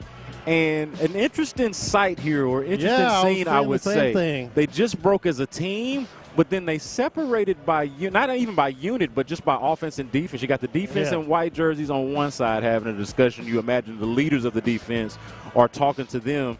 And then you got, of course, C.J. Stroud and the leaders of the offense talking to the blue jerseys. The offense, just about not even a whole 10 yards away from each other. Yeah. And you got to figure that it's related to what we saw there at the end of practice, the scene that we saw between Jimmy Ward and Dalton Schultz, Derek Stingley, and Stephon Diggs also involved in there. But mostly Stephon Diggs trying to be a peacemaker. Yeah. It's kind of a chaotic scene, but trying to get it together, trying to get right and get on the same page here at the end of practice. What I would call overall a productive and entertaining practice for the 2,000 some odd Texans fans that are here in attendance. Clearly the most intense practice, obviously. Yeah. Secondly, probably the most they've asked out of these guys. They did a lot of 11 on 11. They did a lot full go, going at each other. And you're right, they are still in their respective huddles, offense on one side, defense on the other. And I think you're also right, it has a lot to do with the fight. I mean, we call it what it is, that broke out in the middle of training camp. Is it a huge deal? No, but it's something that they want to address. But you know what? Just from an entertainment standpoint, I think it is worth pointing out two of the key figures in that fight. Yeah. Dalton Schultz, Jimmy Ward. Most of us know those guys have a history. Yeah. They have an extensive history going back to when Schultz was with the Dallas Cowboys and when Jimmy Ward was with the San Francisco 49ers. They had a history then. And then even last year as teammates here with the Texans, Jimmy Ward put a nice solid hit on Dalton Schultz that had him out of practice for at least one or two practices, if not more. And so you got to think that there became a loss of patience with Jimmy Ward being another one of those guys that really only knows one speed, really only knows one type of football to play, and that's a physical brand. And we were just talking about it. Ben McDaniels, Texans offensive wide receiver coach, joins us now, and we'll get Ben McDaniels joining us right off the practice field. Yeah, this is pretty cool.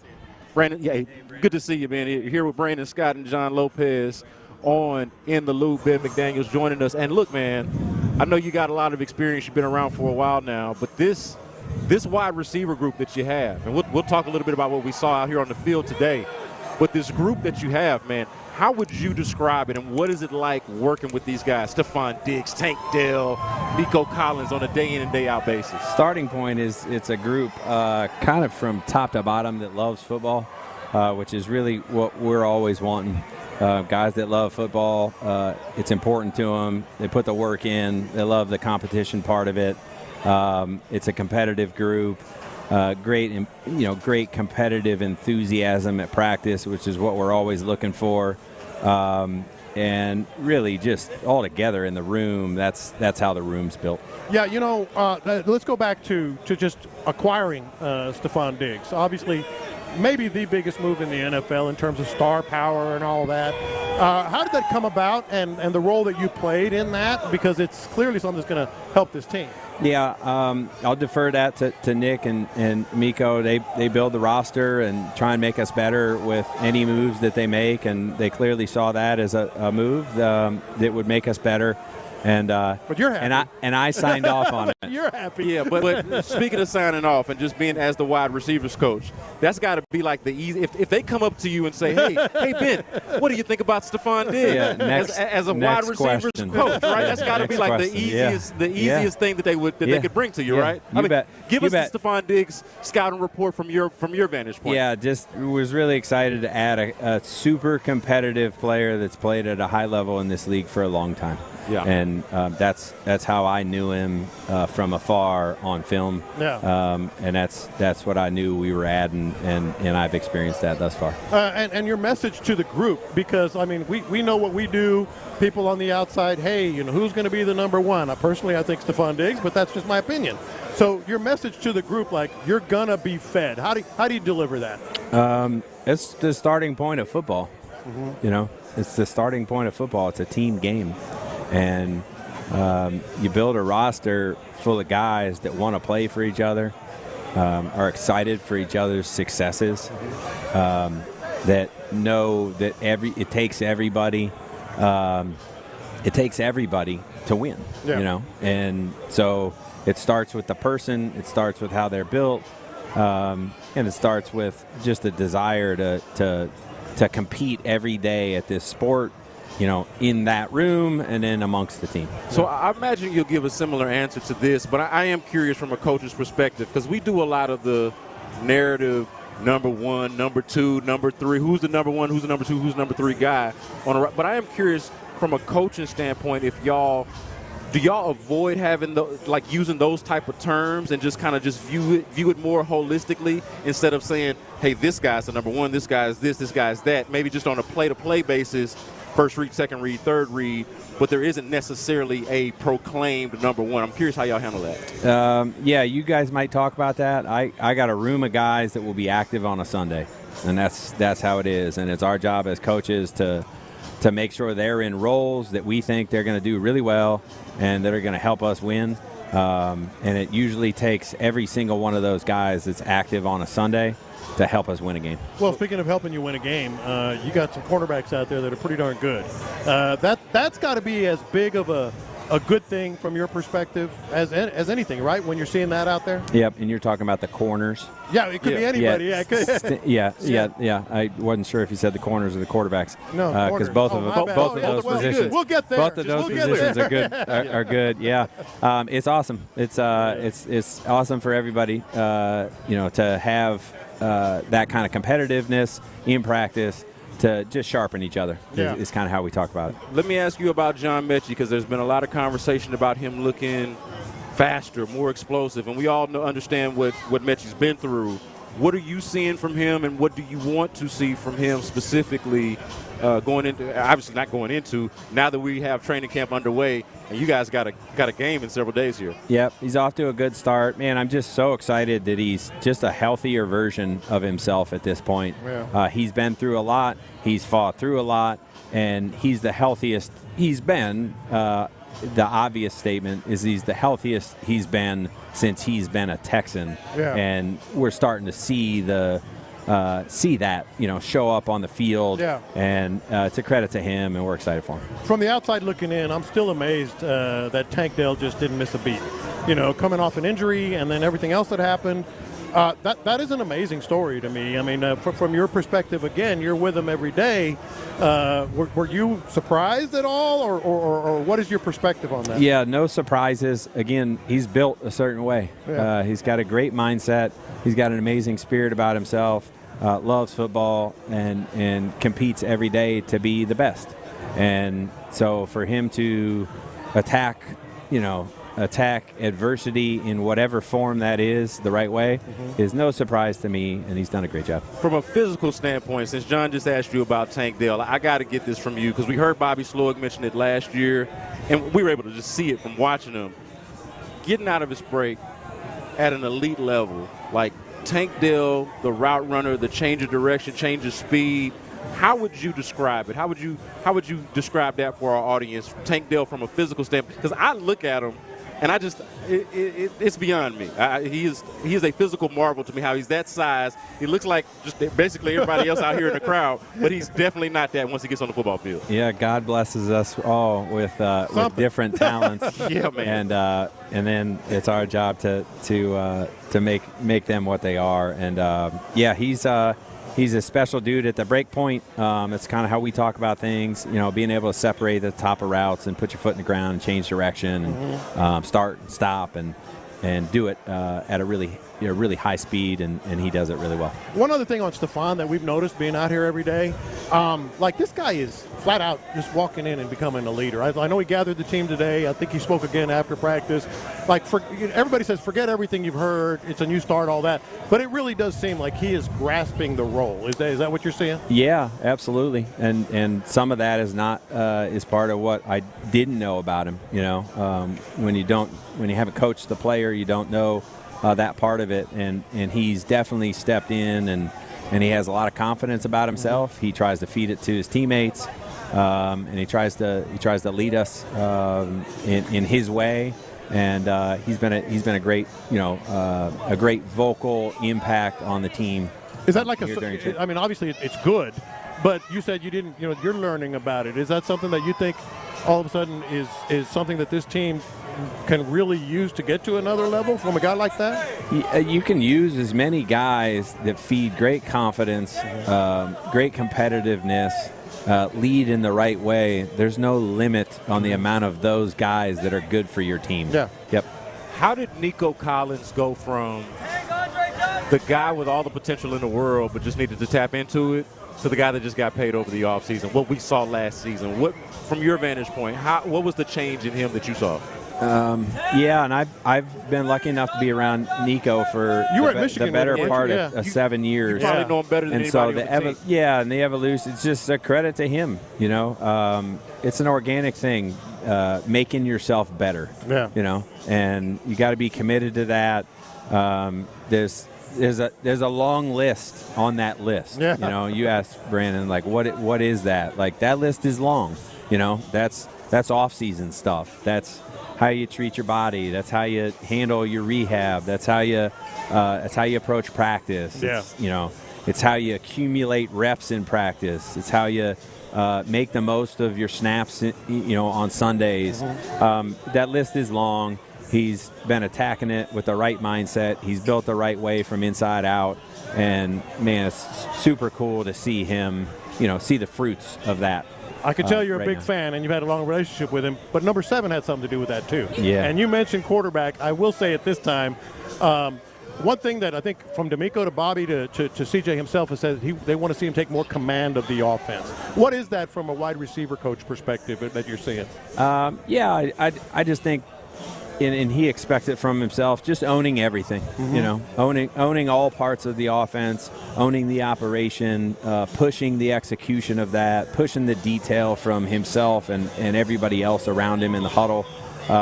It's really owning all that goes into being a quarterback, and he's for that, and so are we.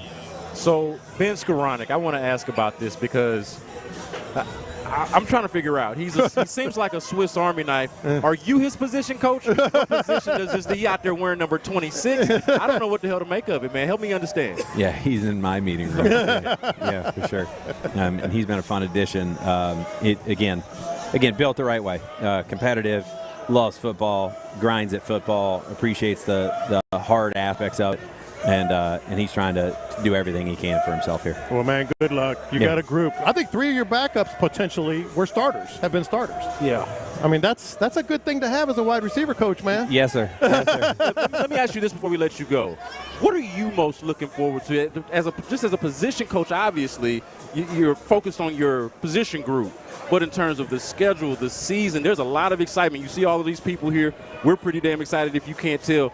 What gets you amped about this season, and what are you most looking forward to? Yeah, it's a lot more narrow than that for me. I appreciate the question, but it's a lot more narrow than that for me. It's just for me, it's training camp, it's growth, it's better every day. It's getting my guys to play faster with conviction, understanding how to execute at a really high level.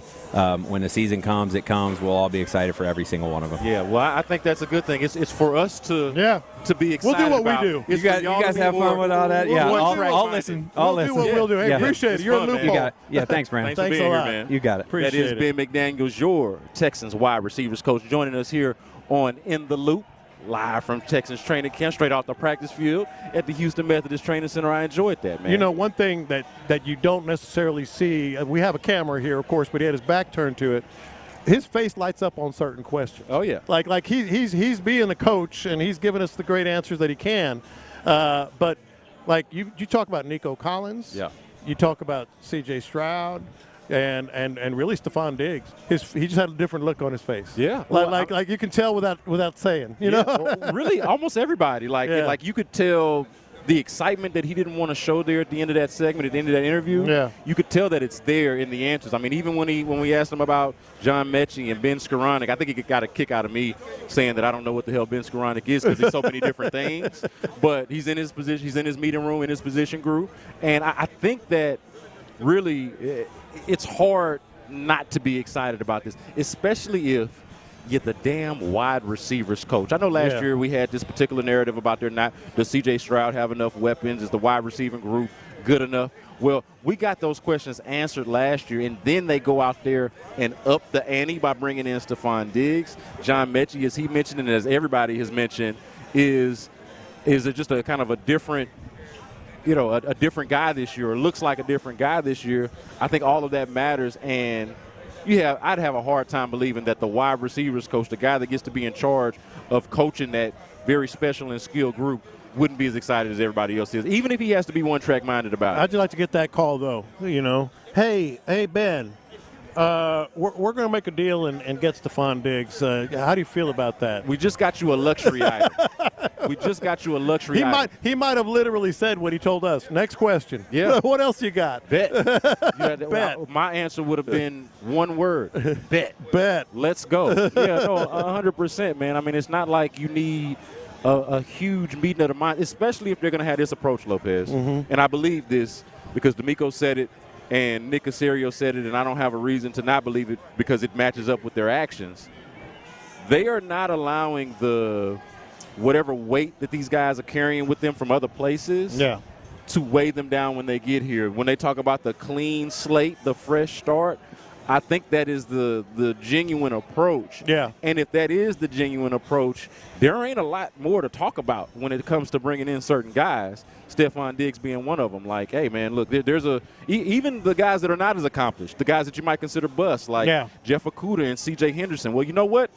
We're not going to ask them to do the things that they were asked to do as highly drafted guys. We're going to ask them to come in, put their heads down and work and contribute to this team and do what they can do, and we'll go from there. I think that benefits them. And we are at a point now, six practices under their belt, 6 practices we've all been out here, where you can really start to form some early trends of what the story of this team is going to be. Now, we're talking about wide receivers here.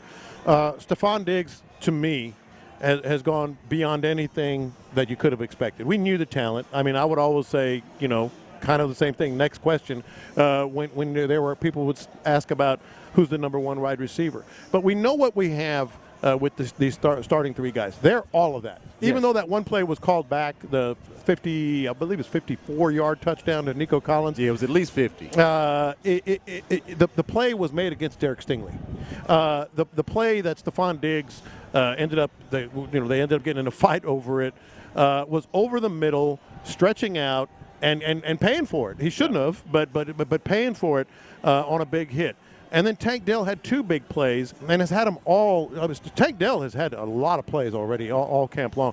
So those 3 guys are exactly what we thought they would be. And he even talk about Tank Dell. Yeah. He even held his own when Derek Stingley went up there and got that ball. Look. Oh, he was wrestling. In case you guys didn't know already, Derek Stingley noticeably bigger and more physically imposing than Tank Dell. But in that 50-50 ball, hey, it was 2 men. He almost got it from him. Oh, it was mano-a-mano. You would not know who was of larger stature and who was more diminutive between the 2 in that moment. John Lopez here with Brandon Scott. Enjoying ourselves here at Texas Training Camp, man, from the Houston Methodist Training Center, man, having a good time. Coming up next, do the Texans have the easiest route to the playoffs of any of the Super Bowl contenders? We'll talk about that next. All right, right now, Low T Center, lowtcenter.com. I'm looking at the website right now. How about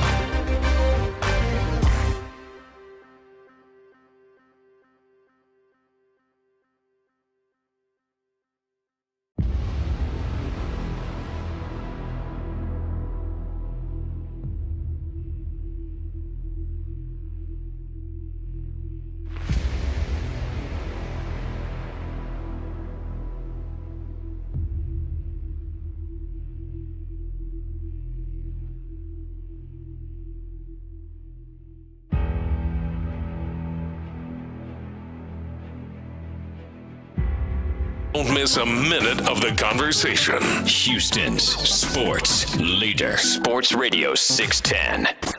It's Texans Training Camp. Live from the Houston Methodist Training Center. Sports Radio 610 presents In the Loop. All right, Lopez, I want to get your thoughts on this because I think for the most part, all of us are pretty bullish on the Texans' chances of winning the AFC South. We like their chances of being one of the teams competing for a Super Bowl. But I don't know if I'm willing to go as far as Field Yates did on ESPN. I'm curious how you feel about it, what you think about it, and our audience, 713-572-4610, the loopholes. Y'all can get in on this conversation as well. Do you think that the Texans have the easiest route to the playoffs, and therefore, as Super Bowl contenders, they have the easiest route of all the Super Bowl contenders? Field Yates of ESPN thinks so. This is what he had to say on ESPN about it. Is that of those 5 or 6 teams that I'm mentioning as like the AFC's superpower teams, the Houston's playing in a division where I think they're the only one in their division that I would classify right now as ready to make a Super Bowl push. I think Indianapolis is on the come, and Jacksonville, you know, if they can sort of be more the team they were in the first half of last season, then they could be back in the mix. But if you're playing the AFC East, Buffalo, the Jets, and the Dolphins all expect to be playing for a Super Bowl this season. In the AFC North, all 4 teams feel that way. It's not that the Houston division, the AFC South, is a cakewalk right now, Hannah, but those incrementally easier division games could be the difference between Houston hosting a playoff game in the second round or not, and that can often be a determinant in how far a team goes in the playoffs. All right, so let me just say this. Come on. That is a pile of crap. What is he even saying? He just said, hey, in the AFC East, you got Buffalo, the Jets, and the Dolphins. Do you know who the Texans play this year? Buffalo, the Jets, and the Dolphins. Yeah. I mean, they play the AFC East. Look at something other than the first 3 games, which is against rookie quarterback. Well, in the case of the Colts, you know, a young quarterback, but potentially rookie quarterbacks and young quarterbacks. I hate to just torch this guy, but the Texans' schedule, and I'm so glad you brought this up. When I saw it on the doc, I was like, yes, I can dig into this. And the reason is we are so high on the Texans, and I think justifiably so. We can justify it with what we've seen these first 6 days and the talent and all that. But somebody asked me this over the weekend, you know, the typical, you know, they know what we do, and hey, what do you think the Texans are going to do this year? How good do you think the Texans are going to be? However he put it. And I said the Texans are going to play in a lot of close games. We don't want to believe that. We want to believe they're all going to be 38-10. But when you look at the quarterbacks they're facing, I just mentioned Buffalo, the Jets, and the Dolphins. Okay, Josh Allen, Tua Tagovailoa, and Aaron Rodgers, presumably. Then they also play Patrick Mahomes. Yeah, Patrick Mahomes is on the schedule. They also play Dak Prescott, whatever you may believe, you know, he may be. He finished second in MVP voting last year, if I'm not mistaken. They also play Lamar Jackson. How did he do last year? He's pretty good. He's pretty good. They also play Jared Goff. He's pretty good, too. So I go back to, and Field is excellent at what he does. I don't really think he looked at the Texans' schedule. I really don't. So I got a different take on it, but I think we arrive at a similar place because to me, it feels like a tired narrative about the AFC South. Like, to me, he is kind of taken for granted the AFC South and maybe overstating a little bit what's in those other divisions. Like, you want to tell me that all the teams in the AFC North think that they're going to the Super Bowl? I don't give a damn what the Pittsburgh Steelers think that they're doing. Right. They ain't going to a Super Bowl. and I don't like the Steelers necessarily better than, I'd say, 3 of the AFC South teams. So, like, I just didn't buy. I thought he kind of just threw that out there as if the AFC North, and I do agree that it has a case to be the best division in football, but I don't necessarily agree that their 4th team in the Steelers is a team that has realistic, at least, Super Bowl aspirations. So the way he kind of framed that to me was a little bit misleading. I can appreciate that he's bigging up the Texans here, and I know Texans fans will appreciate that. I just think that there's a little bit of flaw in the logic. Yes. Because you tell me like incrementally easier games. Who is he talking about? Well, because again, to me, look at their schedule. Well, no, but I think he's focusing more on the in division, and to me, the point there is, hey, these are the teams that you play twice. So I understand that. No, I get that part too. But I think he's just wrong about it in general about the division. No, I totally if you want to agree. say, hey, you get 2 cupcake games instead of, hey, you got to play. You only play the Dolphins once. You only play the Bills once, but you have to play, say, if this team was in your division, if you had to play the Ravens twice, that'd be more difficult. Yeah. But playing the Colts twice and playing the Jags twice is not the same as pick your year when the AFC South was trash a few years ago. I totally get the logic. I think that part was a little bit overstated by him. I totally get the logic.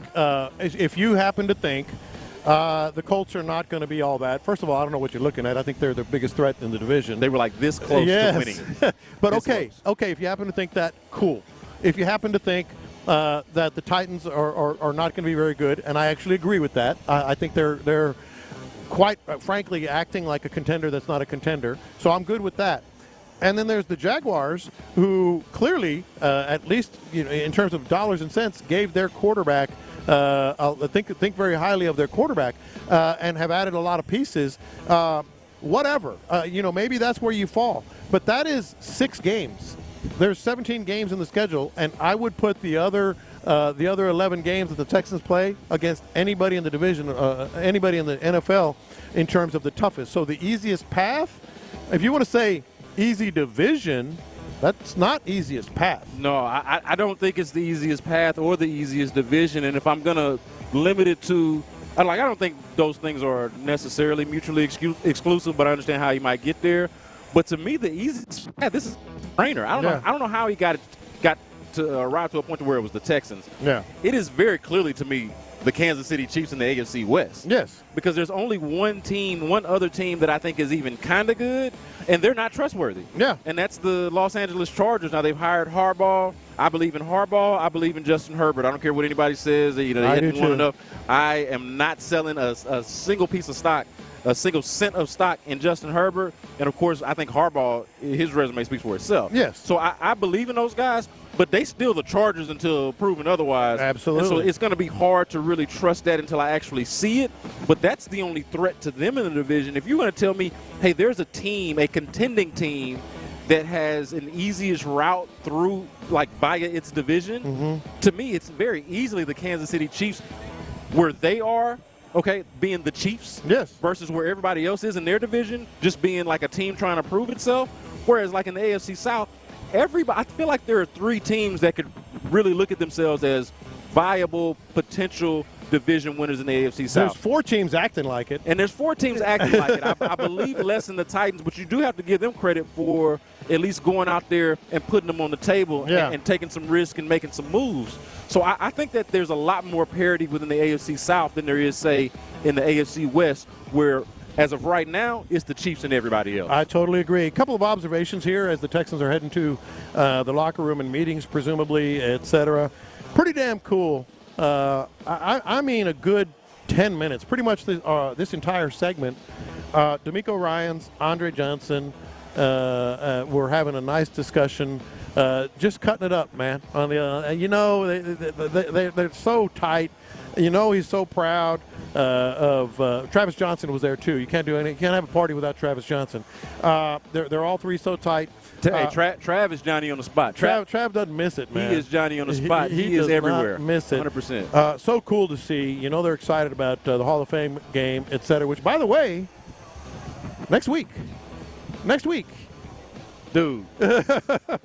I am. So the only thing I'm disappointed in, because I think I got a little ahead of myself when the schedule came out, and I thought, you know what?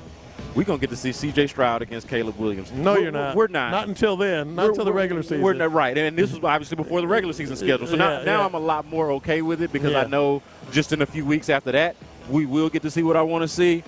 But, man, that is going to be like the ultimate tease to me, because I feel like they're kind of in parallel universes here, where the Bears are trying to be what the Texans were last year. Yeah, exactly.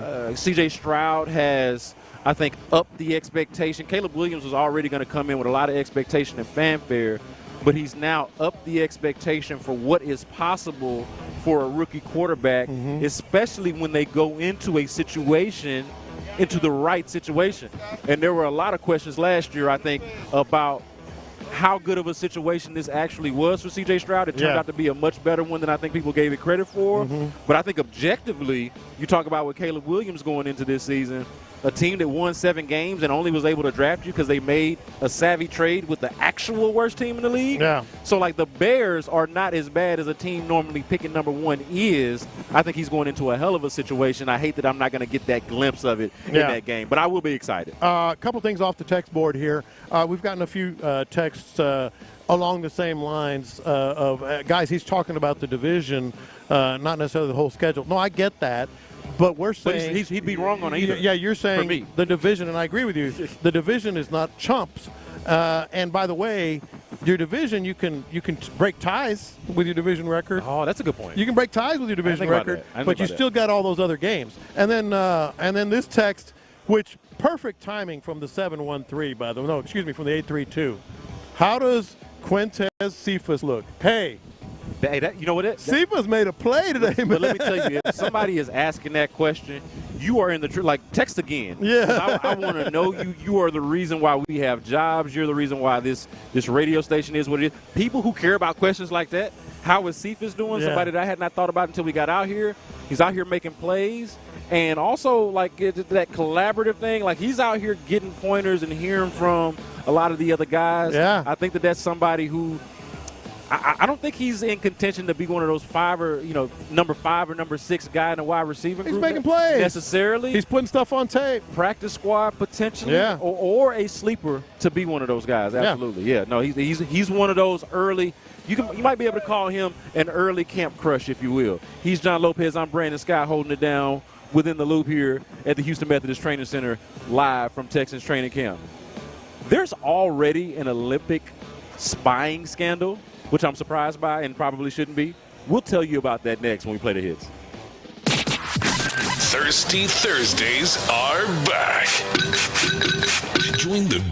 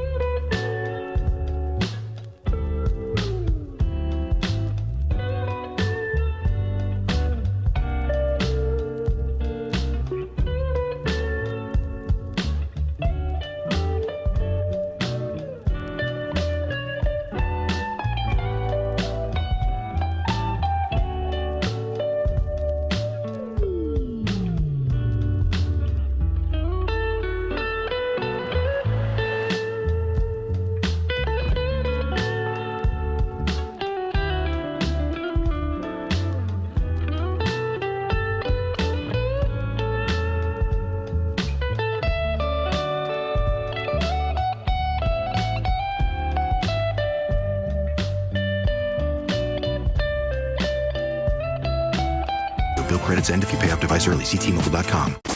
It's Texans Training Camp. Live from the Houston Methodist Training Center. Sports Radio 610 presents In the Loop. In the Loop, Brandon Scott. John Lopez here. Chris Santiago is holding things down for How us about that? At the studio. And this is, or these are, I should say, the hits on In the Loop. And it looks like we got some Astros. These are the hot stories of the day. You're listening to In the Loop with Houston's sports leader, Sports Radio 610. My bad for stepping on you, Chris Santiago, as you do your things on the ones and twos. We got some news, man, about the Astros and the trade deadline. Could be some things. Trade deadline, less than a week away. Yes. Less than a week away. 6 days. Quietly, I know we're out here focused on training camp, but quietly, your Astros, who have dropped 2 in a row to the Oakland A's, we're not going to talk about that as much, but trade deadline coming up, man. What you got? Yeah, there's been a lot of rumors. This is a report from Chandler Rome, who I think we all trust. So Chandler Rome from The Athletic is reporting that the Astros are interested in Tampa Bay Rays all-star third baseman Isaac Paredes, or Paredes, however you want to say it, depending on your background and your inclination. I'm not going to try it, but I'm going to go with your pronunciation. Paredes. I killed that. You did kill that. Paredes. How about that? What's up? Paredes, right? That's how you say it. Hold it down. Hey, all right. I spent my whole life in Houston. I should be able to roll my R's just a little bit at the very least. So here's the thing. He's a third baseman. He's an all-star third baseman. 15 home runs. 51 RBIs, 798 OPS. He's played in virtually every game. So you're thinking, all right, what does that mean? Well, it doesn't mean a lot this year, but it might mean something down the road. This year, he can play first base. Yeah, no, he can play first base. He is a third baseman and first baseman. So to me, what this means, it's not just Paredes. It goes beyond that. It means now John Singleton has done about as much as you can reasonably ask him to do. Yeah. But the part about this not having a first baseman thing that's really frustrating and I think even perilous for the Astros is that it takes Mauricio Dubon out of his ideal roles. Exactly. Because now you got to go park him over there at first base when you don't like the matchup with John Singleton as the lefty. And you can't use him otherwise. Yeah, and that's handcuffing. And it's not like you got the deepest of benches to begin with. I mean, this is the same squad. As much as we love the Astros, this is the same squad that was trotting out Greg Kessinger and Trey Cabbage and a bunch of dudes that, hey, maybe they're going to be good eventually, but this is not World Series caliber, the standard that we've kind of set here. Now, you pull it back a little bit, Paredes, I think it actually give you an opportunity to allow Mauricio Dubon to go back to being the Swiss Army knife that he's supposed to be, relieving guys, playing out in the outfield, playing anywhere else in the infield that he needs to, give you the depth that you are so sorely lacking, on top of the fact that now you got a first base. And a couple of other things to note here.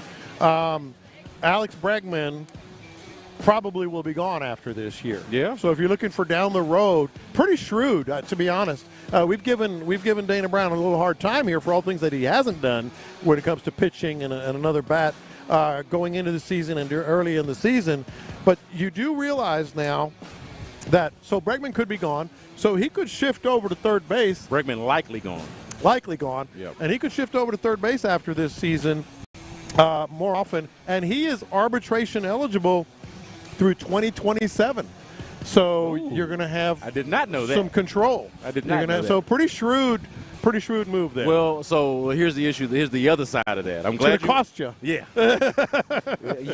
How long you say, 2027? 2027. Oh, man, that dude is going to be outside of the Astros price range. Mm-hmm. I'm not sure what they're going to have to give up to get a guy who is under team control for that long. Yeah. Or simply put, if they'll be able to outbid other teams who are equipped. Yeah. You know, like the teams that do have strong farm systems and view themselves as contenders or Paredes away from making it happen. So that is very interesting. The Alex Bregman thing, I do want to mention since you brought it up.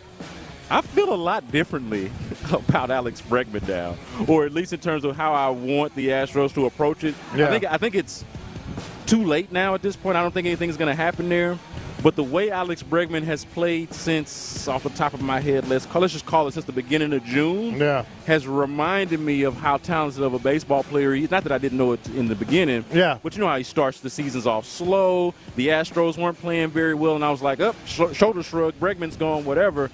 Now I'm kind of thinking of it like, hey, yeah, they need a contingency plan for third base, but I wouldn't actually mind it just being Alex Bregman. No. Like, if they could figure out a way to bring that guy back, I don't know if that's possible. It's probably not. It's likely not. But there is going to be some angst once Alex Bregman is gone. Absolutely. Absolutely, 100%. Also here on the hits, we teased this coming in. This surprised me, man. New Zealand soccer team, you know, the Olympics are right around the corner. They're out there practicing, and one of their officials on the team notices a drone above them. And you know what? Maybe not as weird. You know, we live the life we live now. Drones are pretty common, but practice for the Olympics is. Hey, the Olympics actually started today in soccer because they have to do the longer schedule. That's right. I think rugby, maybe flag football too. Yeah. So that's interesting. Yeah. So, but that's intellectual property out there. They're practicing for the Olympics. They notice a drone. They look into it.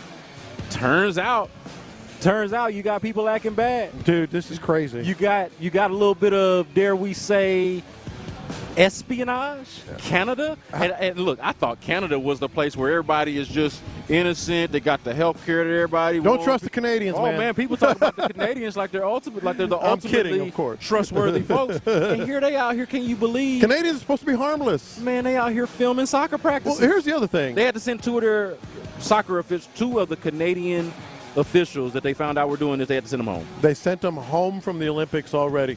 Here's what I don't get about this. Who in their right mind in 2024 would think that no one would notice a drone over a practice field? Depends on the size of the drone, how high they were flying up. Dude. I think it's possible. Really? I think it's possible. And some people are no risk it, no biscuit. Well, that's the thing. You know what I mean? Like, hey, okay, maybe they will. and maybe we have a story, an explanation for why that is. You know, I think you'd only know what you can get away with once you try it. Don't ask, don't try, don't get? Well, yeah, like to me, and that is much more, to me, feasible, because who knows what it is and why it's up there. Yeah. Credit to them for, at least having the presence of mind to say something. But to me, that's easier than, say, planting a camera, in a traditional way at a practice, or trying to do it in ways that they used to. Putting it up in the air, having the drone access to Where would you do spy on these fields? Yeah, man, I would just fly around. I think a drone? Yeah, I would see a drone. We would see a drone. We would, but would we automatically know or think something nefarious about it? I would hope drone. I would. I would hope somebody would. I'm gonna be honest. I don't know that I would necessarily be the guy. I might just. Honestly, I might look up whatever. Look at that drone up there, y'all. Isn't that cool? And maybe it might be lost on me that Gerard Mayo is doing it. I'm sorry, Gerard, I ain't going to do that. You're coaching the Patriots now. I had to find the right team if it fits to take the shot at. My bad. I had to do that. Yeah. But yeah, no, I think that is something. Y'all text in 713-572-4610. Would you notice a drone if you were out here? I think I would notice a drone. Especially if you were out here. Would you notice a drone? That's the first question. And then the second question is, if you did, would your mind automatically go to espionage? Because my thought would not necessarily be that, even though it probably should be. I just think, there's a drone pilot out there. Somebody's doing something cool with a drone. The news uses drones, right? So it could be. Get a news helicopter. That's how I would do it. Well, what I'm saying is, though, the news stations and even the papers have drones. Yes. So they could very well be over here filming practice for actual news footage. Yeah. Like who knows? And so I would like to think that there's somebody around who's tasked with that. I don't think it would be me automatically. Somebody would have to say, hey, B. Scott. Hey, that's a spy. Or just, hey, B. Scott, be looking out for spies. Yeah. You give me that job, then I'll be looking out for spies. But if I'm just out here chilling or doing a show with you and I see a drone, I don't think I'm going to necessarily assume that it's the Patriots or that it's the Jags or that it's the Colts. The Patriots are taking a beating right now, man. That's on the hits also. Speaking of the Olympics, did you see Snoop? Oh, man, dude. As we play the hits here, can you believe how long we've come or how far we've come, Lopez? Snoop Dogg will be an Olympic torchbearer man, we have come such a long way. Wasn't Snoop kind of sort of implicated in a murder? Kind of, sort of. Kind of, sort of implicated. I mean, he was acquitted, but the answer is yes. Yes. Yes. Well, so there's an interesting thing here, though, with Snoop, because that is, I want to say, in the later 90s. Long time ago. So it's after he's already Snoop at that point, right? Yeah. So it's very interesting. Doggy Style and early Snoop has, I feel like, become like cult classic. And people across, it's not just hip-hop heads, but you can basically go in any community, even a non-hip-hop community, and I feel like that will be a community that is friendly to Snoop. I feel like the only time where he was really a controversial figure literally was the murder case. That murder thing. But he's acquitted. Think about all the guys that, when they got away with murder, were able to rehabilitate their images and their reputations. And now he's carrying the Olympic torch. Ray Lewis is one. Snoop Dogg is one. Once laws on marijuana became different, and we became much more relaxed society on that, it seemed like you look up and Snoop Dogg has every endorsement that could be. He's endorsing Corona beers that he doesn't even drink. And I mentioned this to Figgy not long ago. I don't remember if I was doing the show with you or not. He really is the coolest man in America. He is. Like, he's the coolest man in America. It was an honor. I got to meet Snoop in 2004 when the Super Bowl was here. He brought the Snooper Bowl here, and they played over at I think it was Barnett. They played over at Barnett Stadium, and my dad's a cop, and so we were able to, but a cool one, and so we were able to get in the tunnel and dap up Snoop, and he was exactly the same. The exact way that you would envision him being, the way that he is on TV, the way he is in movies, the exact same. Awesome. The exact same. One of the coolest dudes that you'll find. Those are the hits. He's John Lopez. I'm Brandon Scott. This is In the Loop. And coming up next, I am going to try and talk Lopez into Titus Howard. Mind you. I don't know how much I'm going to have to do it, though, because Titus Howard, I think, is out here proving himself. But I'm going to try to do that. That's next on In the Loop. What does new Texans linebacker Azeez Al-Shire think will define the defense this year? It's just an exciting, physical, fast defense, taking the ball away, making plays, big hits, and that's what you want. Insider access, exclusive content, Sports Radio 610. The Texans play here. Your Odyssey Sports Minute is brought to you by Zadig Jewelers. This is Andrew Bogish with an Odyssey Sports Minute sponsored by Vanguard, investments and advice for all of life's chapters. The Rose Bowl is asking the college football playoff to keep the game out of its semifinal rotation in the future so the game remains on January 1st as much as possible. Good, that's when it should be played, but it should also include the Pac-12 and Big Ten. If only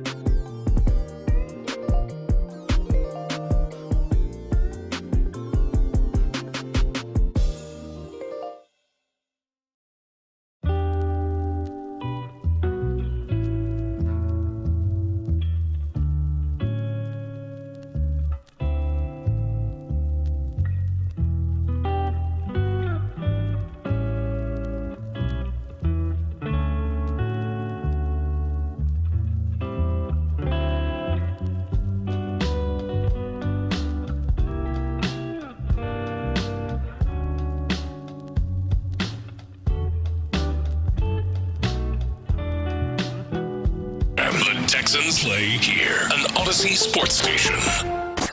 It's Texans Training Camp. Live from the Houston Methodist Training Center. Sports Radio 610 presents In the Loop. A big training camp and a big season coming up for Texans right tackle Tytus Howard. And we know why. It's because he didn't have a great season last year. Now, to be fair to him, he didn't play the actual position that he's supposed to play. He played guard, and then he got hurt, and so he missed some significant time as well. Something that I hadn't thought about until listening to him talk yesterday, and Tytus Howard did talk to reporters yesterday after practice, was that he is yet to play a full season. Yeah. He has not been healthy. And mind you, he's on his second contract now. He got paid, and he is yet to play a full season. So for those reasons, and I think even more because of the expectations that the Texans have on themselves and the background that I just mentioned, Tytus Howard's season is a big one. But where I think you and I view it differently is you've got questions on exactly how good Tytus Howard is, and if more specifically I would say if he's good enough to be the guy that they paid last year. And I think that's a fair question. If they paid him too early, if they paid him too much, if they should have paid him at all. I understand that. I was a little surprised that they did the deal. Yeah. But I do think, and I understand why they did the deal, I do think that when he plays his actual position, when he does the thing that he's actually supposed to be out there doing, not when they make up this positional flexibility, this positional versatility, a buzzword that they like to use, but it's not always necessarily something that they can put into practice if the player can't do it. But like his actual position of right tackle, when he's played it, when he does play it, I'm not going to say he's one of the best in the league, but he is at the very least above average. I think he's and that's not a ringing compliment for a guy that's one of the higher paid right tackles in the football. I mean, is being above average and getting paid above average. Yeah, well, but more than above average. What is he, top 5 right tackle? But is that how it actually works? Yeah, that's true. No, that's fair. Like getting paid is more about timing and circumstance. I don't think any of us think that Trevor Lawrence is one of the elite quarterbacks. He's just slightly above average. But when you combine, and look, I'm not going to sit here and torch Titus Howard, because one thing, my true feeling on it is, I don't know. I'm not saying he's not. I'm saying I don't know just how good he is as a right tackle. I don't know. We're going to find out. It's truly just like an open slate. Let's see what it is, because I do get, that's the second point, that it was kind of talked about, so his injuries, but not really until late in the year did you realize, well, the reason he's playing guard is because of his right hand, and he can't hold out that edge as well, and it's affecting him, and then he has the knee.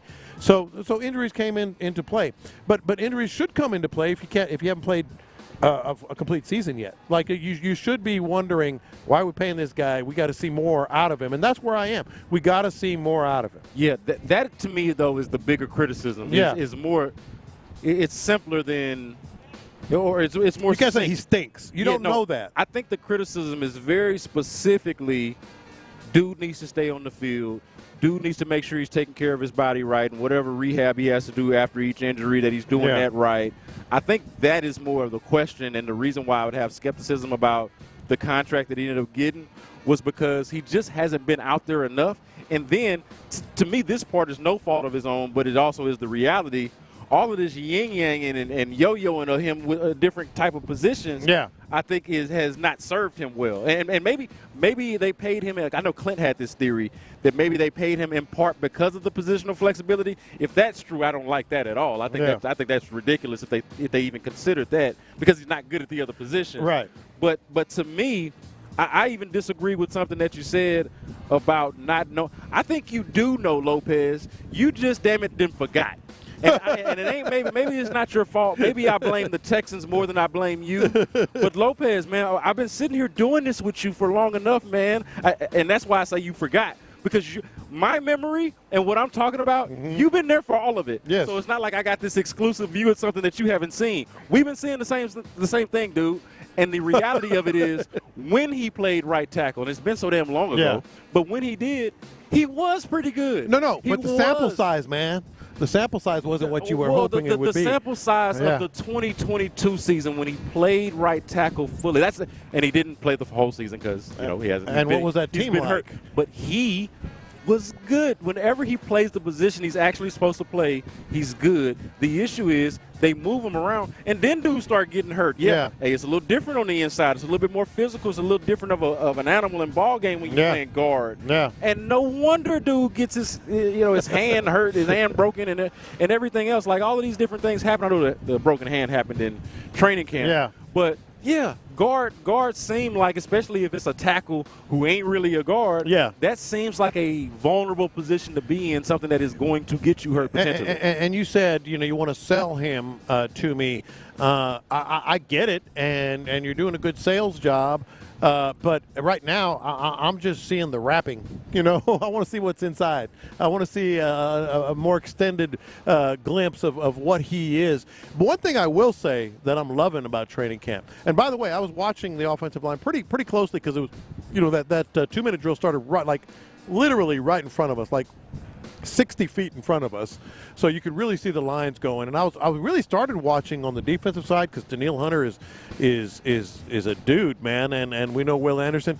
But then over the course of it, I started watching the offensive line, obviously, because that's what they're going against. And Titus Howard did fine. There was no big breakdowns. There was one moment, and I think it was on the big play that was called back, where the defense was saying he's holding. I don't know if it was him. and there was some sort of penalty, but he was in the middle of that at some point. So I'm glad you mentioned that. Yeah. Because if there is a criticism that you would have of his game, and I don't know, maybe I'm a little twisted because I kind of like this, but Titus Howard will tell you with a smile that he doesn't believe in holding. Yeah. Like, holding is a matter of perception. If the flag don't come out, then it ain't holding. Yeah. And but otherwise, yeah. Like, I'm saying all this to say, Titus Howard will hold. Yeah. He will hold in practice. He will hold in the game. He will do as much as he can get away with. And honestly, I kind of respect it. No, I respect it. I kind of respect it. But here's the other thing I like. The second part to that, like we're watching this offense with Blake Fisher getting a lot of reps. Yeah. Against really good players. Well, he has to. Like really good players. I mean, unless we're going to do the Charlie Heck thing again, Yeah. which, I mean, more power to him. God bless him. He hangs around. Yeah, God bless him and Yeah. everything. But, I think that has to do – I feel like Blake Fisher is more of a contingency plan because you got 2 tackles. But he's getting the reps. Well, I think they got 2 tackles that they believe in, but Blake Fisher is getting the reps because obviously Laramie Tunsil is not. And he is a contingency plan for 2 guys that they believe in, but also now have shown you an obvious injury history. Laramie Tunsil last year, I watched him. It was amazing that he was able to play at the level that he played at because I watched him limp around the locker room the entire season. He had a knee deal. Titus Howard, another one who, as we mentioned, has not played a full season and then, by the end of it was hurt. Their bodies, okay, we're expecting them to be ready by week 1. We're expecting them to play and to contribute. But I feel like, the Texans know what's under the hood better than we ever will. Mm-hmm. And I feel like Blake Fisher is a contingency plan for either or both of those guys, given the injury history and given what we saw last year. Yeah, and so we heard from Titus Howard. We did. About these very things, and that's why I wanted to bring it up. Blake Fisher looks good. Yeah. Looks fine.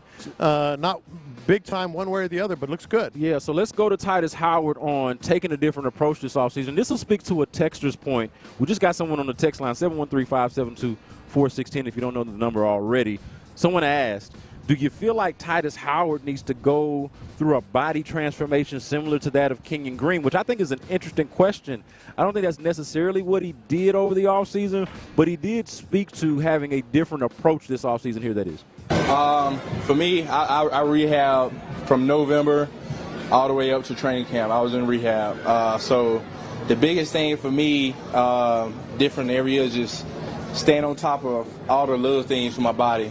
All the recovery, trying to eat the best I can eat, getting enough sleep, all the little things that's going to help me because, I got the talent, football comes easy to me. It comes easy to all of us because we've been doing this our whole life. But, it's the little things that you got to take care of off the field that help you on the field because my biggest problem is that I haven't been able to stay on the field. So I haven't played a full season yet. This is my year. I think I'm going to play a full season, knock on wood, but I'm doing everything I can do to stay healthy and perform the best I can perform, and I'm feeling good, and I'm going to play great. Yeah, so just the fact that he would even acknowledge that, somewhat, I think, unsolicited, because they were asking him about his offseason, but no, I don't think anybody was like, hey, man, do you realize you ain't played a whole season yet? Yeah. And how do you feel about it? Yeah. That is something internally that he has recognized, have the self-awareness to recognize, and it feels like this year is the year he wants to do something about it. But I want to say this, Lopez, before I throw it back to you. Mm-hmm. Y'all heard Titus Howard there, and I know it wasn't lost on y'all, us as Southerners. I know it wasn't lost on y'all on how much of a Bama he is. Yes, he is. That boy is from Alabama. Yep. And the reason why, kind of going back to this question about the body transformation, the reason why his body doesn't look like Laramie Tunsil's body. Hey, there's a good reason. It's the Bama in him. Yes, it is. And this is something I'm not telling y'all. I'm not guessing about this, y'all. I'm telling you something that I know for a fact. Titus Howard loves his wife's home cooking. Yes, he does. Okay. And they eat soul food in that house. Soul food. Not NFL food like, Nick Caserio food or none of that. They eat soul food. Yeah, they do. And my man likes, like a true Bama, likes him some Southern Comfort. All right? Likes him some Southern Comfort food. And I think it has taken a little bit of time and some trial and error and maybe some moments of not being healthy and kind of realizing, oh, man, drafting Blake Fisher, all of these things like, hey, you know what? I need to take care of my opportunity by taking care of my body and making sure that I'm right. Hopefully his diet is a little bit Well, different the one thing I liked about it is he's not running away from it. You know, he's not denying what we've heard from D'Amico on down about we'll see, which is kind of echoing in his mind, I'm sure. But either way, it's good. You know, he seems to have the right approach. I'll put it that way. He seems to have the right approach. 100%, man. 100%. So for starters, I think that you should pay attention to the fact that Titus Howard is aware of the questions about his availability. He understands that is 100% an issue. This was him talking about feeling like the offensive line is in a better place, and I want to play this because the O-line is something that I feel like there's an urgency there as a unit, not just Kenyon Green, not just Titus Howard, but that unit as a whole, Lopez, we can't forget. They invested more in their offensive line last year than any other team, and they've essentially brought that offensive line back. Yeah. And on top of that, use a second-round pick to strengthen it. So this was Titus Howard saying that he feels like the offensive line is in a better place. Man, we're to hold up a better place. You know, we got all the guys, you know, healthy right now. You know, we got that camaraderie. We've been playing together for a year. I'm just happy, you know, to be a part of, you know, the O-line this year, healthy. So, you know, I'm doing what I can do to, you know, stay healthy and play the best I can play. But I feel like the O-line's in a good place right now, and we're only going to get better. Yeah, man, and they have to get better. Like he says they're only going to get better. I would add or edit that to say they have to be better. And to their credit, they played well, all things considered, last year, considering that they were undermanned, that they had guys playing out of position. It felt like dudes were dropping like flies. Yeah. Starting with training camp, by the way. Yeah. And from training camp all the way on throughout the season, they were losing guys. But to me, this is the year. Titus Howard on top of it, or included in it, I should say. But this is the year that thing has got to come together because of how much resources between money, draft, assets that they've invested in that. You know, Blake Fisher, second-round pick. Titus Howard, one of their own first-round picks from several years back. Yeah. But now you've invested a first-round pick and a second contract on dude. Yeah. Not to mention that year that you drafted him, you also traded for Laramie Tunsil. Yeah. So, like, and then you paid him twice. Yeah. So, like, all of the money and resources they put into this offensive line to make it the most expensive in football, they need a return on said investment. Glad you brought that up, too, because I want to be very clear. I feel pretty good about this offensive line. Not just the health aspect, which you just heard there. Like, this offensive line is going to be watched very, very closely. Titus Howard and Kenyon Green more than anyone else. But we are seeing guys, you know, that are getting reps against a big-time defensive front and front seven that are not that are performing. I mentioned Blake Fisher, and we're going to be talking about Kenyon Green. I don't know what you've seen. Kenyon Green hadn't looked bad, dude. Okay. He hadn't looked bad. Hey, I'm glad you mentioned that. Let's hear, before we get out of here, let's hear from Titus Howard on one Kenyon Green, because that is somebody. Look bad. He's somebody that everybody's been asked about. Everybody wants to know what you think about Kenyon Green. This is what Titus Howard had to say about it. Growth, man. Maturity. Kenyon's matured a lot. He's put in a lot of work. His body is in the best position he's been in. His mind is in the best position he's been in. He's very confident, you know, in his ability, and he's putting it all together, man. He's been out here putting some good stuff on the field for these first couple of days of camp, and I'm excited to see him grow. Like I told him, I've been in the same position he's in right now. You just got to keep working, man. Just keep grinding. It's gonna, you know, he's gonna get better, and I feel like it's gonna be a good year for him. Yeah, in order, I would say the biggest question marks on the offensive line, it would start with Kenyon Green.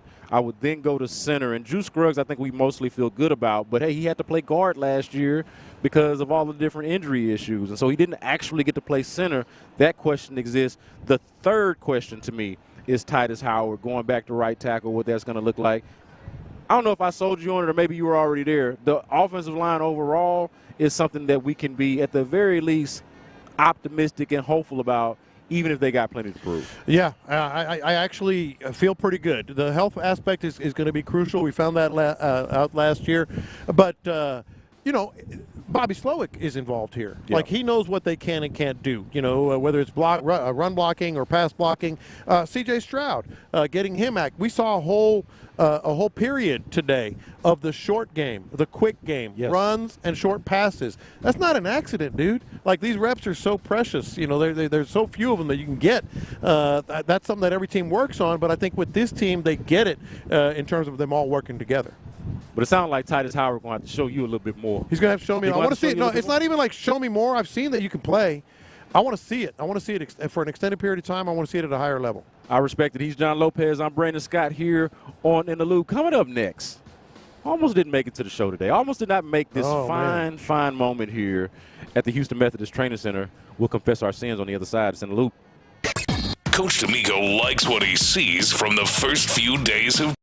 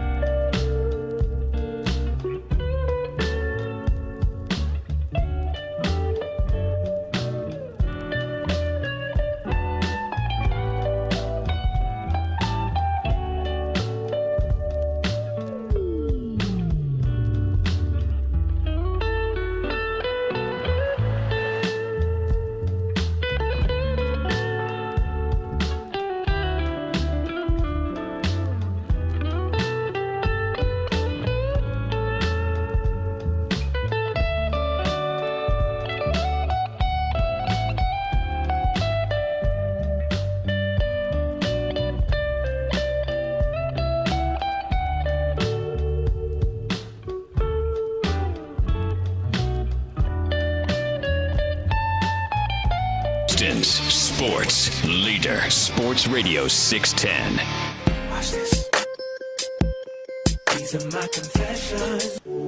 Brandon Scott and John Lopez on In the Loop. Lunchtime Confessions here with you is where we confess our sins, let them hang a little bit lower. We start with the OG. Watch this. These are my confessions. I hope never in my life do I get a bruise like Kyle Tucker has gotten a bruise. Like, this is getting ridiculous, man. First of all, I read this morning that Joe Espada was asked, I guess last night or whatever in Oakland. By the way, they took the L there. Oakland actually looking pretty good the first two games. They can hit. Yeah, they're playing pretty good ball. They're not a good team, but they can hit. And he said he's jogged around, he's been on the field, but he's still, quote, not pushing it or running the way they want him to. And then this morning I hear that Espada was asked about a return or whatever, and they said, like, hoping for September. Am I saying that? Is that what he said? Hoping for September? Maybe August? Yeah, he'd be disappointed if it's not back in September. Dude, it's July 24th. Are you telling me that you're not already disappointed to not have one of the better players in baseball back on your team yet? September? Because I have long reached the point of disappointment with not Kyle Tucker himself, but just the situation, and more so, and I think this is to your point, Lopez, the transparency or lack thereof. Not that we expect that. No, not with the Astros. We're not Astros neophytes here, or the Astros rookies in terms of hearing their messaging. We understand that this is how they get down, but damn, man, we can look at that play. We remember this when this was against the Cardinals, right, a couple months ago. Yeah, the dude like that. Completely buckled. If he didn't break his leg, to me it would have been borderline miraculous. Like, there's no shame in just saying what it is. Like, that's got to be the worst bruise of all time. I mean, this isn't a diagnosis, obviously. I'm not a doctor, nor do I try to play one on the radio. An observation. Dude broke his leg, right? My man broke his leg. Dude broke his leg. My man broke his leg. And you know what it is? I think a thing that teams do where they will call something a bone bruise and a fracture sometimes can be terms that are interchangeable almost. Yeah. Like it might be a fracture, but they'll call it a bone bruise. I know this happened with Andre Iguodala in his first go-round with the first time he left the Golden State Warriors. That was a little bit of an issue. They wanted to call it a bone bruise, and he's like, man, my ish is fractured, The bro. Astros took it to an elite level. Yes, I am right there with you. Watch this. These are my confessions. So I don't want to give TMI here. I know we're not one of those kind of shows that likes to lean into some of the sophomoricness of what's happening with the intestines and whatnot. But I got to get this confession here, man. I almost didn't make the show this morning. What's happening? I was playing hurt, and that's because with my coffee, man, I'm trying to go oat milk or like oat. Good for you. Instead of dairy. Yeah. I'm not sure that the oat is not doing the same thing that the dairy would do. Oh, it hit. I feel like it hit. I feel like the oat treated me the way the dairy would have also treated me, and so maybe I need to go. And we don't need to get into any explicit. Y'all understand what I'm saying here. Y'all understand, I don't have to paint that. I don't have to paint that picture. Please don't. You understand what I'm saying? Yeah. But what I'm getting at is, I wonder if I need to just go lactose free instead of like trying to find an alternative to milk. Instead of going, try it one more day. Maybe your body was adjusting. I want to say that this is the second time at least. Okay. I'm feeling good about the sample size here, Lopez. and honestly, if lactose free it is. But if we're confessing, I feel like maybe I should have learned a lesson before and not risked it. Nah, you did the right thing. Give it another shot. Okay. So I gave it another shot. Now we can go lactose free. I ain't giving it no more shots, Lopez. I might just go I might just go coffee black. Yeah. A little sweetener, no cream next time, because I can't be missing training. You are a coffee freak. Man, look, but I made it out here though. Yeah. I'm also dedicated to doing this show and being out here in training camp, and I wasn't gonna let a little oat milk keep me out of the game. You feel me? All right, Chris.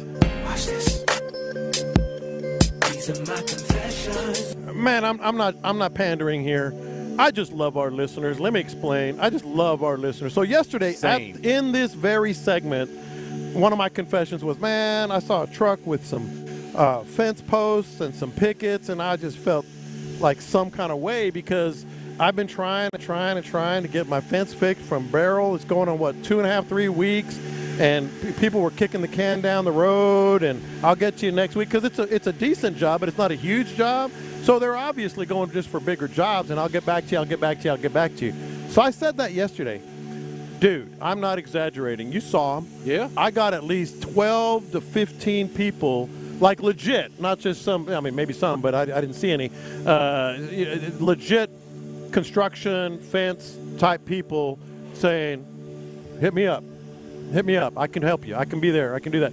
So I did hit up Big Ben from Burton Construction. I'm going to give him a shout out. Yeah, shout out Big Ben. Doing the Lord's work out there. Ben was at my house this morning at 9 a.m. At my house this morning at 9 a.m. Got he's getting the estimate together. Says he's going to fix the fence probably by Friday. There you go.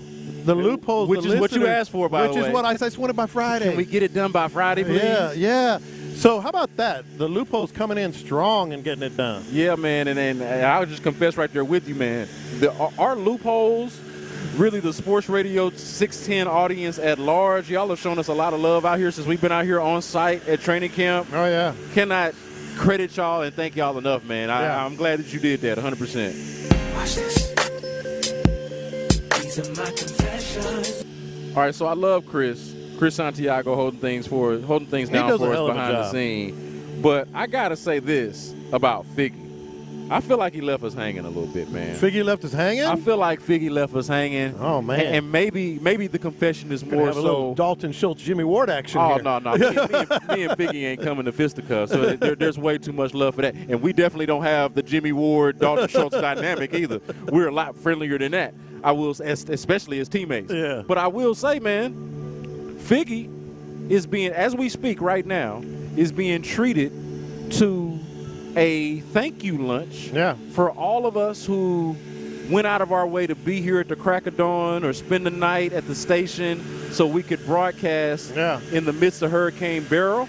And I know you were on your way back from traveling, Lopez, but in case you don't remember this, I was supposed to be doing the morning show. I did the morning show with Seth Payne the morning of Hurricane Beryl. Now, I was a little bit rebellious by not spending the night at the station like I should have. You should have. I'd come up to the station, but you know what? I had some other ideas, some other plans, and some other things that I wanted to do that night that, if I'm just being real about it, could not be done at the station. All right? They could not be done at the station. Well, they could.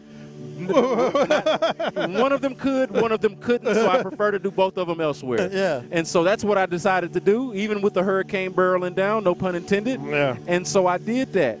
But I was there for work. I made it. Yeah. I made it. I drove through the hurricane. You were there most of the night. I was there. Yeah. I was there, man. And you didn't get an invite. I am included. Well, no, I did. I was included in the invite. I'm included in this whole barrel crew because there's a crew of us morning folks from that time. And Figgy's included too because he was our backup board op, our backup producer. But when I got the invitation, I told him, hey, we got a show at that hour. Yeah, we got a show, man. I can't be there because they're having a fine lunch as we speak. Yeah, the noon hour in the loop goes during the noon hour. Yeah. Well, apparently, Figgy Fig got different kind of treatment because they set it up to where Figgy would have backup, Chris Santiago holding things down for us. And so Figgy, he was out here training camp earlier, but when he left, he didn't go to the studio. He didn't have to go to the station. He didn't have to work the full shift. Figgy's somewhere eating, licking his fingers. I don't think Figgy actually does that, but he's somewhere actually eating lunch that he's being treated to. When I feel like I should be there too. I feel like I should be there too. But I had the presence of mind and the teamwork to say, hey, I can't be there because we got the show. Well, Figgy was like, hey man, feed me. I mean, the reality is, people just love Figgy more. Oh, yeah. I mean, they just love Figgy more. And I don't blame them. Than all of us. I don't blame them. Than all of us. He is a more lovable, more likable figure. But it was not lost on me this morning when Figgy's like, yeah, man, I'm going to be at this barrel thing. Yeah. And I was like, hey, man, I got the invite and turned it down. I didn't know that was possible. Yeah. I didn't know it was possible. All right, Chris. Watch this. These are my confessions. I think this is just too much. Did you see what the Cleveland Browns security team did yesterday afternoon? Tell me about it. Did you see that? Look, I get being prepared. like the Texans are prepared for every potential instance that's out there. It's good to be prepared. The Browns security team had a couple of dudes, they did it one at a time, run onto the field like it's a game. They were in the stadium. It wasn't a training camp, like on a training camp field. It was in the Browns stadium, and the security detail practiced running, chasing down the fan, and tackling him and getting him out of the stadium. Oh, I like that. Come on. I like that. First of all, hold on. Were fans in the stands? No. Okay. Look at this. Like they had this dude like run onto the field, start zigzagging, and by the way, they did an awful job. Like they missed him 3 times. Yeah, they did. Yeah, well, clearly that's why they're doing it. Maybe they know that they got a bunch of schmucks in security, and they need practice bringing down a regular person. You're practicing chasing down a fan that runs onto the field. Come on, man. I did not realize that Lopez was all about not having proper security. Well, you got security that you can brief them. You can, and by the way, they look foolish. They didn't do their job very well. And so they might be fired. I want to know, look, if your job is to chase down the fan once he goes out there, I would like to at least feel comfortable and good about you being able to do so. Like, I don't want Nico Collins to have to take the fan out. Yes. Just because he's an athlete. I want the guy that's hired to do that to be able to do that. But you got to admit. And if he can't, Lopez, I want to know about it. Wouldn't you rather know that as opposed to that happening in, say, week 5 or the AFC Championship game? You want to know that your guy is equipped and able to take down the rambunctious fan. But, okay, you got to agree to this. It's a bit much to practice that on the stadium field. I understand practicing it. I don't get filming it to the point to where you're able to know about it and present it in this segment. Yeah. Like, they should have done that and maybe just kept it to themselves. Yeah. But I understand, hey, man, I don't think that you can over-prepare. Yeah. I don't think you can over-prepare, especially when it comes to security, especially when it comes to keeping the athletes safe. Because, look, not every person that jumps off to the field is just some crazy fan who wants to, be seen. You never know what kind of intentions these cats got. That's true. That dude needs to be taken out immediately. Immediately. He's John Lopez. I'm Brandon Scott. Those are your lunchtime confessions. Coming up next, we want you to hear from Texans wide receiver Ben McDaniels. He joined us earlier straight off the practice field. Had a good time talking to him. Talked about a bunch of different wide receivers for the team. You don't want to miss that. That's next. No, you don't. AbilityTrees.com. You don't want to.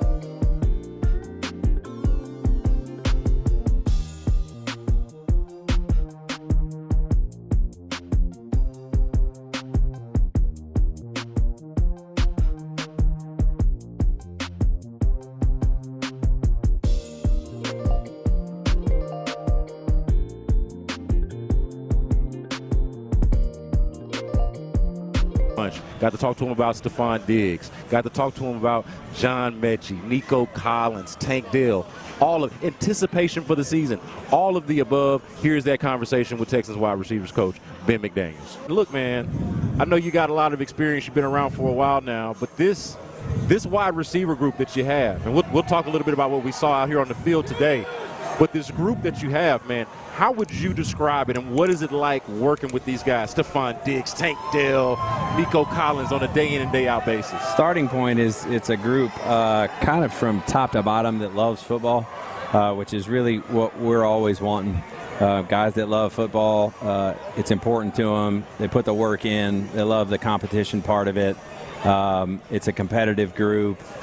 Great competitive enthusiasm at practice, which is what we're always looking for.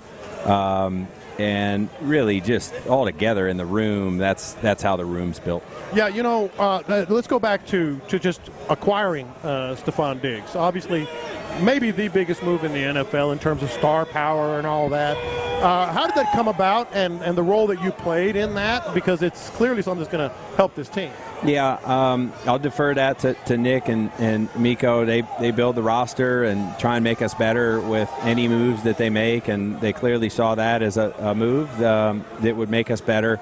But you're happy. And I signed off on it. You're happy. Yeah, but speaking of signing off and just being as the wide receivers coach, that's got to be like the easy. If they come up to you and say, hey Ben, what do you think about Stephon Diggs? Yeah, as a wide receivers coach, right? That's got to be like the easiest thing that they could bring to you, right?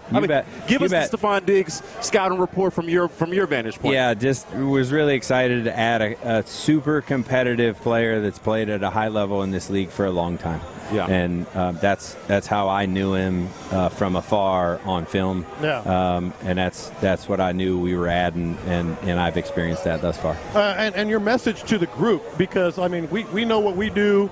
People on the outside, hey, who's going to be the number one? Personally, I think Stephon Diggs, but that's just my opinion. So your message to the group, like, you're going to be fed. How do you deliver that? It's the starting point of football. Mm-hmm. It's the starting point of football. It's a team game. And you build a roster full of guys that want to play for each other, are excited for each other's successes, that know that it takes everybody it takes everybody to win, you know. And so it starts with the person, it starts with how they're built, and it starts with just a desire to compete every day at this sport, you know, in that room and then amongst the team. So I imagine you'll give a similar answer to this, but I am curious from a coach's perspective, because we do a lot of the narrative number one, number two, number three, who's the number one, who's the number two, who's the number three guy but I am curious from a coaching standpoint, if do y'all avoid having using those type of terms and just kind of view it more holistically instead of saying, hey, this guy's the number one, this guy's this guy's that, maybe just on a play-to-play basis, first read, second read, third read, but there isn't necessarily a proclaimed number one. I'm curious how y'all handle that. Yeah, you guys might talk about that. I got a room of guys that will be active on a Sunday, and that's how it is. And it's our job as coaches to make sure they're in roles that we think they're going to do really well and that are going to help us win. And it usually takes every single one of those guys that's active on a Sunday to help us win a game. Well, speaking of helping you win a game, you got some cornerbacks out there that are pretty darn good. That's got to be as big of a good thing from your perspective as anything, right? When you're seeing that out there. Yep, and you're talking about the corners. Yeah, it could be anybody. Yeah. I wasn't sure if you said the corners or the quarterbacks. No, because both of those well, positions. We'll get there. Both of those positions are good. Are good. Yeah, it's awesome. It's awesome for everybody. To have that kind of competitiveness in practice, to just sharpen each other is kind of how we talk about it. Let me ask you about John Mechie, because there's been a lot of conversation about him looking faster, more explosive, and we all understand what Mechie's been through. What are you seeing from him, and what do you want to see from him specifically going into, obviously not going into, now that we have training camp underway, and you guys got a game in several days here? Yep, he's off to a good start. Man, I'm just so excited that he's just a healthier version of himself at this point. Yeah. He's been through a lot. He's fought through a lot, and he's the healthiest he's been. The obvious statement is he's the healthiest he's been since he's been a Texan. Yeah. And we're starting to see that show up on the field. Yeah. And it's a credit to him, and we're excited for him. From the outside looking in, I'm still amazed that Tank Dell just didn't miss a beat. Coming off an injury and then everything else that happened. That is an amazing story to me. I mean, from your perspective, again, you're with him every day. Were you surprised at all, or what is your perspective on that? Yeah, no surprises. Again, he's built a certain way. Yeah. He's got a great mindset. He's got an amazing spirit about himself, loves football, and competes every day to be the best. And so for him to attack adversity in whatever form that is the right way is no surprise to me, and he's done a great job. From a physical standpoint, since John just asked you about Tank Dell, I got to get this from you, because we heard Bobby Slowick mention it last year, and we were able to just see it from watching him. Getting out of his break at an elite level, like Tank Dell, the route runner, the change of direction, change of speed, how would you describe it? How would you describe that for our audience, Tank Dell, from a physical standpoint? Because I look at him, and it's beyond me.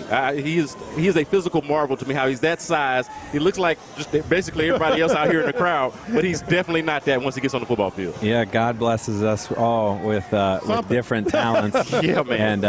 And then it's our job to make them what they are. And he's a special dude at the break point. It's kind of how we talk about things, being able to separate the top of routes and put your foot in the ground and change direction and start and stop and do it at a really high speed, and he does it really well. One other thing on Stephon that we've noticed being out here every day, this guy is flat out just walking in and becoming a leader. I know he gathered the team today. I think he spoke again after practice. Everybody says, forget everything you've heard. It's a new start, all that. But it really does seem like he is grasping the role. Is that what you're seeing? Yeah, absolutely. And some of that is part of what I didn't know about him. When you haven't coached the player, you don't know that part of it, and he's definitely stepped in, and he has a lot of confidence about himself. He tries to feed it to his teammates, and he tries to lead us in his way. And he's been a great a great vocal impact on the team. Is that obviously it's good, but you said you didn't, you're learning about it. Is that something that you think all of a sudden is something that this team can really use to get to another level from a guy like that? You can use as many guys that feed great confidence, great competitiveness, lead in the right way. There's no limit on the amount of those guys that are good for your team. Yeah. Yep. How did Nico Collins go from the guy with all the potential in the world but just needed to tap into it to the guy that just got paid over the offseason? What we saw last season, what, from your vantage point, what was the change in him that you saw? Yeah, and I've been lucky enough to be around Nico for the better part of 7 years. You probably know him better than anybody on the team. And the evolution, it's just a credit to him, you know. It's an organic thing, making yourself better, you know, and you got to be committed to that. There's a long list on that list. You know, you asked Brandon, like, what is that? Like, that list is long. You know, that's off-season stuff. That's how you treat your body. That's how you handle your rehab. That's how you approach practice. It's, you know, it's how you accumulate reps in practice. It's how you make the most of your snaps, you know, on Sundays. That list is long. He's been attacking it with the right mindset. He's built the right way from inside out. And, man, it's super cool to see him, you know, see the fruits of that. I can tell you're a big fan, and you've had a long relationship with him, but number 7 had something to do with that, too. Yeah. And you mentioned quarterback. I will say at this time, one thing that I think from D'Amico to Bobby to CJ himself is that they want to see him take more command of the offense. What is that from a wide receiver coach perspective that you're seeing? I just think, and he expects it from himself, just owning everything, you know, owning all parts of the offense, owning the operation, pushing the execution of that, pushing the detail from himself and everybody else around him in the huddle. It's really owning all that goes into being a quarterback, and he's for that, and so are we. So, Ben Skoranek, I want to ask about this because I'm trying to figure out. He seems like a Swiss Army knife. Are you his position coach? What position is he out there wearing number 26? I don't know what the hell to make of it, man. Help me understand. Yeah, he's in my meeting room. Yeah, for sure. And he's been a fun addition.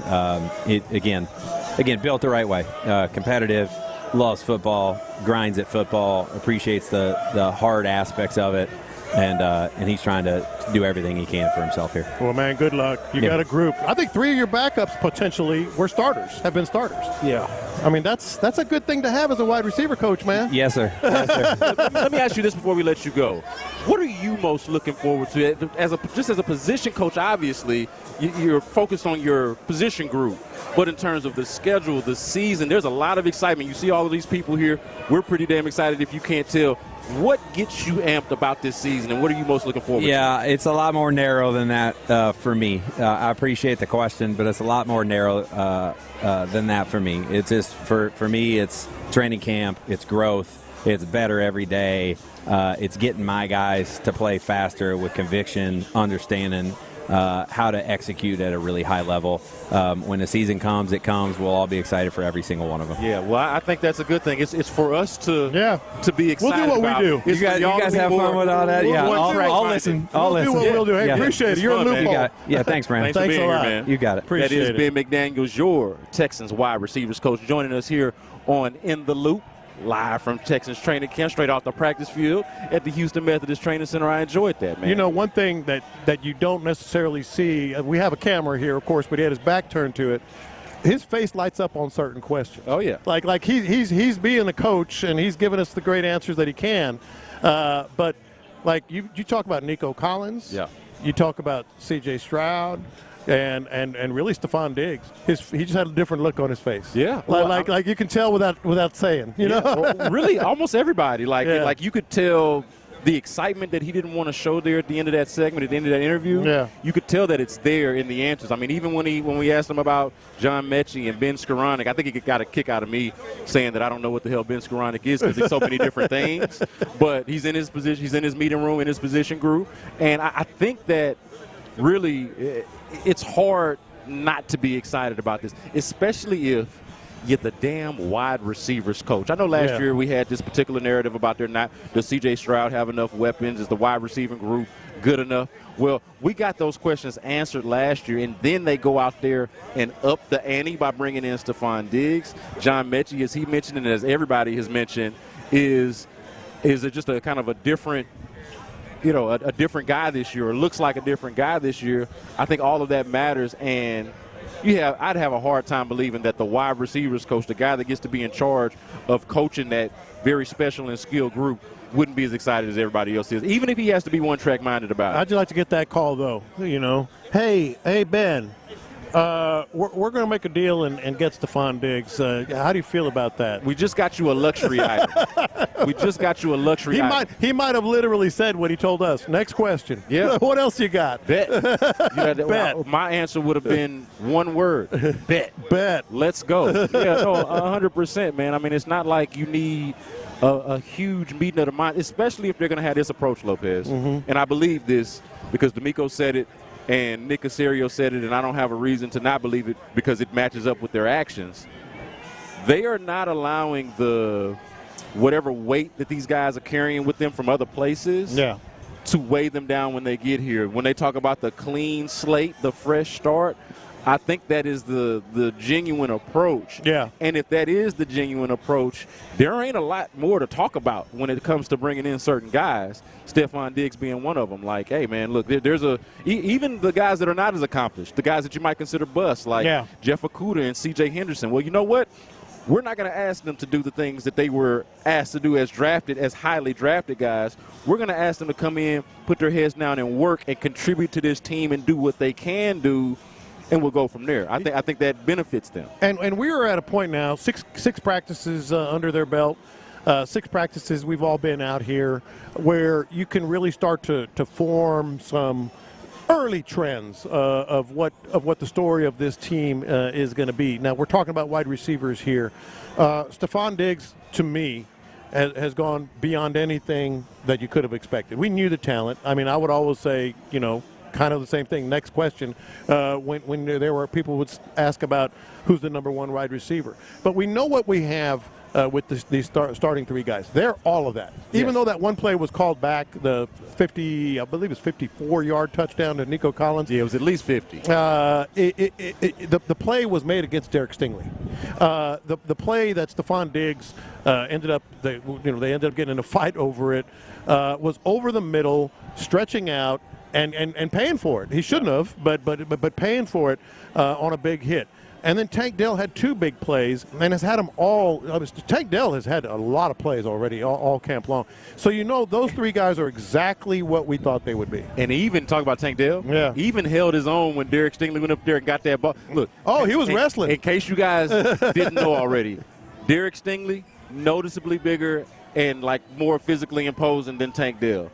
But in that 50-50 ball, hey, it was 2 men. He almost got it from him. Oh, it was mano-a-mano. You would not know who was of larger stature and who was more diminutive between the 2 in that moment. That was our interview with Texans wide receivers coach Ben McDaniel, Brandon Scott, John Lopez here on In the Loop. Coming up next, we go around the NFL. Don't miss it. Sports Radio 610. What does Nick Caserio think of the outside expectations heading into training camp? I think that's for the guys at 610 to talk about on the radio. I mean, our expectations are have a good attitude, put a good foundation in place, be a great teammate, be resilient, and put the best version of yourself on the field each day. We've got you, Nick. Insider access. Exclusive content. Sports Radio 610. The Texans play here. Your Odyssey Sports Minute is brought to you by Zadig Jewelers.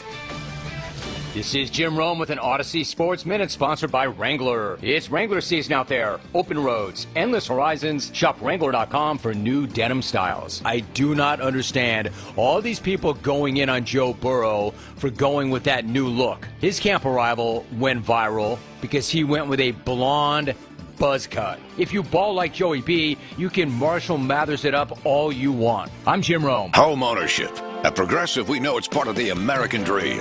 It's majestic golden eagles and other less majestic birds taunting you through the baseball-sized hole in your new windows. It's soaring guitar solos performed through faulty wiring in your garage, which subsequently erupts into flames.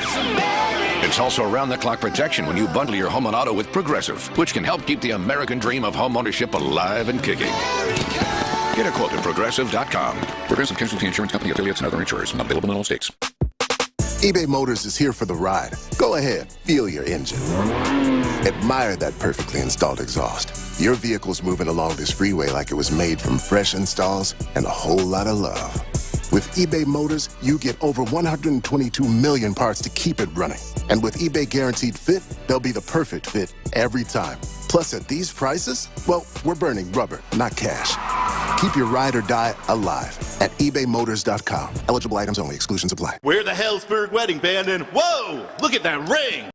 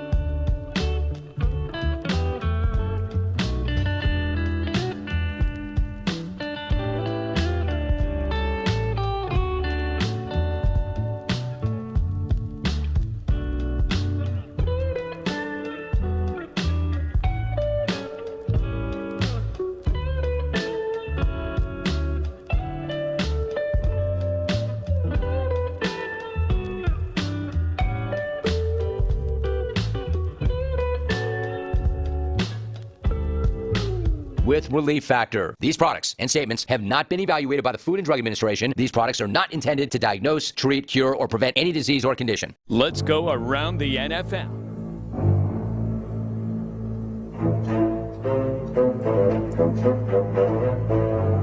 It is Around the NFL on In the Loop. And I cannot believe what I just saw. Call it a delayed reaction here. But my man threw up 10 times. 10 times. Eagles tackle Mekhi Becton threw up 10 times on the sideline today. First day of training camp for the Eagles. Now, everybody, I think, is on different levels of shape and rehab and the offseason and all of that. But 10 times, like, that would be something that I would expect from, like, maybe myself or somebody who just shouldn't be out there. But an actual player, 10 times, I'm actually worried about dude. Mekhi Becton throws up 10 times on the first day of training camp. Of course, me being me, I immediately started looking for video. I started looking for video of it. That's kind of gross. But here, I'm glad you said that because disturbing even. What the hell's wrong with you, Lopez? We've all remembered that time we were high school, and you're running or whatever, and you get sick, right? I think we've all been there. I'm sure you've done that. Chris has probably done it. I mean, it happens sometimes. Whatever. Of course. 10 times is not healthy. No. That's dehydration. That's everything. I'm not a doctor. Again, I'll say that, but I mean. That is not. Why did they let him stay out there after 3 times? I was gonna say if I throw up more than twice, I'm calling my mother. Yeah. No, I'm being honest. Like, not in like a kind of a babyish way, but of. Like, I mean, everybody's got a person that they trust. It might be a spouse or whatever, whatever it is. I'm calling my mother. So, like, if I 10 times, we're bypassing my mother at this point, and we're calling we're calling the ambulance 4 or 5 times, 6 times. Yes, the ambulance 10 times. Yeah, my man must just throw up a lot. Well, maybe because I mean, think about it. Unless you throw up this often, or like that's just something that you do. Would this not scare you? Yeah, of course. Would this not scare the bleep out of you? Of course. But here's something else to consider, and this is the other thing I thought about. The reason I think it's not healthy, not everybody is already 6 days into training camp. The Texans were the first team, one of the first 2 teams to start early. Yep, them and the Bears. The Eagles just started. Like there's video, Saquon, finally jogging onto the field and all that stuff. So this is like a red flag, man. I mean, it's something you kind of like raise your eyebrows and maybe in a weird kind of way sort of laugh at or whatever. But it ain't healthy, man. 10 times. And he also could have just been sick. He could have just been sick going in, and that could have been part of the issue. So, I mean, that's something to consider. But this is a striking number. Yeah. Speaking of striking, it is striking how unremarkable Bryce Young looks when he's walking at the facility. There is this video. You brought this to my attention as well. There is this video of Bryce Young walking into training camp, and you note that he looks like a 10th grader. Yes. I think we're giving him credit there. Some people are saying he looks like a middle schooler. I'm not trying to, like, short shame him or anything. It is just striking to me how, like, non-NFL he looks. To be fair, Tank Dell is similar in this way. When you just look at him, but he looks like he's like going to algebra class. Yeah, like the backpack, plain T-shirt, basketball shoes, and gym shorts. Just sort of like walking, not like with any like swagger or anything. Just sort of like, hey, I'm going to class. Like if you don't follow, or if you didn't know, or didn't watch the draft, didn't watch Alabama, or whatever it is, and somebody's like, hey, yeah. There goes franchise quarterback right there. That guy's going to be drafted first in the NFL draft. Number 1 overall pick. Not just number 1 overall pick. Pick over C.J. Stroud. A dude who is a dude in the NFL now. Yes. Striking how that dude looks, well, man. And you look at it and you kind of laugh. This is funny, and especially the comments about it, of course. And we could have put this internet going nuts because everybody's looking at this and talking about it or whatever. But it's not just that. Like, I wouldn't feel real good about my quarterback if he looked like that walking into the facility. No, and I was one, look, I'm going to be honest here. I was one who tried to dismiss a lot of the concerns about his size. Yeah. And it was because I watched him play football. Of course. I watched him play football against dudes that are of, similar size in the SEC for Alabama. like I watched him play against dudes who were going to be similar size to what he was going to be facing in the NFL. I thought, okay, if it wasn't a problem in the SEC or a clear and obvious problem there, it's not going to be a problem in the NFL. Yeah. I still think he has a chance to be okay. But look, I am clearly a lot more sold on the idea that his size is a problem than I was when he was coming out. Absolutely. Like it is just 100%. And I think it's less so because of how he played and more just because of stuff how like he that. looks. How it looks is like, man, that doesn't look like how it feels like NFL quarterback is supposed to look like. Miss Jones, were you having homework again today? I mean, that's what he looks like. He does. He like sits in the front of the class. Do you think it's a big deal that Brandon Ayuk, we got all of these hold-ins, hold-outs. It looks like Brandon Ayuk is going to report to 49ers training camp despite his trade request. How do you feel about hold-ins? Do you think that's is that a distraction? Well, we kind of saw one ourselves just like in a different vein with Deshaun Watson a couple of years ago. I think this is a big deal for the 49ers at all. I think it's a big deal. I do. The hold-in, first of all, is kind of the new trend. You don't want to get fined. These fines are irrevocable. No matter if you get a new contract or whatever. And Brandon Ayuk was not participating at camp today. I will say, read into this what you want. It may work better. Like at least it's like you're showing up. I want to be part of the team. And actually, speaking of, it may work better. Just as of about 20 minutes ago. There's video of him walking off the field and into the 49ers headquarters building for a meeting with John Lynch. So maybe they got the message. Yeah, and this should be. You're still laughing. It should be an ongoing discussion. Well, I'm laughing at something different now. Okay. As we go around the NFL, and I'm with you. I think it is a bit of a problem. I think it would better serve them, though, to figure something out with Brandon Ayuk because, look, man, the 49ers are this close. Yeah. They are this close. I would not want to disrupt that thing. And Brandon Ayuk, I think, he's not as big of a deal as Christian McCaffrey. He's not as big of a deal as Deebo Samuel. He's not as big of a deal as George Kittle. So I understand the argument against it.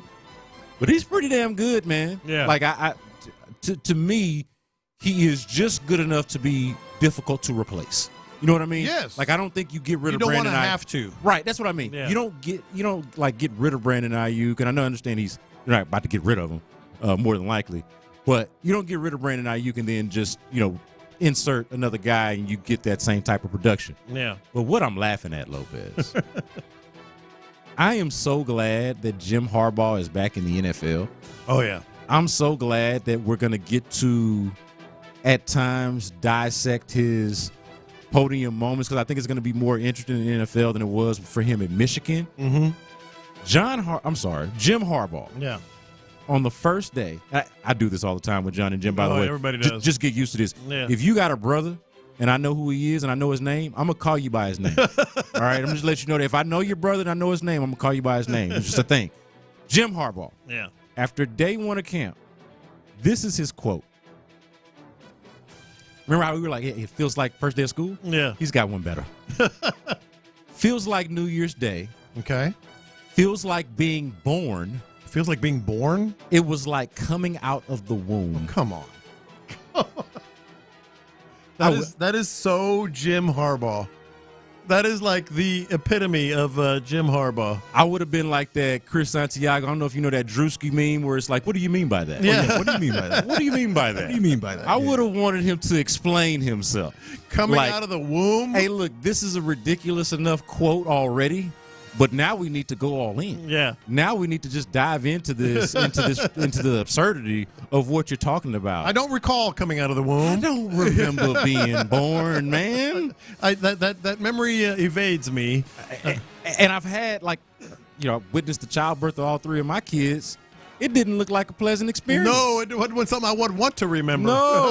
No, not at all. Stretch. Not at all. That was not even planned. I just saw that on Twitter and was like, man, thank God that Jim Harbaugh is back. Yeah. We're going to be getting quotes like this on the regular. He's the best. We mentioned Brandon Ayuk earlier as we go around the NFL.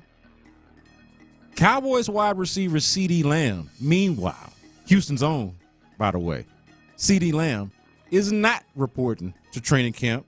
They are also in a bit of a contract dispute, or at the very least, CeeDee Lamb is looking for a new contract. I think his deal right now is going to pay him somewhere around like close to $18 million this year. CeeDee Lamb objectively has proven himself to be worth more than that. Like if guys are going to be making it, what are they making now? $30 million? Like if they're going to be making in that range a year, CeeDee Lamb deserves to be in that conversation. I don't know if this is how big of a deal this is for the Cowboys because they deal with chaos and distraction. They thrive on. Well, they don't thrive on the regular. They're used to it. But I am on CeeDee Lamb's side, not just because he's a Houston dude, but he's proven enough, I think, to get paid. I mean, look at who's been paid, and look where CeeDee Lamb ranks among them. Now, that is a holdout, not a hold-in. He wasn't on the plane. That was reported last night, and clearly not at practice, not involved. Like the soap opera that is the Dallas Cowboys is already unwinding. Like, you already have the rumors about you got Dak's contract. You got, obviously rumors about McCarthy. You got CeeDee Lamb.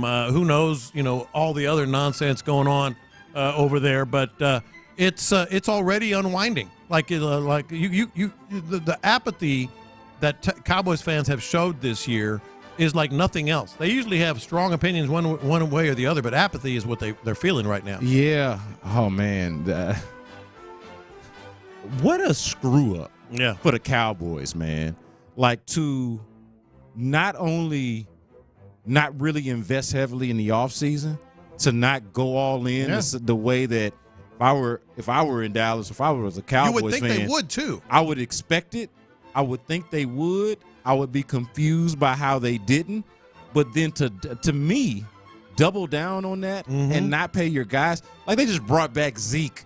Yeah. After they made they picked Tony Pollard over Zeke and then decided to bring back Zeke and not pay CeeDee Lamb. Like, and I get it. Decisions are going to have to be made with Dak, Micah Parsons. They got a lot going on. But, hey, fail to plan and plan to fail. Yeah. And it feels like the Cowboys are still going to be a good team, I think. Still going to be among – I think they're still going to be among the better NFC teams. Yeah. But it's impossible for me to think that they're going to be, better than they were last year. There's no way I would bet on them. And would you want that ending? No. Would you want that to be your story? No, not at all. Absolutely nuts. That is Around the NFL. He's John Lopez. I'm Brandon Scott. Chris Santiago holding things down for Figgy Fig. Coming up, the internet is going nuts. It's in the loop. Sports Radio 610. Where does new Texans receiver Stephon Diggs draw his motivation from? Pushing himself and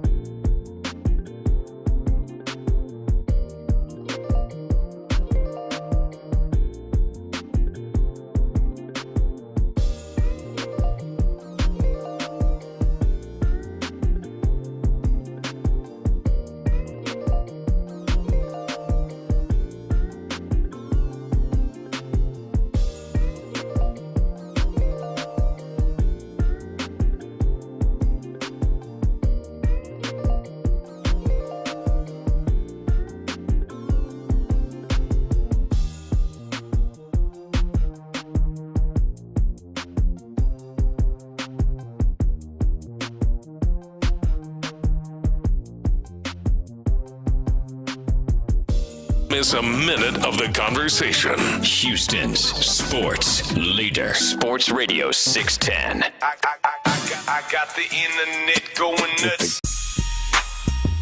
Internet going nuts here on Inner Loop, and nothing is wilder right now on the internet in our own ecosystem right now.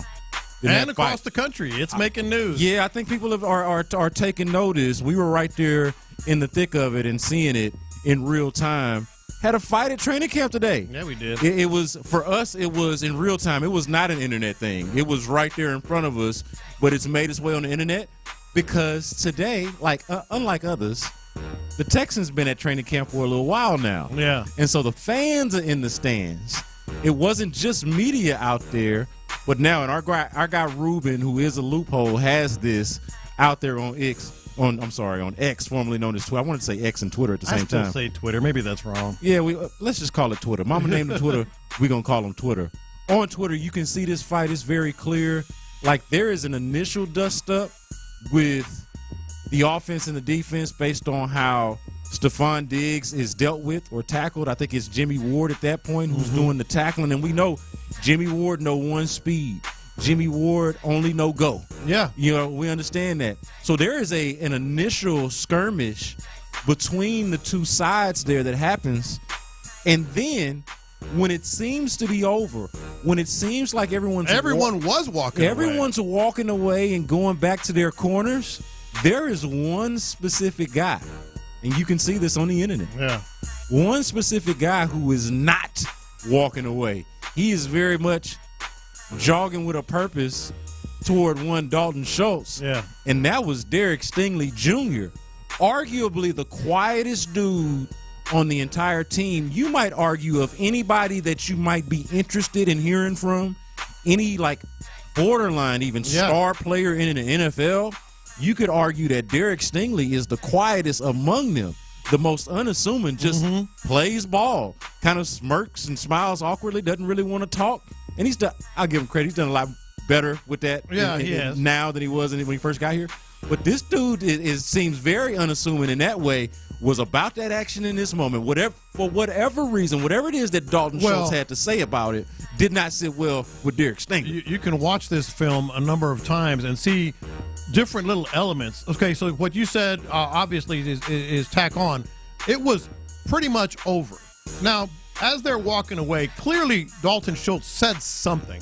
Like Derek Stingley would not just make a beeline, and he ran a good 6-8 yards directly at Schultz and gave him the two kind of fists to the helmet, like this kind of a push. Yeah. But it was kind of a pop too.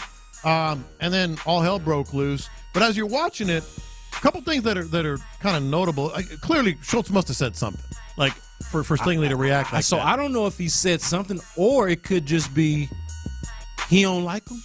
And maybe this was his moment. Or both elements are involved. You know what I mean? Yeah, maybe this was just an opportunity here, or he didn't feel like he got his in the skirmish. Like, hey, they broke this. I've seen this before. Yeah. Where somebody will feel like, hey, that fight got broken up too quick. Yeah. And the person that was supposed to get theirs didn't get theirs. And I'll be damned if we walk away from here without it happening. I've seen that happen a lot of times. I wonder if that element was at play. Now let me go full Zapruder for our listeners who haven't seen the video. And we were, just feet away from this when it happened as well. There's a couple elements here that are just intriguing. Foremost, Stephon Diggs was the peacemaker. He was in the middle of it ultimately, but trying to separate people, etc. So that's one element. We mentioned Derek Stingley came, running toward him and hit him. Then Dalton Schultz didn't really even seem to know who it was that hit him. And then once he figured out who it was, he kind of had to, went at him again. There were some other players sort of in the skirmish. Skoranek got in the middle of it, just sort of I don't know if he was trying to break it up or whatever. Players came from the sideline. But here's the thing that is the scary part, because this is the stupid stuff that coaches don't want to see. I mean, part of them, I'm sure, likes the intensity, as people always say. But right in the middle of it, you see a red jersey. And the number on that red jersey is 7.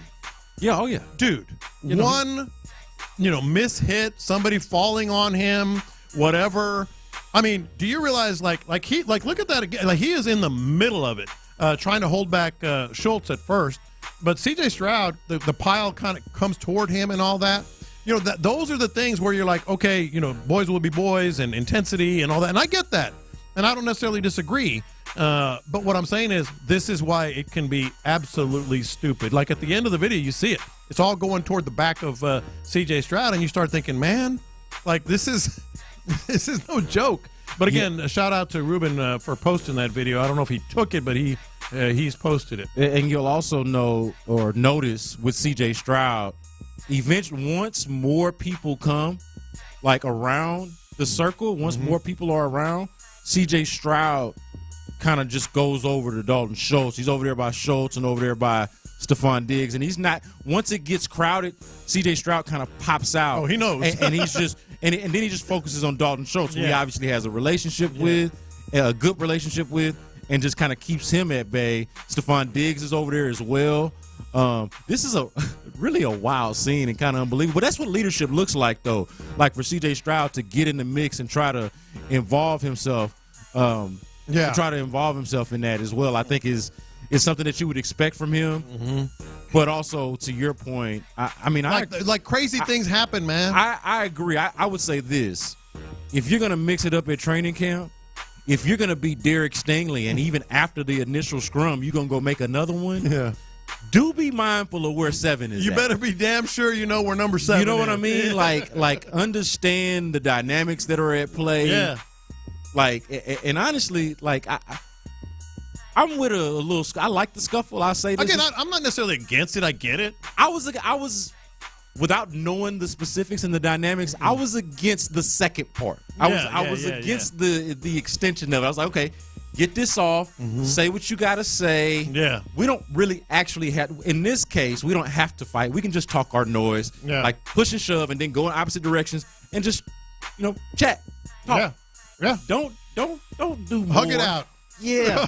This was a lot more spontaneous of a scene going out there. Everybody's walking away, and Stingley wants a little bit more. I will say I'm a little bit pleasantly surprised though. Like there's a little bit more edge to Derek Stingley than I think people maybe realize. I love it, and I love the fact that these guys are there are guys proven in the NFL who will not make this team.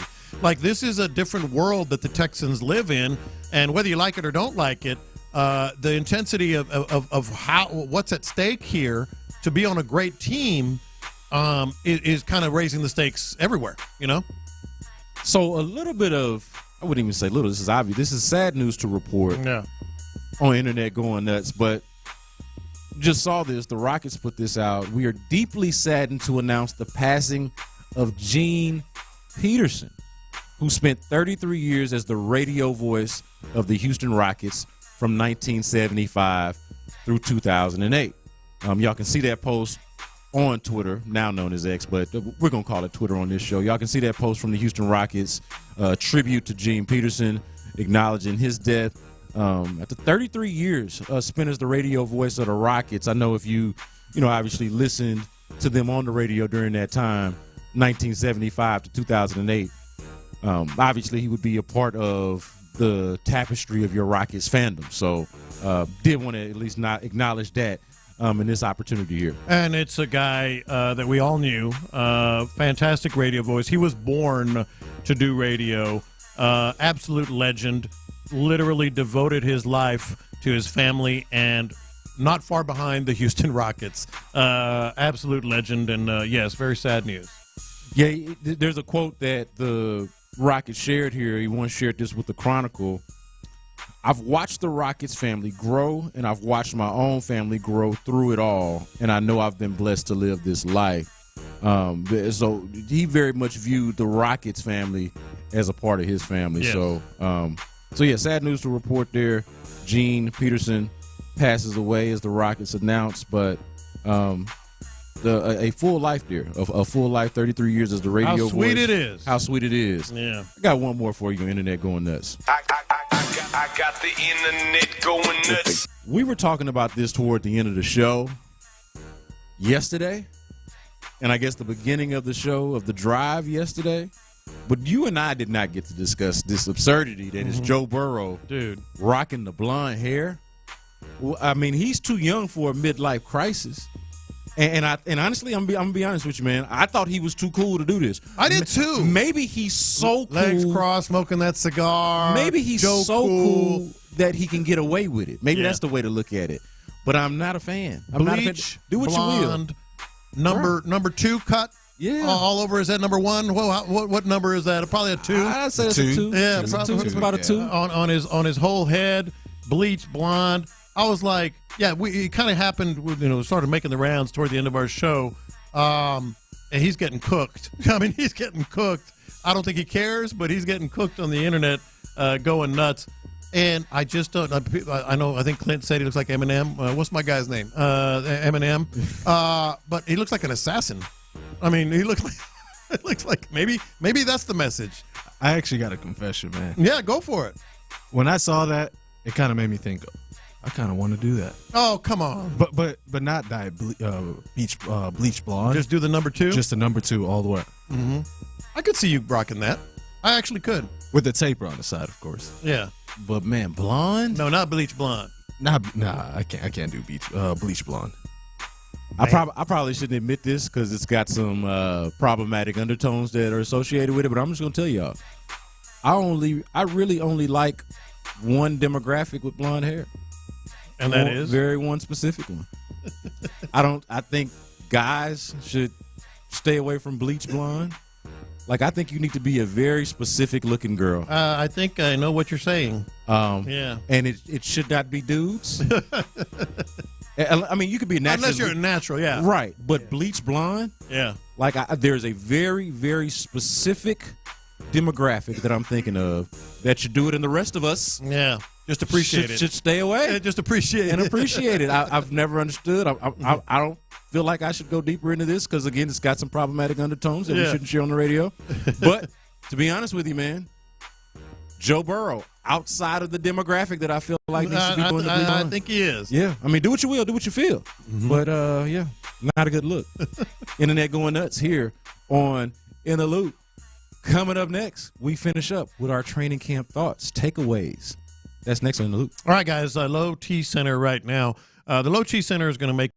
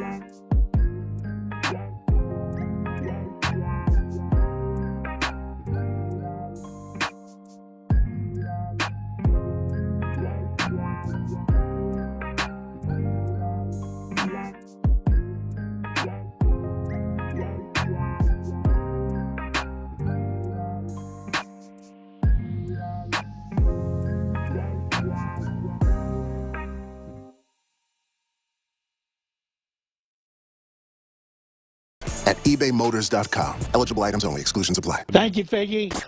It's Texans Training Camp. Live from the Houston Methodist Training Center. Sports Radio 610 presents In the Loop. Final Texans Training Camp takeaways of the day. Yeah. I do feel like before we get into what we saw on the field, we should be sure to follow up on what we were just talking about in Internet Going Nuts and clarify for the record, because Stephon Diggs was technically in the middle of a scuffle, but not the center of it in terms of instigator or agitator, man. Like, I feel like we need to make sure we do our part in setting the narrative straight. Well, I couldn't keep my mouth shut, basically. So NFL Notifications is a very popular kind of, quote, insider NFL website. They have like 50,000 followers. Pretty good, pretty popular website. And they tweeted this, and I just couldn't help but quote tweet it, because they tweeted, Texans wide receiver Stephon Diggs was in the middle of a fight at training camp today. Are we surprised? And I'm like, bro, what I'll just say here what I tweeted, because it's just ridiculous. And these are the things that, first of all, Stephon Diggs has to constantly fight, but it's misleading, it's presumptive, it's just wrong. Like Stephon Diggs was in the middle of it in the sense of he got hit to the ground. Yeah. He got up and walked away. Yeah. And the video we were talking about earlier in Internet Going Nuts, Stephon Diggs is noticeably, and again, he was the one that got hit early on, like in the actual football play that led to this. Yeah. But by the end of it, he is noticeably away from the fray. He was the peacemaker. He's over there with C.J. Stroud trying to calm down Dalton Schultz. We're right there.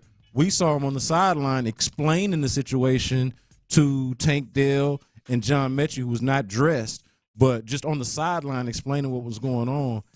Yeah, man, it's one of those things where like it feels like the telephone game, where it's like, yeah, technically he was involved, like on his back. Yeah, right. But it's like, okay, but you need to say the next thing. But when you hear someone say he was in the middle of a fight at training camp, like that's literally what said. Stephon Diggs was in the middle of a fight at training camp today. Are we surprised? What does that tell most people? And so, but the issue is the sarcastic, are you surprised part. Yeah. If you want to say he was in the middle of the fight at training camp, you need to make the next sentence be clarifying how he was in the middle of said fight. Like this, he was in the middle of it in the sense of somebody hit him, a teammate didn't like it, and a fight ensued. Yeah. That's how he was in the middle of it. He walked away. Yeah, man. Come on. And it was I don't think it was even him that said it. I think it was Dalton Schultz that said something like, hey, don't take him to the ground, or whatever he said. And then that's what kind of, triggered Derek Stingley to come, 6 or 8 yards, as we mentioned in the last segment, and hit him. Like this is the stuff that just drives you nuts. And now that all the other teams are reporting and we're like fully into training camp season for the NFL, not just the Texans, not just the Bears, but everybody now, there are plenty of stories. There is plenty to latch on to. Anybody who has a similar segment to Internet Going Nuts around the country should have plenty of content throughout the next few weeks or so with training camp and the preseason started. We're all there. Yeah. There are enough stories to gravitate toward without having to make any up or to misrepresent the ones that exist. Exactly. And you can think what you want of Stephon Diggs, and clearly whomever wrote this tweet does, but at least get it right. Be accurate, Yeah, it's lazy and unnecessary and really kind of embarrassing, I would say. Yes. I hope everything's good with John Mechie, because this is a couple of days in a row now where he has not been dressed out there. And I understand, things happen at training camp. Everybody's on different programs. Like, it's fine. It's not that big of a deal. But I do feel like he's one of the guys who, as much as we root for, as much as we want good things for him, he is still, in reality, one of the guys that I don't feel like can afford to not be out there or to not be participating. He knows that. Yeah, I feel like he still needs to be out there making an impression, as much as we're rooting for him, as much as we are viewing him favorably. His attitude, what he represents. Obviously, his story, which is a challenge. Like, all of that is cool, but I do feel like he needs to be out there, and I hope that everything is okay and that he can be out there pretty soon. You know, you heard Ben McDaniels. He didn't seem to be too concerned. D'Amico Ryans didn't seem to be too concerned. But I think they are aware how important it is as much as he is, and he needs to be out there. And so that's one of the takeaways. We can almost look at the first 6 days here because they have a day off tomorrow, and then we'll be back at it on Friday, and then Monday and Tuesday. And next week they head to Canton on Wednesday. So we can kind of sort of like give our thoughts on the first 6 days. And I have, obviously mine. I want to know yours. I think some of them overlap. But that's one. I think another one, we touched on in an entire segment, so I'll just touch on it briefly here. I feel pretty good about the offensive line just because of the reps that Blake Fisher is getting, and Titus Howard and Kenyon Green look fine. It's not like they're mauling people, but they're not getting mauled. They look fine. That's one. And I'm particularly intrigued on the defensive side, which has been the story of the whole first 6 days. Jalen Petrie, like the dude's a nickel. He's a nickel. Like he doesn't even during drills, he's not with the cornerback. I mean, with the safeties. When we were watching the drills, he's over with another group. So that's where he is. And then also defensively, Kamari Lassiter has been one of the big stories of camp thus far. And the most intriguing to me, and I'm wondering if it's as much because I like to say Rio as anything, but Mario Edwards is in the mix with the first group of the defense. Like, he is in the mix right there next to Danico Autry, Will Anderson, and Daniil Hunter. Yeah, so the big takeaway for me on that point is just over the last 2 days since they've been in camp, or since they've been in pads at camp, Danico Autry and Mario Edwards are clearly their interior guys on passing downs. Yeah. We've had a couple of listeners, a couple of people in the audience ask about, hey, what is Khalil Davis up to? What has anybody seen from Tim Settle? Somebody even asked about Danico Autry. I think they're going to have a very solid rotation of guys on the interior, but I would plan to see more of Danico Autry and Mario Edwards on passing downs, and more of a combination of, look, Tim Settle, that dude's shoulders is as wide as the damn screen that I'm looking at, the window that I'm looking at, Chris. The big screen TV that's above our head. Dude, I mean, from shoulder to shoulder, and just in terms of looking like a more traditional nose, that is Tim Settle. He will be, I could see his contribution being much more on, like, early downs. Yeah. And in run, like more of a run stuffer. Yeah. Foley Fatukasi is someone that I haven't necessarily taken a ton of notice of just yet, but I would assume that it's a similar vein there. Yeah. And that your pass rushers are, like, I would say, like, officially, your pass rushers are Will Anderson and Daniil Hunter on the edge, as you already knew. But on the inside, it is Danico Autry and it is Mario Edwards. Yeah. Not just off of what Will Anderson told us last week, which I thought we're seeing it. It was interesting. Yeah. But now we've seen it come to fruition on the field with them being in pads the last 2 days. And then on the offensive side of the ball, first 6 days, my takeaways, I really feel like there is a legit competition at backup running back. I think Dameon Pierce has the edge. He was out there with the ones today. Dario Gumbawale was up there with the ones yesterday. It was red zone, so maybe it's a different set, different look, whatever. But I really feel like it's a legit competition. Dameon Pierce is going to have to earn it, and hell, that's a good thing. I agree that it's a legit competition. I don't think that Dario Gumbawale's place in any of the drills or anything is much of an indicator, because he is more of a known commodity at this point, if that makes sense, Lopez. Like, we know that he is not going to be higher on the depth chart in terms of running backs than 3. And if he is, like, that would be a story, Lopez. Yeah, it would. Like, if somehow you got this competition that Dameon Pierce was supposed to be having a bounce-back year, you drafted Jawar Jordan, and British Brooks is like a Texans fan nerd favorite for everybody as an undrafted running back, and is physically the most impressive of the guys not named Joe Mixon. Yeah. And if somehow out of there the guy who wins the job is the one we know the most about in Dario Gumbawale, and know that, hey, he has a special role on special teams and can take some carries for you, but like, if he wins that job, that is an indictment, I think, on the rest of the room, and I all of a sudden don't feel as good about it. Yeah. So I think there is a legit competition, but I am rooting for, between Jawar, Jordan, and British Brooks, who we have seen have a couple of moments here in their at camp so far. Sure. I'm hoping one of those dudes emerges at the very least to push Dameon Pierce, who, by the way, I think also looks fresh. Yeah. Looks really good. And then one more thought. This is stating the obvious, but just sort of confirmation. Like everything we've thought about Nico Collins, Stephon Diggs, and Tank Dell, I mean, it's coming to life. Like these receivers are a handful. I mean, they are an absolute handful. We had Nico Collins back on the field today, and you almost have to have your head on a swivel as a fan, and just watching these guys. I was just going to say this, Lopez. I think that they have a sense for – I don't think they care as much, but they got a sense for what the people want. Yeah. Open up that practice and throw it to Stephon Diggs. Let's get Nico Collins involved early and often. I know what we expected from those three cats, but we're getting it. Like Stephon Diggs is absolutely just killing it out there. Certainly, a Tank is run. I mean, as a route runner, oh my goodness. I mean, it looks even better than last year. Clint, I don't know what you're seeing out there, but man.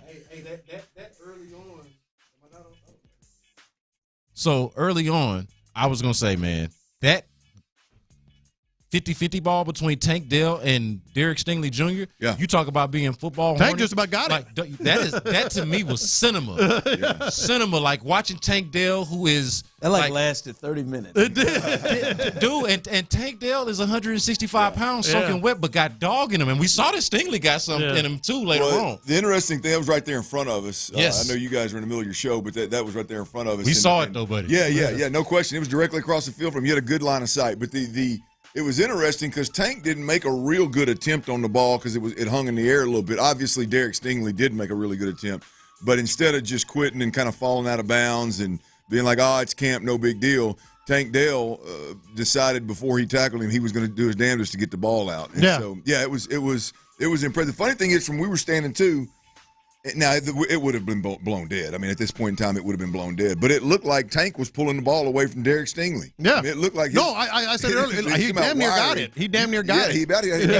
If he wasn't, it would have ended. Yes, it was clearly going because Tank was not giving up. Right, he was not giving up on that ball, man. Yeah, Tank had a day. I said yesterday, I thought the first 5 practices for really Nico and Tank were fairly quiet. Mm-hmm. I mean, the 2 times that Nico got behind the defense, CJ missed him, and Tank just the ball didn't seem to be going to him as much as it did last training camp. Well, them 2 cats today decided to have at least have a little. They had to make a little noise. They didn't have monster days, but they made a little noise and they showed up for the crowd. That's for damn sure. No, it's kind of a no-duh thing.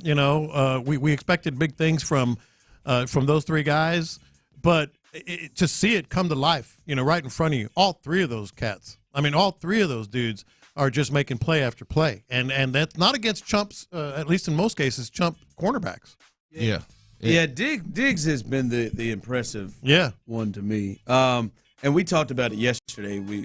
I said I think no matter what happens, even if the worst happens, I wouldn't rule out. Mm-hmm. When I say the worst, the fear of seeing some of the sideline stuff.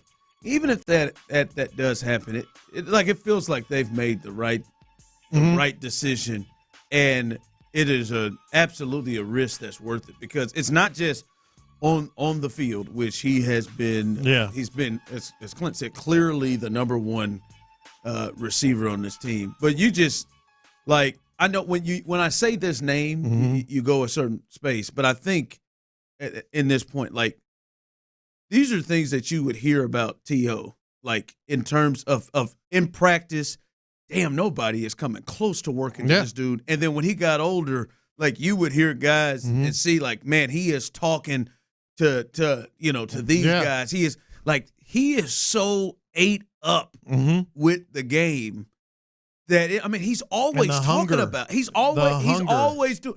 I just see him dude, man, walk over, and he can't walk over to get his drink because he's got to stop and talk to Tank about something. Or I saw him just drop his helmet and talk to Ben, who you guys talked to earlier. And so here's one of the reasons why the whole concerns about the blow-ups on the sideline don't bother me at all, and I almost welcome it.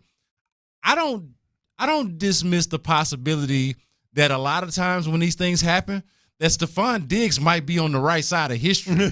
Like when this conflict arises, that dude, you talk about there being an issue, he might be in the right for all I know. Like when a dude is that good and cares that much about football and works that hard, like I'm willing to give him the benefit of the doubt and say, hey, maybe you need to match the energy. Maybe whatever issues he's bringing up, that dude might be on the right side, and I'm giving the Texans some credit for maybe being on that side as well. The interesting thing is that, like, right, wrong, or indifferent, whoever side it's on, you're probably right, B. Scott, but even not, like, watching him at practice, you're like, all right, if you want to make a little noise on the sideline, then go ahead and make it. Go ahead. If you earned it because of what you're doing at practice. Like if you're just a diva, you don't practice hard, and all of a sudden you don't even care to get the ball in practice, and you're not a leader, you're not available to the younger guys, and then you get in the game and you only have 2 catches at halftime, and you want to blow up in the third quarter. And I got a problem with that. But if you're constantly the dude that is like bringing everybody up to your level. He huddled them up before practice. It was Stephon Diggs. Did you see him today when Skoranek made the catch on the sideline and ran the ball in and got to where they could clock it and kick a field goal? Yes. Yeah. He was the first one to Skoranek about it. He was also the peacemaker during the fight. Right. No, but you're right. He was the first one to Skoranek, giving him credit for the play and all of that. For knowing the situation, not the catch, but for getting up and running and putting the ball down and allowing the situation. He looks like he catches 100 balls just at his house on a jug. Like he has a jug machine. It makes me think that when he's involved in a conflict, I might say, hey, that dude might got a point. Or you at least give me the benefit of the doubt, right? Yeah, it's like he might be right. You are listening. I tell you what, Steph. I'm going to jump in and I'm going to defend you. We'll talk about it after. Yes.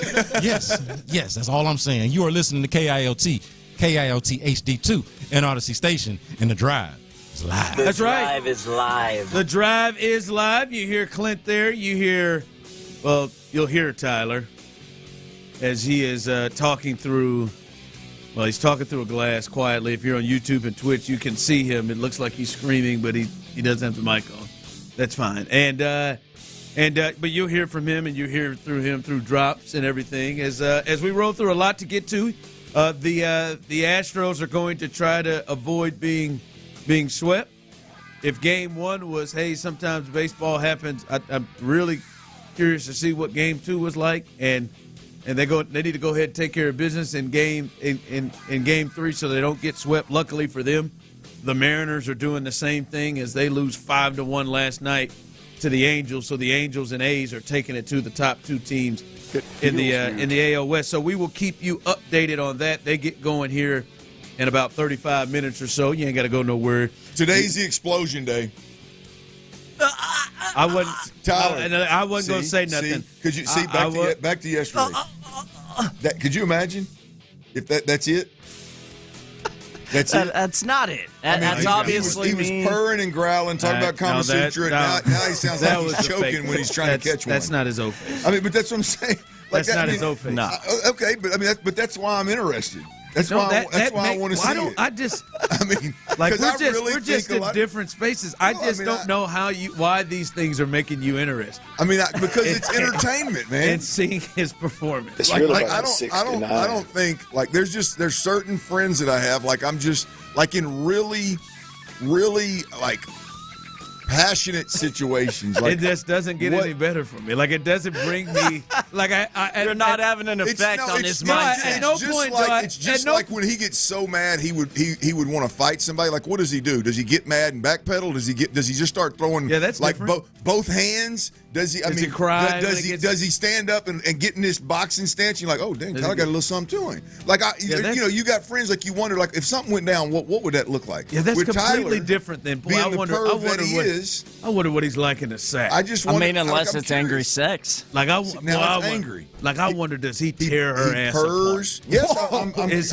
Is he a hair puller? I want to see. What's his natural? I'll be honest with you. No, I don't. I would be interested in seeing. I would be interested in seeing if Tyler tears anything apart. Ask her where she likes the pressure, where she likes it rough. Yeah, Tiny Heiny Tyler. I just don't see him really tearing it up.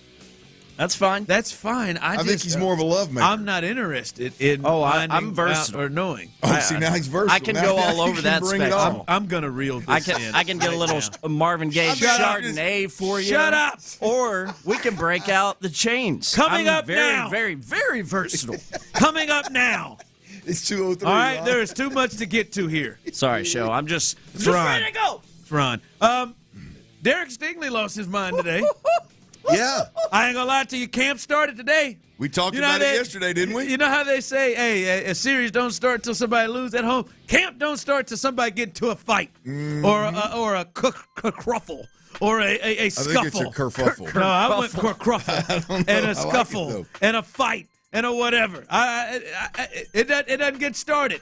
And, yes, we knew Tyler was going to go with this. It's the all-time best track for fighting. Tyler fight. It's Knuck If You Buck. This track literally was banned at nightclubs because it caused fights. Tyler goes in the club shaking his dreads. I know. I know he does. I know he does. But no, man, we're sitting here. Derek Stingley lost his damn mind with Dalton Schultz. Hell, I got a Framber weave now. I couldn't figure out if it was. I thought it was Tegan Catoriano or. Yes, I thought it was 85 at first, and I was like, well, that's a big, tall, white guy. That's slightly different than Noah Brown, so it's not 85. No, it's not. Yeah, it must have been 84. Yeah, we thought it was Tegan Catoriano, and then we were able to get footage, and it was Dalton Schultz. Dalton Schultz, who just came back to the practice field due to injury. Listen, I enjoy a good fight. I really do. I think we got to break it down. I'll be honest with you. It's a mixed bag with Derek Stingley. You know, the quiet ones you got to watch. And it's good to see that Derek Stingley has a little bit of enough is enough, and I'm just not going to continue to stand for it, whatever that was. But he also kind of looked a little bad at this. Like, hey, chill out, dude. Like I guess we could set the scene and set the situation. I think what preceded this and what kicked this off with Dalton Schultz, if you remember, they're in like 2 minutes. And when I say if you remember it, Clint, they're in like 2 minutes, and Diggs catches a ball across the middle, and he slides to give himself up to go down. And Jimmy Ward gave him a little shot. That was unnecessary, especially what he's not just because it's camp and it's your teammate, but he also he slid and gave it up. And I think Dalton Schultz took exception to it on a multitude of reasons. One, probably did, just like I said, that wasn't necessary. Absolutely. Two, last year, Jimmy Ward caught Dalton Schultz. You remember Dalton Schultz had to miss some practice time. I mean, Dalton probably missed near a week with the injury that he had on a shot that he took from Jimmy Ward. I would imagine, if I'm just guessing, some of that conversation was within this thing. Because after the next play, they all came together and they're going. Let's get it on, baby. It was the same play. Was it the same play? They never got to another play. They never got to another play. I thought they got to another play. All right, so they never get. It's the same play. So it looks like, your regular, hey, everybody's bunched together. All right, it's good. Now we got everybody separated. Will Anderson ran out there without a helmet for some reason. I don't know why he did that. But they got everybody separated. And I just happened to be watching the middle. Look like it's all over. Everybody about to go their separate ways, about to get this thing going again. Derek Stingley looks like he's being ushered by a coach to go back to the sideline. Well, he spins out of that. And pushes the coach off of him. You're a Tiger, and then but now you're a Texan, he is man. in a sprint. Now, I saw the tape, Clinton. I felt better about it because I thought he threw a punch at the back of his head. It looked like just a two-handed shove to the back of Dalton Schultz's head, to the back of his neck and his head as he was walking away. Yeah, I thought it was a punch, too, when I was live, and I had a nice little vision, nice little view of it. He stood up. It was a tweener. It was tweener, a push, and a punch. I felt better because one, it was like, hold on, dog, man, you punching a helmet. Yeah, this is Phil Maytime. At the end of the day, Dalton Schultz was looking the other direction. Yeah, he never saw it coming. That's the part where I say Derek Stingley looks a little bad. in this, man. You just came from behind. Something had to, like in that scrum. I would like to say it was a scrum for. I saw Jimmy Ward lower the shoulder, and everybody's you've seen it happen before, where a player slides, gives himself up, and the defender kind of just sticks his shoulder in his chin area as he goes down. Unnecessary, definitely unnecessary for when it's your own teammate in training camp. Right, so I was not surprised that the whole team came together and was like all scruffled up in the middle. And then after it broke up, Dalton Schultz is walking back towards the offensive line in front of several thousand fans, by the way, that are watching. It was closest to the fans. Yeah, and CJ and Stingley, he runs every bit of 10 or 15 yards to get to Dalton Schultz before he sideswipes him. So. Yeah, man. Look, we talked yesterday, Ron. This is the point in camp where the fuses get really short. And second day in pads. I didn't know it was going to happen that quick. It's hot outside. I would not have guessed Derek Stingley would have been the one. Never would have guessed Derek Stingley would have been. There had to be something done or said. It went like in that when they came together and there was pushing and shoving. There had to be something done or said between Stingley and Schultz and Dalton Schultz for Stingley to react like that. That wasn't just hey, yeah, he wasn't done. Don't get in my buddy's face. Don't get in a DB's face, or I'm going to come. That was in the middle of that. Dalton Schultz stuck his hand under the face mask. Dalton Schultz kicked him in the cods. I have a hard time believing because to get that reaction, there ain't but a couple of things Dalton Schultz could have said. Yeah, to get that reaction. You know what I mean? And I would think that would have been more than just one. If it was one of them, I feel like that Derek Stingley would have been the only one. If it's the one that you're thinking that I'm thinking. Yeah. So, I bet, I got to believe it was just some kind of little shove as they walked off, hand in the face mask, knee to the groin. Because, you're right. Dalton's just walking back. Yeah, he's just walking. So, that was he was at, I'll tell you this. It's not a good look for Stingley. The side swiping, I have zero respect for people that punch or hit or push people from behind, especially in that situation where you get a 10-yard, 15-yard run at the guy and you know the guy's not looking and you take the cheap shot anyway. I don't like that, right? But to see number 24. I didn't know he had that in him. I didn't know he had that dog in him. I didn't know he had to want to even have that dog in him. D'Amico Ryans has to absolutely love it. I'm looking at it, Clint, like you said, the way he reacted, Tyler, like the way he reacted. It's 2:11 right now. That probably happened about 10:45. The way he reacted, I feel like he's still stewing wherever he is right now about it. Yeah. Like the way he reacted, like it would. It's like he saw red. Like it wasn't The done. only way he's not is if whatever was said or done was Dalton Schultz's fault, and Dalton said, "Hey man, that was my bad. I stepped over the line." Somebody's got to talk to somebody. Somebody's got. You would think so, like but somebody got to check in with somebody after that. But look, let's be honest. The dogs. One of my takeaways from today's practice is clearly Derek Stingley is tired of getting ran by and thrown. I was going to say he was great today. He looked like the Derek Stingley that we saw at the end of the year. Yeah, Derek Stingley. Look, you think about it. He's been ran by Nico Collins, just flat ran by and ran away from twice. They throw a fade route on his ass yesterday to start, or 2 days ago. Was it yesterday? No, it was yesterday. With Stephon Diggs for a touchdown, and Diggs spikes the ball after it happens, and they do it on 24. 24's about had it. They're attacking 24, and 24 is just kind of letting it happen. He got a pick today. What Tank Dell is rolling in it. Yeah, today they try to throw the fade on him to Tank Dell. He climbs the ladder and goes and gets it right.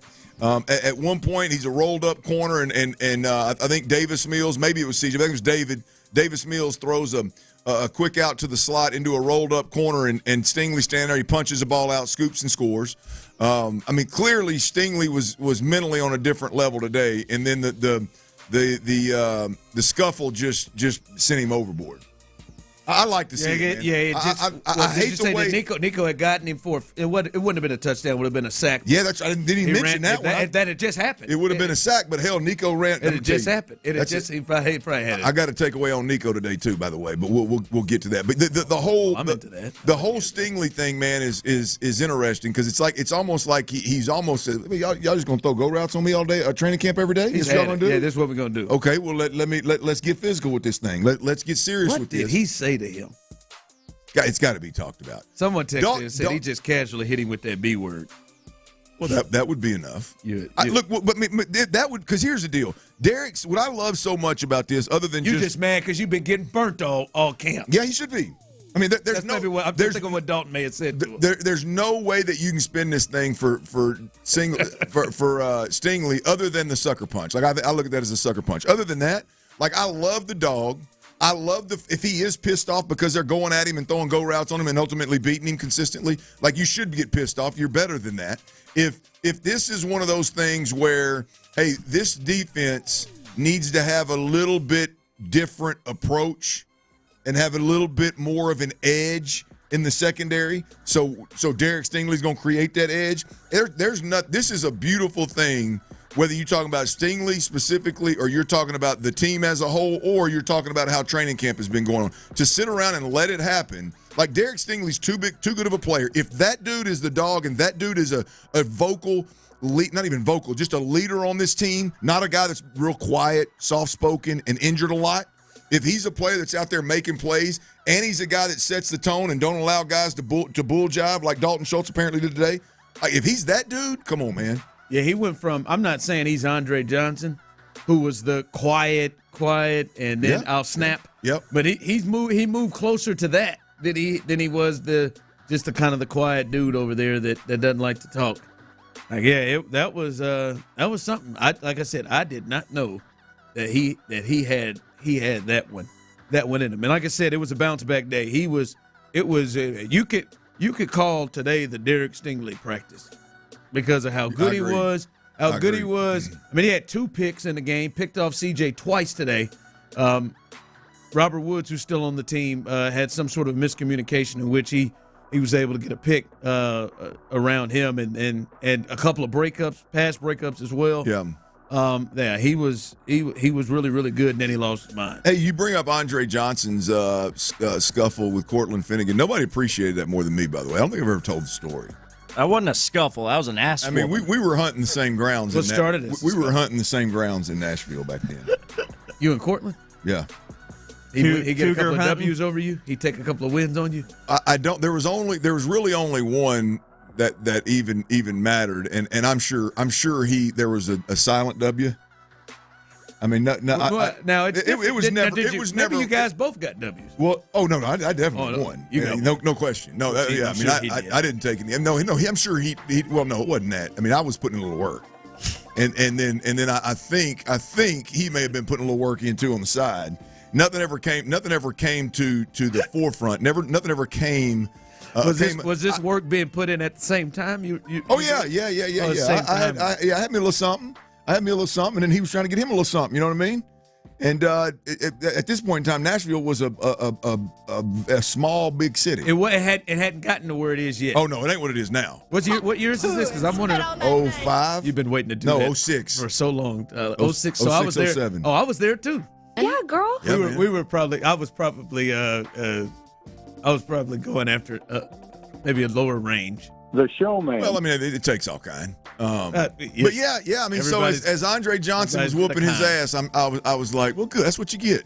That's what you get. Loved it. That's what you get for hunting the same blind. Because you got to use like recruiting. He's trying to sit in my hunting blind. I'm just saying, that's mine. You got to use like recruiting. I would have the video ready. Like, listen, I understand I'm not alone here, but buttery nipple. I want to show you something. Is this where you want to go? Is this one? You want a guy that gets his helmet drugged across? You want a guy? Damn it! I should have used that. We should have been friends back then, Ron. Now look. Oh God! Now look at now. Or do you want some of this? I don't know that we never really had. I may be a desperado, but I ain't getting my ass drugged like that. Exactly. I was kicking guys in the chin on the arena field.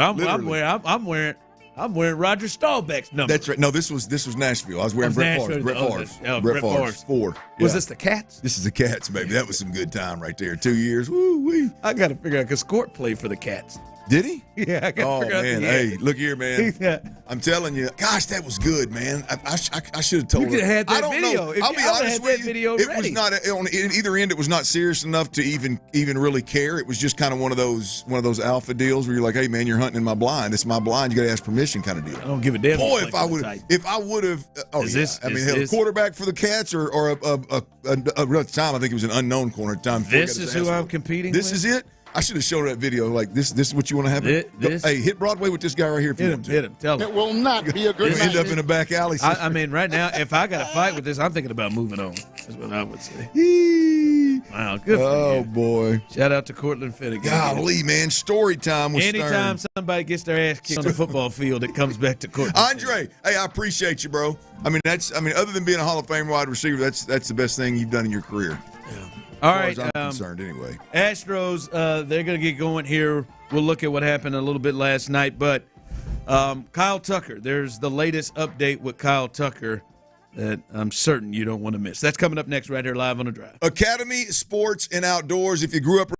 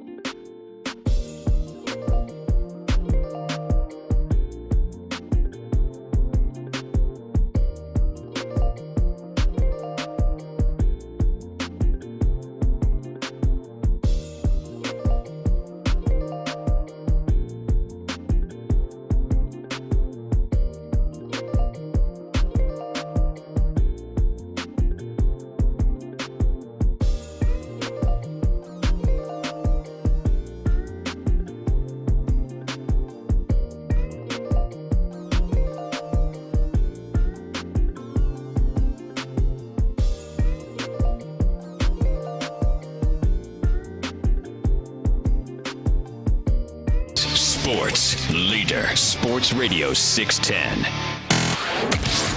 It's Texans training camp. Live from the Twin Peaks studios. Sports Radio 610 presents The Drive with Stoerner and Hughley. We will keep you updated. Astros looking to avoid getting swept in Oakland. They'll get first pitch coming up here in about 10 minutes or so, so we'll keep you updated on that. By the way, remember, we talked about this yesterday. Tomorrow, come on out. I've heard from some people on the text line, those of you on YouTube and Twitch, you can join too.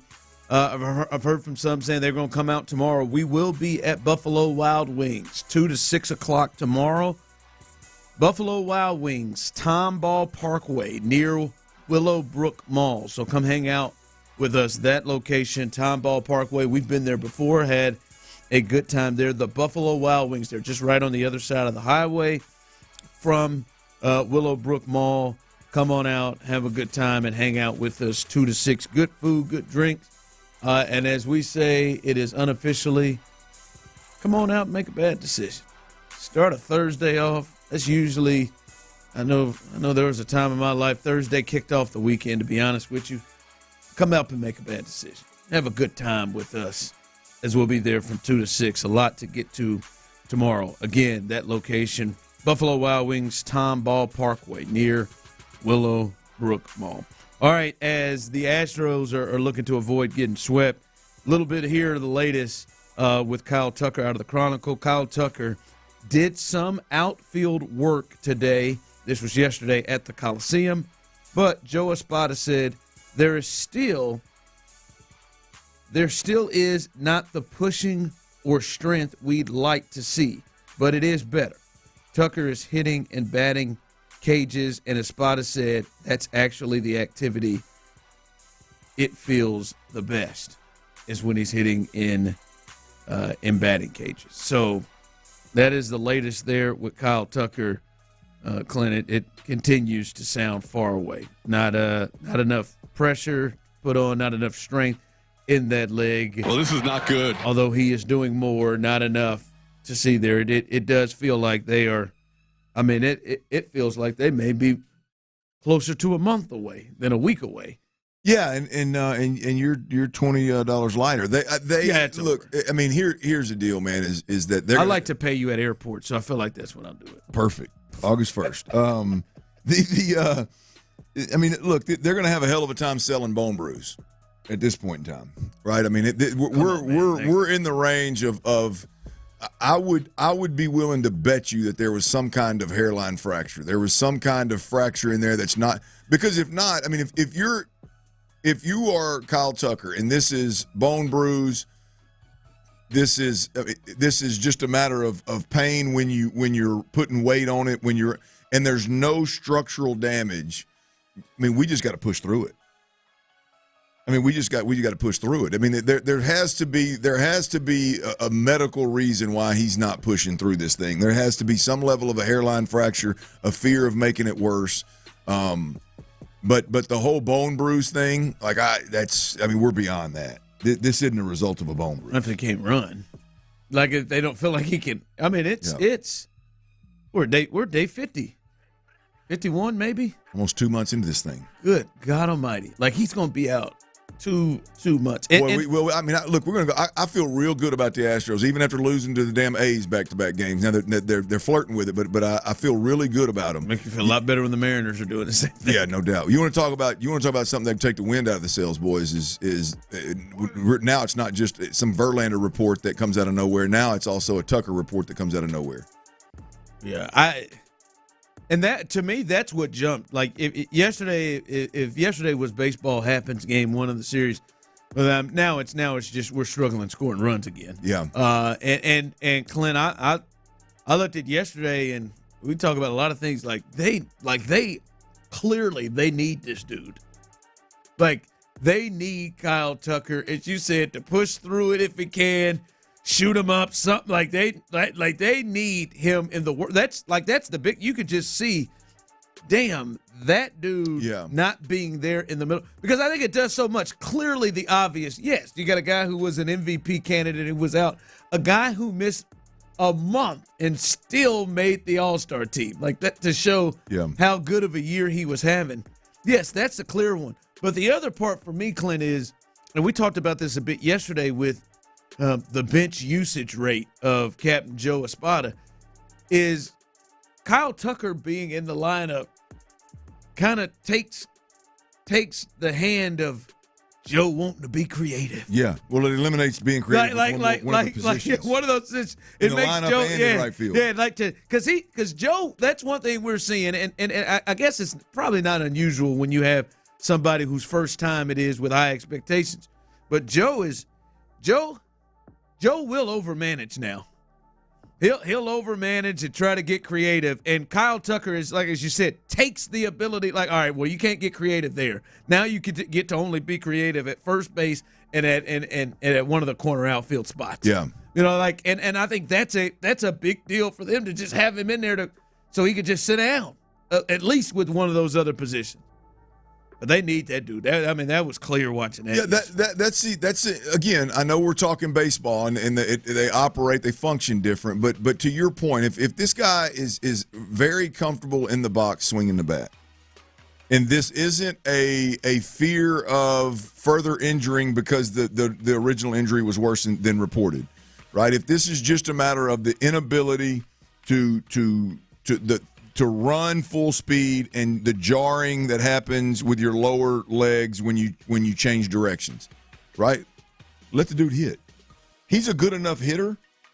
You want him on a base pass though? Like if he can't? I'd rather not. But look, you just scored. What did they score? 1 run in 2 games against the A's? Solid one. I mean, like you said, at some point in time, we're not talking about just an average hitter. We're talking about a guy that was on a tear. Yeah.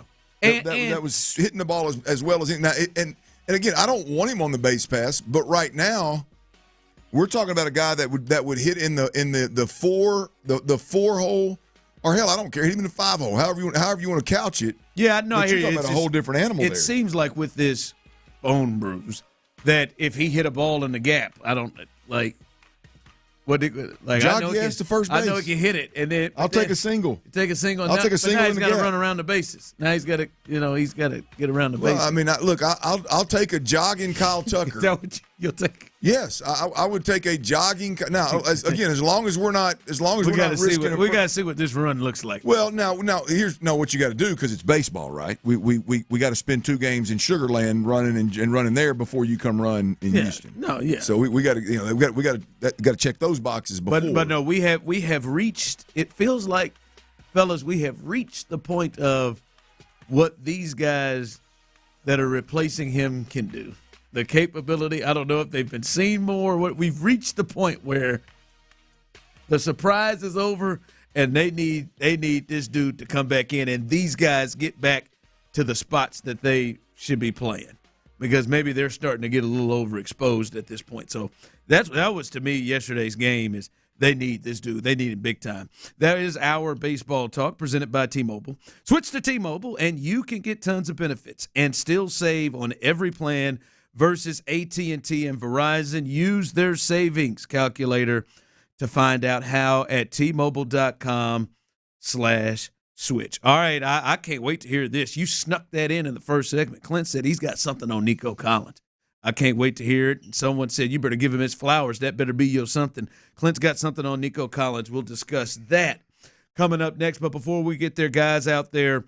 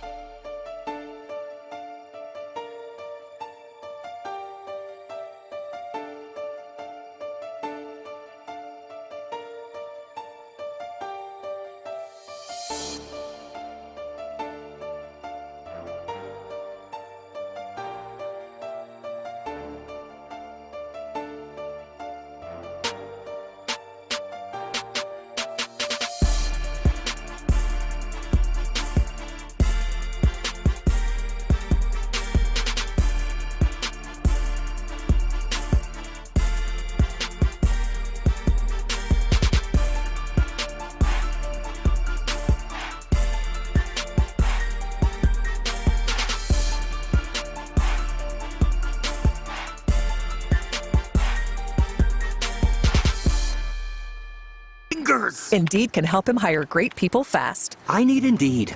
Indeed you do. You can schedule and conduct virtual interviews all from your employer dashboard. Visit Indeed.com/credit and get $75 towards your first sponsored job. Terms and conditions apply.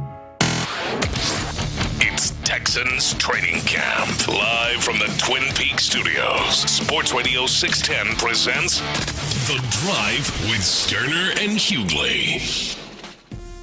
As Stroud, little play action to start. Good protection.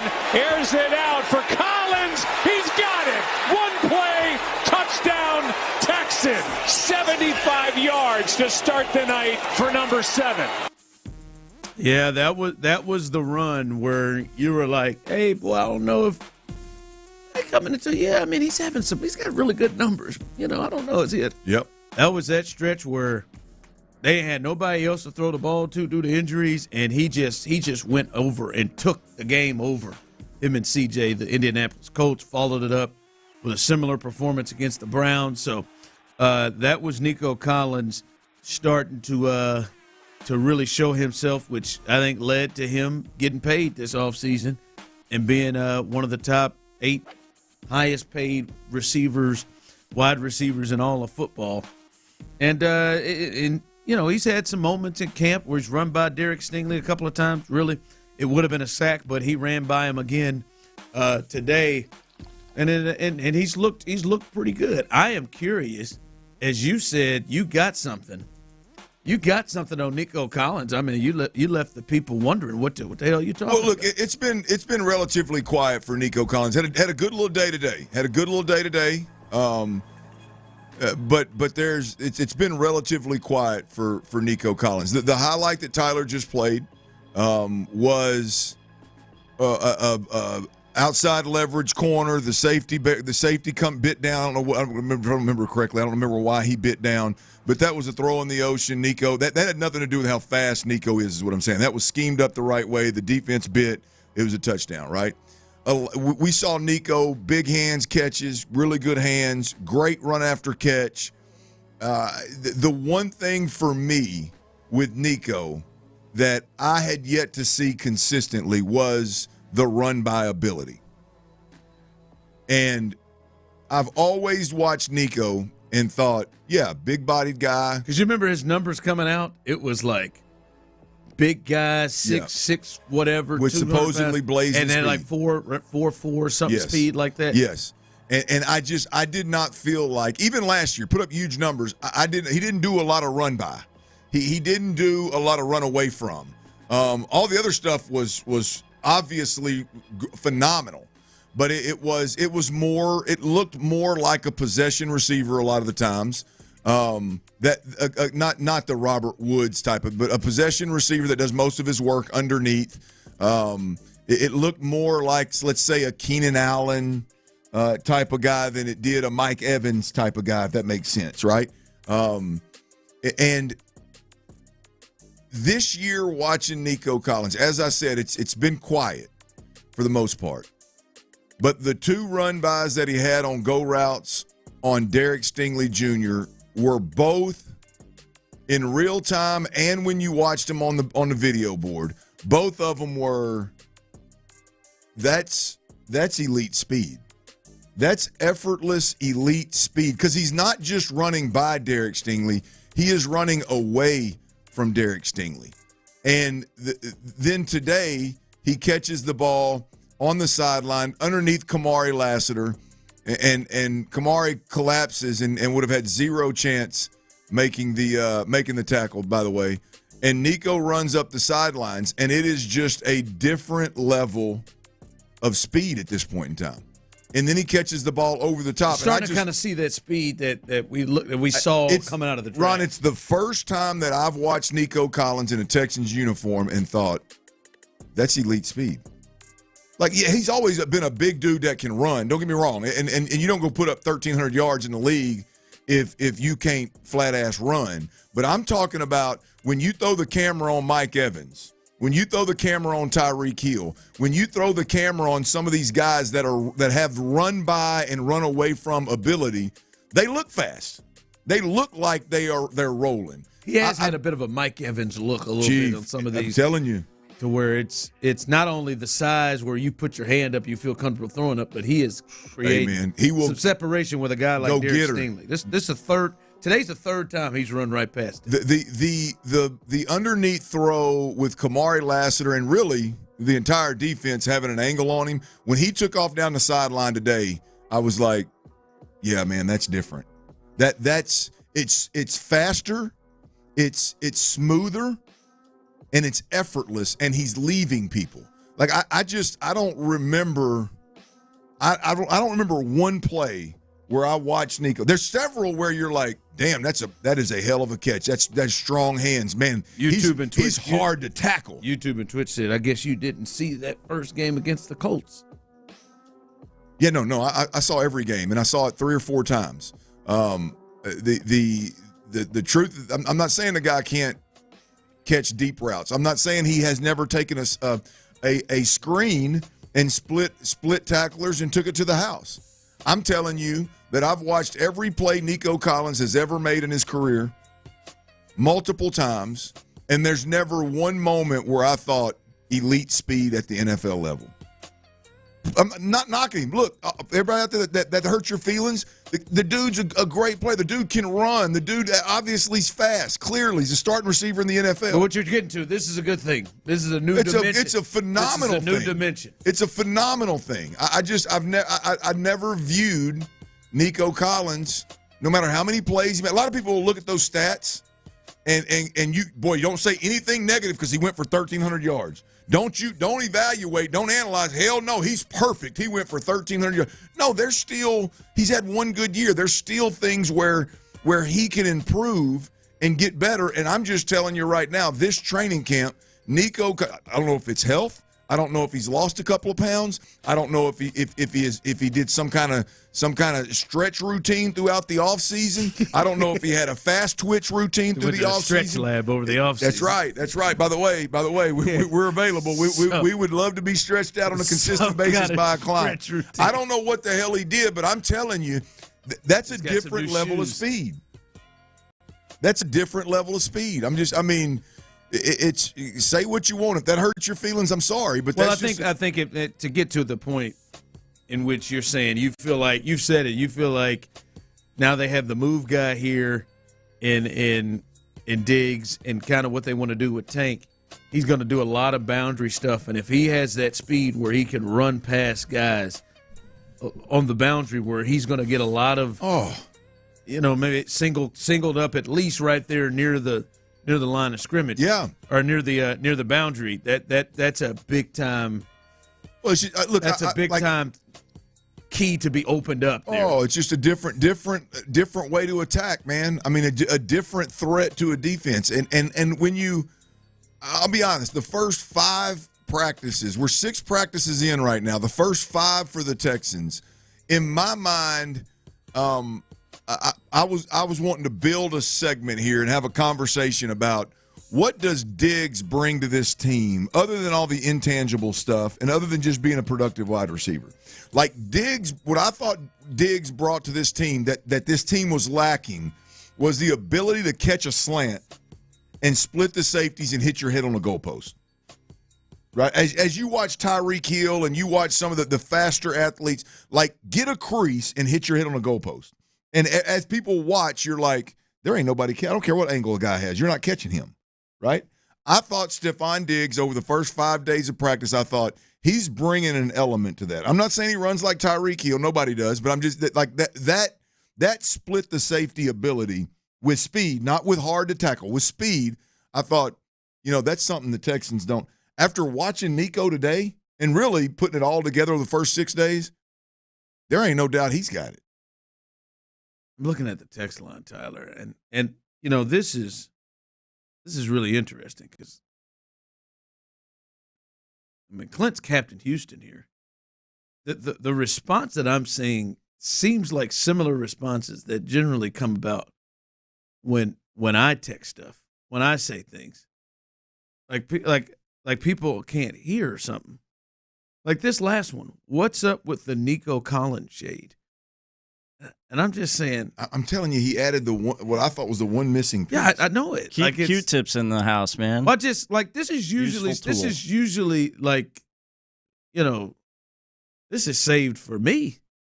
He said, I feel like Nico has added something he didn't have last year.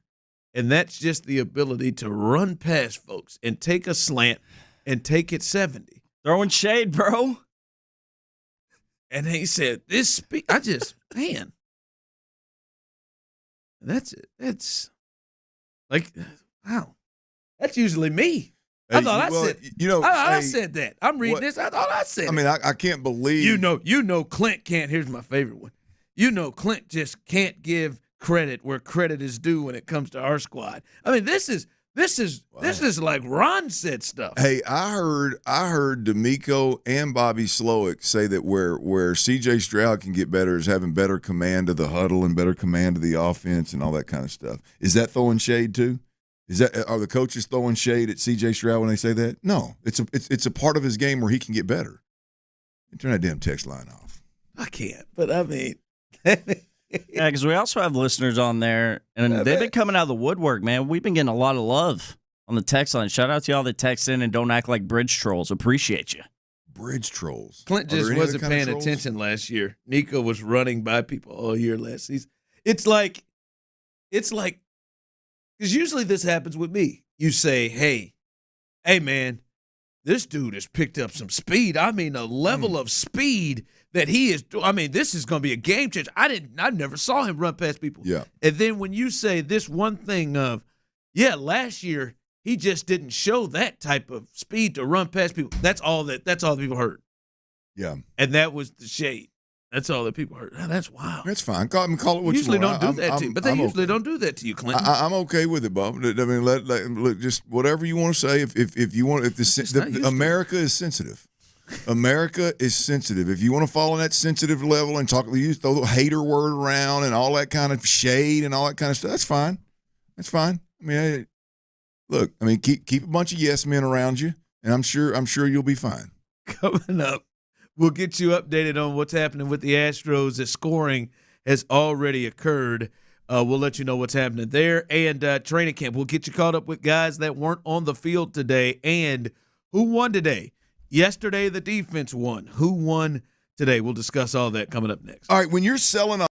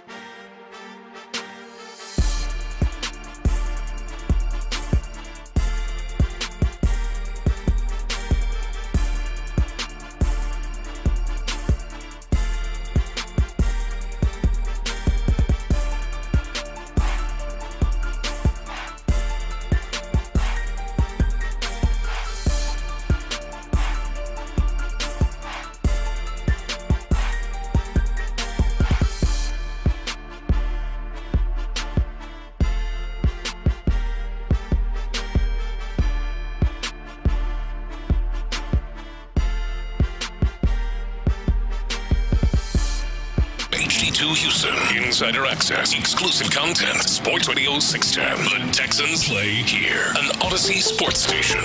Oh, it's 3 o'clock. Sports Radio 610 presents The Drive with Stoerner and Hughley. With the biggest stories of the day, it's the Big 3 at 3. Number 1. 2-0 pitches loop down the right field side, and that is going to be a fair ball and score the first run of the game for the A's. Miguel Andujar loops a double down the right field line, and just like that, the Oakland A's red-hot offense ties the game at 1. There it is. As they get going here, the Astros are looking to avoid a sweep, and both pitchers run into some trouble to kick things off. Altuve with a leadoff single. They were able to move him around. I wouldn't look. It looks like Jordan got picked off at third base to end that inning. I believe, was it Jake Myers? Someone was attempting a bunt during their at-bat, and the attempt did not go swell. What the hell? Okay. So Jake Myers attempted a bunt with somebody at third base with 2 outs. They're trying to. You want to hear it?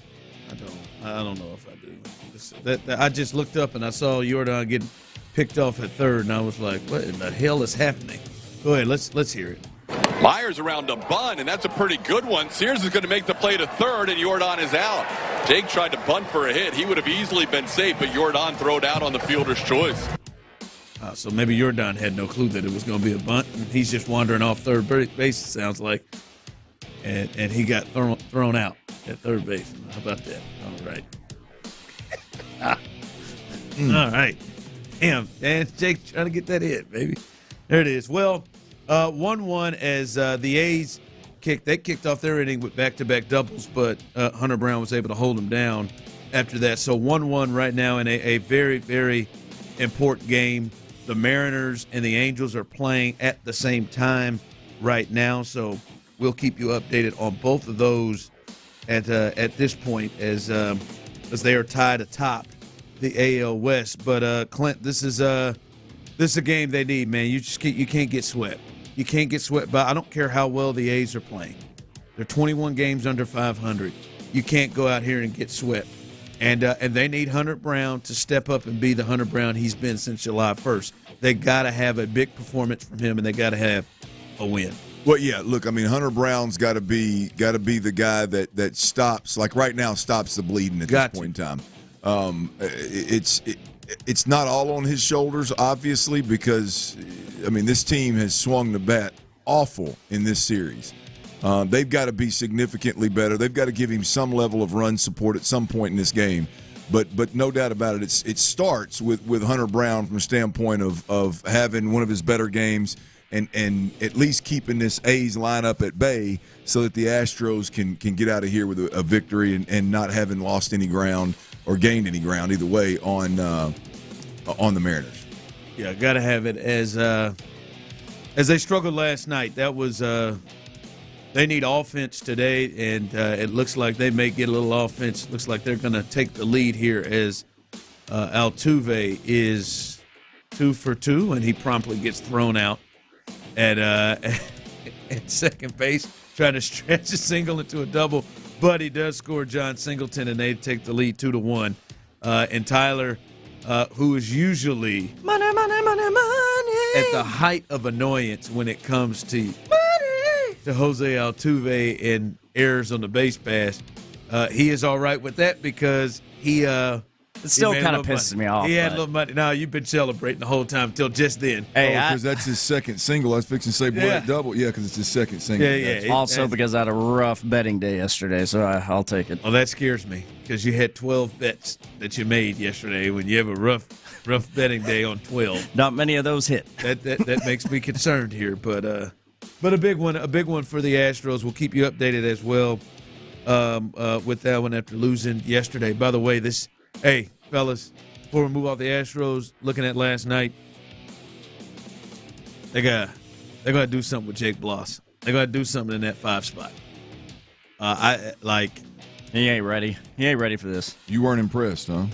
Well, it just like this is like he's only going 3 and 4 innings in his and it's 3 starts. I believe they're 3, 4, and 4.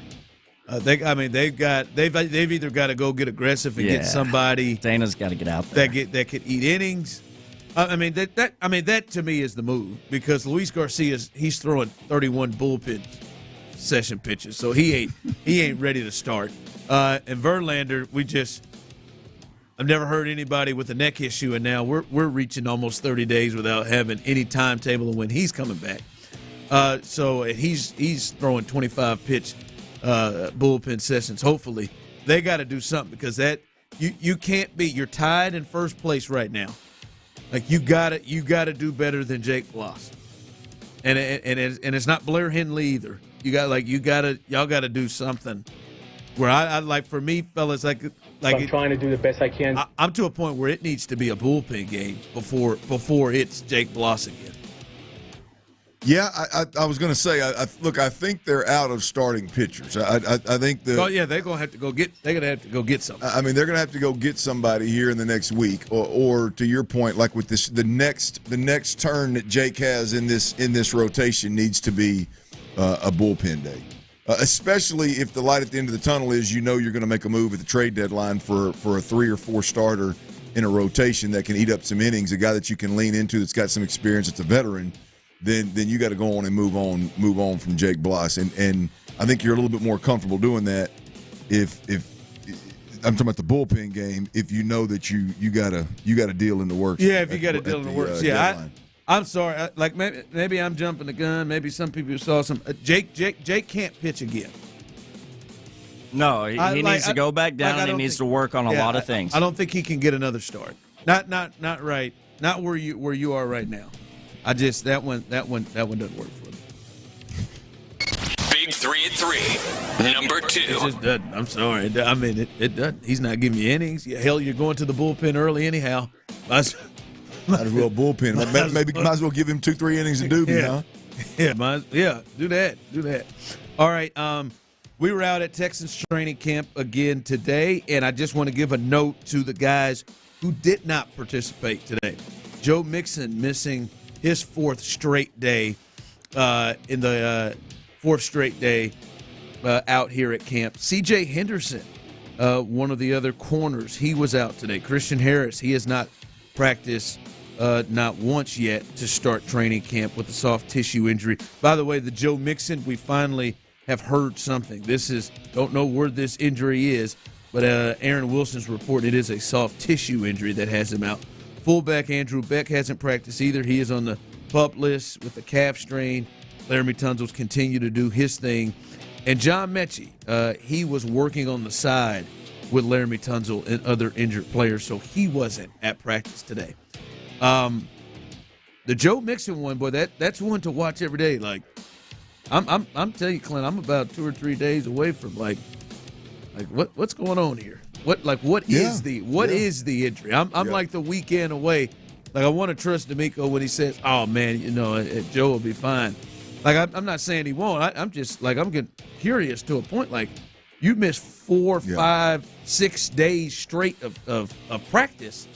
Like that to me seems like a serious thing. Yeah, I'm going right quad, right hip. As I said, about 10 minutes before he went on the podium with the media, he was sitting on the ground talking to a buddy of his, and it was clearly something on his right quad, right hip was bothering him. So I'm going with that. I did not think it was serious enough, obviously, to miss 4 practices because there wasn't a trainer one that he was talking to, which typically in that situation they'd say, "Hey man, I got to go get some treatment. I'm not going to talk to the media. Somebody else is going to jump in my spot." So I don't think it's that serious once again, but 4 days, that's a significant chunk. I mean, like we're a quarter through.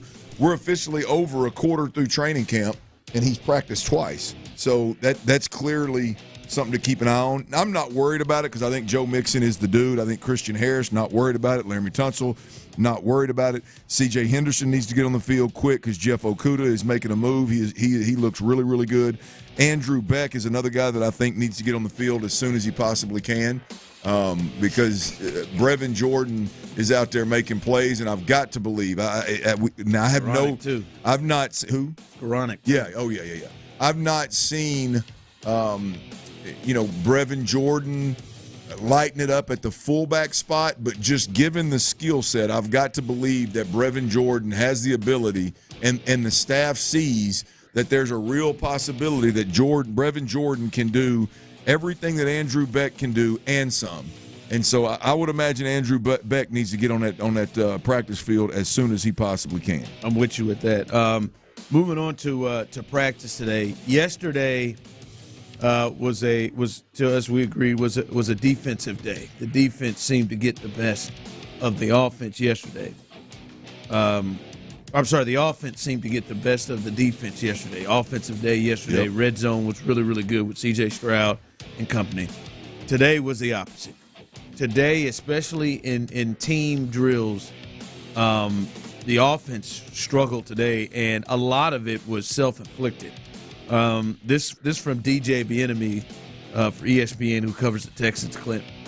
An uneven day for the first team offense. C.J. Stroud went 4 for 12, but had 4 drops, and it's some of the guys like Tank had a drop in there. I think Nico had a miscommunicate or missed assignment. Basically. Yeah, ME, yeah. Yeah, and there were several other drops, tight ends drops as well. He said if those are caught, it's a much different day. Easy catches too.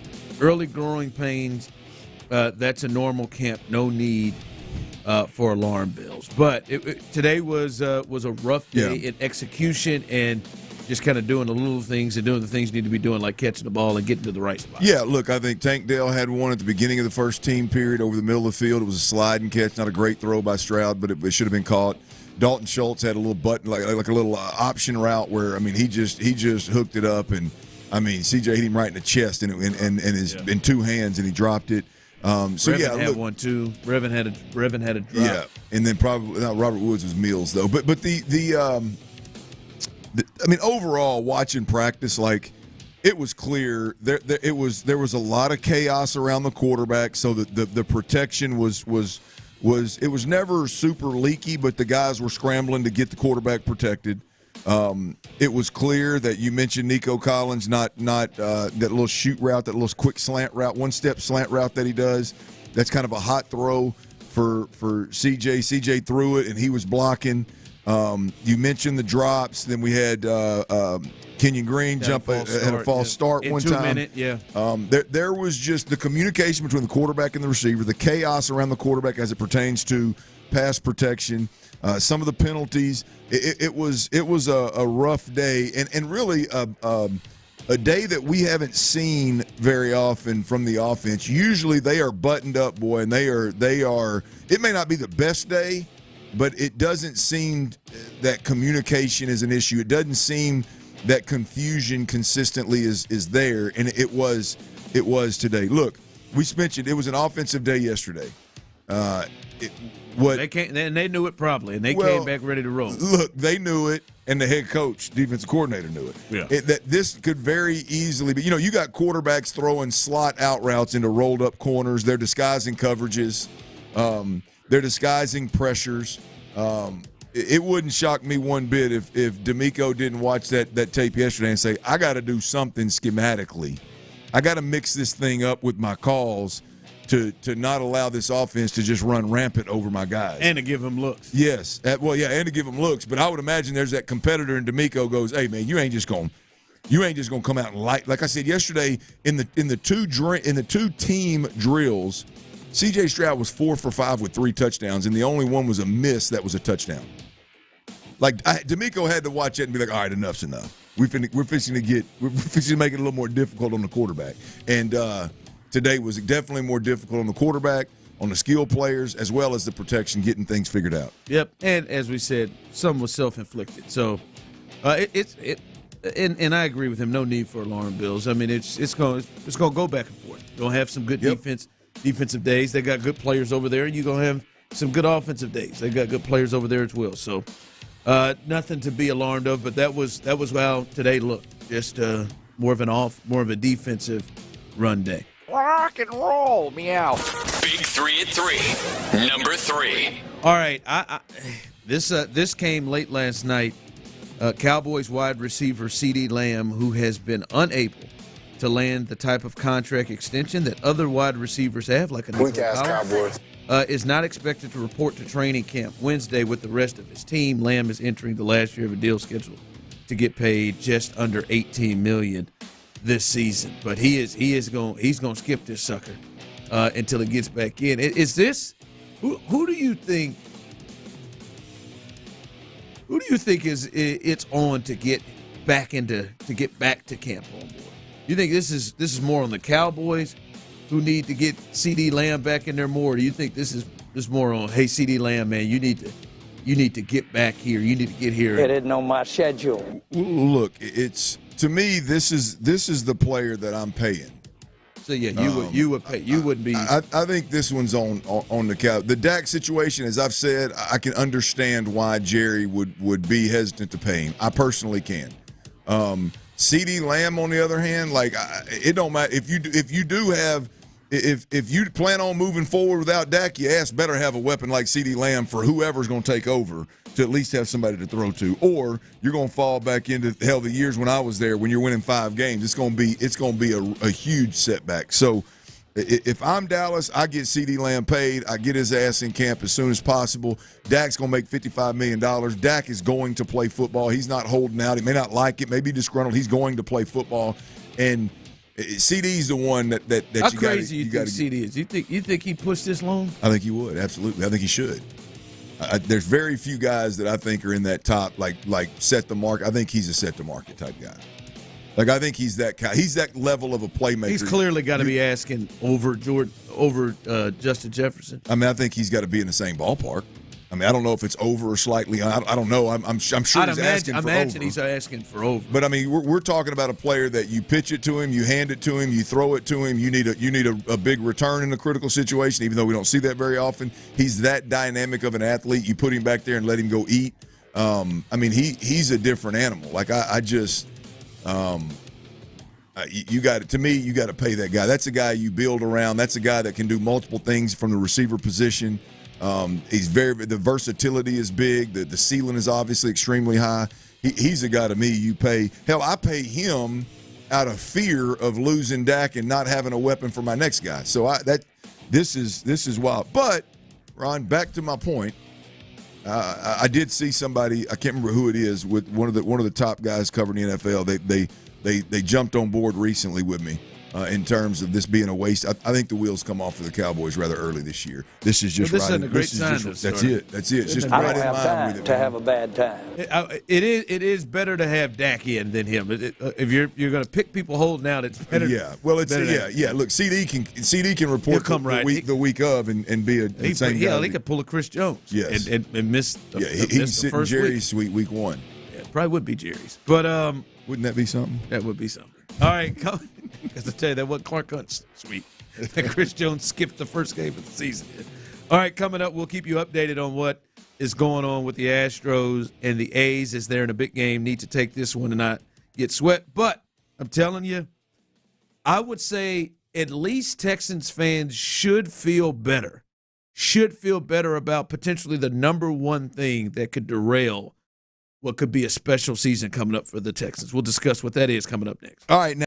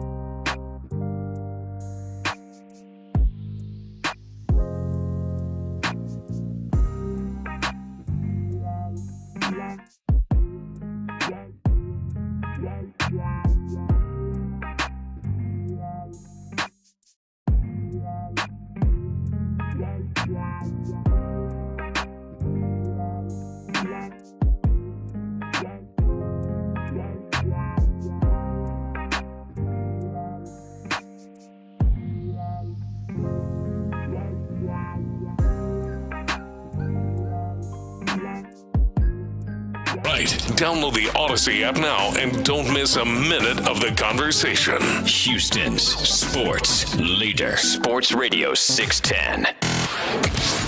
It's Texans training camp. Live from the Twin Peaks studios. Sports Radio 610 presents The Drive with Stoerner and Hughley.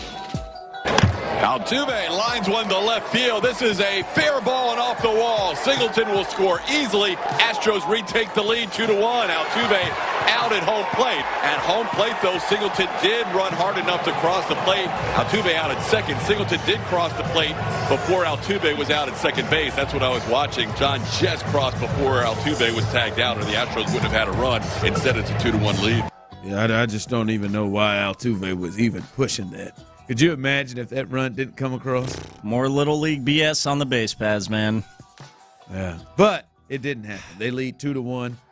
John was bringing it, running as hard as he could to get home and pulled it out. Altuve 2 for 2 today so far, has scored a run and driven in the other run. 2-1 right now as Hunter Brown is trying to, as Clint said earlier today, stop the bleeding. Stop the bleeding right now. As they look to try to at least salvage a win in this series against the A's. By the way, Seattle, they are at home trying to avoid getting swept by the Angels. They lead 1-0 on a Mitch Haniger homer. So they lead 1-0 with their ace pitching in this game. I am sorry. Well, I know that. I apologize. What happened? I felt that chicken just come up on that belch. I did. I don't smell that. I am. Was it as good the second time around? No, it wasn't. It was chicken and a little of that seasoning. Puree. I don't smell it. You didn't get to you? No, That's I'm good, man. I feel appreciate better. you not blowing it on me. I did, man. That was the type of belch that'll get your acid reflex to run out. That was a good one. Sorry about that. Fell in the nostrils. That might slide over there in a bit. My gas and my reflux have been significantly better since I know. I bet it has. Since I know carb, no sugar. I bet it has. Really? Yep. Well, you're probably eating a lot of veggies, though. Well, I've been a little bit, but I know that might clog it a bit. I cut the coffee out too. That's a big I one. really think the coffee was getting You think it's your trigger? My gut. Well, I think it was a part of it. I know it's a trigger of my post-nasal drip, but I think it was a part of the acid reflux. It is. It can be. It is thought to be. Yeah. Coffee is one of them. Well, I mean, I was loading them old coffees up with some good creamer and a couple of them, at least one of those little, whatever the little expensive-ass sugars my wife buys. I was washing it down with a soda. Expensive-ass sugar? Every now and then. Yeah, you got to have that. You got to have that organic, that stuff that they deliver to your front door. Which is everything nowadays. Farm to table. Yeah, farm to table sugar, boys. Ain't doing that. Man. Let's go get that regular sugar. I'm gonna do. Nah, man, we got this pretty little green package. Was a green package? Yeah, like the leaves on it. Good on that, man. I'm sure we're paying extra for it. I get the big one that just say sugar across it. It's like the Fruit O's instead of the Fruit Loops. No, I mean, you get the generic. It's got a brand on it. It just ain't in no pretty green package. It ain't no. It sounds like if it just says sugar, it ain't got no brand name. Yeah, it's sugar. Sugar. Brand name on there, baby. And listen, hey, I've done that before. Just bought. Oh, no shame in it. Bought sugar, but no, ain't no expensive. Ain't no need to do that. Inflation's I ain't wild, seen nobody just go regular sugar since Big Earn. Now Big Earn can make some sweet tea now. My pops, he can make some sweet tea. Best sweet. We gotta sell it. I tell him all the time. I said, if you don't get this bottled and sell it, so you can call John Lopez. Like right now, if you have one person to make sweet tea, it ain't without a doubt. It's not even like I've never. It's no question. Like now, if you had like you're on your. If you got what is it? Diabetes? Is that what sugar? I mean, I don't. That'd be it. I would. Glucose. But you're on your deathbed or something right there, and you're like Big Earn sweet tea. Like I just want one big glass. Ain't I love this show. Ain't nothing better, cuz it is phenomenal. I love you. I'm not. When I say there's two things in my life that my family should bottle or package and sell. My grandmother's strawberry cheesecake. She made it in one of those shallow pans, and so it was about half and half cake and crust, and it's that graham cracker crust, and so the cake, the cheesecake when they're that thick, when they're like 3 inches thick like that just doesn't thicker than a Snicker. I mean, the crust was phenomenal. The like 1 inch layer of that of that cheesecake with that just silky smooth. You never know what you're going to get into on the drive. That you could sell that at HEB right now. You don't even need no ice cream or nothing with it. We talked to Lopez and how he got started with the sauce. Get this thing on some shelves. Well, Mama has passed away, Bub. She didn't leave the recipe somewhere? My mother-in-law is an unbelievable cook, and she has the recipe, but we haven't perfected it yet. Hope she's not listening. See, that's crazy. Your dad on the iced tea. My dad bang out some Kool-Aid. I'd like to rival those two's iced teas and Kool-Aid. What's the go-to color for him? It's got to be red. Of course, red. But he's a mixer. Red ain't cooking. I mean, he ain't mixing no purple. Yeah. Red is going. He will. He's the one that got me hip to the tropical punch pink lemonade mix. But yeah, Dirty Red would have it red. But he got me hip to the tropical punch. But it's like I'm telling you, they're the same because it was loaded up with sugar, Jack. Big Earn. And I will watch. Boy, if you watch Big Earn or I'm sure Red make that tea or that Kool-Aid, your ass will not drink. I mean, it is unbelievable how meticulous my dad was in the stirring. It's a science. And he's like, you know how you watch cooks add olive oil to stuff? Right. That's how he is with the sugar. He's got his first land, he's stirring it, and he's adding it little bit by little, just letting it run. Yeah, he's Heisenberg on the Kool-Aid. Well, I'm telling you, man, give me some ice with that. Whoa! Big Earn had the advantage because his tea was hot. He'd mix his sugar. He'd mix his sugar when it was still hot, so the sugar would melt immediately. Old Red had to stir a little bit more. Oh, he was stirring, but he's in there. All right, coming up next. He's going, boy. Good for him, man. I'm telling you, if you ever see Big Earn's iced tea on the shelf, get you one. How about that? I'll have to. Well, again, thing you need to feel much better about. Don't look at the label. The one thing that could derail this season, I think Texans fans, at the very least, should feel better about it right now. We'll get to that, I promise, coming up next. All right, before we do that, I got to tell you about Advanced Hair. Look, if you're one of them guys, one of them gals, you look in the mirror for it's.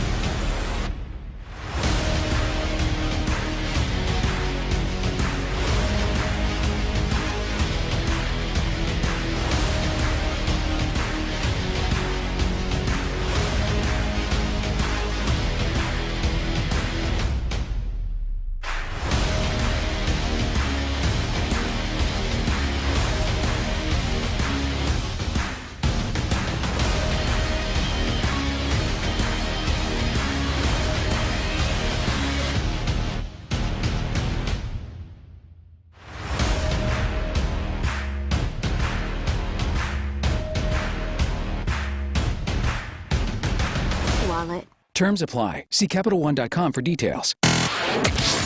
It's Texans Training Camp. Live from the Twin Peaks studios. Sports Radio 610 presents The Drive with Stoerner and Hughley.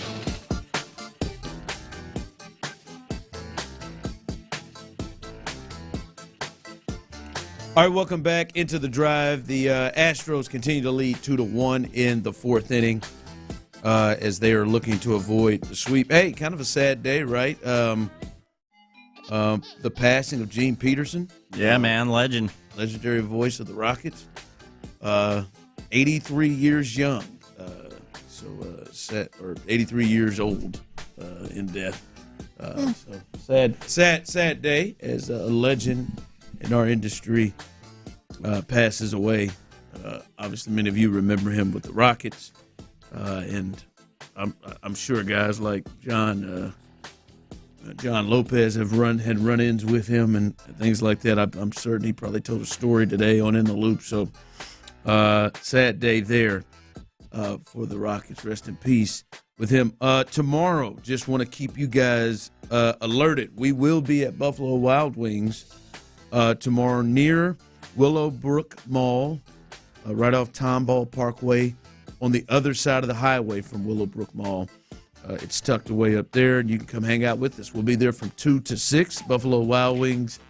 A little early, Thirsty Thursday. Come hang out with us and enjoy a good time. Make a couple of bad decisions. Have some good drinks, some wings, some food. It'll be a fun time. Absolutely. And as we've said multiple times, I'm excited to go back to Buffalo Wild Wings. I didn't realize this before we started doing our shows last year, Ron, but the low-lit lounge vibe that is Buffalo Wild Wings, at least their bar area, is absolutely tremendous. I told you, I've always been more of a lounge guy than a rave or a club guy. Not that I haven't had a good time at all, but I'm a lounge guy, especially a sports lounge guy. If you want to throw some good grub in there, cool, which Buffalo Wild Wings does. And their vibe is really very lounge-like. It's really, really lounge-like, and I appreciate it. Looking forward to our run again this year. Yeah, and we'll be out there tomorrow. Willowbrook Mall. Thursday's a great day to get your weekend started. Near Willowbrook Mall, right off Tomball Parkway. Come hang out and get it going. Get it going. It'll be a good time tomorrow as we'll be out there. All right. Couple of things I was really looking at trying to watch today. One, I was hoping to see. I really had plans, fellas, to keep really put my eyes on John Mechie today. You really like some John Mechie, don't you? Now, I wouldn't say the words like. I just want to see what it's about. Somebody want to watch. I think he's another story to look at to see where he is going to be. There's nothing to see. Stop. There's nothing to see, Ron. There is. I mean, no, it's not. He is. He's a guy that we're looking at. I mean, he's not at the forefront. He's not Kenyon. He's not Lassiter. He's not. He's somebody I'm watching. This is a make or break year. He is going to have to make. He's going to have 100 yards in one of these preseason games to be the fifth receiver on this team. I just said he's got big stride. He needs big strides this year. So I did. I was going to strikeout. He did. I was going to make it a point today to come watch John Mechie, see if I'm seeing anything different, see if there's improvements. We've heard a lot of people. Who was that? Was it Tank said? He was like, "Dang, what happened to you? What got into you?" So I just wanted to watch it. Unfortunately, I wasn't able to. He was on the injured field. Something's going on with him, so I missed that. Yeah, I mean, look, I'm sure there's some people out there that think I'm hating. Probably think I'm blind, but yeah, I would. The days are numbered, Bob. I'm just watching. I'm not saying that they're not.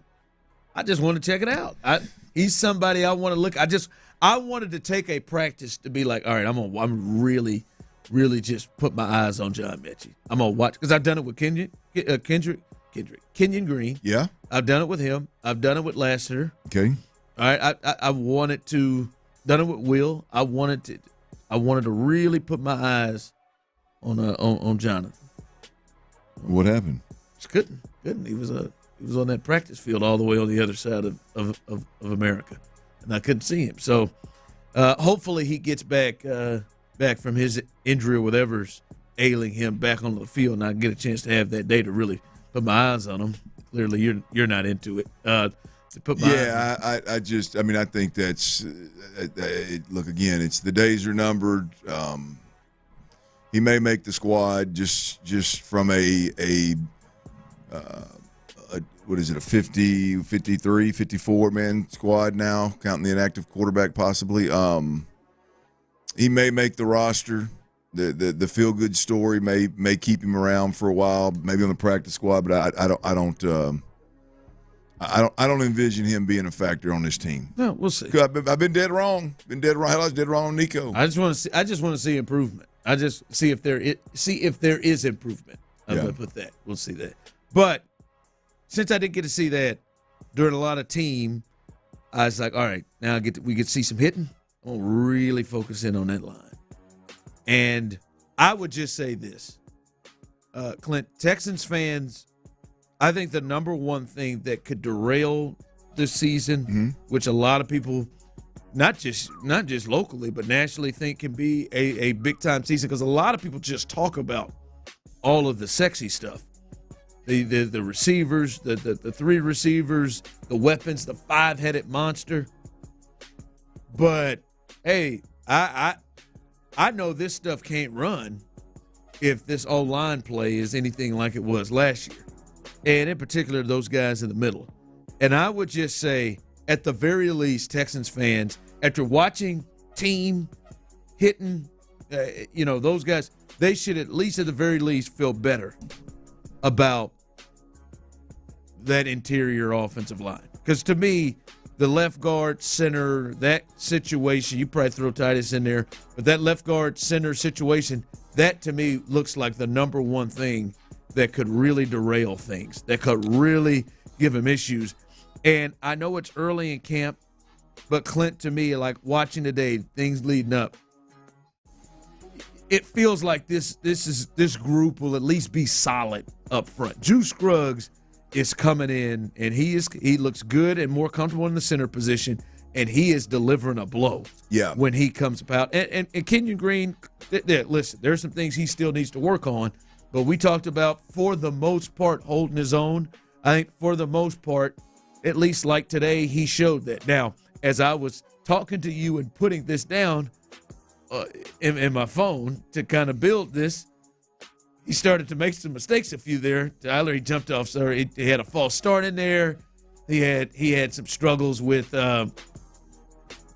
staying on with the bull rush. That to me could potentially a big problem for him. But I saw him get driven in with the bull rush. But all in all, he looks like he's at least going to be solid, and the both of them look like they're at least going to be solid in there. Yeah, I think you should feel better about it. I think definitely feel better. I think solid is a good answer, and I mean a good term to use. And the ceiling with those two guys. I mean, you got a second-round center that was playing guard last year.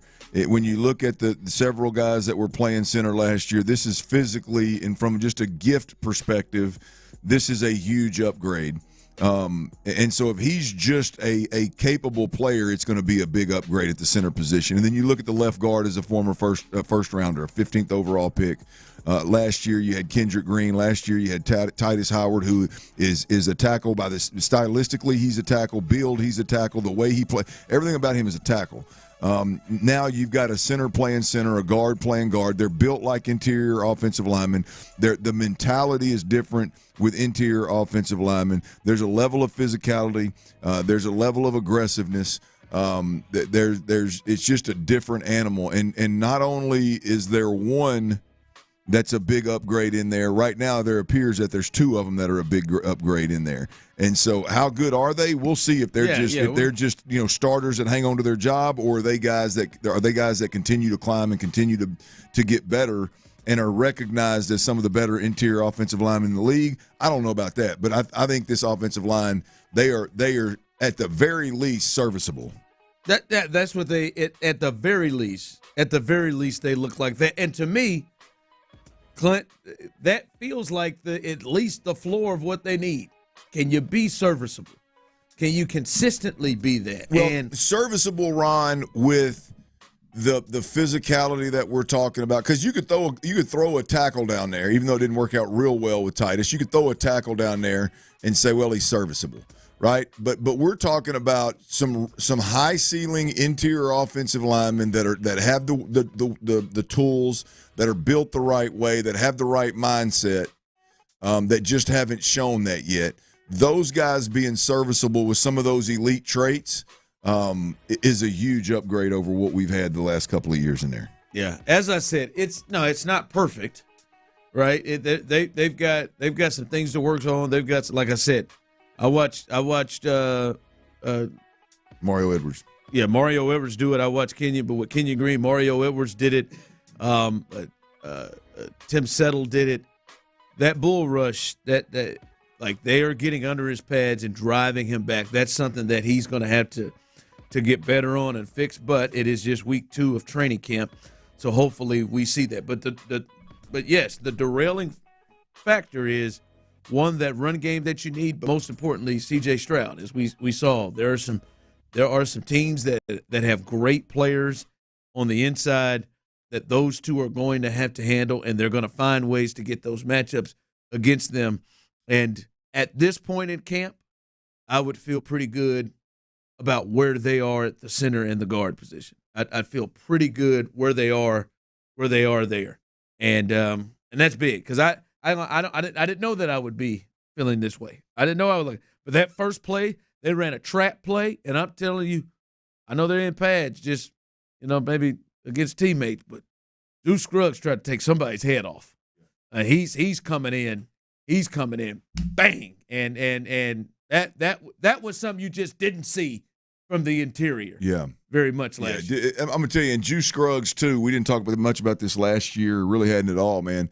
That is you want to talk about the way an offensive lineman, an interior offensive lineman is supposed to be built. That is I don't know that you could put a center together any better. I mean, he is thick from his ankles to his damn neck and really his nose, if we're being honest, big head. I mean, he is built apart, and he is physical. He moves right. We'll see if he can put it together on Sundays. But damn, it's they've got some impressive looking human beings up there on the offensive line for sure. No, it looks better. It looks where they're in a good spot as they are right now. What you got coming up at the 4? Well, we talked yesterday, man. The fuses are short. Today was day 6 of training camp, and there was a scuffle. There was a sucker punch, and there was one hell of a day had. And one guy was involved in every bit of it. I'll tell you who that is, and we'll discuss next right here on Sports Radio 610. Before we do that, though, I got to tell you about another hell of a guy. Sam.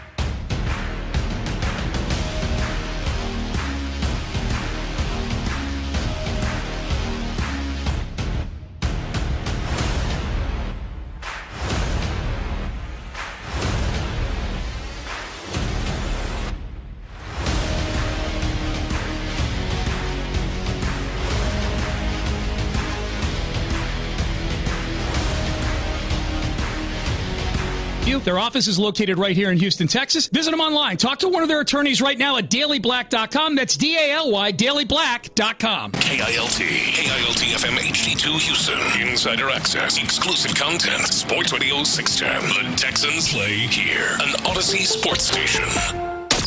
Sports Radio 610 presents The Drive with Stoerner and Hughley. Dive into the mind of former NFL quarterback Clint Stoerner. I like a good time. I like to have a party. I know you do. It's Dirty's Daily. Pinstripes.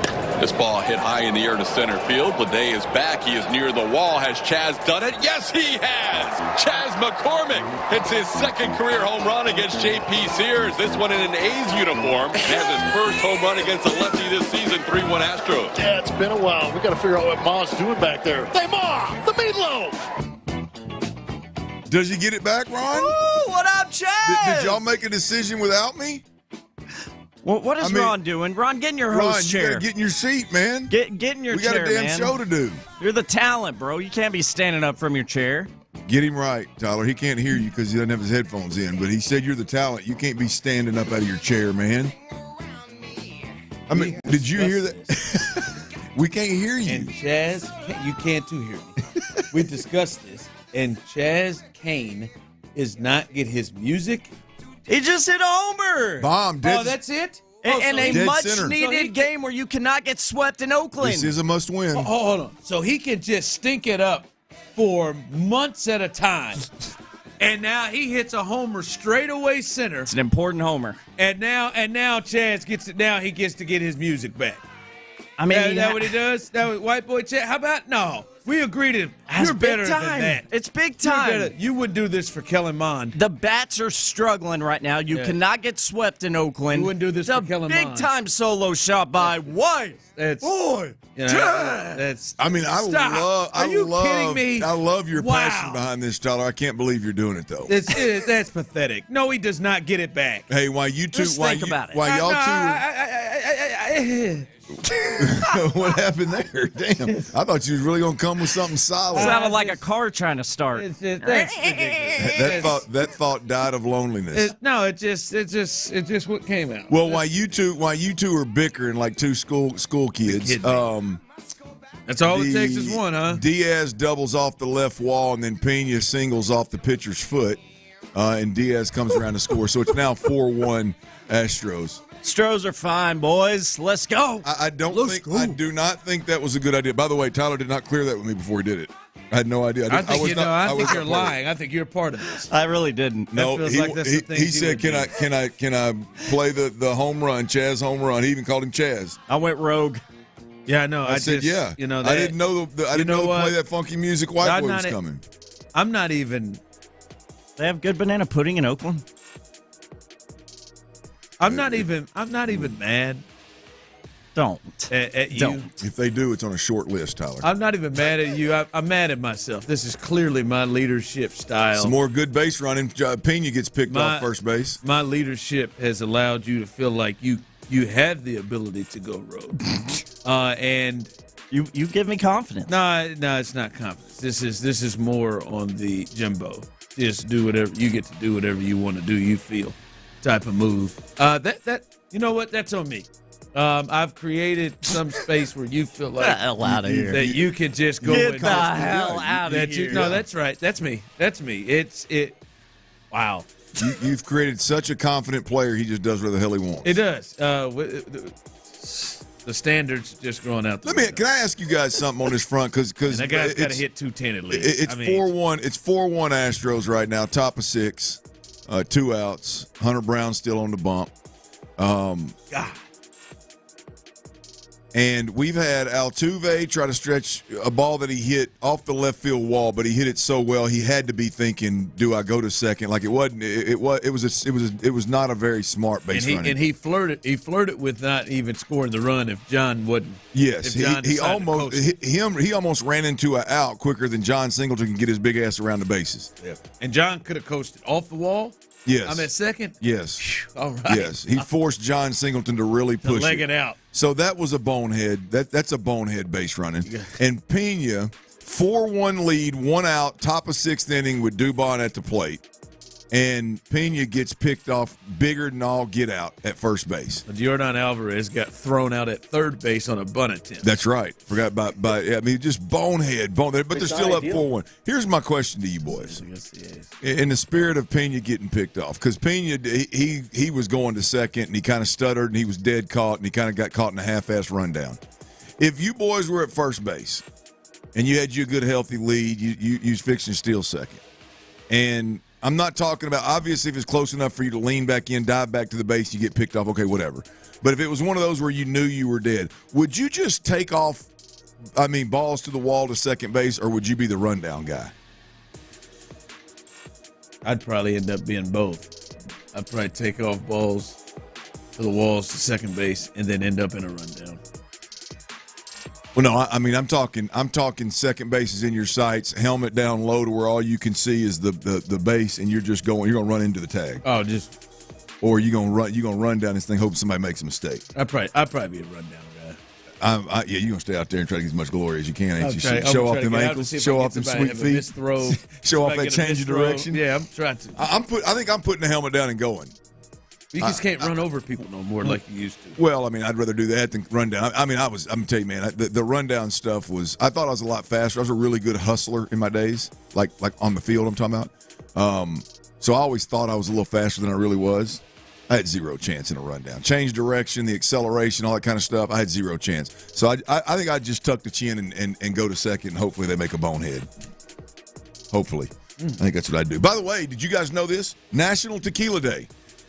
National Tequila Day. I don't know, but I knew you would. We should have a shot. You don't want to go out after the show? No, I'm talking about right now. I can't, Clint. We should have a shot of tequila. I know the boss man has tequila. He's got that Texans. Clearly, you do whatever you want to do. By the way, Greg Grissom, president of the Houston Texans, I'm still waiting on my bottle of tequila with the logo on the side of it.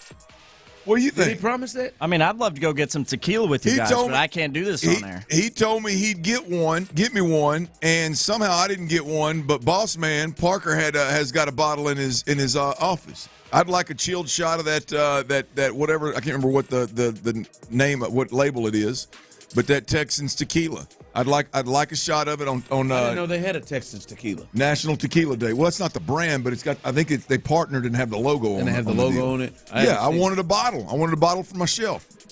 National Tequila Day, man. Get out there and get you a shot. Greg, make it happen. We'll see you out there Friday. Ron, you want to go out after the show? I'm thinking about it after what you just did to me. It's 4:08. What do you think?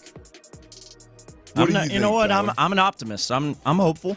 I think Ron's going to go out. I told you the other day, for Ron and I, the 4:10 text, hey, I'm going to go grab some drinks. Come home smelling like either a top shelf spirit or beer, probably cigarettes. At about 12:30, 1 o'clock. Cigarettes. Like that goes over a little more smooth at your crib.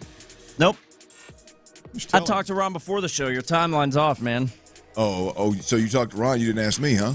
No, I asked both of y'all. That's pretty cool. And you continued to ignore me as Texans you do training camp. Texans training camp. I must have been deep in thought. Texans training camp. You're deep into something.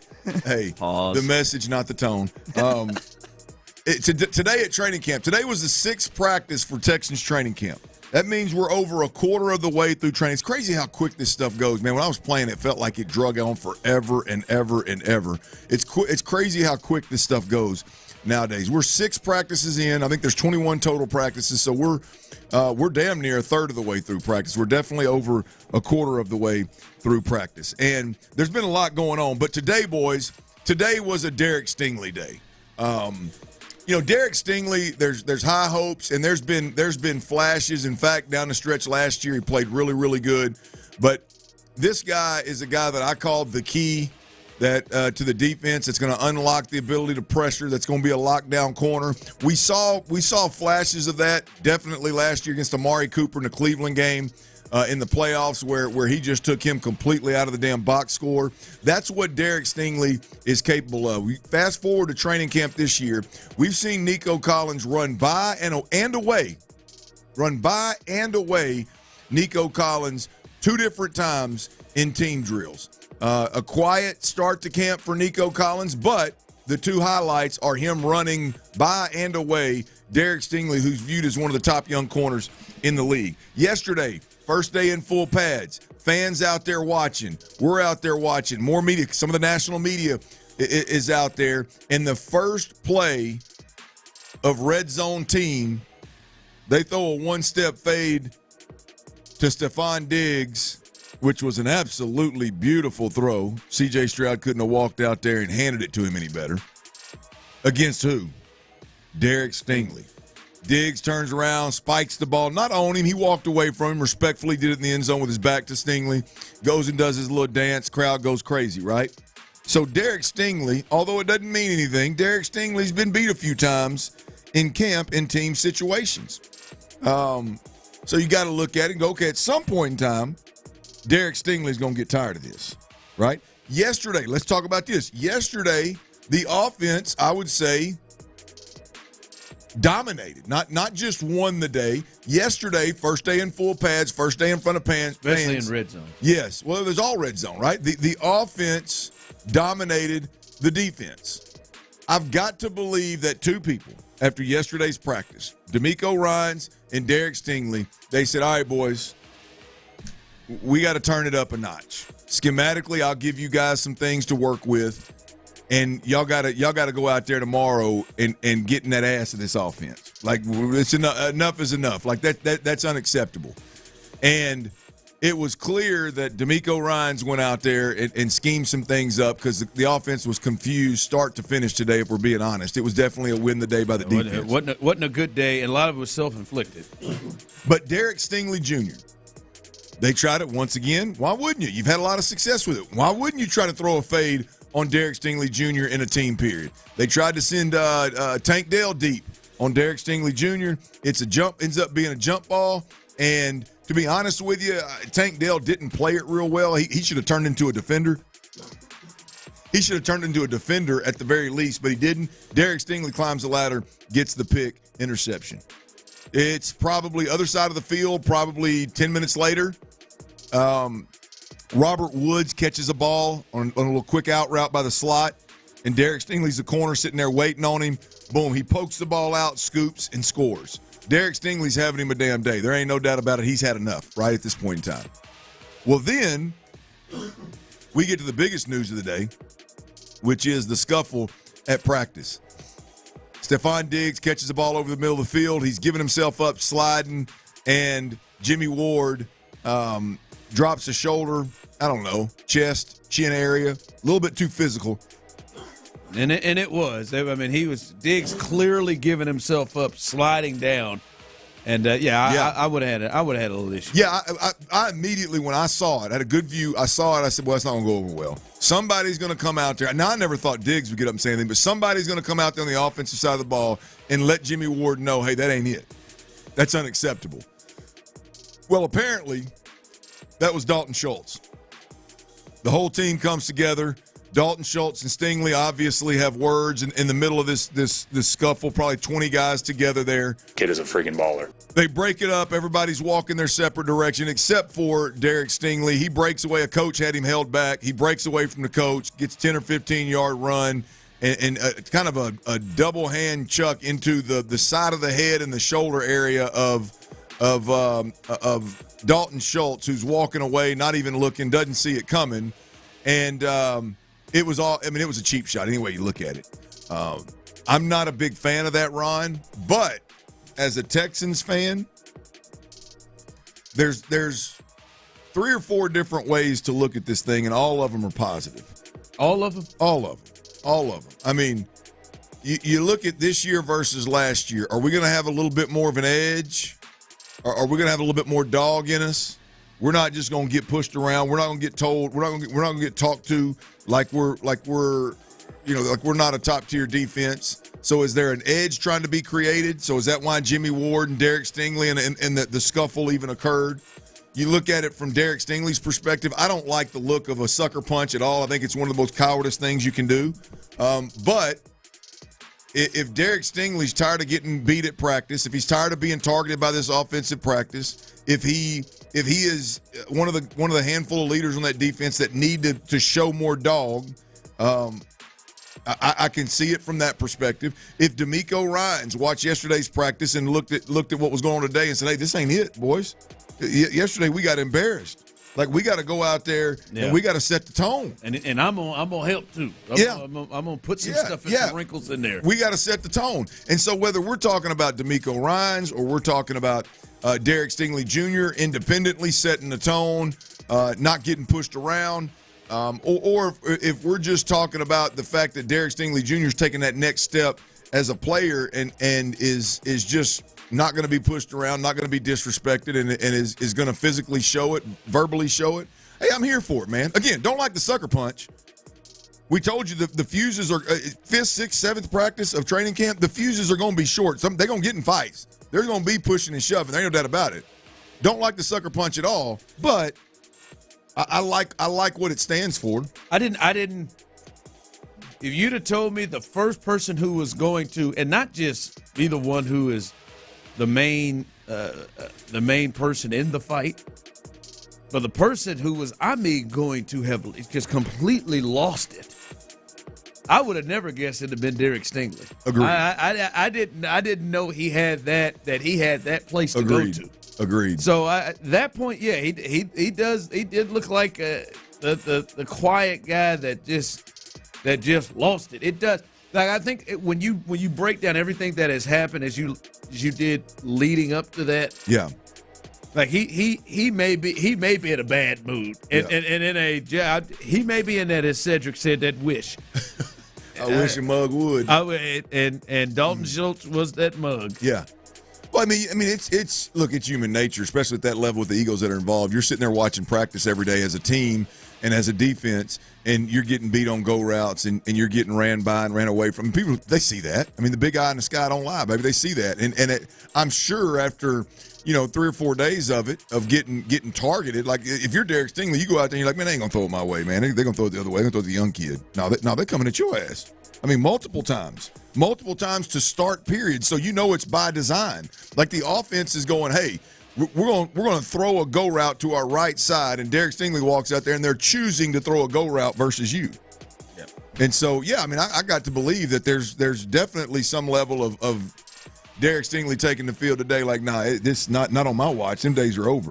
Yeah, he'd had it, and he cut loose. I want to see the whole play leading up to the scuffle, because I wonder if Dalton Schultz was actually blocking, like, on that play after he, like, if it was more than just him taking up for Diggs and getting in Jimmy Ward's tail a little bit, or was he actually blocking Stingley and doing something dirty? Yeah. Well, I don't know if anybody will have the full thing. Everybody just got to fight. Oh, they got that, though. Just got to fight. All right.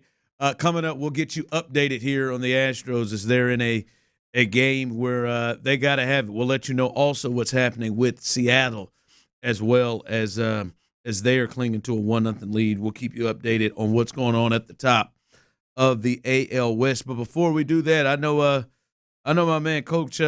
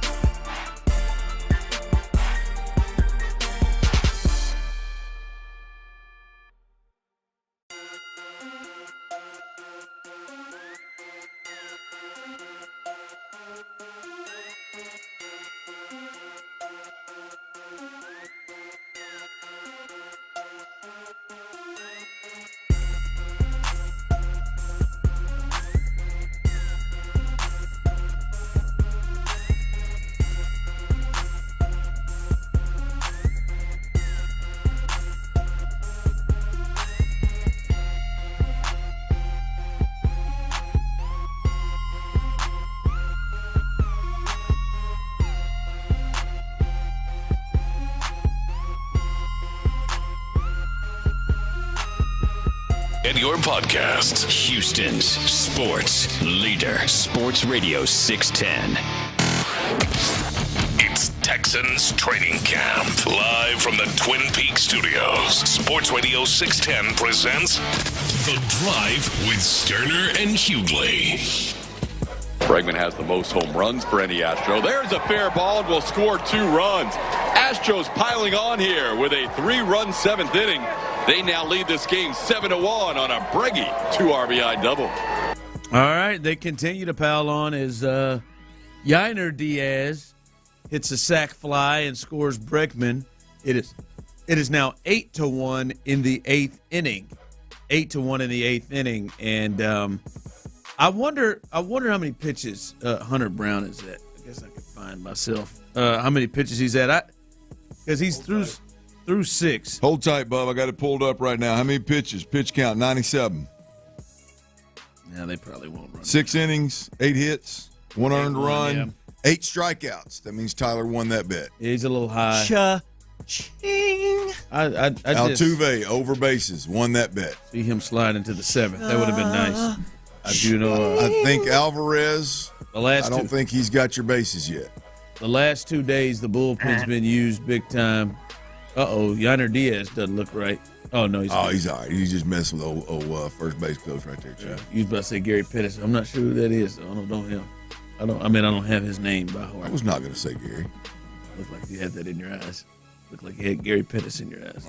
I'm aware of that. The heavyset Hispanic guy is not there. Wasn't he there sometimes? Oh, yeah. He's in the dugout now? Yeah. He's the bench coach now. Yeah. Got to move up. 8-1 in the 7th. They need this. And right now, Seattle, they'll give it up as they continue to be offensively challenged. They are only up 1-0. They had the bases loaded with nobody out earlier in the game and didn't score a run. So it's 1-0 against the Angels. They're trying to avoid the sweep right now. These two teams are tied up top, the AL West, the Astros and the Mariners. We'll keep you updated on both those games as that continues. Fellas, you run into our guy Reese, the sales guy. You seen him lately, Tyler? Not lately. I saw him. I know what you're talking about, though. Shaved his head, Tyler. He shaved his head? Like lower than Joe Burrow. He had he had good hair. He's a guy you walk by and you just he's got really good hair, man. Listen, and it's long and I'll be honest. Lays right. You two have really good hair. Now Tyler hides it. For some reason, I'm a hat guy. I think he's got you guys beat. Oh, I agree with that. I was gonna say he very his is flowing. He's got Zac Efron hair. Now he looks like Jake Gyllenhaal. And that was that movie where he shaved just at your head, or one of those movies where he's bald and he's in the. It's the one where he's a boxer, isn't it? No, it's one he's in a military. Jughead. Yeah. He looks like Jake Gyllenhaal now. I just I see that and I think he should have dyed it blonde, man. He should have. Well, it makes me want when you have hair that good, you lose a bet. Was it an accident? I didn't ask. You just start over. Did you used to do that? Because you have good flowing hair. Would you ever just say, you know what, the hell with it, I'm going to take it all off? I just did a couple months ago. Took it completely off. Like that. But, I just did it because I was kind of in a tweener spot and was like, man, what do I do? Do I want to keep letting this thing go long, or do I want to get it back to my old style? To hell with it, man. Let's buzz this thing. He's done some good things to get that together. His is a different level. His is thin enough to where it lays and it grows front to back, so he can literally style it. Just kind of feathers back on both sides or over the top. He's got feathered very well. He's got about as good head of a hair as the guy could ask for. Really, and you can tell he takes care of it. The best way I can explain it, I know Clint won't get this, is if Jesse Spano, Uncle Jesse, just all of a sudden just shaved his head. He's got that level of hair. Full House Uncle Jesse. He's got that level of hair. If he just walked in there and shaved it off. Yeah, he could. If he let them sides go a little bit, he could have Jesse. It is. It is. I looked at it. I said, oh, man. By the way, talk about a guy who doesn't age. John Stamos. That dude looks good. Those yogurt commercials. That dude looks really good. He's still bringing it. I'll tell you, Reese is a single guy, but he must have a pretty strong lady. Strong, like as physically, as in good looking. Oh, do tell. Yes. I mean, if you're talking about with that hair, if you're his age and you got that hair and you're in the streets, hunting on a regular basis, and it's the question, you ain't cutting that off. And it's the question, why? You think so? You think she? I think he's got a girlfriend that he's serious with, and she wouldn't want him to cut his hair. No, she wouldn't want him to, but maybe that Eric Matthews maybe hair. he didn't ask her, but he's just in it. Like he's not out hunting every weekend in the beautiful city of Houston. And so now you let it go. And so now it's okay to take it off. I find it hard to believe a guy who has that type of hair, like, doesn't give a lot of thought of it, like doesn't think about it often, like doesn't. And to just make the decision to just shave it. Maybe he did it for charity or something. Next time Reese, that's what I'm wondering. Next time Reese slides by here, ask him if he's got a serious girlfriend. He walked by. Give you the answer. If he walked by, like, hey, you got a serious girlfriend? Can I see a picture? I could have, I could run Reese down to get him on. Someone texted him. Maybe he's doing it in support of a friend or a family member. Like I just saying, yeah. I remember I did that a couple years ago. I find it hard to believe that he got up and just said, you know what, man, time for a change. Look, if he did do it for a family member, cool. All due respect, you should have went lower. Was mine not low enough when I did it? I don't like remember. Clean. Not clean, but you should have no guard. You should have no guard. Have you ever seen somebody go, I'm going to do this for my mom who has cancer or whatever that's losing their hair, and hey, by the way, give me a 2-guard. Yeah, you should, like Sean Bijani low. I can't see Sean's not straight razor. Sean goes. He's pretty close though. You can't see his head. He cuts that thing down. He's got a nice round head. He does good. I'm talking about you don't do like I haven't seen anybody do that for somebody and put a 2-guard on the Clippers. I mean, if you're gonna do that for somebody, we're going straight Clippers. I mean, it's the thought that counts. Though. Sure it does, but I'm just analyzing here. Have you ever seen somebody do it for and throw a guard on the Clippers? Yeah, for sure. Just because you did it. What did you do it for, Tyler? When my dad had cancer. And I don't remember you doing that. You peeled your head? Yeah. And what he just wore a hat every day. Whenever he started losing his hair, I buzzed it down. I think I did it down to a 1. See, I don't remember that either. That is not like you, Tyler. You're usually full go. You should have clippered it. Just metal the head. I got a big ass lumpy head. It ain't gonna look good. Look here, a 1 or 2 I was gonna ain't say I'd remember that. I'd be causing my dad pain having to look at my head because he was living with me. I didn't want to do that. He'd walk in every day and he'd be like, "Son, why did you do that?" It would be like if our next guest did it. Like if our next guest just shaved his head off. That would be obviously something. there's a little bit more I'd of that. love to see it. That'd be something. There's been length of time. But you have hair like that, you're thinking about it. Like I couldn't I'd probably have to stop Brandon. Like, hey man, we got to sit down. What's going on? You all right? Everything all right? Just time for a change. That's a hell of a thought. But, man, Reese, man. I mean, I know it'll grow back, but my goodness. All right, coming up. There's a hot woman involved. Lent believes a woman involved, I guess.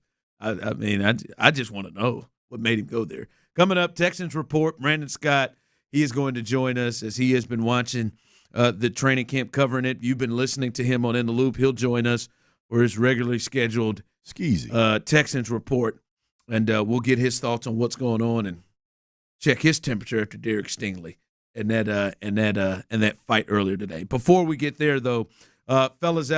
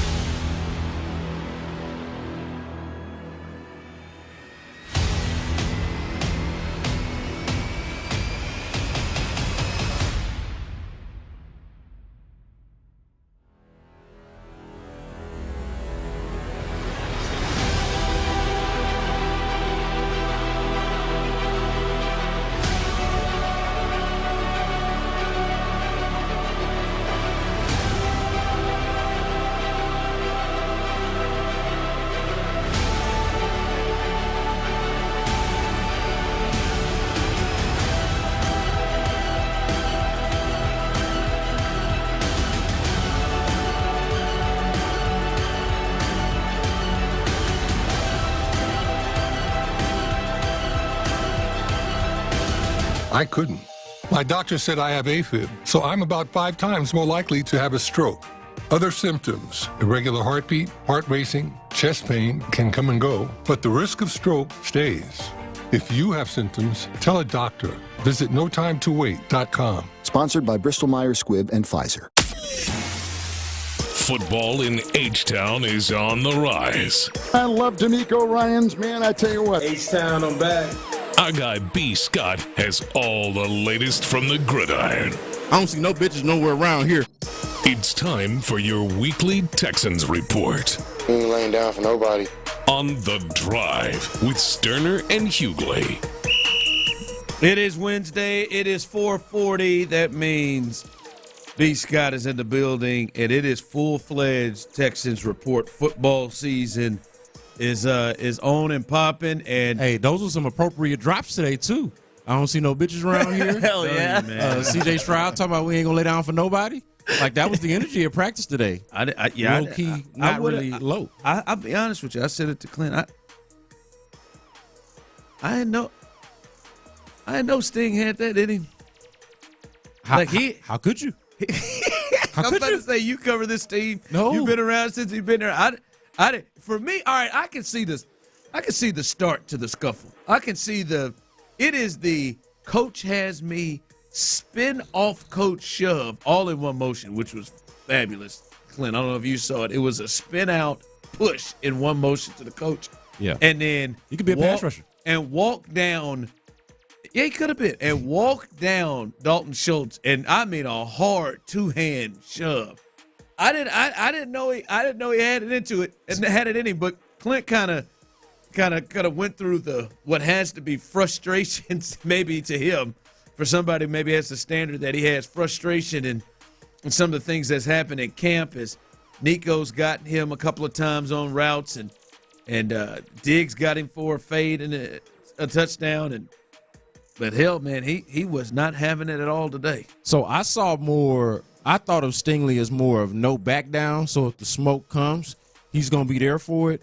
I did not have him. He showed up for violence. No, I did not have him labeled as instigator, which was that's what I would call this. Once the scrum is over and you go out of your way to make a move, to make a beeline to a guy and blindside him at that, to me, that's instigation. I didn't know we had that. Well, I was not aware. I told Ron earlier, like the interesting part to me is he is a mild-mannered, low-key, soft-spoken dude. Like something had to be done or said or something had to be building for him to run 10, 15 yards and cheap shot somebody. Like this wasn't just a Dalton, you over here talking trash, taking up for Jimmy Ward or taking up for Diggs. There had to be more behind that.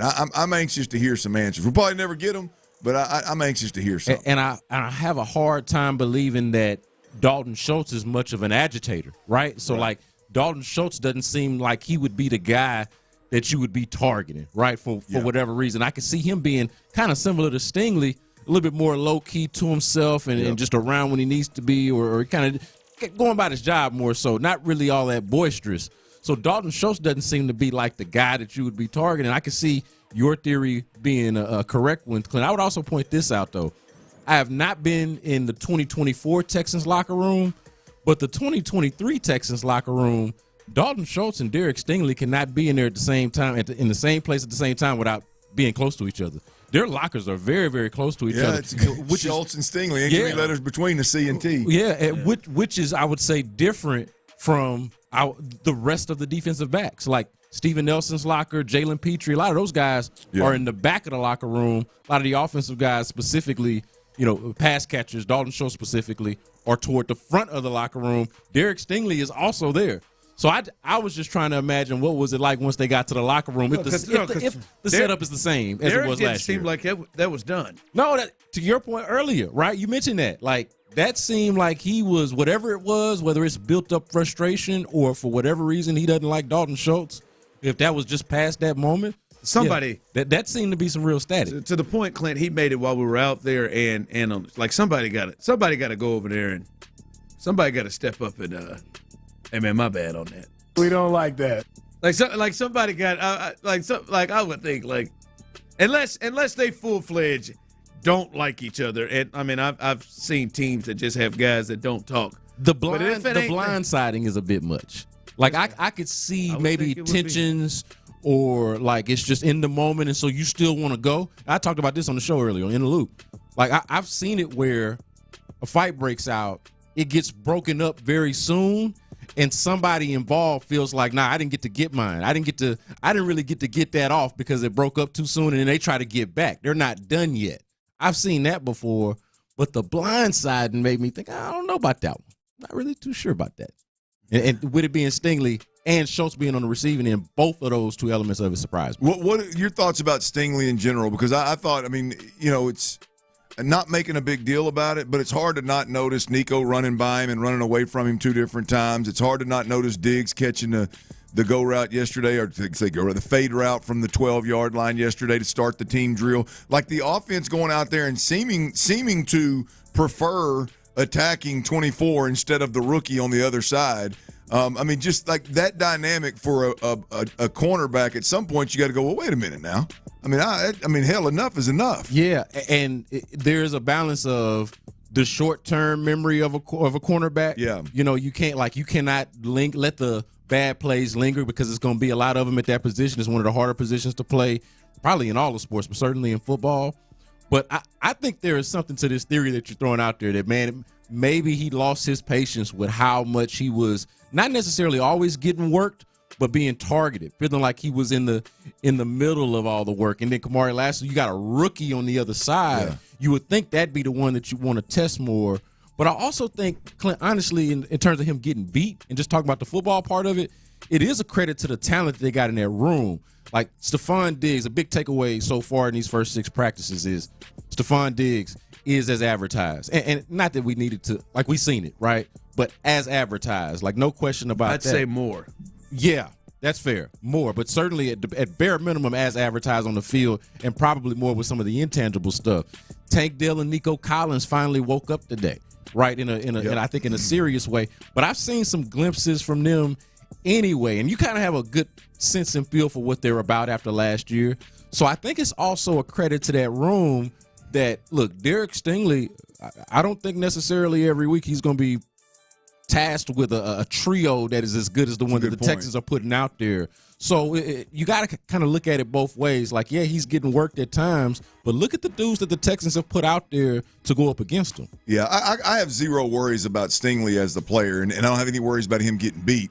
I just think as a man in camp, I mean, at some point in time when you got to go, because after it happens on the field, we come in here and talk about it. They go watch it on film as a group on defense, as a group with the defense. I mean, he'll watch it 2 or 3 times, and after 3 or 4 days of that, at some point, you're not human if you don't go, well, damn. But the only hole I'll poke in this argument, Clint, is it's not like it's Dalton Schultz has been the one beating him, and I can see why maybe he wouldn't do that with Diggs or with Tank. Yeah, something happened. But what did Dalton do other than, because honestly, my whole take on the fight was that Dalton was on the right side of history here. Like, to me, you go up and you say something like, hey, we're not going to do that, Jimmy, or whoever it is. Like, we're not going to take shots. And I like the way you said it. We're not going to do that, like, Jimmy. Hey, we ain't doing that. Me last year. And they got a history. Jimmy. I forgot about that. The Jimmy Ward, Dalton Schultz. I think they had issues with Cowboys and Niners. 49ers, yeah. Those two got history. So, and I'm not saying it's a bad relationship per se, but they got history. So I could see Dalton Schultz being the one to step up and say something, and I thought he was right to do it. Agreed. And I don't mind the fire out of Stingley. Like, whatever fire is in his belly, bring it on. Right. I don't want blindsided shots on anybody. Yeah. Opponents and teammates alike. Somebody you're going to need. But not Dalton Schultz. No, I don't want that. Brandon Scott with us. Texans Report each and every Wednesday. Wednesday's a big day, especially when the season starts. We usually hear from CJ and the big hitters, D'Amico, so he'll always be on with us throughout the season on Wednesdays for Texans Report. You mentioned the other side. There's a lot of kind of mini stories that's going on in camp, from Kenyon Green to a lot of things. You brought up Kamari Lassiter. What's your thoughts on what you're seeing, and even how you see how the Texans are feeling about him? Yeah, to me, it's just fascinating how some of the measurables do not necessarily translate to what we watch on the field.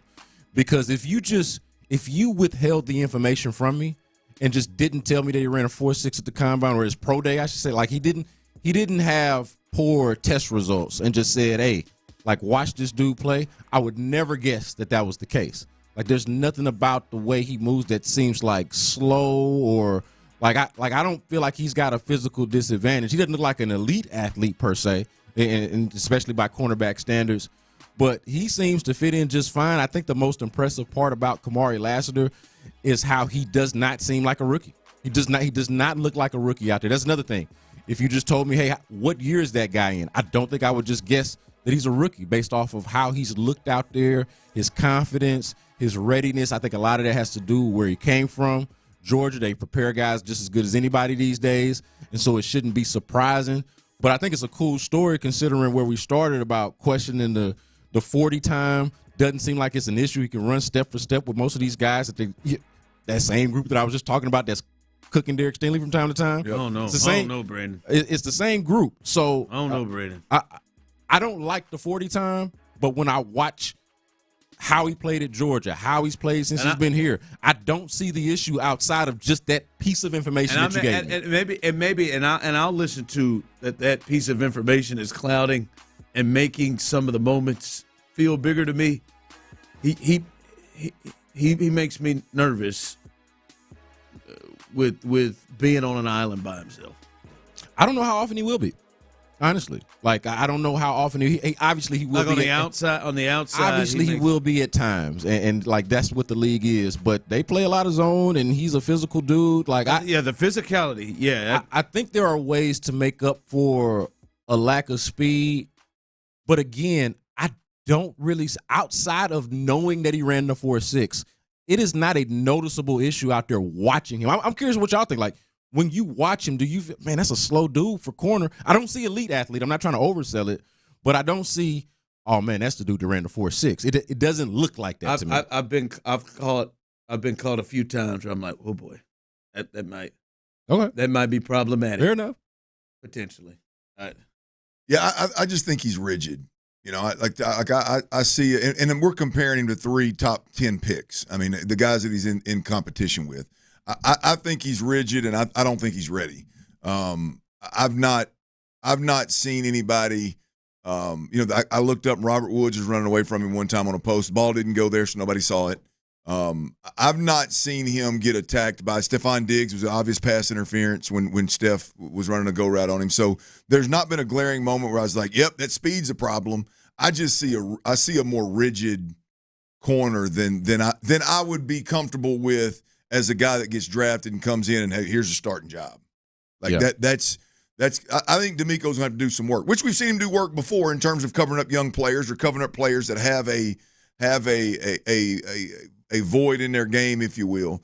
I'm a little bit concerned. I don't think people really want to hear this. Maybe y'all don't, but I don't mind the little that I've seen from Jeff Okudah. Like, in the role that we're talking about. I've been very impressed by him. Yeah, like I think it's going to be for the role, like you're about to say, for the role, I've been impressed by him. And I've always thought that there was a possibility that these guys in that particular role could fill it. If you don't focus on 40 times or, hey, this guy was a top 3 pick and all that. No, he's the number 2 corner, and that's the role that you need him to be Steven Nelson for you. Yeah. I think they got a couple options. Well, that to me, when I like Jeff Okudah's coming, he had a good day today. And the pick that he made yesterday or the day before, whenever, either Saturday or Monday. Anyway, he got Mills yesterday. That was one of those picks where I'm like, and I think it's only fair to compare, right? I mean, it just is what it is. He goes and makes that athletic catch where he tips the ball to himself and then keeps his toes in on the sideline kind of deal. It's like I can't help but ask myself, does Lassiter have that in him? That's fair. And it's hard to leave that on the bench. Now, unless Jeff Okudah goes out there and just messes a bed and he can't play. I mean, that's a different animal, but we'll see. And again, it is week 2 of camp. Coming up, 5 o'clock fire. We'll get you caught up with the Astros as they are cruising to a W, and we'll get you caught up with the injury front with the Texans because there are quite a few starters who are now missing multiple days off the practice field. All of that coming up next. All right, breathing is one of the most essential parts of living, y'all. You got to breathe well to sleep well. You got to sleep well to live well, and it is a simple concept. I tell you guys all the time, but we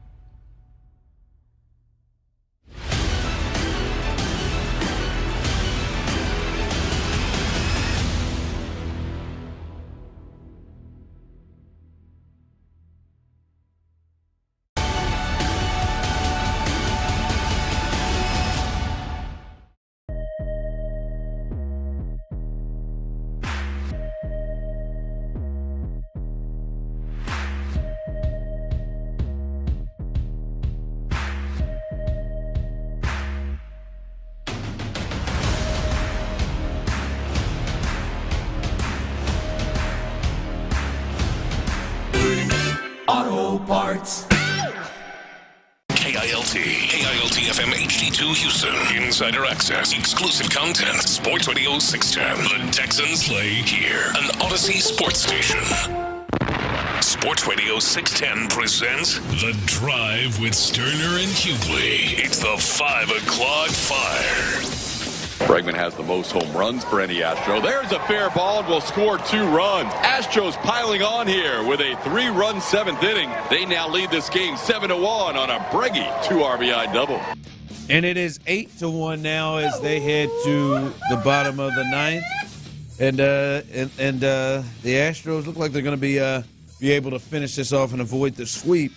Now, in other news, the Seattle Mariners and their offensively challenged team, they have been clinging to a 1-0 lead since the second inning, and now this game is tied. The Angels have just tied this game at 1 in the top of the 8th inning. So if these Angels can find a way to figure out taking the lead and winning this ball game, the Astros, which looks like they'll be able to hold on, will be in first place right now in the AL West. So. Big offensive game today. I know Jake Bloss is thinking, damn, where was this at yesterday? I could have used a little run support up in here. Yeah. Give it to the ace. But they're up 8-1. We'll keep you updated on what happens there. But it is 5 o'clock, and luckily for you, we've got the latest for you. My guy, Old Dirty and the Massive Dilf. The Big Dilf. Psycho T. I don't like that one. He said massive MILF. I don't like that one. I'm just trying things out, man. And also T Mills, Psycho T, and Moneybags. And Moneybags made a return today. Moneybags just made a little cash on Yordan Alvarez's last at bat. Did he ever? Get dangerous. How well have you done today with the Astros? We won't get into details on the numbers here, but Astros -1, a check. That means this. Hunter Brown over 17.5 pitching outs, a check. Hunter Brown over 6.5 strikeouts, big time check. Hold on, you bet how many outs? Yeah. How many outs? Basically that he would get through 6. Yeah, I got wow. Yordan over 1.5 bases, got it on his last at bat, check. Alex Bregman over 1.5 bases, check. That's it. That's all. I thought you had Altuve. I thought you had Altuve. I had Altuve and Bregman mixed up. Well, either one of them. Yeah. Anyway, good for you, man. How about that for a hump day? Good for you. Good for you, Turns man. me Glad on. after yesterday's, I was hoping you didn't have, as Clint said, 2 bad days at the bar. Yeah, yesterday was rough. Well, so was the day before. Yeah. I didn't go to the bar yesterday. It was just a rough betting day. I'm hoping that I get some bro time with you fellas after the show today at the bar, but, fingers crossed. We'll see. Yeah, keep them crossed. Remember, the same guy earlier when I bring it up says, yeah, maybe. Now it's a sarcasm. I said maybe. I really there was a chance. I said just keep them crossed. You never know what could happen. 5 o'clock fire is brought to you by Kirk Holmes. Remember, may not be able to grab a drink after work. Some may not be able to do it today, but you potentially be able to have a chance to grab a drink with Clint and I tomorrow. We will be out at Buffalo Wild Wings, Tomball Park, near Willowbrook Mall, on the other side of the highway from Willowbrook Mall, tucked in over there. We'll be there from 2 to 6 tomorrow. I've seen some people who already said they're going to be out there to come hang out with us. So come on out, have a drink, have some good food. Those little Cajun dry rub wings, I would really, really recommend. So come on out. Enjoy yourself. Yeah, come on out. Hang with us. That low-lit lounge vibe that Buffalo Wild Wings got going on, coupled with the northwest side of H-Town. I mean, look, it's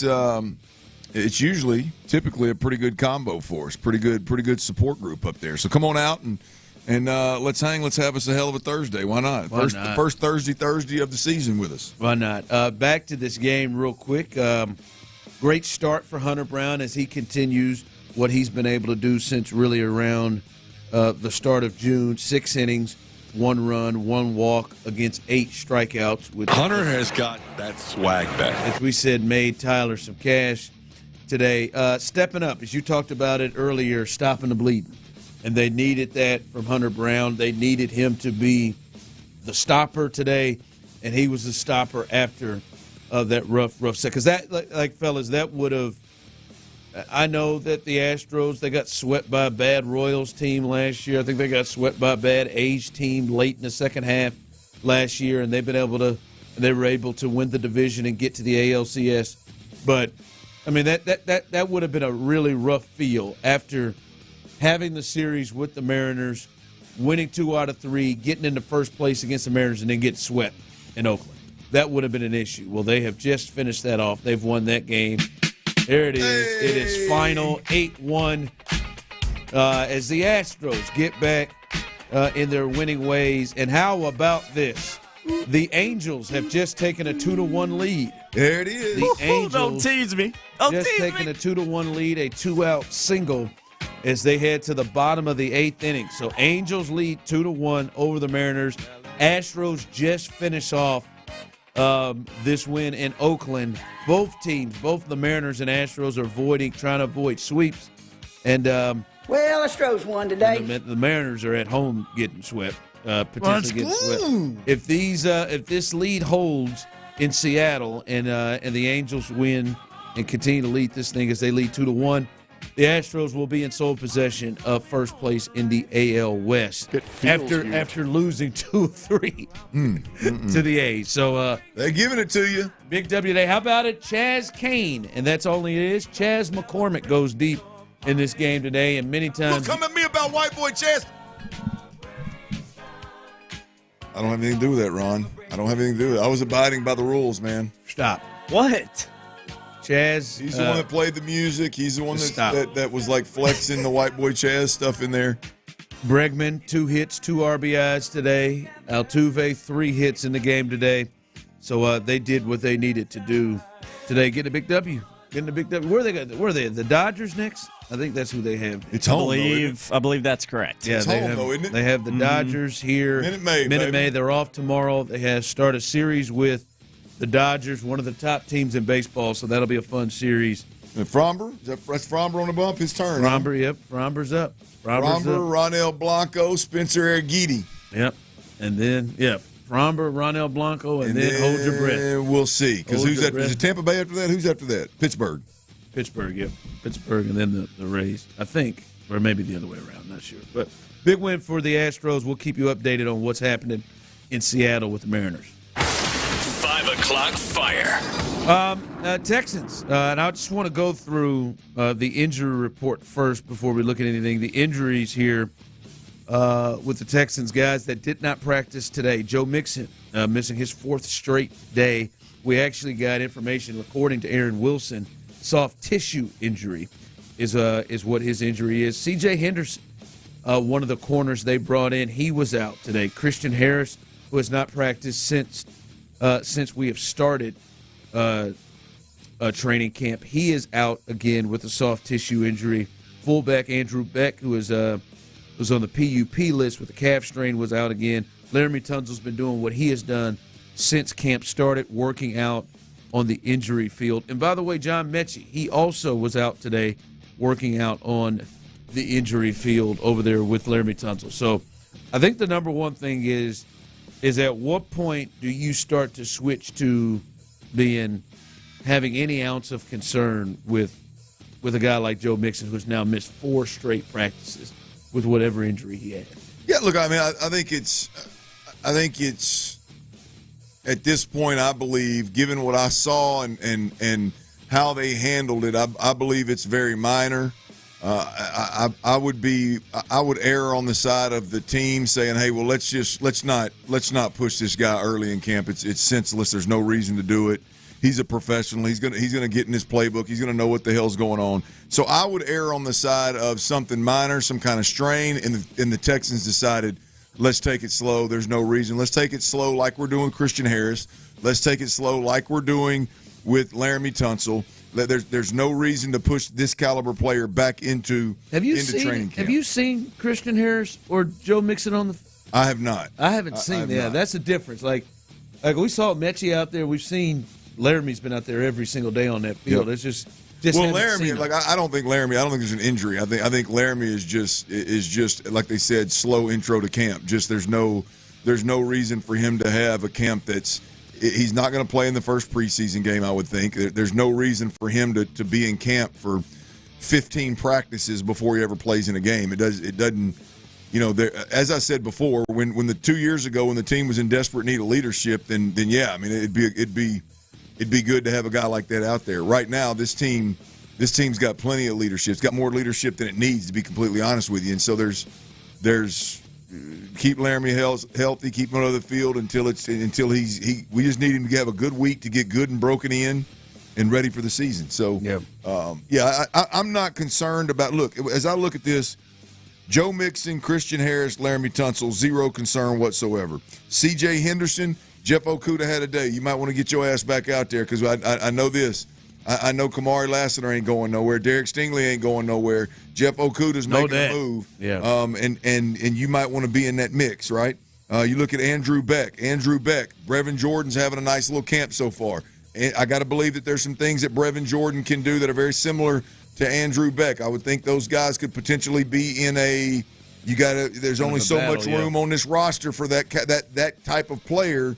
Andrew Beck might want to get out there at some point sooner rather than later. But you talk about the bigger names, Joe Mixon, Christian Harris, Laramie Tunsil, the proven guys, I don't have a lot of concern with them right now. But to your point, he practiced twice. He's missed 4 practices. At some point, with Joe Mixon in particular, at some point you got to think, damn, is it worse than what I saw in terms of him just sitting on the ground rubbing his quad? A week's worth of practice is a week's worth of practice is something. I mean, and you're not even on the field. And when the plan from jump was to be a full go guy. Yeah, we don't like that. Yeah. So that is. Is that D'Amico talking about Ron? Or were you talking about the report? That caught me off guard. Yeah, I got a bone with D'Amico after something I watched today. I mean, I think at some point you should. We don't need tension between you and got a couple bones. I think you. Be honest with you. I think you got a couple bones you need to pick. Today was one that. I see. I saw D'Amico a ton over the summer. Yeah, we heard. Shook his hand. We shook hands several times. And D'Amico hit me with I don't know any other way to put it, the straight white guy handshake every single time. And just for future reference, you could say like the corporate America handshake, that's what the whites use. I know you're trying to put me in the box. A stiff handshake. I don't put people in a box. I'm just telling you. I'm not going to shake your hand now. I know what you've done what you do with your hand. But that one, a washcloth. That one when you feel as angry as you felt. I remember when all my homeboys came into town, they all shook your hand like that. As annoyed as you were with that. Like I mean, he did it. Every bit of 6 times. That's D'Amico a tad bit understandable. He did it every bit of 6 times to me. I watched D'Amico go talk to Cal McNair today. He gripped up Cal McNair. Hold on, he's known Cal McNair longer. He gripped up Cal. I mean, I'm sure him and Cal played video games together back in the day. At this point, like I've tried to come at the handshake with respect. Next time, I'm forcing the issue. Wow. It's just going. It's just going to be awkward if he don't come with me. Well, I'm not going in. It's going to be a touch awkward regardless of what handshake you lead with. But that's fair. But I'm just saying I'm not falling to the wayside again. That's not happening again. I know you do it now. That's not just your handshake. You ain't gonna straight me and then grip up Cal McNair. He's gripping up Cal and stiffing you. And it felt like it was a spit in my face. I'll be honest with you. I saw it. I watched it. I said, "Son of a gun." So should I feel like that when I get corporate America handshake? I think it's a bit different. And they say no. 5 o'clock fire. Hey, real quick. Hey, John Lynch and Kyle Shanahan, and they're gonna handle this thing real quick, because Trent Williams has decided he's holding out now because he wants a new contract. Might be why Brandon Ayuk ain't been paid yet. Yikes. Hold on. Brandon Ayuk he's holding in, right? Because now Pause. I read something. He's trying to get that 14, he's trying to 17. Get that. No, I will not pause on the holding in. Okay. Whoa. I'm not going to pause on it. You're not. These So pauses. grumpy. Yeah, you're damn right. I'm still thinking about grabbing that drink with you. But now he's holding in, and now a guy. Now I know you said you don't know how much you think when you watch the Niners that Brandon Ayuk is what makes him go. That big fella, 7'1" is. Ain't no doubt. 7'1" is a big key to what they want to do. There ain't no doubt. And they're on record with saying that him and Debo and the physicality that they bring sets the tone, yada, yada, yada. I mean, Trent's he's one of the first two out of the locker room with the boombox on his shoulder kind of deal. Like, yeah, this is – Trent Williams is their identity. This could very well be – if you're sitting there and you're Shanahan and company up there – you sit around and you're going, okay, we got Brandon Ayuk. Okay, yeah, let's he can hold out. That's fine. Let's play a little hardball with him. Trent Williams, oh, hell with Brandon Ayuk. We got to get Trent taken care of. I would think. Yeah. Somebody. That's just now you're starting to get important people sitting up out of there. And you need to get them in there when you're trying to win a Super Bowl. All right, coming up, Clint's got a new perspective on Nico Collins. A new perspective on Nico Collins that could mean even more for this offense than we previously thought. And it was high expectations. That's next. Our Vision Homes, if you're looking to build your dream home, if you're looking to, if you're ready to pull that trigger, hell yeah, Our Vision.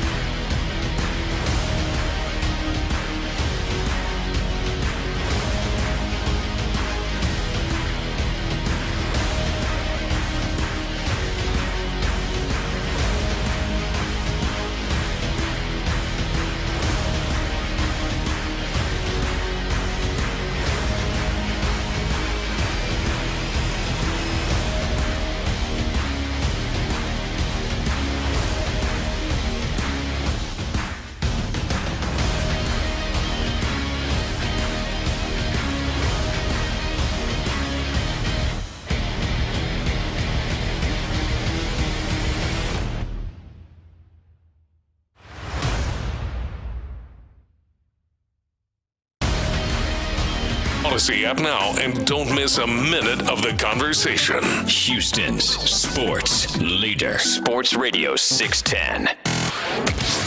It's Texans training camp. Live from the Twin Peaks studios. Sports Radio 610 presents The Drive with Stoerner and Hughley.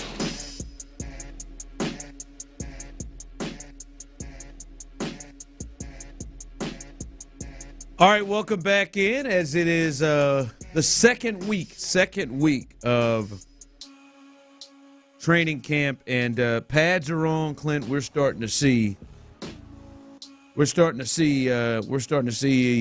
things get closer and closer to football. Pads are on, hitting is going on.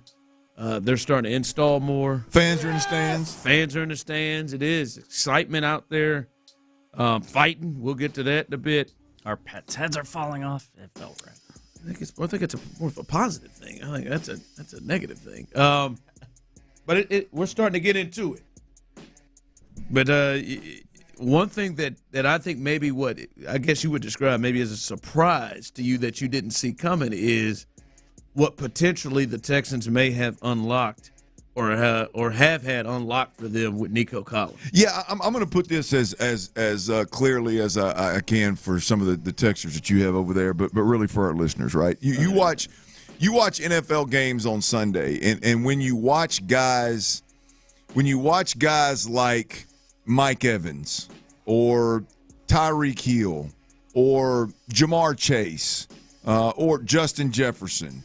Who else out there are runaway guys, like just top speed guys that run by people? I know there's a lot. DK Metcalf is one of them, especially guys with size. But yeah. I mean, and I'm not talking about. Look, Devontae Adams is great. What's my man's name in Philly? In Philly, I mean, I would put AJ Brown. I'd put him in AJ Brown is great. I don't. When I watch AJ Brown, I don't see. Anyway, the point is like there's certain guys you watch on Sunday and you just go, that is elite NFL speed. Like, that dude is running away from the best athletes in the NFL. Like, that is just a different – and Randy Moss had it, right? I mean, obviously.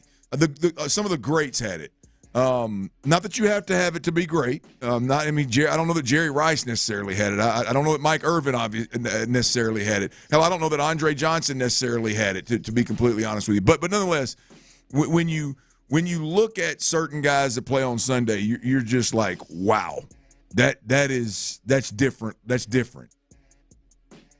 I've watched damn near every practice since Nico Collins got here, and I've watched every game he's played in multiple times. And whether we're talking about before Nico Collins came into his own, or we're talking about last year when he was an absolute monster, right? Today's Nico Collins there's not a time when I watched Nico, the tape, the game film, nothing. Big plays that he made great plays. Not knocking Nico at all. But there was never a moment where I watched Nico Collins and thought, that's Mike Evans stuff. That 4.4 speed yes, with that size that we saw coming out. That's Tyreek Hill stuff. That's get in the open field, and there ain't nobody in the NFL catching them. Like, I've never thought that about Nico Collins. Not a knock. Hell, he would have went for 1,500 yards last year if he'd stayed healthy. Obviously, a great receiver. Obviously, a really, really good player. Obviously, he can run. But there was never been a minute where I watched Nico and I was like, yeah, that's that elite NFL speed. Ron, I've seen it in this train. It's been a quiet camp for Nico. But there's been 3 to 4 moments in this camp, in a very quiet camp for Nico Collins, where I've been like, wow. That is next level. That is a new Nico. That's a different Nico. I don't know if he had a stretch routine that he went through. I don't know if it's just because he's healthy. I don't know if he had a quick twitch routine that he went through. I don't know that he's lost weight. I have no idea. But I'm telling you, I've seen him run by and away Stingley a couple of times. He caught a ball today underneath Kamari Lassiter. And we'll get to that later. Kamari Lassiter, literally tackled Wynn. There was no way he was making that play. But Nico Collins turns it up the sidelines. And he's not just an NFL guy that's running because he's got a couple of yards separation. there was never a doubt. There was never a thought that anybody on that defense was catching Nico Collins when he went down that sideline. And it looks more effortless than it's ever looked. There is, call me crazy, but there is something different about Nico Collins and his top speed right now. There's something different about the way he is just flat out running that I don't know that we as Texans fans have seen. And even if, look, for all the people that go, oh, you hater, you never, okay, even if there has been a couple of moments where you saw Nico and was like, damn, that was good. Like, it's when the ball's thrown his direction, damn near every time he touches a football, there's an element of speed there where you're like, damn, I don't remember that being the case. Yeah, like you said, he's just run past Derek Stingley multiple times. That move today and that play with, and I think it's just overall explosiveness that he has. His big he was a big play guy, but his big play guy was just like more often than not was, well, you can't get that dude on the ground. Yeah. Right? Well, like, yeah. The now run there's after an element of explosiveness that you're saying you're seeing. Yeah, the run after catch, like one thing that makes Nico Collins' 2023 season even more impressive than the numbers would say is if you really watch how he caught. How he compiled those yards, right? And I'm not even talking about the fact that the other receivers were hurt half the time. I'm just talking about him catching a screen and 2 or 3 defensive backs not being able to tackle him within 5 yards of the line of scrimmage, and then he takes it to the house, right? I mean, there's just a dig route where he's catching it in zone, and somehow the guys can't tackle him. I'm not talking about speed where he's splitting safeties or he's splitting. I'm talking about guys just can't tackle him. That's just he's a big, thick wide receiver that's hard to tackle, right? He's got big, strong hands. But the element that we haven't seen, even the highlight that Tyler played earlier, the big post route over the top, was that against Indy or Cleveland? Indy. That was a safety got horny and jumped down, and the corner was playing outside leverage, and Nico, yeah, I mean, obviously he was running fast, but I mean, he just, it was more of a coverage thing, and CJ noticed it, threw it over the top, blah, blah, blah. That wasn't, like, that didn't happen because Nico's just blazing fast. Like, we've seen 4 different plays this year in 6 days of training camp where it wasn't size, it wasn't hard to tackle, it wasn't big hand catches, it was flat-ass speed. And I don't remember seeing Nico Collins with that element of speed.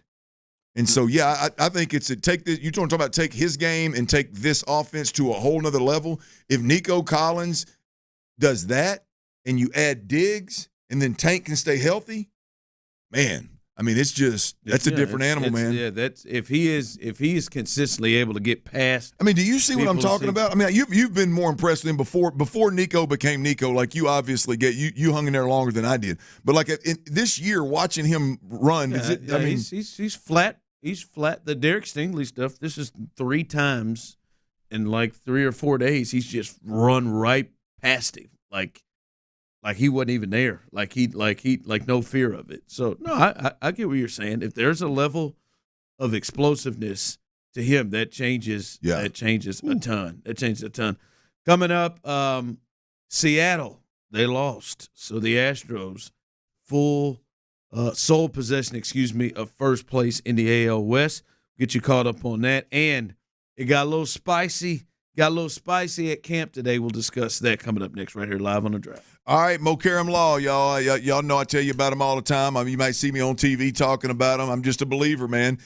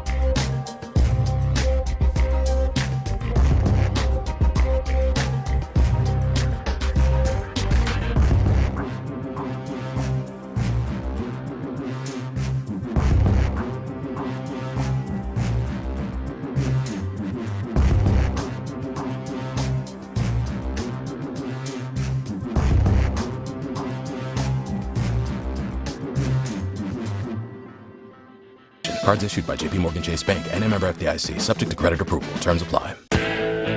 Summer's just getting started, so fill your cooler with the smooth and refreshing taste of Twisted Tea Hard Iced Tea. It tastes like real iced tea because it's made with real brewed tea. And with a 5% kick of alcohol, Twisted Tea is perfect for the beach, the lake, or wherever you're hanging out and day drinking with your friends. Look for the bright yellow cans. Twisted Tea Hard Iced Tea. Keep it twisted. Twisted Tea Brewing Company, Cincinnati, Ohio. Please drink responsibly. Texans training camp. Live from the Twin Peaks studios. Sports Radio 610 presents The Drive with Stoerner and Hughley.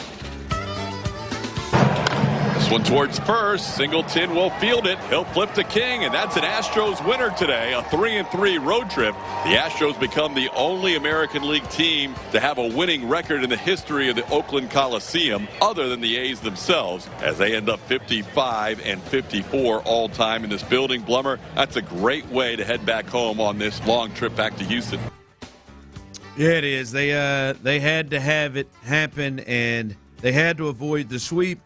And for them, they are in sole possession of first place because the Seattle Mariners could not avoid the sweep at home. The Mariners probably thinking to themselves, all right, baby, we got a one-game lead coming out of the break. We got 6 games at the crib. Start off with a big series against the Astros, and then we play the Angels, who are terrible. They've gone 1-5. They have gone 1-5 in that 6-game stretch coming out of the break. They have continued to just – I mean, this is a collapse right here. I mean, they had a 10-game lead. Love to say it. Not that long ago. So they lose, and they're leading this game 1-0 with 2 outs in the 8th. The Mariners were. And they end up losing it. They end up losing 2-1. Come on, baby. That's what we need, man. Looking good. So, we need the Mariners to continue to mess the bed, and the Astros just keep on keeping on, baby. And when TK says it felt better, that's a way to end it. It feels a lot better to know, hey, we may have lost the series 2-3 to the A's, but somehow we gained a game and got in first place alone because the Mariners couldn't hold it down. So big W today as Hunter Brown led the way. And the offense went off, too, to score 8 runs. By the way, we talked about this the other day, that TNT, basically, they matched the Amazon deal, and that the NBA was going to stay with TNT. And inside the NBA, they were going to continue their partnership. Apparently, the NBA said they did not match the Amazon package. They did not. That is not true. They did not match the Amazon package. So they are done. TNT, this is their final season of covering the NBA. That means inside the NBA with Charles, Kenny, and Shaq and Ernie is it. This is the last. They got one more year left. The NBA is going to be partnering with ESPN. NBC returns, as it used to be growing up for me, that music. And then Amazon has replaced Turner. Well, any chance that those 4 are free agents and they move after networks? I don't know. We'll see. I mean, Shaq probably still wants to work, but it's all of it. Like Shaq and like Candace Parker, where they did that Tuesday night team. They were good over there. They had some cats. So we'll see. Amazon, Amazon will pay. Yeah. NBC's probably got to fill a roster too, so we may see a lot of those guys roll over there too. So. Crazy happenings in the NBA. All right, it was spicy. The story of the day is the camp fight, and for me, I think the biggest takeaway is not surprised there's a camp fight. Not surprised that there are issues. The biggest surprise is Derek Stingley not only was involved in it, but seemed to be the instigator. Seemed to be the guy that was pushing for this to occur. And I know for you saw it. Listen, he came and kind of, when it was all over, everybody thought it was over, came and just took a shot from behind on Dalton Schultz. That is just lame and weak. But outside of that, you seem to think this is a real positive thing for the absolutely for the Texans with Derek Stingley. Absolutely, I didn't know he had it in him. Look, I mean, you can only be the good guy so long, and I'm talking about the Texans in general, right? I mean, you can only do the play the good guy and be the friendly one in the bunch for so long. And I just think there's several ways to look at this. One, you look at it through Derek Stingley. There's no way to look at it other than he's been targeted this training camp. It's human nature to feel that way. Nico Collins ran by him twice, which I've mentioned 8,000 times. Tank Diggs started yesterday's practice off with a go route on him. Today, I think CJ would have been sacked, but there was a huge throw over the top to Nico Collins again on Derek Stingley. It just seems like with a young corner on the other side, like they've preferred, the offense has preferred to work their more aggressive approach by attacking Derek Stingley. Now, it may have just been chance, but I'm telling you, there's no way Derek Stingley didn't watch that and at some point go, damn, all right, enough's enough. I'm gonna come out there with a chip on my shoulder. We had fans in the stands yesterday, and y'all are throwing go routes on me out of the gate. like no, okay, now. You got to feel some kind of way about it. So I would imagine that Derek Stingley took the field with a little different chip on his shoulder today, and he was having a hell of a day. He had a pick over the top of Tank Dell on a go route. Then he had a punch-out scoop and score on Robert Woods as a rolled-up corner. I mean, he was having a hell of a day. And as I'm arguing right now, I hate the sucker punch. There's nothing worse. There's nothing more cowardly to do than especially now if it's a free-for-all and it's just 20 on 20, you do what you got to do. But, I mean, at this point in time, this is a teammate. He's walking away from you. All the action has stopped. Everybody's settled down. You break free. You got a 10 or 15-yard run to decide exactly what you want to do, and you semi-punch, push, whatever, in the side, back of the head kind of deal, neck area, whatever. That's soft. I mean, that's just that there ain't nothing worse in baby poo soft. Yeah, that ain't it. But other than that, like, I ain't got no problem with Derek Stingley being a guy with a chip on his shoulder and setting the tone. You look at it from D'Amico's perspective, there's a chance that D'Amico, we've heard him, like, we're not going to be soft. We're not going to get pushed around. We're not going to be disrespected. And guess what happened yesterday? C.J. Stroud was 4 for 5 with 3 touchdowns and should have been 5 for 5 for 4 touchdowns. He just missed a throw. Again, in front of fans. I mean, hey, you got to bow your neck a little bit. I would imagine that D'Amico Ryans all the way down had a chip on their shoulder today and took the field with a little bit of a different blood in their veins, if you know what I mean. So I think from that, if you look at it from a team perspective, this team is full of nice guys. Like, at some point in time, there's got to be that dog. And I'm not questioning the dog in this team. I think there's plenty. I think even the nice guys, C.J. Stroud and Will Anderson, I think they got plenty of dog. I'm not questioning those guys.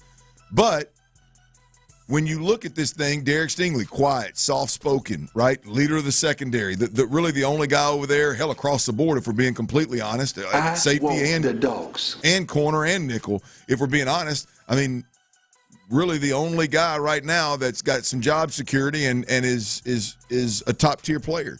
I mean, it's not, for me, it's not strange to go, hey, you need to set the tone.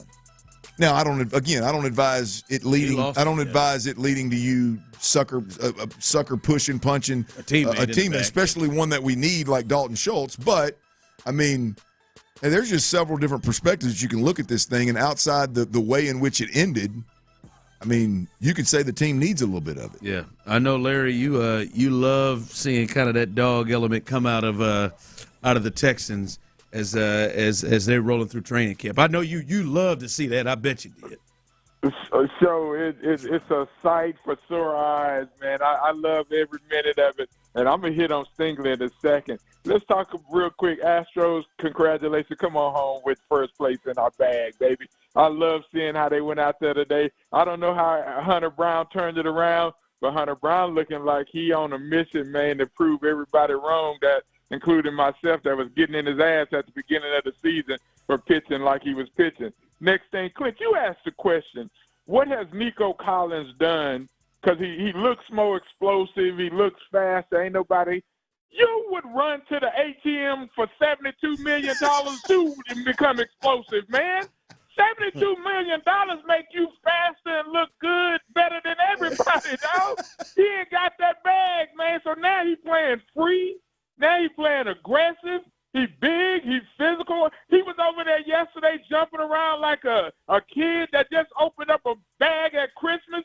$72 million make you play faster, Baytown Badass. You know these games, man. Now, let me get to Stingley. I think that what's happening over there, and I love the fact that they was fighting today because your ass playing football. We ain't out here to make friends. We teammates, but you trying to make me look like a clown. They attacked Stingley yesterday at that open practice, man, and I guarantee you D'Amico went into that locker room or went in there and talked to Sting and said, hey, man, tomorrow your ass light their ass up. Because here's the thing, man. If you really understand how football is played, they are putting their best weapons against Derek Stingley so that when they see something like him during the regular season, they have already experienced it. That's what them coaches over there teach. They want you to compete against the best. And that's exactly what's happening. Because I see it with Will Anderson when he tearing Fisher ass up. It's going through the whole organization over there on the field that if you want to be on this field with our 22, your ass have to compete. And you know Derek Stingley understand the game because he went up against Odell and all them boys at LSU. So he is just making sure that Tank and Diggs and all them boys are getting the kind of experience that they're going to face when DBs try to lock them boys up this season. And if you could get by Sting, then you know that you can deal with everybody else in that old sorry-ass AFC South. Fellas, it's always a pleasure. Show, I can't let you go. You actually came on your app or one of my app and said you had on some Pumas, dog. Straight Pumas, baby.